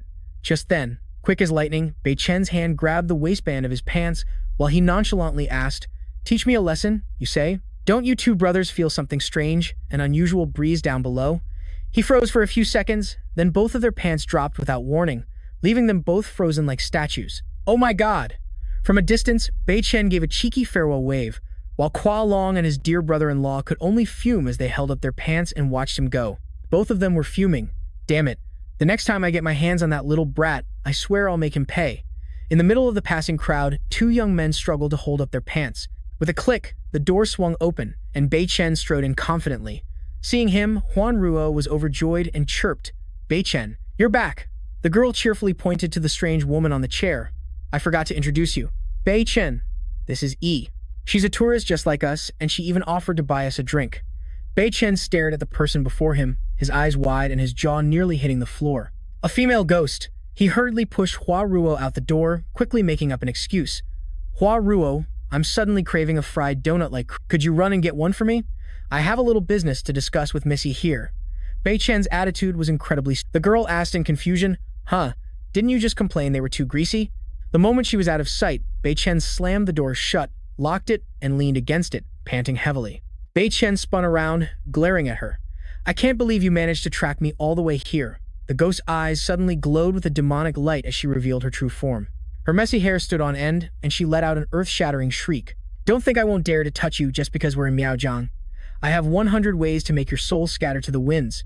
Her hair suddenly elongated, tightly wrapping around Bei Chen's arm. A stream of unfamiliar memories suddenly transferred directly into his brain through the strands of her hair. Whoa, are these the memories of this big sister? When she was alive, she was a person cherished by the gods like a precious jewel. That's why everyone had to revere her. Unbelievably, in life, the female ghost was a Luo Hua Dong Nu. A Luo Hua Dong Nu, in simple terms, is a girl chosen by a god, but tragically, as a person chosen by a god, she was strictly forbidden from falling in love or marrying. To put it bluntly, it was a curse to be forever single, and yet she fell in love with a young man. The two of them ran away together, but their happy ending was short-lived as she was captured and dragged back. They locked her inside a wooden box with a glass lid, an act of unimaginable cruelty. An extreme sense of pain washed over Bei Chen, and her hair suddenly released his arm. Bei Chen suddenly had an epiphany. "So that's it, you want me to bless your marriage, right? Since the Miaojiang mountain god is the deity who controls the rain, wind, and lightning, this ghost lady mistook me for the Miaojiang mountain god." Hearing this, the female ghost let out a long, heavy sigh, her expression turning somber. Bei Chen felt sorry for her and racked his brain. According to the ghost girl's memories, her lingering obsession was to be one family with the Wu King. She just wanted to graduate from the Luo Hua Dong Mive curse, then pack her bags and find the Wu King no matter what. In that case, first, I need to cool this lady down. The young man slapped his face to clear his head, and then casually said, "All right then, for the time being, you can just stick with me. Just relax. When we get to the Divine Temple, I'll help you debug the curse." From a distance, Huan Ruo burst through the door, yelling, "Bei Chen, we're screwed." Miaojiang. A corpse king has appeared in Miaojiang. It's too powerful, no one can suppress it. She collapsed to her knees, hugging them and muttering to herself, "What are we going to do? If the corpse king appears, all of Miaojiang will be done for." Seeing Huan Ruo panicking, Bei Chen quickly reassured her, "Calm down, don't freak out. I have a way to handle this. Now, give me the corpse king's coordinates." She looked at him blankly. At the Cao family cemetery. Bei Chen, are you serious? You really have a way to deal with the corpse king? As she spoke, Bei Chen grabbed Huan Ruo's hand and pulled her along, with the ghost girl quietly tagging along behind to see what was up. While leading her by the hand, Bei Chen replied curtly, "Yeah, let's go." In a flash, they arrived at the Cao family cemetery, a hilly area with tombs packed closely together. It was definitely the Cao family's graveyard. As Huan Ruo was walking with Bei Chen, she suddenly waved frantically at a girl up ahead. "Sister Jin He. This is the eldest young miss of the Cao family, Cao Jin He." Seeing Huan Ruo, Jin, he looked visibly surprised. Huan Ruo, what are you doing in this godforsaken place?" While she was still bewildered, Huan Ruo quickly linked arms with Bei Chen and boasted with a wide grin, "I brought an expert here to deal with the corpse king." After hearing this, Jin He's eyes skeptically scanned Bei Chen from head to toe, and her hopes plummeted. The one to deal with the corpse king? This kid? Looking so young and inexperienced, what could he possibly do against a corpse king? The ghost girl who had been following along was also there and saw Jin He's distrustful expression. Huan Ruo immediately started hyping him up. "Bei Chen's power is totally insane, sis." Jin He didn't want to hear any more and cut her off. "All right, that's enough. You don't need to sell him to me anymore. I've already invited a master to help suppress the corpse king. He has no business here, so just take him home and stay out of it." Just as she finished speaking, a servant came running up, his face pale as a sheet, and stammered, Eldest miss, it's a disaster. The corpse king can't be suppressed any longer. Master Zhang says we need the dragon-subduing wood to handle it." Jin, he froze when she heard this. "What, you can't suppress it?" Jin, he hurriedly ran after the subordinate, shouting, "I always have the dragon-subduing wood on me. Quick, bring the dragon-subduing wood to Master Zhang now." Seeing how tense the situation was, Huan Ruo turned and asked, "Big brother Bei Chen, what do we do now? Looks like something big is about to go down." The young man said with a serious expression, "Let's go in and check out the situation." In front of them was a coffin exuding a dark aura, plastered all over with talismans. In the middle of a large courtyard, a master was performing frantic rituals within a magic array. While the coffin lay perfect, he was forming hand seals and muttering some kind of dangerous-looking incantation. Bei Chen and Huan Ruo had just reached the entrance, and as she was about to rush in, he pulled her back. "Wait." Huan Ruo was confused. "What is it?" Before she could finish her sentence, the coffin lid suddenly shot into the air with a loud boom. Bei Chen's expression suddenly changed. "It's awake." From inside the coffin, a gigantic ape leaped out and casually sent the master flying to his doom. "Oh my god!" That girl suddenly went wide-eyed, grabbed her weapon, and charged like the wind, screaming, "You inhuman monster! I'm sending you to hell today." With a loud bam, the ape sent her flying into the distance. Seeing their young miss in danger, the maids screamed their heads off, "Oh my god, young miss," while the ape raised its hand again, probably wanting to land another hit. Her brain still buffering, Jin He could only sit on the ground, her limbs trembling, as she thought to herself, "It's over. I'm definitely a goner this time." Suddenly, lightning crackled around the brutish ape like a disco ball. The surrounding crowd stared with their jaws agape, shouting, "The mountain god has descended. Everybody, the mountain god is here." Jin, he quickly turned her head, and her eyes fell upon Bei Chen, who was frantically forming hand seals. She was stunned. "It's you?" He swept past her like a god and said coolly, "Step back, sweetie." Kim Ha looked on with a completely bewildered expression. Meanwhile, Bac Than stood opposite the ape with a cocky attitude, not showing a hint of fear, prompting someone to shout from behind, "Be careful." The young man crossed his arms and muttered, "To take a heavenly thunder strike and still get back on its feet. What a tough beast." Suddenly, a female fiend appeared out of nowhere, drifting towards Bac Than. Her eyes were bloodshot red, and her mouth gaped open to reveal fangs sharper than daggers. The female fiend dashed towards the enraged ape, aiming a fist brimming with killing intent straight at it. Bac Than watched the drama from a distance, observing the battle between the two powerhouses in great detail. The young man immediately realized something was off. This female fiend's attacks were like a kitten's scratches. She wasn't using her full strength. What's going on? He thought, activating his Could it be? This corpse king is the female fiend's old flame. While he was speculating, the ape quickly landed a devastating punch on her, sending her crashing to the ground. The female fiend clutched her stomach, blood trickling from the corner of her mouth, as she called out sorrowfully, "Vu." In response to her earnest plea, It just growled in her face as if to say, do I? She staggered back to her feet, reaching out towards it while still calling, Vu. The ape frowned, bared its fangs menacingly, then abruptly turned and walked away, leaving the female fiend all alone. So it turns out that Ape was the Vu King, the female fiend's beloved. Seeing her sobbing, Bac Than stepped in to console her, saying, there, stop crying now. When we find him later, I'll help you check if his brain is still working. The female fiend, with tears still welling in her eyes, said resentfully, I just can't believe it. After they upgraded me into a female fiend, they didn't even spare him. For this grudge, I will make them pay back everything with interest. Witnessing this tragic Korean drama scene, Bac Than's blood also boiled as he cursed inwardly. That old Vosu from 1,000 years ago really racked up some inescapable karma. How could he have the heart to turn a deeply loving couple into this mess, one into a female fiend and the other into a corpse king? It's so unbelievably dramatic. Unable to let the couple suffer any longer, Bac Than promised firmly, rest assured, once we find the corpse king, I will rack my brain to find a way to bring you two back together. His words moved the female fiend to tears, and she immediately knelt and kowtowed repeatedly. Thank you, great master. After that was settled, he stood up and walked back to Kim Ha. Hoa Nuog jumped and hugged Bac Than tightly. He then said, let's go. Hoa Nuog, we should head home. She happily agreed without a moment's hesitation. Yes, Master Bac Than is the absolute best. In the distance, Kim Ha, seeing she was about to be left out, hurriedly spoke up. Great master, the Corpse King issue isn't resolved yet. I have a favor to ask. She looked at Bac Than with sparkling puppy dog eyes. Great master, could you stay at the Tao family as the high priest? He bluntly cut her off, rejecting the offer in a heartbeat. I must decline. I came to Miaojiang because I have other important matters to attend to. I'll be on my way now. But in reality, Bac Than had only one thing on his mind. After all this time, it was finally time to continue his journey to Blackstone Town to take care of the Chen family.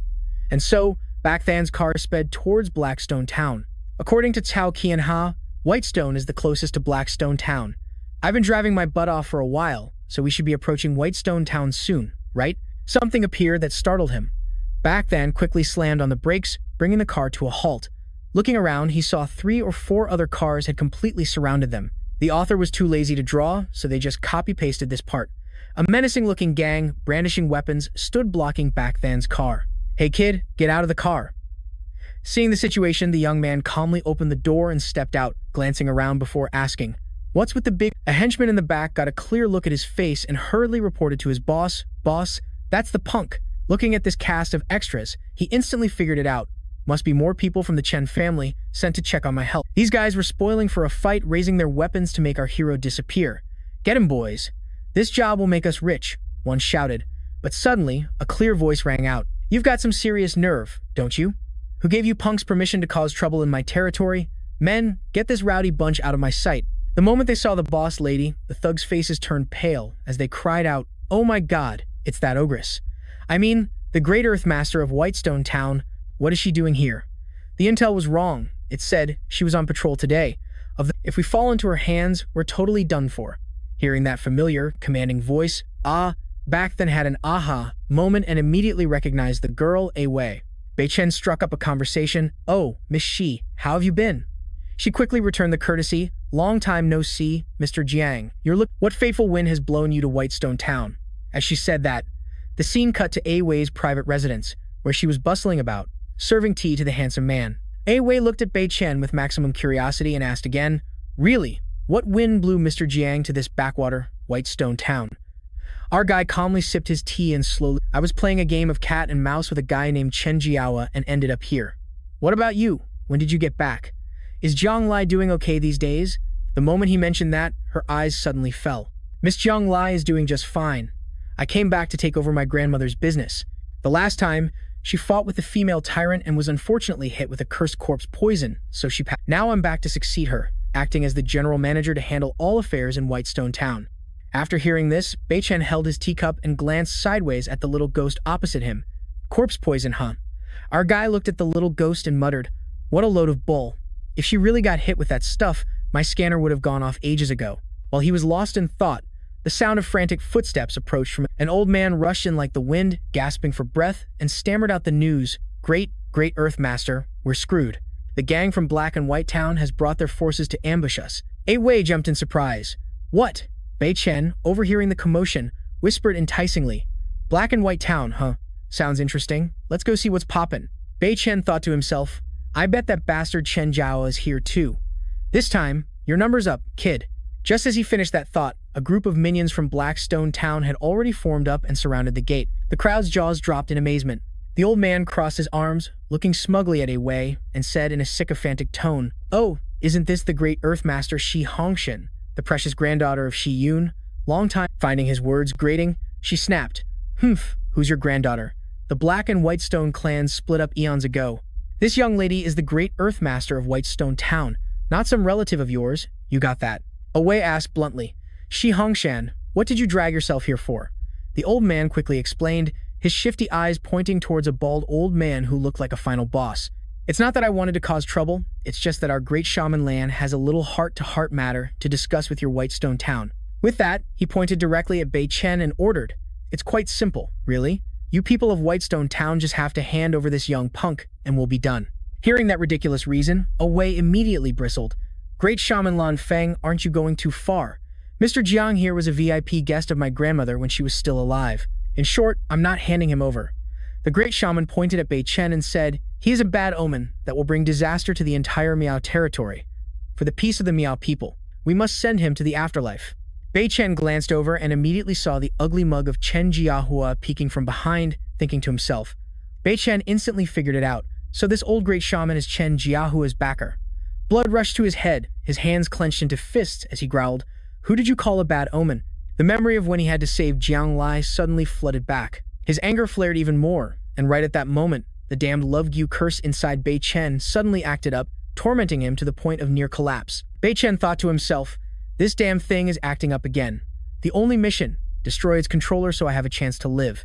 He shot a death glare at Chen Jiahua. Chen Jiahua, today will be your death anniversary. His hands began to channel energy, his power surging. From a distance, the great shaman yelled like a sports commentator, Look at those pitch-black marks on his body. Without a word, Bei Chen shot forward, preparing to send the whole lot on a trip to the afterlife. He threw a thunderous punch towards him, shouting, Chen Jiahua, surrender your life. Seeing our hero looking as ferocious as Rambo, Jiahua was scared out of his wits and quickly turned to beg. Jiahua screamed, Great Shaman Lan, save me. The old man jutted his chin and ordered his minions, All of you, charge. Mince that brat for me. A group of disciples responded in unison and charged forward. Even though he was barehanded, Bei Chen took care of the whole group as if he were clearing out weeds. Every move he made was a powerful combo to vent his anger. Bei Chen grabbed Jiahua's collar with one hand, brought his face close, and sneered. Hey buddy, when you were messing with Jiang Lai, did you— The guy turned pale with fear, stammering and begging, Ugh, big bro Jiang. I know I was wrong, please spare my life this time, while our hero coldly clenched his teeth. Too late, honey. With a single smack, he punched him straight in the neck, and Jiahua spat out a torrent of blood. Our guy also gave the remaining small fry a thorough beating. Seeing this, the great shaman was pissed and began to wildly channel his energy with flashy moves, which actually looked pretty impressive. But you're still too green to show off in front of me. The old man conjured up a magnificent-looking circle of electric fire. Wei's face went deathly pale, and she screamed, Mr. Jiang, be careful or you'll get your hair singed. That's the secret family technique of the great Phoenix Master of the Lan family. And yet, our hero's expression didn't change at all. He just raised his hand, channeled a bit of power, and lightly flicked it towards the old man's secret technique. Oh my, the great sorcerer's signature move was just blown to smithereens. Bei Chen smirked, My bad, I accidentally broke the old man's toy. I was just a little too rough. The great sorcerer, fuming with a purple face, pulled out a jar. You insolent brat, your time is up. Who knew the jar was full of actual scorpions? Go capture him for me.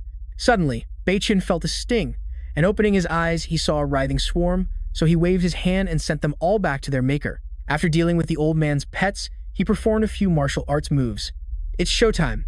Bei Chen raised his hand, mumbling something in a language that sounded like a rap. Instantly, a yin-yang compass as large as a platter appeared beneath his feet, and he roared, Get served. The great sorcerer's face went from purple to green, his jaw dropped and eyes wide, frozen for a good 5 seconds before the boy's strange technique. Seeing the beam of light closing in, the old man jumped back in terror as if electrocuted, but there was no escape. The great sorcerer took the full combo without a single miss. A world-shaking boom sent the old man to meet his ancestors. Bei Chen gave a cool half-smirk, his voice as cold as ice. Lan Feng is dealt with, so what are you all going to do? Hearing this, the whole group began to kowtow frantically. Their faces were all teary. Big brother, spare us. We've learned our lesson. We'll never dare to show off in front of an expert again. Ah Wei ran out, overjoyed. Thank you, Brother Jiang, for taking out the trash. Please come in for some tea and rest up. He just gave a nod, letting the others clean up the battlefield. Suddenly, a figure rushed over from the distance at lightning speed. His voice was breathless. Alert! Alert! Great Earth Master, the Corpse King has appeared. It's wreaking havoc at our Tang family estate. Please, leader of the 4 great families, dispatch 500 men to the Tang family for support to hunt the Corpse King boss together and restore world peace. Ah Wei looked bewildered, her face full of question marks. The Corpse King? Never heard of it. Bei Chen then gave her a summary of the lore behind this boss. Oh, I see now. Ah Wei smiled sweetly. I believe in you, Brother Jiang. It's a deal then. In 3 days, I'll lead reinforcements. The servant breathed a sigh of relief. That's wonderful. Oh, by the way, the day after tomorrow is also my young Mrs. engagement ceremony with the young master from the Guo family. At that time, you are all invited to the Guo family estate for the party. My master, the Great Earth Master, will treat you. Bei Chen thought he had heard wrong and asked again. An engagement for your young miss? The man nodded. Yes, sir. Without another word, Bei Chen spun around and walked away. The surrounding atmosphere suddenly dropped to sub-zero temperatures. Nonsense. Tang Hua Ruo is a flower that already has an owner, and that owner is... The scene quickly shifts to the Tang family estate. Tang Yan's face was wrinkled with worry, his eyes fixed on the doctor taking his father's pulse. He asked anxiously, Doctor, how is my father? The doctor shook his head and let out a long sigh. The situation is dire, my boy. It doesn't look good. This corpse poison is extremely stubborn. Ordinary medicine is useless against it. Only the mountain god fruit, a one-of-a-kind, rare item, can cure it. His voice lowered. But the divine mountain is desolate now. Where would we find that fruit? Upon hearing this, Tang Yan's mind raced. He said to the doctor, I think the Guo family has one, but I don't know if they still have it. He then wearily rubbed his forehead. It's a complete dead end, unless the Tang and Guo families were to be joined by marriage. But our eldest young miss refuses. Hello, did someone mention me? Hua Ruo appeared as if out of nowhere. She pushed the door open and declared firmly, as long as the Guo family is willing to offer the mountain god fruit as the engagement gift, I will marry him. 2 days flew by in a flash. The wedding of the century between the Tang and Guo families was held with great fanfare, painting the entire sky red. The festive atmosphere was shattered by a loud crash as the main gate was obliterated. A few guards ran out to block the way, but Bei Chen sent them all flying like birds with a single kick. The group only had time to let out a scream, ah. Now, who would dare to stand in his way? The others, sensing some major drama, gathered and started whispering, What's with the tension? While another guy squinted at the stranger. Who the hell is this guy? How dare he come and ruin a happy occasion? Bei Chen's face immediately turned smug, his voice as nonchalant as a main character's. I am Giang Bac Than, and I am here specifically to claim the bride, the eldest young miss of the Tang family, Tang Huan Ruo. Seeing this, Tang Yan crossed his arms and sneered. Hey, who gave you the balls to come here and steal someone else's girl? Huh? Standing beside him, Guo Long's blood pressure shot up upon hearing that. Where's my blade? Bring it here. If I don't send this brat to the afterlife today, then my last name isn't Guo. The young man started to lose his patience, glaring at the 2 goons and declaring, I came to take my bride peacefully today and don't wish to get my hands dirty, so don't push me. Tang Yan immediately changed his tone, speaking sweetly to Bei Chen. Hey little bro, today is a joyous day for our Tang family. Bloodshed would spoil the fun. How about this? I'll give you 2 tea hills. You come work for me, and you'll have more beautiful women than you can handle. How's that for a sweet deal? Bei Chen glanced at him and replied, No thanks, my family has plenty of tea hills. I only want Huan Ruo. Suddenly, an old man dressed in a pitch-black robe like Batman stepped out. The old man cleared his throat and warned, Kid, if you turn your tail and leave right now, I'll spare your life, so scram. Otherwise, this day next year will be your death anniversary. As he finished speaking, he shot the young man a scorching glare, the killing intent in his eyes slowly rising like smoke. Bei Chen wasn't one to be trifled with either, getting powered up the moment he was threatened. A tiny, gleaming golden vortex appeared in his palm as he began to charge his technique. Glaring back at the old man, he growled, I came today to bring Huan Ruo home. Who are you to stop me? After saying that guy pointed at Bei Chen and yelled like a megaphone, Get him, take him down for me. Immediately, a crowd of minions rushed into attack. Suddenly, a voice as cold as ice rang out. Let's see who dares to make a move. Jin, he led a formation of incredibly cool-looking Taoist priests toward the young man. She bowed respectfully. Mr. Jiang, we're late. Sorry to have given you a scare. Hearing this, Tang Yan's face turned as black as the bottom of a pot. He reverted to his taunting tone to threaten her. Hey, Miss Cow, today is my sister's happy day, and I don't want anyone ruining the party. If you insist on protecting this brat, then our two families, the Tang and the Guo, aren't to be messed with either. Another female voice cut in, "Oh, is that so? My Shi family will be watching today to see what you two families can possibly do." Tang Yan's jaw dropped when he saw her appear. Shi Yun. Why? Why is it you? His mind was a complete mess. What the hell? This guy has only been in Miaojiang for a few days, and he's already formed such powerful alliances. The young woman announced to Bei Chen, "Mr. Jiang, the reinforcements have arrived." The young man then turned to the enemy side and coldly ordered, "Hand over Huanruo. Otherwise, I, Jiang, will make a scene here today." Tang Yan frowned, extremely annoyed by the young man's cocky attitude. "You," Huanruo, who had appeared out of nowhere, spoke up to intervene. "Stop fighting, you guys." She was dressed in a brilliant red wedding gown. Her face as radiant as a flower. She called out in a sweet voice, "Brother Jiang." The young man stared at Huanruo, mesmerized, not even blinking. He was frozen for a few seconds by her dazzling beauty. After she spoke, Bei Chen opened his arms and pulled her into a tight hug, comforting her. "Don't be afraid, I'm here to take you home as my bride." Huanruo whispered in a guilt-ridden voice, "Brother Jiang, I'm sorry." Suddenly, a servant ran in, out of breath, to report, "Young master, it's a disaster. The Corpse King has invaded our Guo family's territory. The Great Earth Master has led the mages to quell the chaos. But our team ended up taking heavy losses.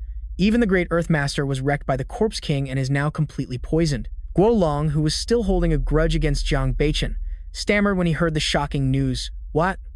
My dad got hit too?" The servant replied, "Please calm down, young master. After the Great Earth Master ate the mountain ginseng, the situation has temporarily stabilized." Tang Yan was furious, grabbing the man's collar and yelling, "Your Guo family has run out of mountain ginseng, haven't you?" Standing to the side, Huanru's eyes filled with tears. "Oh, father, what's wrong with you?"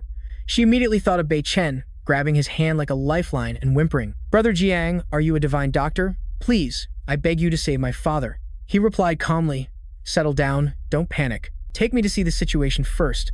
The scene shifts to the girl's family estate, where the future father-in-law is lying down. Without a word, Bei Chen delivered a powerful strike to the old man's wrist. Instantly, a mouthful of dark blood spurted from the man's mouth. The two young people screamed in terror, "Father." The old master physician standing by simply smiled, stroking his beard with a look of profound wisdom to reassure them. "Rest assured, it's just the poison from his heart being expelled." Master Tang clutched his chest, his jaw dropping in amazement at his potential son-in-law's skill. "Your medical skills are truly extraordinary." The young man clasped his hands humbly. "You two are too kind, it's just a meager talent. The corpse poison from that old Earth Master has been dealt with. However, he'll still need to rest for a while. He won't be able to walk normally until the remaining poison is completely flushed out." The father-in-law cleared his throat, squinting as he asked the young man, "Hey, young man, I hear you want to marry my daughter?" Bei Chen nodded firmly, his voice resolute. "Yes, sir. I am determined to do so, no beating around the bush." Master Tang then made a proposal. "The Tang family is not short on money, we don't need any betrothal gifts, but marrying our daughter to an outsider is something that has never been done before. How about this? The Mountain God Assembly is coming up. If you can win the title of Shaman King, I'll approve the marriage to my daughter right away, no more questions asked." Hua Ruo, standing beside them with her face as red as a beet, frantically tried to intervene. "Father, are you serious? How is that even possible?" Tang Yan also chimed in. "The Mountain God Assembly is a gathering of absolute monsters. It's not just the great shamans who will be competing for the top spot. There will also be martial arts grandmasters and mysterious wandering cultivators. All of them are incredibly tough opponents. How could this kid possibly have a chance at winning?" The old man leaned in to look at him, his voice full of challenge. "So, what do you say, kid? Do you dare to take the challenge?" Bei Chen just smirked. He replied coolly, "Okay, it's a deal." Hua Ruo rushed forward and grabbed her lover's hand tightly, frantic with worry. "Bei Chen, the Mountain God Assembly is no joke. Can't you please reconsider?" He pulled her closer. His gaze was as gentle as water. "Hua Ruo, you have to trust me. This is a promise from a man to his woman." Master Tang let out a cough, interrupting the romantic scene. "All right, that's enough. In 3 days, it will be the Miao People's Festival. The Mountain God Assembly will take place after that festival. You should go and prepare thoroughly." He then added one more thing. "For the sake of Hua Ruo's reputation, you two are not to see each other again before the assembly." Bei Chen nodded. Very well. In his mind, he had already made a firm resolution. "I must win this Shaman King title so I can officially make her my wife." Bei Chen, A Wei, and the others went for a stroll around town. The weather was picturesque, the festive atmosphere was bustling everywhere, and the sound of laughter filled the air. People eagerly flocked to watch the various entertainments, and the atmosphere was incredibly lively. Awei said excitedly. They have dragon boat racing, buffalo fighting, and all sorts of things at the festival. It's a lot of fun, Mr. Jiang. We have to go check it out. Jin, he also nodded in agreement. That's right. Suddenly, Bei Chen noticed a temple up ahead and asked, what's that temple over there? She replied, oh, that's the ancient god's temple of the Miao people. It's been here for ages. He narrowed his eyes, sensing something was off, and whispered to the other two, let's go check it out. Something smells fishy.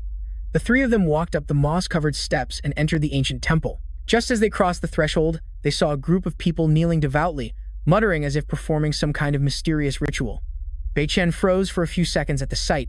Before him was a giant painting of a glowing, bright yellow beetle, flanked by two slithering, bright green snakes. He blurted out, golden cicada. Suddenly, Bei Chen felt a strange surge of energy. He quickly clutched his chest, wondering what the hell was happening. The golden dragon inside me is making a racket. I thought it was already snoring away. Meanwhile, the leading Taoist priest.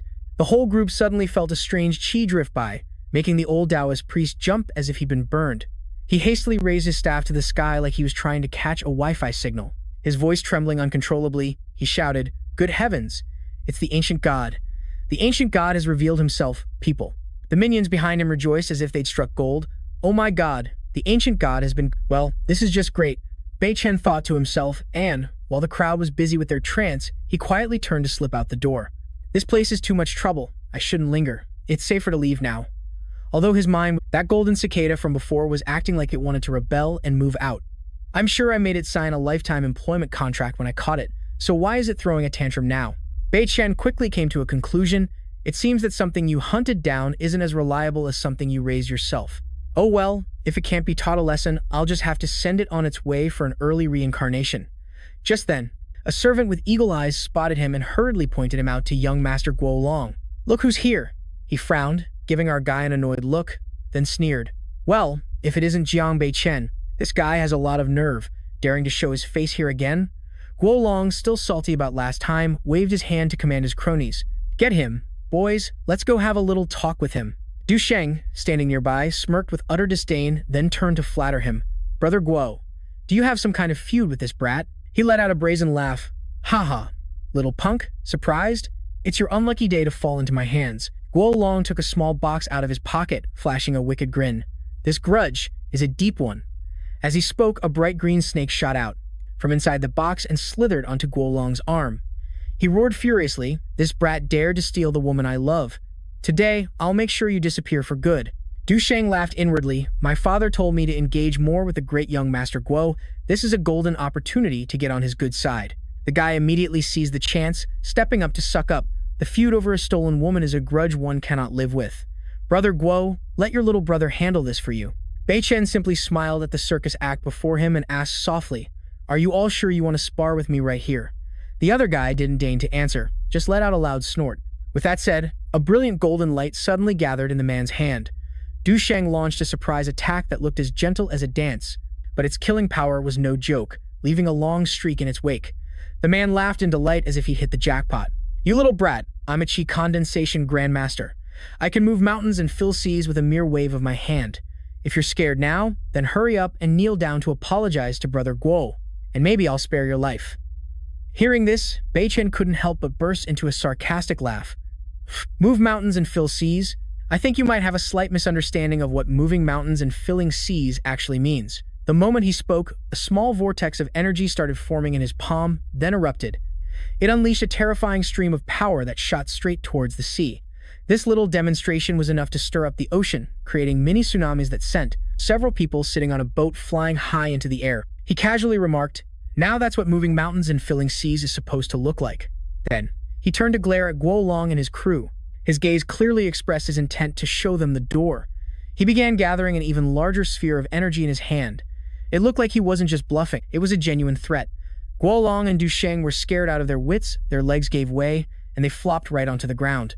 It was only then that the guy realized, stammering, you're a martial grandmaster. Guo Long was scared witless and begged for his life, so Bei Chen lowered his hand and began to teach them a lesson. Consider yourselves spared this time, but you better watch out next time. After saying that, he felt a sharp cramp in his gut. The pain was excruciating, so Bei Chen quickly turned to make a run for it, as sweat was already streaming down his forehead. This damn bug is causing trouble again. I have to get home and suppress it immediately. Guolong clenched his fists, shooting daggers at him. You just wait. In 3 days, at the Mountain God Festival, I'm gonna tell my dad to deal with you. Let's go, guys. Asterisk. Quick scene transition asterisk. Whoa, the scenery here is absolutely surreal, like something out of a painting. Inside the room, an old man is calmly brewing tea. Quang Huy asked doubtfully, Great Elder, are you absolutely sure that's the golden cicada? The old man nodded firmly, positive. The mural contains a secret left behind by the Witch King. Only the golden cicada can receive its signal. Yao Liet looked thoughtful and stated bluntly, I'd bet my old life on it. It's definitely the golden cicada, no doubt about it. Quang Huy then pried, don't tell me your younger brother Yao Hong is back? I remember that unique character. He was the one who swiped the golden cicada back then. Yao Liet waved his hands dismissively. No way. I just did a tarot reading last night, and the card said he's kicked the bucket. The golden cicada has a new master now. The other man froze for 5 seconds upon hearing this. What? Yao Hong is really dead? Yao Liet smirked at his old friend. What's the matter? Aren't you glad he's pushing up daisies? You should know that my brother took the fall for you back in the day, Quang Huy, so you wouldn't get reamed out. After hearing this, the other man slowly pushed himself up, his voice sulky. Great Elder, must you be so harsh with your words? Quang Hui's voice suddenly deepened. That year, your brother Yao Liet was having an affair with the Witch Queen, and unluckily, the Witch King caught them. If we hadn't sent off the Witch King, I'm afraid your entire family would have been wiped out, he sneered. But whatever, there's no point in dredging up the past now. Our 2 families are in the same boat, as long as during the Mountain God Festival. If I become the Witch King, won't this entire land of Miao be ours to share? Yao Liet calmly lifted his teacup. Easier said than done. The Mountain God Festival isn't some village market where only your family is participating. Look, you have the Tang family, the Tao family, the Shi family, none of them are pushovers. Quang Huy quickly reassured him, just calm down. I've already joined forces with Wan Zun, the #1 Grandmaster of Lingnan. When the time comes, he'll carry the team for me. He let out a cunning laugh. Besides, that bunch from the Tang family still thinks I'm on my last breath from the corpse poison. A mere brat who dared to betray the Qua family, who dares to aim for the Qua family's Mountain God title. Just you wait. After I become the Witch King, the first thing I'll do is to make that little girl from the Tang family the Mountain God's wife. 3 days later, the Mountain God Festival officially began, revealing a magnificent arena. The crowd swarmed in, eager for drama and ready to watch the fiery battles. Chen looked around and exclaimed, This stadium must be nearly 1,000 years old. Right, Jin? He explained, This is an ancient battlefield. Way back in the day, whenever the tribes had a conflict, the Witch King would herd them all here to settle it with a one-on-one duel. His face lit up with excitement as he grinned at everyone. Come on, let's go check it out. Chen strode into the arena with the confidence of a supermodel when a voice as sweet as honey called out, Chen. It was Hua Ruo, waving her hands wildly to cheer him on. You have to do your best. Chen looked at her with an affectionate gaze and replied confidently, You got it. In another corner, Kuo Long was fuming as he tattled to his father, Dad, that's the guy who stole my girlfriend. You have to get justice for me. Quang Hui's face turned as black as the bottom of a pot. The old man scolded him, You disgraceful son. Are you really crying for your father to get revenge over a girl that's already been used by someone else? Our Kuo family doesn't make a habit of picking up leftovers. The head of the Tang family, sitting nearby, heard this and slammed the table, questioning him with a furious expression. Quang Huy, how dare you insult my daughter? The other old man replied nonchalantly, Hey now, I'm just stating the facts about what your daughter did with that kid. This clueless buffoon's comment made the family head absolutely livid. All he could do was shoot daggers at the man. The time had come. A dozen men lined up in a straight row, and a long whistle, like a train's horn, blew. It immediately drew everyone's attention. Elder Yao Liet, leaning on his cane and coughing, cleared his throat and announced loudly, To all esteemed guests, I declare, the Mountain God Festival. Boom! Before he could finish, an earth-shattering explosion erupted, and a Taoist priest appeared out of nowhere like Sun Wukong. The old man in the pitch-black cloak pointed straight at Chen's face and yelled, I, Wan Zun, am going to knock some sense into this punk. Chen just smiled, ignoring the crowd's gaping faces. All right, old-timer, I accept. The crowd began to whisper as they recognized the old man's identity. Wait, is that Wan Zun, the powerhouse ranked 24th on the Hualong ranking? Does this guy have a screw loose or something to actually agree? Tang Yan scoffed from the stands. Little sister, your man is done for this time. Truly the recklessness of youth, daring to go against Wan Zun. Hua Ruo pouted with absolute confidence. So what if he's Wan Zun? My brother Chen can handle anyone. As she spoke, he leaped down from above, landing on the stage as lightly as a feather. His expression remained unchanged, while Hua Ruo cheered loudly from the side with blushing cheeks. "Go, Bei Chen." He shot her a wink that screamed, "I've got this." He had the air of someone who knew the trophy was his for the taking. Opposite him, Wanzun was already in position. The old man spoke with a superior tone, absolutely certain of his victory. "Kid, you have no chance of winning. Kneel and beg for mercy now, and I'll spare your life." Bei Chen raised an eyebrow and smirked. "Make me kneel, you're not qualified." Hearing this, Wanzun's blood boiled as he stomped his foot with a loud thud. The old man channeled all his energy and shot towards him like an arrow. In a flash, he was right in his face. His hand was already charged with energy, preparing to unleash a palm strike. He looked at the boy like he was just some rookie punk. "Time to die, kid." Wanzun's hand almost connected with Bei Chen's face, but the boy simply took a light step back. The old man thought his one-hit attack had landed. To his surprise, he hit nothing but air, leaving a dent in the arena floor. The old man's face went blank for a second. Was that an afterimage? While Wanzun was still dazedly looking for his target, Bei Chen's mocking voice rang out, "Hey, Elder Wanzun, was that just supposed to tickle me?" Wanzun was seething with rage, raising his hand to create a mini-energy vortex. "You impudent little brat, let me show you what real power is," the old man shouted, "Suction palm." Immediately, Bei Chen felt a powerful pull, as if he were being sucked in by an industrial-strength vacuum. His whole body was violently pulled forward. Wanzun gloated smugly, "The suction palm is an exclusive technique of my Wan family, you know? Its suction is thousands of pounds strong, even a Grand Master would be helpless against it." Hearing this, Bei Chen just sneered. "Is that so?" Bei Chen said calmly. He went along with the suction, raising his leg to plant a kick right in the old man's face. The old man was still busy boasting and hadn't processed the situation yet, his eyes widening in shock. What? Fortunately for Wanzun, his elderly reflexes were still sharp, and he dodged just in the nick of time. Bei Chen's kick missed and smashed straight into the floor. The arena floor shattered, sending debris flying everywhere. Bei Chen flashed a terrifying grin, his eyes blazing as he stared at the old man. "So close, what a pity." Wanzun broke out in a cold sweat, realizing he'd almost met his maker. He stammered, asking the boy, "Kid, how are you so freakishly strong?" Bei Chen chuckled, glancing at the old man's sorry state. "Me?" As the words left his mouth, he snapped his fingers, while Wanzun was still confused. Kaboom! Several bolts of lightning as thick as pillars crashed down from the heavens. Bei Chen yelled, "Here's a special offer, Hualong's single plum blossom." This surprise attack caught Wanzun completely off guard, leaving him looking utterly stupefied. It crashed down where he stood with apocalyptic force, the deafening sound blasting through the arena and leaving Wanzun completely frozen. The old man was utterly shocked by the move's Hollywood-level destructive power, stammering, Are you Yi Jianmei?" Meanwhile, a giant fissure had been carved into the ground. The entire arena was split clean in two. Bei Chen glanced at the old man and sneered. "So, what do you say, Chief? Want to continue, or should we take a water break?" Yao Li appeared out of nowhere behind old man Wanzun and patted his shoulder lightly. "Old timer, if it's broken, it's broken. Don't push yourself into an early grave. This really stings. I never thought I'd be taken down by a snot-nosed kid I used to look down on." "Fine, I admit defeat." The old man clasped his hands in front of his chest.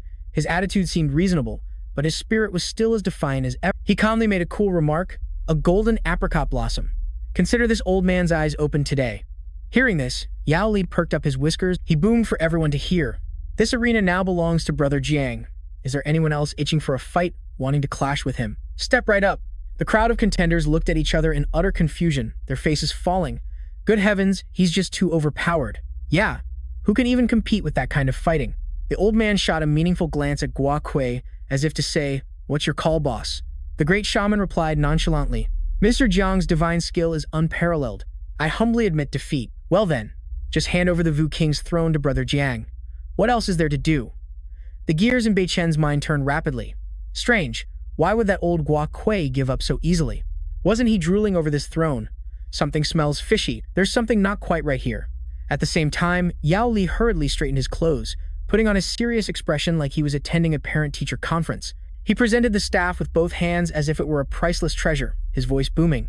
"Since the deal is sealed, Brother Jiang is officially the new boss of our Miao borderland. Brothers, cue the music." Immediately, the entire arena chanted in unison like a choir, "We pay our respects to the Wu King." Bei Chen maintained a noble composure, calmly accepting all the ceremonial gestures. His entire body radiated the aura of a sovereign as he waved his hand. "Dispense with the formalities, you may all rise." At his command, the crowd obediently raised their heads, their faces full of gratitude. "Thank you, Wu King, for your grace." Yao Li once again clasped his hands and bowed respectfully, reporting, "Boss, next up is the Vu King must worship the mountain god to secure the throne." He replied curtly, "Lead the way." This is too much of a hassle. So they led him to a massive ceremonial altar, upon which stood a fierce-looking statue of a god, the very mountain god the entire village spoke of. As soon as he arrived, he looked up at the statue that was hundreds of feet tall and gave a slight smirk. Just then, Yao Li bustled over. The old man offered a few incense sticks, bowing repeatedly before the statue. A few servants hurriedly brought out a dazzlingly yellow imperial robe that was blinding to the eye. "If you wear this, boss, you'll look absolutely fire. This is the royal garment. We invite the Vu King to suit up." They swarmed him, helping him like professional stylists. Bei Chen put on the robe, meticulously careful to avoid any wardrobe malfunctions. Once done, he walked towards the statue, preparing to kneel and perform the ritual. Yao Li hoarsely ordered the nosy crowd behind them. "The Vu King is worshipping the mountain god. Unauthorized personnel keep out." Bei Chen clasped his hands in front of his chest, feigning obedience. His every gesture exuded elegance and grace, but his authoritative vibe was still unmistakable. Out of nowhere, a basin of glowing red charcoal appeared before him. Yao Li then tossed in some joss paper money and a few scraps of paper. The old man began his same old tune, reporting to the Vu King, "Although you are the biggest boss here, you must still kneel before the mountain god. Otherwise, it'll be trouble when the mountain god gets angry." Bei Chen, who had been silent until now, suddenly broke into a smile that sent a chill down everyone's spine. He questioned nonchalantly, "I'm already the king. Why should I have to kneel and worship some god?" Yao Li gave a conspiratorial smile. "Brother Jiang, if you want to sit securely on this Vu King's throne, you must bow to the mountain god. Otherwise, we brothers will have to say no." Guo Kui immediately chimed in. "Exactly. A Vu King who doesn't worship the mountain god, who doesn't bow his head, what kind of ruler is that?" Bei Chen shot to his feet, retorting fiercely, "I, Jiang Bei Chen, only kneel before my parents in this life. You want me to kneel to some mountain god? In your dreams, darling." Yao Li's eyes widened, his face contorted with rage as if he wanted to eat him alive. "Disrespecting the deity is the same as looking down on us people of the Miao borderland. You are not qualified to be our king. If that's the case, then consider the last solo match cancelled." Jin, he quickly jumped in to defend him. "Great Elder, Brother Jiang won that match fair and square. According to the law of the jungle. Oh wait, the law of our ancestors, once the Shaman King deal is sealed, the boss has no chance of dethroning him." And Wei also nodded in agreement. "Absolutely right. Our Shi family picked Mr. Jiang to be the Shaman King. Boss Tang over there was present too, nodding his head like crazy. He brought his whole powerful clan, his face as serious as a heart attack, and declared, 'Our Tang family also casts a vote of support.' Then Jin he stepped up. According to the ancient family rules, to kick the Shaman King off his throne, you need 4 families to vote against him, but who would have thought the tables would turn a full 180 degrees? Our 3 families have already locked in our choice for Mr. Jiang. His claim to the Shaman King's throne is by the book, completely legitimate." Guo Kui was left speechless, his face frozen like a statue. People rushed to restrain Yao Li, but he acted as a peacemaker. "Boss Guo, calm down, take it easy. If the 3 big bosses have already come to an agreement, then I, Yao Li, am also speechless. I won't dare say another word. How about this?" The old man said casually, "Each of your 3 families can send 1-star player to pay respects to the mountain god in the new Shaman King's place to make it official. Think of it as an inauguration to seal the deal." Jin he immediately jumped at the chance. "Okay, deal. I, Cao Jin." He volunteered to represent the Shaman King in presenting the offering to the mountain god. Hua Ruo's father also spoke up. At the same time, our Tang family nominates young master Tang Yan as our representative. Inwardly, old Yao Li was ecstatic. "Heh, the fish took the bait. What a bunch of naive fools," he thought to himself. "Good, let me send you all off in one clean sweep." But out loud he said in a warm, deep voice, "Wonderful, let the show." The old man cleared his throat and boomed like an MC at a wedding. "Pay respects to the mountain god." Just as the 3 actors knelt, the cane in his hands suddenly let out an otherworldly glow. Bei Chen sensed that something was off. He noticed the ground was starting to crack, and he mumbled, "Wait, something feels wrong." The crack spread as fast as 5G internet. Bei Chen lost his footing, and the entire group screamed in a terrified chorus. The ground split open like a cracker, swallowing the whole group into a deep abyss, as a clear voice screamed out from somewhere, "Bei Chen, be careful." Meanwhile, Guo Kui and Yao Li just blinked while watching the free-fall show, their faces completely nonchalant, and as soon as he glanced over at Yao Li, the old man's face broke into a sinister smile, his eyes darkening. It finally clicked for Bei Chen, and as the realization hit, he thought in horror, "Oh no, so from the very beginning, there was no ritual at all, it was all just one big setup." He silently cursed Yao Li out in his head, and when Hua Ruo saw her crush in trouble, she was about to go into world-saving mode, but thankfully her father held her back. "Daughter, calm down. Patience is a virtue." Now on the stage, only the two directors, Yao Li and Guo Kui, were left, along with two unwilling spectators, Hua Ruo and her father, facing a bottomless pit as black as night. The head of the Tang family frowned, opining calmly like a geologist. "If my eyes aren't deceiving me, that down there is the infamous Shilong Labyrinth Cave, and falling in is a one-way trip." Hua Ruo looked stunned and asked in a trembling voice, "The Shilong Labyrinth Cave? You mean the labyrinth of death that's rumored to have a 9 in 10 chance of death for anyone who enters, father?" Her father gave a sharp nod. "That's the one." Then he turned to Yao Lai. "Old man, if I'm not mistaken, you knew this was a trap all along? You dare to trick the Shaman King?" The old man shamelessly argued back. "Now, Boss Tang, don't make false accusations. It was clear he was disrespectful to the mountain god, so he got a taste of instant karma. How is this my fault?" Guo Kui laughed out loud, gleefully adding, "That's right, you pay the price for disrespecting the mountain god. By the rules, he had it coming, ha ha ha." He chuckled to himself. "This was my plan B with Yao Lai. I can't believe it worked so perfectly. I never thought it would be this effective," Guo Kui thought to himself. "Now that nomad kid is as good as dead. Now it's time to take care of the rest of you." Without hesitation, he announced his ultimate goal. "The current Shaman King is missing in action, his fate unknown. Therefore, I, Guo Kui, shall temporarily assume the role of Shaman King." Asterisk cut scene times to the deep pit where our main characters are in free fall. Deep underground, the aftershocks lingered, with rocks and debris raining down. Bei Chen's vision was clouded by dust, his consciousness was hazy as if he were drunk, and he let out several violent coughs. Looking at the gaping hole above, he could only slap himself a few times for being so careless. Who would have thought that old geezer would set a trap in broad daylight like this? "Great, the high priest, right? Just you wait, I'll deal with you later." Kim Ha spun around and asked Mr. Han Jiang, "Hey handsome, you still doing okay?" Baishan dusted himself off and replied nonchalantly, asking at the same time, "I'm fine, but does anyone know what godforsaken corner of the world we're vacationing in?" Kim Ha stammered. "This place is—" Kim Ha's voice drew the curious gazes of the whole group, and all eyes turned to her. "Xilong's Labyrinth Grotto." The group quickly scanned their surroundings. Good heavens, this place was beyond weird, with hundreds of bizarrely shaped rocks. Along with them were all sorts of caves, big and small. Kim Ha put on a serious face and declared grimly, "The road to the underworld, the lair of—" "Unbelievable, is this Xilong's Labyrinth Grotto for real?" Baiken asked just to be sure. She immediately switched into tour guide mode and explained, "Shillong's Labyrinth Grotto is the eternal resting resort of the war god Shillong, you know." Only then did he let out an ah, as if he understood. Meanwhile, Tang Yan was already holding his forehead, playing the tragic hero, his voice mournful. "Legend says this labyrinth has a direct highway to the underworld. Everyone, for mere mortals like us, it's a one-way ticket in with no return trip. Looks like we're really screwed this time." In the midst of his self-pity, Baiken suddenly perked up. The sound was as if on max volume, getting closer and closer. He quickly shouted, "Everyone, be careful." An army of gaudy yellow beetles, at least hundreds of them, was aggressively charging towards them. A single glance was enough to make one dizzy, too many to count. Tang Yan's face turned as white as a sheet as he stammered, "What? What the heck are these things?" Standing beside him, Baishan only had time to shout one word, "Run!" And so, the Fantastic Four sprinted for their lives into the nearest cave to survive. Baichan, however, hugged the cliff wall, fumbling for an escape route. Deep down, he vaguely recognized this familiar aura as Yuan Ming Earth.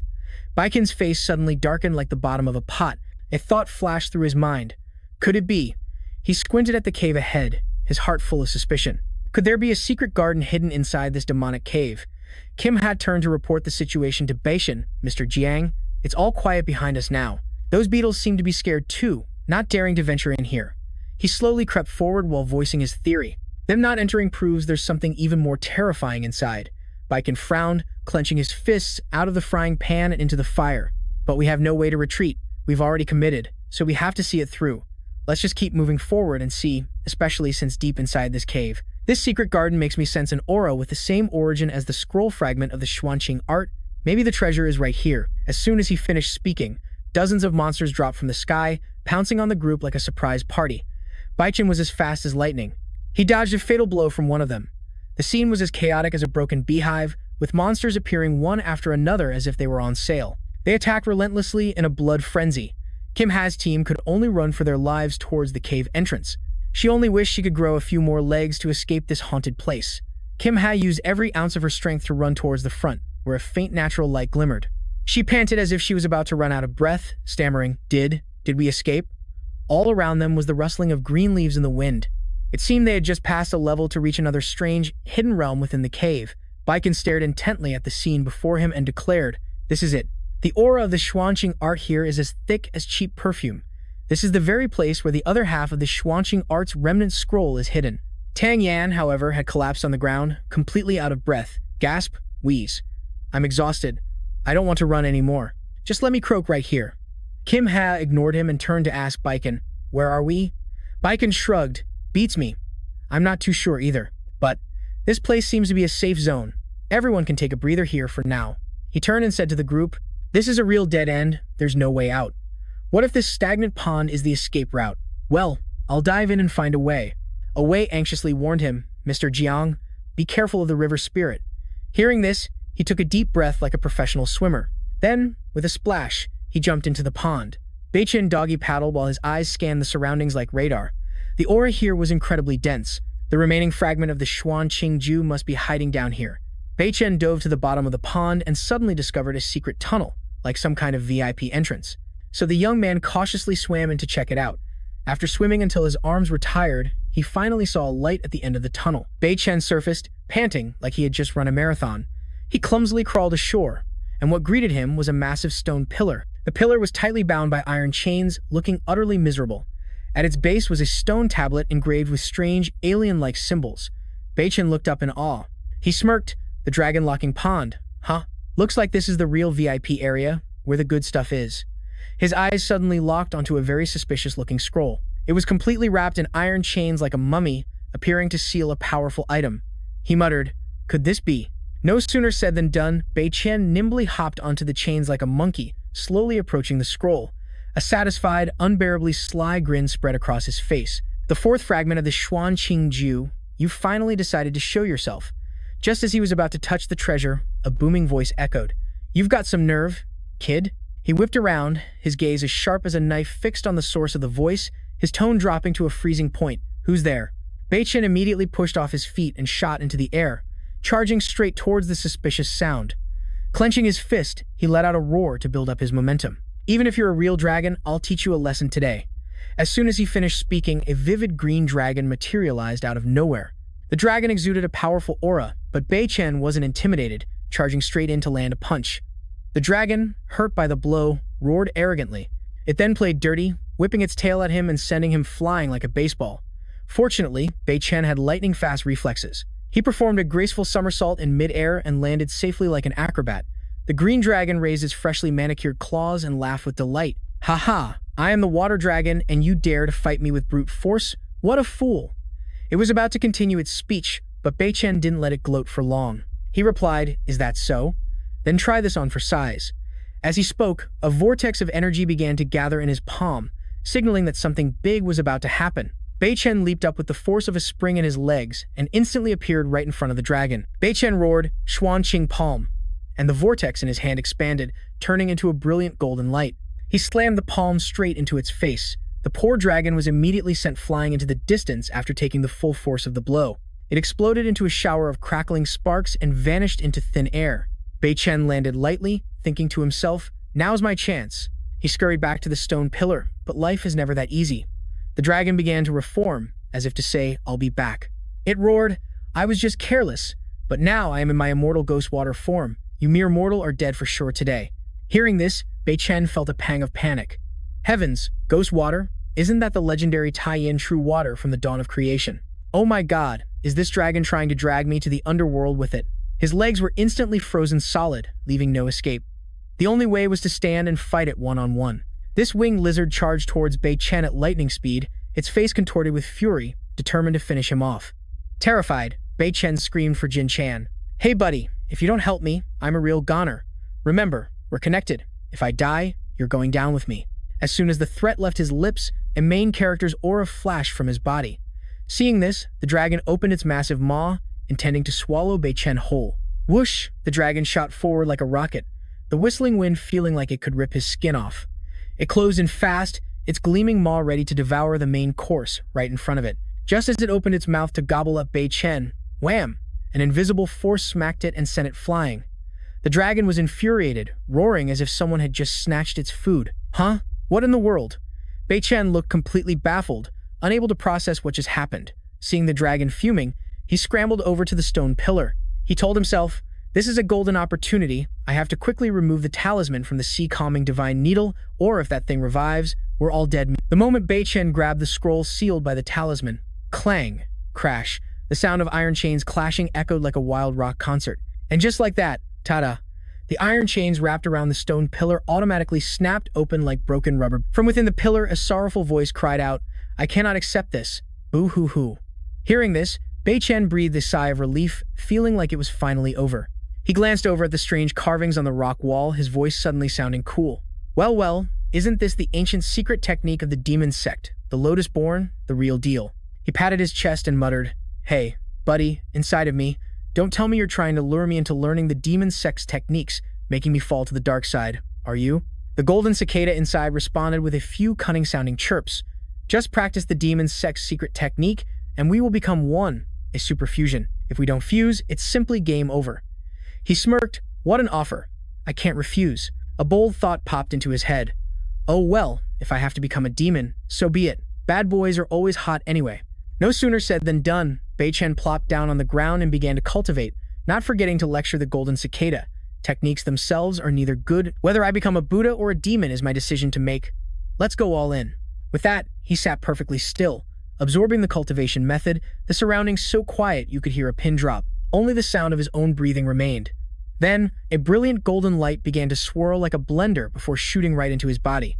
A piece of that divine light landed on Chen's forehead, making him grimace from the sharp pain, as if he'd just eaten a hot... Chen suddenly snapped his eyes open, and they were now glowing crimson like headlights, despite just having absorbed golden energy. He smirked triumphantly, feeling ecstatic inside. It's done.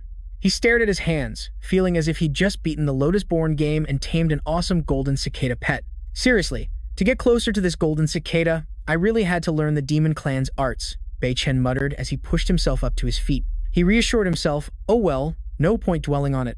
I'll just consider this a huge score. Asterisk, the scene quickly shifts to outside the cave. Asterisk, the exit led to a village that looked pretty chill.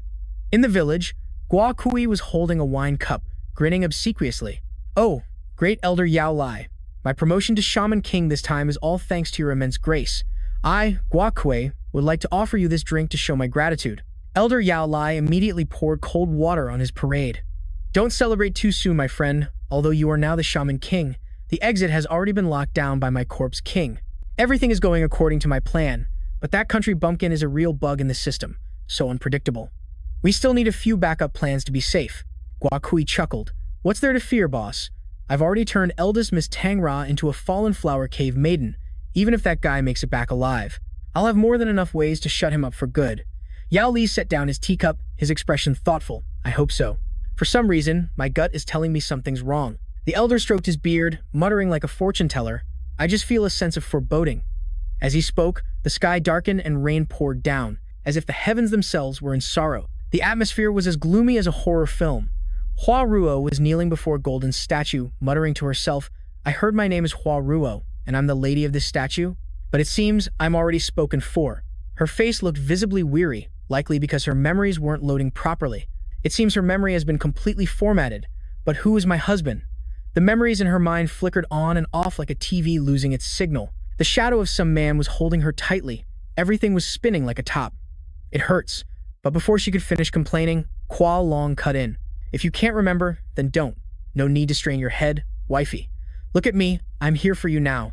She jumped in surprise. Huh, who are you? He and Du Sheng grinned sleazily like a couple of creeps. The night is young, so let your husband come and warm your lonely heart. Hua Ruo's blood boiled. How audacious. I am the saintess of Miao Jiang, not some cheap vegetable from the market. You too. Get lost and clear the air. Taking the opportunity, Qua Long pressed forward, roughly grabbing her wrist. Saintess, my foot, you expired old hag. You've been fooling around with an outsider and still have the nerve to call yourself a saintess. Be a good girl now, and let us brothers have a little fun. With that, he yanked down her clothes, his lecherous face unmistakable. Hua Ruo thrashed wildly, Let go of me with your filthy hands. Suddenly, with a loud boom, a thunderclap sounded as if God had cranked the speakers to max volume. Qua Long jumped out of his skin, his soul nearly leaving his body. Holy crap, Is the sky falling?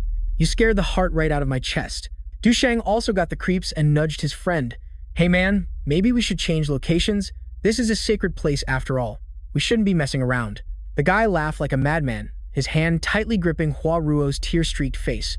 What's there to be afraid of? There are no ghosts or demons these days, it's all just scams.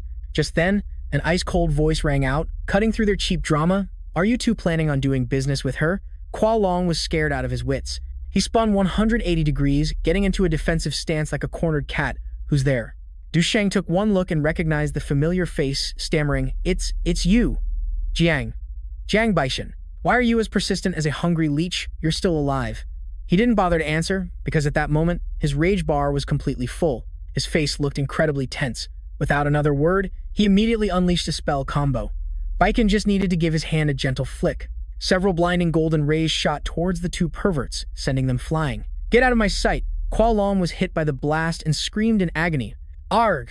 The two scumbags hastily stumbled back a few steps, their faces pale as they watched Bac Than advance towards them in slow motion. Hua Ruo was now completely limp, slumping to the ground, looking as fragile as a bubble tea about to spill. She looked up with her sparkling eyes and asked, Who are you?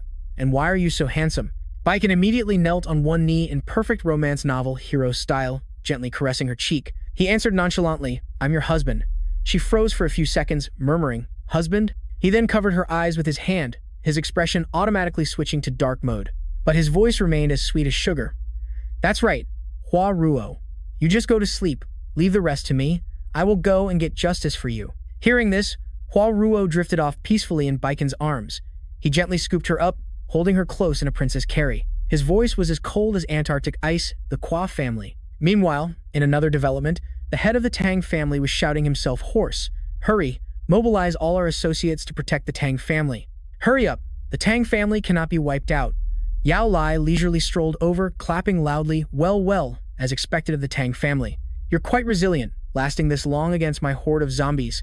The Tang family head was boiling with rage, pointing a finger right at the old man's face and cursing. Yao Lai, you're a respected protector of a clan, yet you raise the undead to cause chaos and slaughter the people of Miaojiang. Aren't you afraid of heaven cutting off your Wi-Fi? The old man sneered. Divine punishment? Look around.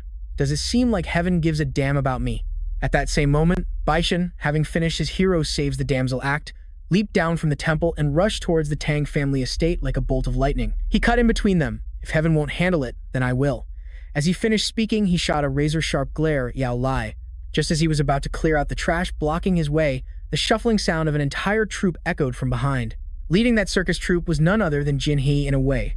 Yao Lai's group reflexively turned to see what was happening, as the two boss ladies brimmed with confidence and declared coolly, You forgot about us. At this moment, Tang Yan was carrying the Princess Hua Ruo, striding proudly toward the head of the Tang family. Dad, I'm back. And the hero Giang Bac Than even delivered Sister Hua Ruo back safely. The father was moved to tears. It's good that you're back. It's so good. Bei Chen then pulled out a massive bundle, waving it in front of the two old geezers, Yao Lai and Gua Kui. Then he smiled knowingly. Do you two old-timers recognize this item?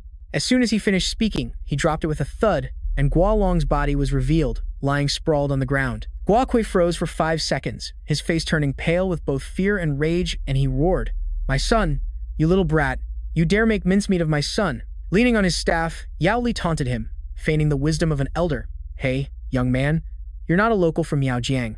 It's best you don't stick your nose into today's business. Gua Kui stomped his feet like a child denied candy, snapping, Why are you wasting your breath talking to him? I have the Corpse King in my hands, plus this 1,000-legged centipede pet. You think we can't take care of this outsider brat? True to his word, the old man waved his hand, and with a whoosh, a centipede as large as a warehouse appeared. Bei Chen was no pushover either, getting into a stance ready to fight Gua Kui He glared back in response, cut the comedy act and come at me all at once.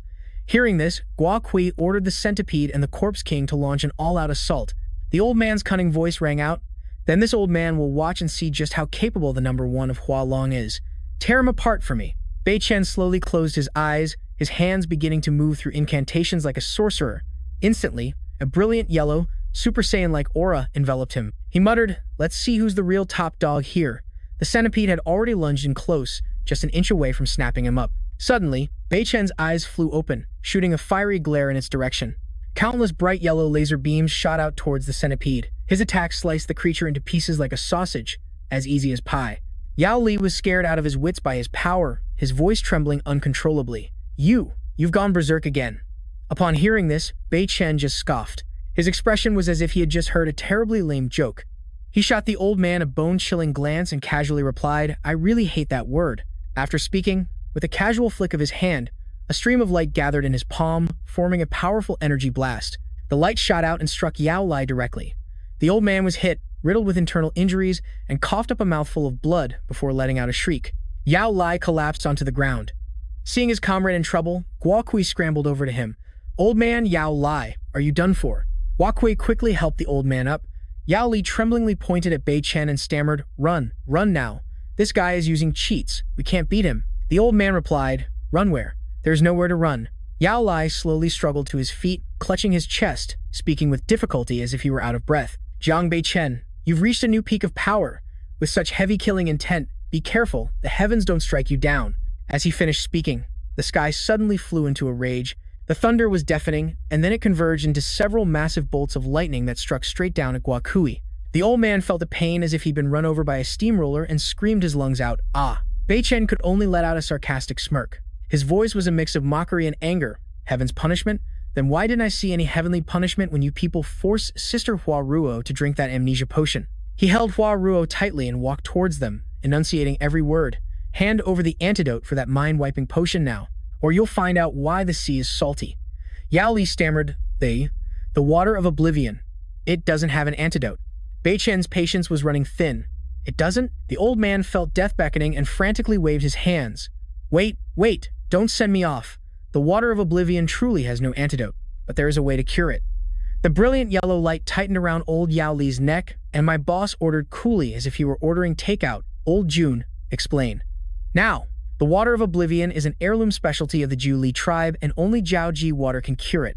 Your Majesty, Sorcerer King, I know I was wrong, please spare me." Before the old man could even finish his "I was wrong" song and dance, the golden threads tightened, sending the once proud elder Yao Li to meet his ancestors, ending his role rather abruptly. After cleaning up the two leftovers, the boss skillfully scooped up Sister Hua Ruo and made a quick getaway. Oh, and if anyone wants to find Sister Jiao Ji, just go to Kunlun and ask. "Hey Shui, go take a spiritual journey to Kunlun, will you?" Bei Chen shot a sidelong glance at the ghost lady and said coolly, "All right, now it's your turn. Beautiful. He's broken. He's not the man he used to be. How could you?"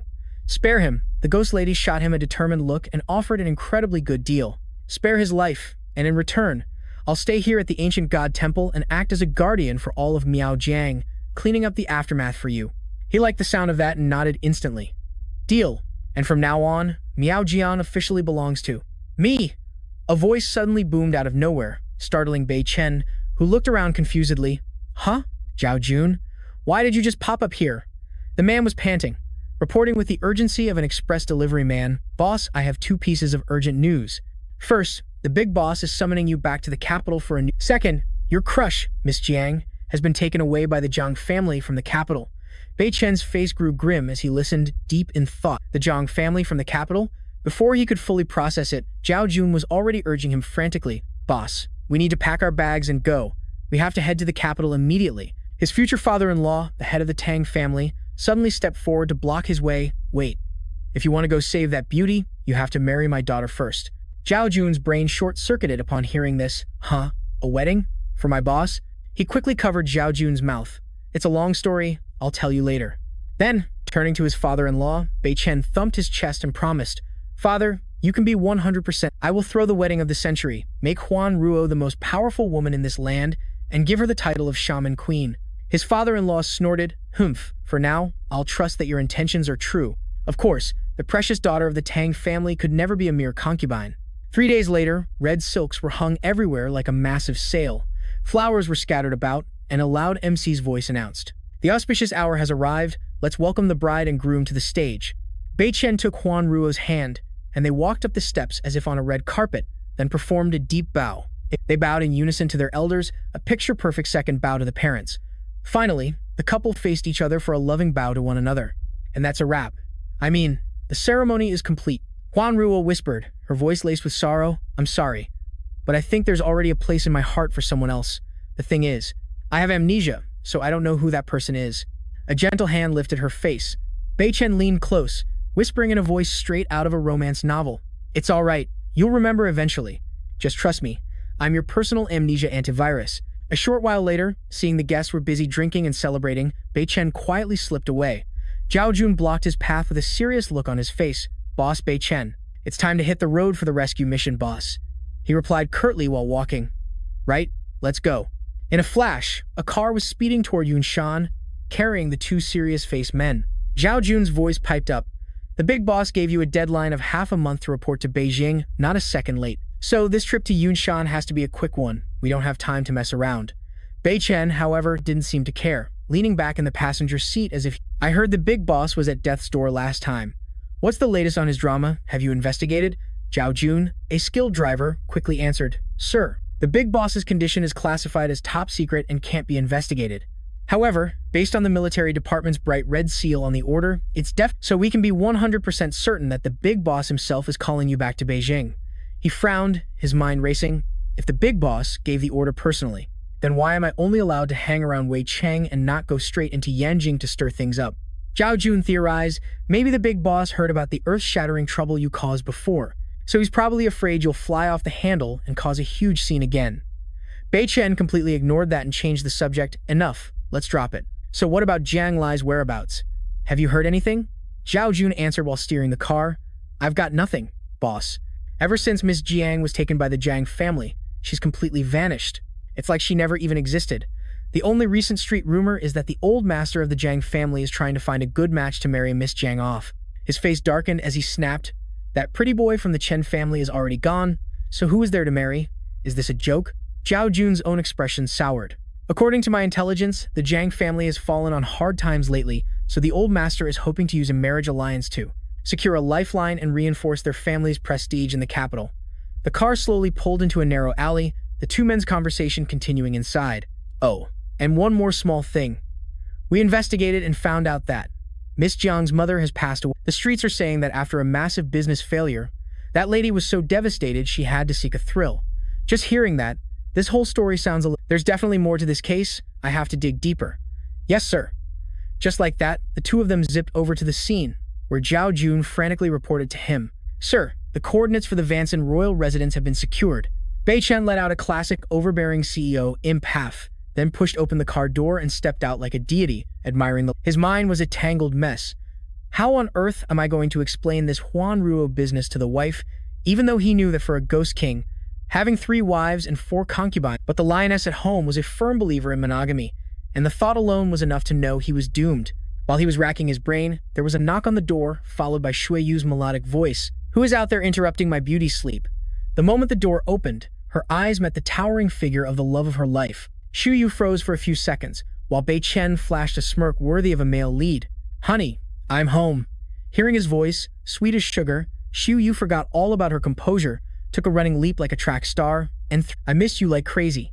He immediately swept Shui Yu off her feet, spinning her around and around. I missed you so much, I thought my heart would burst. Hearing such a cheesy line for the first... Upon hearing that, Shui Yu grabbed his hand and dragged him along. To my room now. The second they were inside, his suit jacket made a one-way trip straight to the floor. She feigned coyness.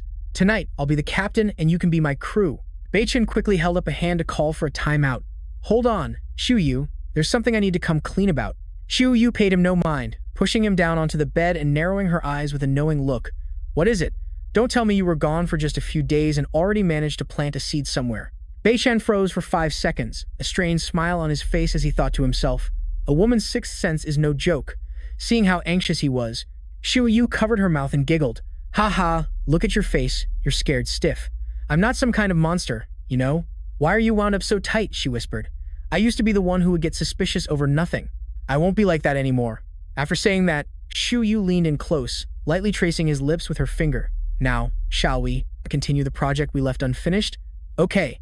The word had barely escaped his lips when Bei Chen's eyes shot open wide, and he coughed up a mouthful of cherry syrup. A mysterious energy inside him suddenly went haywire, sending Shui Yu flying like a ragdoll. Ah! She scrambled to her feet, calling his name worriedly. Bei Chen! But Bei Chen's eyes were already squeezed shut. He was trying to contain his Wan Than Ju technique, cursing internally. This is strange. Why are the demonic energy and the lotus life force inside me suddenly going at each other's throats? They've always kept to themselves before. He panted, trying to connect the dots. I think it was. It was from that moment, right when I agreed to Shui Yu's request, some strange energy hacked into my system. Bei Chen's brows knitted together as he racked his brain. Ah, I remember now. This strange Wi-Fi signal was shared with me when I connected with Huan Ruo. Could it be that because that energy supply is running low, the two forces inside me are now tearing each other apart? The young man couldn't stop theorizing. To get a full recharge, I probably need to find my power bank, Huan Ruo. But the problem is, that power bank has had her memory of me completely wiped. For now, I'll just have to use the Xuan Thanju to suppress this internal chaos. With that thought, Bei Chen's Phew, it's finally stable. Luckily, that damn golden cicada inside me didn't take this opportunity to go wild, or I'd have been a real goner. Just then, Shui Yu was crouched in front of him with a worried expression. Bei Chen, are you okay? Bei Chen quickly waved his hands to reassure her. I'm fine, still breathing, so don't worry. Hearing this, Shu Yu threw her arms around him in a tight hug. Thank goodness, you scared my heart right out of my chest. He looked visibly flustered. Shu Yu, She looked up at him with an understanding gaze. It's all right, I understand. You must be tired from your journey, so your equipment is on strike, right? Just focus on maintenance until your body is in top shape. I'm not in a rush. Bei Chen breathed a sigh of relief. My dear wife is so understanding. Thank you. Shu Yu snuggled into his embrace, comforting him. It's no big deal. Even if someday you really have performance issues, I wouldn't hold it against you. Bei Chen's face was as black as thunder, as if he'd just been sucker punched. He suddenly tightened his grip on her shoulders, making Shui Yu clear her throat pointedly. Hey now. Bei Chen leaned over her, a devilishly sly grin spreading across his face. Wifey, my engine's all revved up now. Want to take it for a spin? Shu Yu, no pushover herself, cheekily replied. Bring it on. Just as things were heating up, an uninvited guest arrived. A loud knock-knock echoed, followed by a chirpy voice from outside. Cousin, are you in? Shu Yu quickly called out, I'm here. Bei Chen had to slam on the brakes, his face completely deflated. Shu Yu gently caressed her husband's cheek, consoling him. Sorry, my dear husband. I'll make it up to you double tonight. She hurried to open the door, asking, What's up? Lian slipped inside, shot Bei Chen a sideways glance, and let out a long, drawn-out "oh" dripping with sarcasm. Well, if it isn't my eldest aunt's live-in freeloader brother-in-law? She crossed her arms, tilted her chin up arrogantly, and ordered. Hey, this young lady here is thirsty. Go get me a glass of water. Bei Chen retorted coolly. What? Are your hands and feet broken or something? Lian was fuming and jumped up. You good-for-nothing, Jiang, you piece of trash. How dare you say I'm paralyzed? Do you believe I'll tell my sister and have her kick you out of this house right this instant? Bei Chen's face darkened, his voice laced with killing intent. The door is over there. I'll give you two choices. 1. Get lost on your own. 2. I'll escort you out via the aerial route, Bei Chen said nonchalantly. On my turf. There's no such rule as don't hit women. Lian smirked contemptuously, snorted loudly, and pointed straight at his face with a challenging tone. Hit me? You useless bum. Bring it on if you've got the guts. The moment she finished speaking, Bei Chen's face turned stormy. Without a word, he shot out his hand and snatched her by the neck. She was dragged by the scruff of her neck by Bei Chen like a kitten, struggling frantically. Let go. What are you doing? He coldly tossed her out the door like a sack of garbage. Lian, seething with rage, stood outside pointing and shrieking. Jiang Bei Chen, you useless freeloader. You. He just turned back and shot her a look as sharp as a razor. Get lost. She still wouldn't back down, yelling, Jiang Bei Chen, you just wait. I'm going to tell my younger aunt and rat you out for everything. Bei Chen slammed the door shut with a bang. Seeing her husband scowling, Shu Yu spoke softly, Bei Chen. He glanced at her, his tone sulky. What now? Do you want to let her back in so she can keep calling me useless? Shu Yu quickly waved her hands, putting on a pitiful act. That's not what I meant. Just then, Zhao Jun rushed in, out of breath, to report. Brother Chen, about the madam. I've found out everything. He motioned with a serious face. Let's talk upstairs. Bei Chen walked past Shu Yu, and though he was still scowling, he didn't forget to tell her, Zhao Jun and I have something to discuss. I'll probably be away from home for a few days. Take care of yourself while you're at home. She mumbled. Okay, while her mind was a tangled mess. Is my husband really angry? In the room, Bei Chen. Once upon a time, your boss's mother was a true matriarch of wealth who built the entire Chen empire. But as the old saying goes, good times don't last forever, and Chen's subsidiaries started getting caught up in major scandal. They were being investigated by customs for transporting a bit too much white powder. His face was dead serious, like something out of a Hollywood movie. And your boss is the current vice chairman of the group. Back then, she was director Jo Union. To avoid doing hard time, she played the best friend's card and begged your boss's mother to take the fall for her. Your boss's mother was also terrified, afraid the customs officials would discover she was the mastermind behind the whole operation. So in the end, overwhelmed by the drama, your boss's mother made a rash decision. Chen rubbed his temples, looking pained. So what happened to that witch, Jo Union? Zhao Jun immediately reported. She has now climbed her way up to become the chairman of the Chen group, sir. Not only that, she cut ties with your mother, spreading rumors that she was a stain on the company's reputation. A real two-faced backstabber. As a result, your mother was relentlessly ostracized by everyone in Jingqi. The Jiang family also wanted to disown her, nearly throwing her out on the street. Our boss clenched his fists into stone, struggling not to lose control, then growled out the name, ZOU Union. Seeing his boss was about to erupt, Zhao Jun quickly tried to calm him down. Boss, calm down, calm down. Chen growled, acting like a big boss. Zhao Jun, in 3 days, we're taking a trip to Jingqi. I want to check on the well-being of that lady, and also as an introductory gift for my mother. He replied seriously. Yes, boss. 3 days later, in Jingqi. Sunlight shimmered on a massive villa. Boss Chen was staring intently at a map like a gamer about to beat the final boss, muttering, after all this grinding, I finally found the goatskin treasure of the Xuan Qing secret art. This land of Suzhou is vast and as crowded as an army. Plus, it's full of mysterious places, just like in the movies. Kunlun must be this red dot here, the boss said, pointing at the map as if choosing a vacation tour. The creator of this secret art is really playing hard to get. What's the meaning of this confusing map? Are they trying to make me go trekking in Kunlun? Or is it hinting that Suzhou just got a new map update? Whatever, I'll finish the main quest in Jingqi first, then I'll take that trip to Kunlun later. Lost in thought, he was suddenly interrupted by a ding from outside the door. Boss Chen, there's new information. The boss turned and gave a short command. Speak. Hearing the order, Zhao Jun dashed in, his face as tense as a violin string. I just got some hot news. In 1 hour, there's a really interesting auction at the Linyuan building. They're auctioning off an oil painting by your mother, with a super profound title, Worldly Dust. Our boss just crossed his arms and gave a look that said, the boss raised an eyebrow more dramatically than an actor. Something of my mother's? Zhao Jun nodded sharply, his voice full of drama. That's right, boss. And the Linyuan building also belongs to our family. This painting was a fancy commission piece. Your mother hired a big-shot Italian artist to paint it back in the day. And it was also the spiritual child your mother cherished the most. Hearing this, Chen grabbed the cloak from the chair, getting ready to transform. The boss threw on the cloak, a super cool smirk on his face. Then what are we waiting for? Let's go take a stroll around the Linyuan building and see what's up. The fancy car screeched to a halt in front of a building as huge as a stadium. Boss Chen stepped out and looked up, probably getting a crick in his neck. Then the boss slowly glided inside, but was blocked by some men in black guards who spoke as seriously as if giving a speech. Excuse me, sir. Today is a private party hosted by Chairwoman Zhou. Hey, this corporation's parties are limited edition. If you don't have an invitation, please turn back, buddy. Chen crossed his arms, his face looking smug. I'm here to check on the well-being of a few people who needs an invitation. With that, he yelled. Zhao Jun, cue the music. Then, a punch, like a bolt from the blue, landed on the two guards, making them squeal louder than stuck pigs. Oh my gosh. The onlookers behind them switched to gossip mode, whispering, where did this dude crawl out from? Daring to cause trouble here at Linyuan, he's got guts bigger than the sky. This Linyuan building is the home turf of the matriarch Zhou Union, you know? She's backed by 4 heavyweight families. This guy must have a death wish, looking for a way to go play with the worms. Then 2 other guards, emanating killing intent, rushed forward with their love batons. You damned brat. The whole group swarmed Chen and Zhao Jun like they were capturing international criminals. Suddenly, a clear female voice called out, hold on. A young woman with her arms crossed, looking like the boss, winked at a subordinate. This handsome young master is a dear friend of mine, sweetie. Don't you dare bother him. The subordinate immediately bowed 90 degrees. Yes, eldest miss. Ah, so it turns out this girl is the beloved granddaughter of the big boss, Zhou Union. Zhou Qing. Chen furrowed his brows, his brain unable to process it.